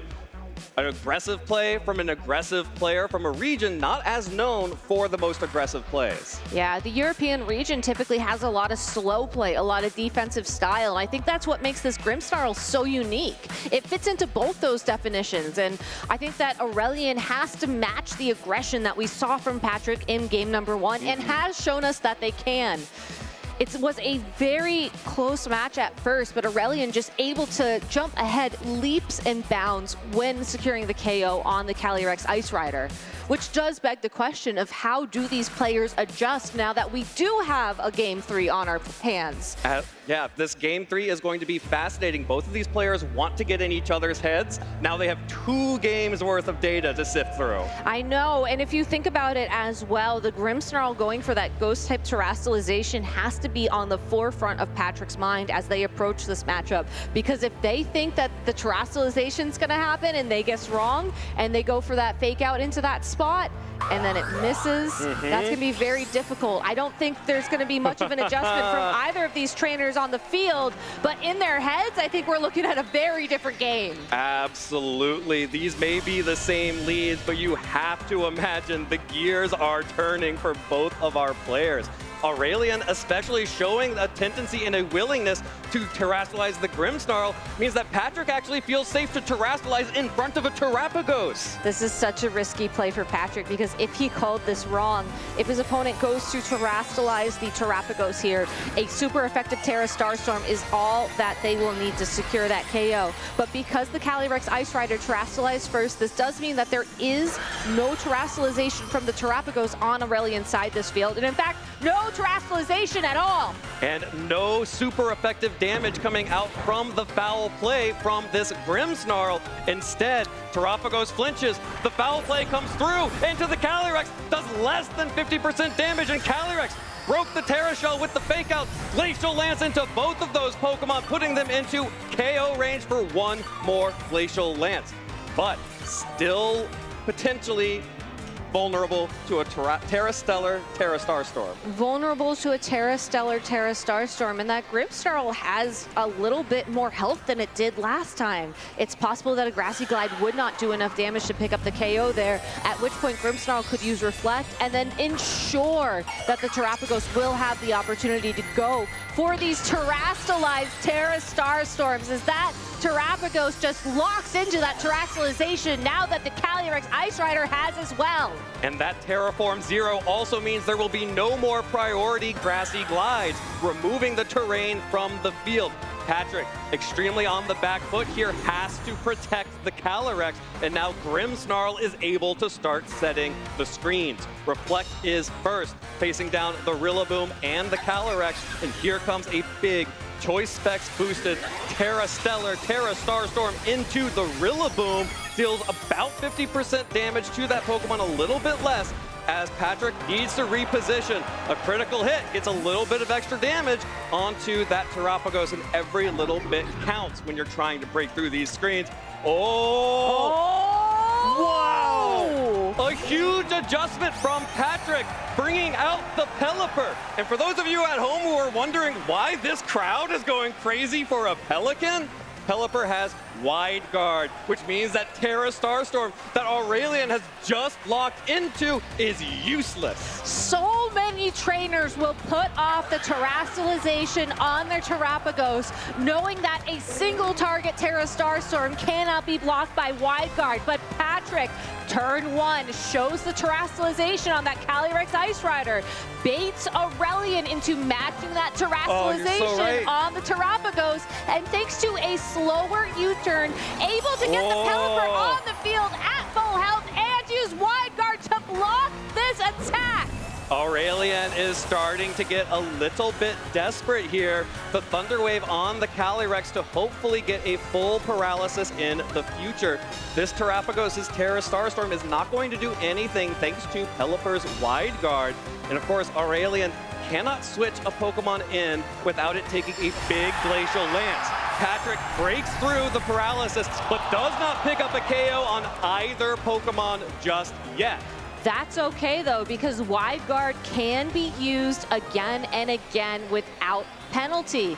You do have to worry about that paralysis. You do have to worry about the 1 in 3-ish chance that this Calyrex will not be able to attack this turn. But as long as Pelipper and Terrapagos are on the field, Patrick can at least slow down the damage for this turn. We've seen how much foul play does to the Calyrex. Whoa. It can take that.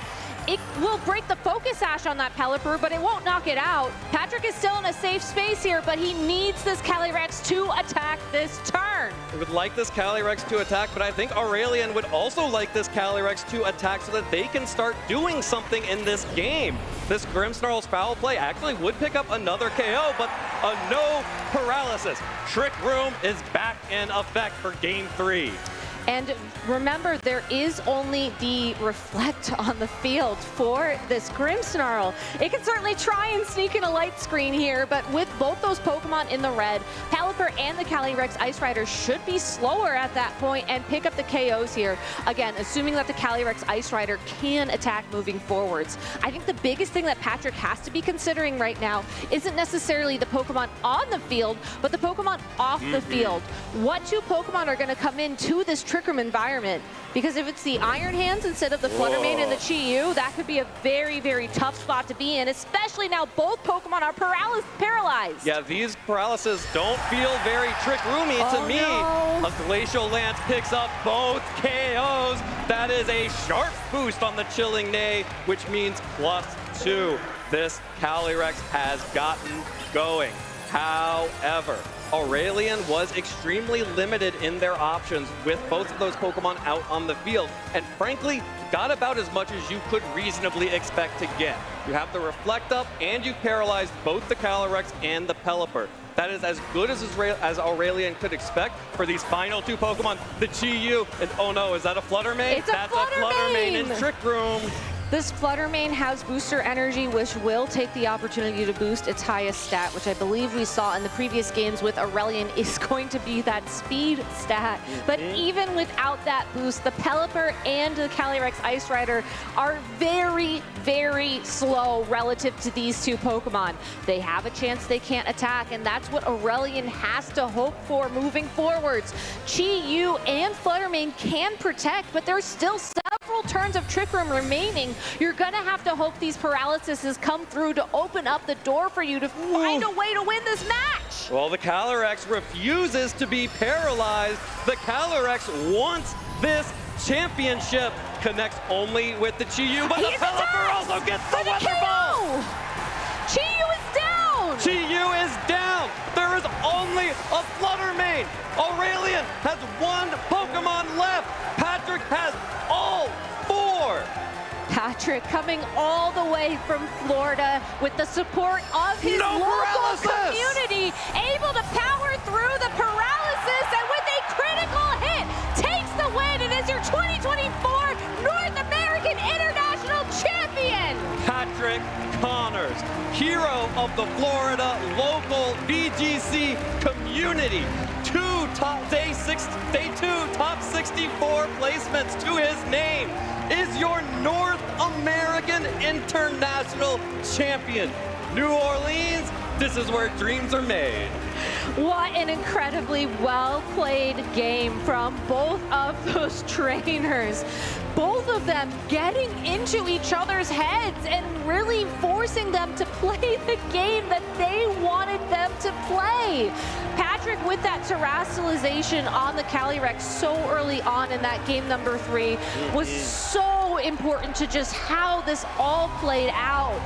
And it just goes to show you that you don't have to have all the experience. You don't have to have all the accolades. You can show up to these tournaments with your family and friends to support you and take home the crown. This is the most beautiful winner celebration I have ever seen. Congratulations, Patrick Connors. Incredible play there in the finals. Just conditioning Aurelian to expect the 4 Pokemon that he brought every single time in games 1 and 2, switching it up for the Pelipper, drawing out the terrestrialization on the Terrapagos, and then just halting every piece of momentum Aurelian possibly could have had in that game 3. What an incredible set from the competitor from Florida. And what an incredible way to wrap up this incredible weekend of competition. Coming into this event, Terrapagos was the #1 adjustment that our trainers were expecting to see to the metagame, especially given its favorable matchup against Calyrex Shadow Rider. But in the end, it was finally Calyrex Ice Rider having its moment in the sun, able to showcase just why you can't count any of these restricted Pokemon out. They all have their strengths. They all have their weaknesses, and all it takes is just a little help from your friends, a little bit of predictions, and a little bit of luck to make it to the finals. And a little bit of hard work. Patrick Connors doing an incredible job to find the outs, to put himself in the best possible position at every single moment of this Game 3.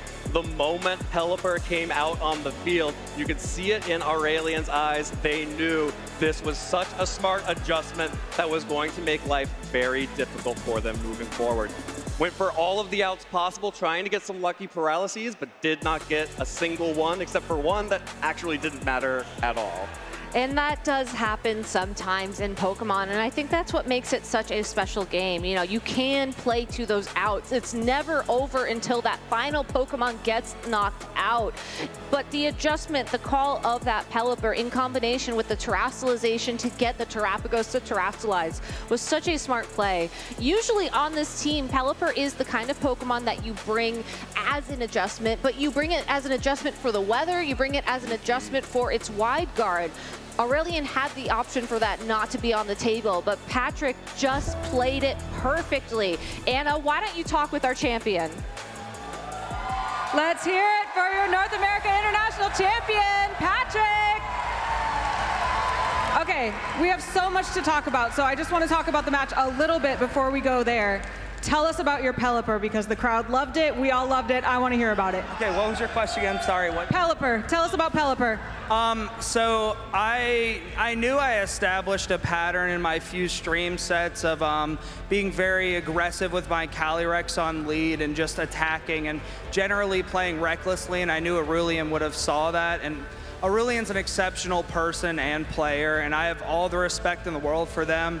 They played incredibly, and I'm glad to have shared the stage with them. But the Pelipper adjustment was done because whenever Terrapagos terrestrializes and uses Terra Starstorm, it becomes super effective on your own terrestrialized Pokemon. So by going for Terra Water turn 1 and Glacial Lancing, anticipating a foul play and then the Terrapagos not to Terra, I knew that I'd be attracting a Terra Starstorm, which becomes a spread move.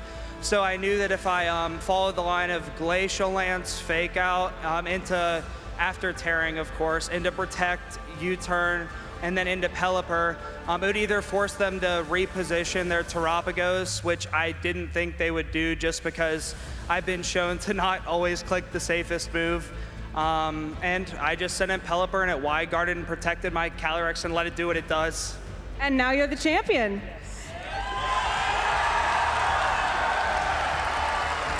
Now, it's interesting that you use the words exceptional person, because we've actually heard those words said about you tonight. I know you didn't know while you were playing, but your family drove all the way from Florida to be here, and we interviewed your dad, who said you were an exceptional person and you excel at everything you do. What's it like to see your family here as a surprise? I'm glad I didn't see them before I started playing, because I would have not probably been as focused. I love you guys. Thanks for showing up. You surprised me. So, yeah, they're awesome. I love them. They're great. I have a great support system, and I'm glad they think I'm an exceptional person. I'm a good person around exceptional people, and I think they just rub off on me. You guys, I've been trying not to cry this whole time, and you're making it very difficult.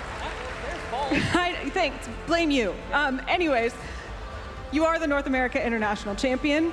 We will see you at Worlds. You know, as someone who was an unexpected finalist here, what do you have to say about what we have to expect from you going forward? I don't know what to expect, so it's anybody's guess. I think we can expect good things. What do y'all think? Congratulations, Patrick, and casters, let's head back to you.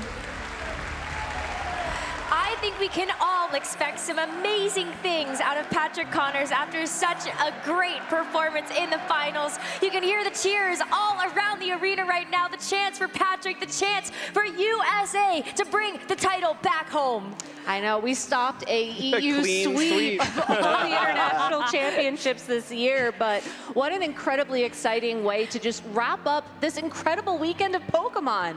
I mean, I don't know about y'all, but I got a little misty-eyed there in that interview as well. I think you might still see it. Underselling. Someone started chopping some onions back here, I swear. Did somebody let that Pelipper's drizzle get into the I hall? know. Oh, maybe that's what it was. Oh my goodness, the hurricane tearing through the competition. That is for sure. It was so wholesome to see the support of the family, the support of the crowd, fans, all the friends.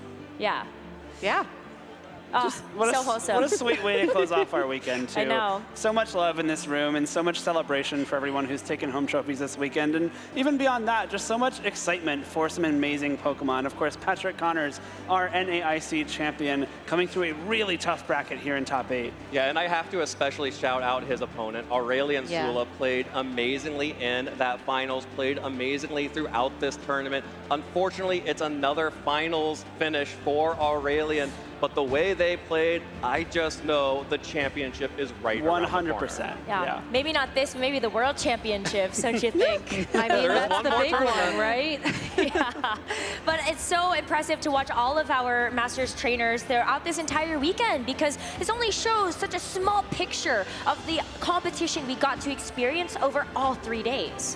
And all 4 games as well. Yeah. Yeah, that's a great point. Yeah, we crowned champions in the Pokemon Unite. We crowned champions for Pokemon GO, for the Pokemon trading card games, and of course, we have our Masters Division champions here for the video game championships. Patrick Connors, the champion, and Aurelian Sula, the finalist. Championing the Ice Rider Calyrex as well, the first major title it's taken here in North America. Really exciting match there, and such cool text that Patrick had on the team and those adjustments that he talked about into Game 3 with that Pelipper. That was like an expert play there, and I was so exciting to see. As soon as we saw the Pelipper in the back after that U-turn, we were like, oh no, it's over.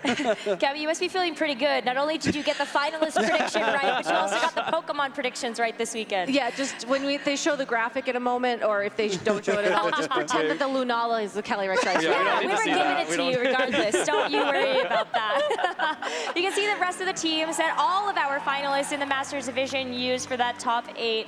What a stacked top cut as well. Yeah, it's a stacked top cut, and I think what is most exciting about this tournament to me heading into the World Championships is look at how diverse these teams are.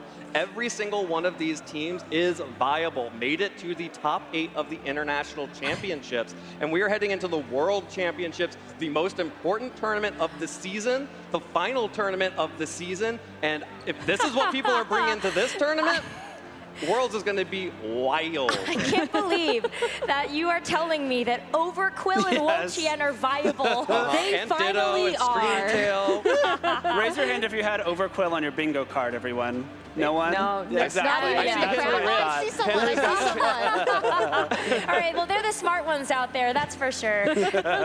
So amazing to see, absolutely.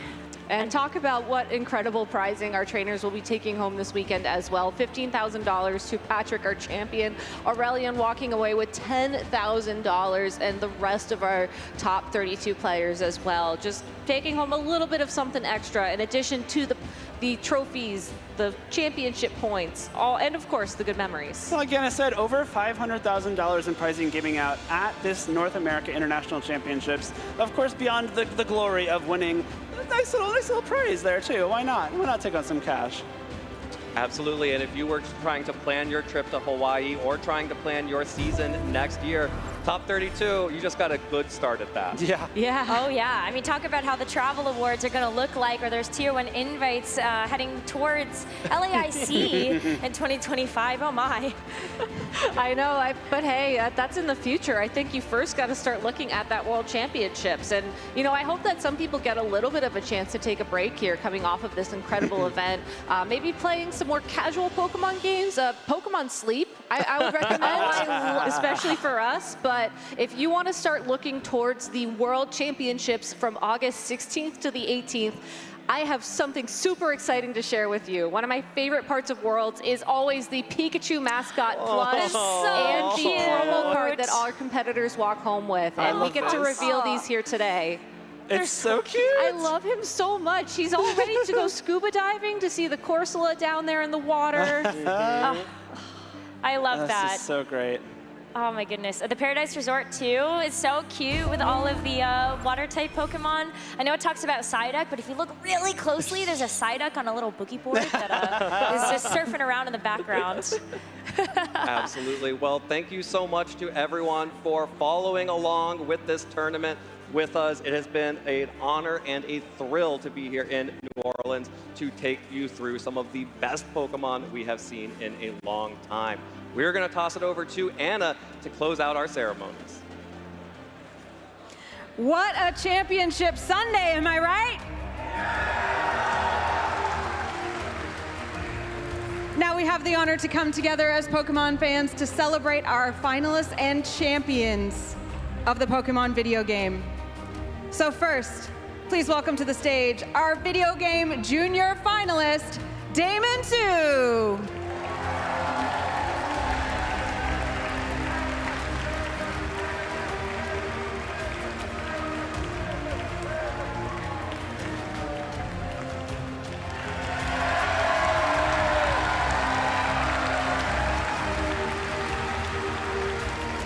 Next up, our video game junior champion, Kevin Hahn.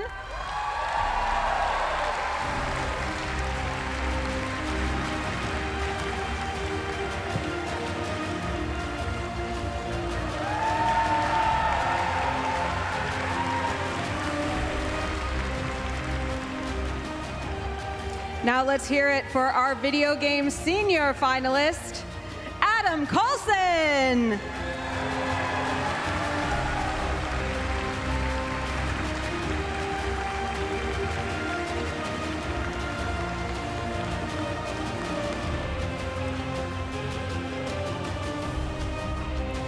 And now give it up for your video game senior champion, Joshua Robinson.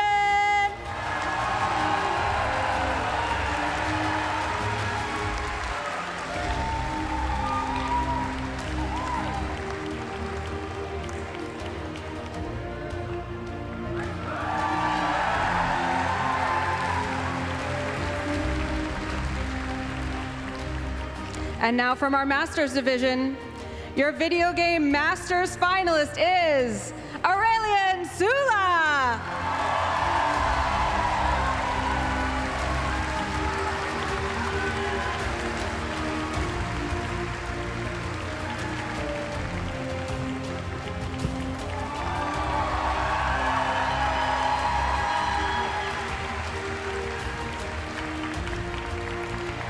And finally, a big round of applause for your video game Masters champion, Patrick Connor.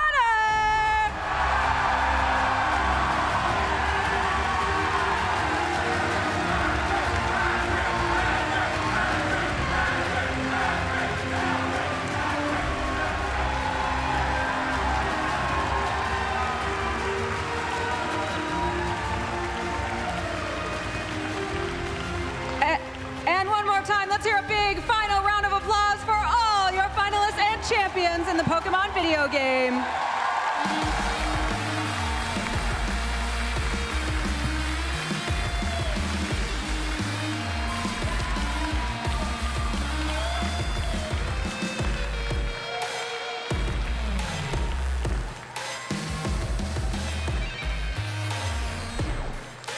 Trainers, our North America International Championship has come to an end, but don't worry, the season still has more in store. I want to say thank you to all of our staff, judges, production crew, and so many others who brought NAIC 2024 to life this weekend. This has been an absolute treat to showcase our titles Pokemon GO, the Pokemon trading card game, Pokemon Unite, and the Pokemon video game. That's it for us here in New Orleans this year, but guess what, trainers? We'll be back in New Orleans next year!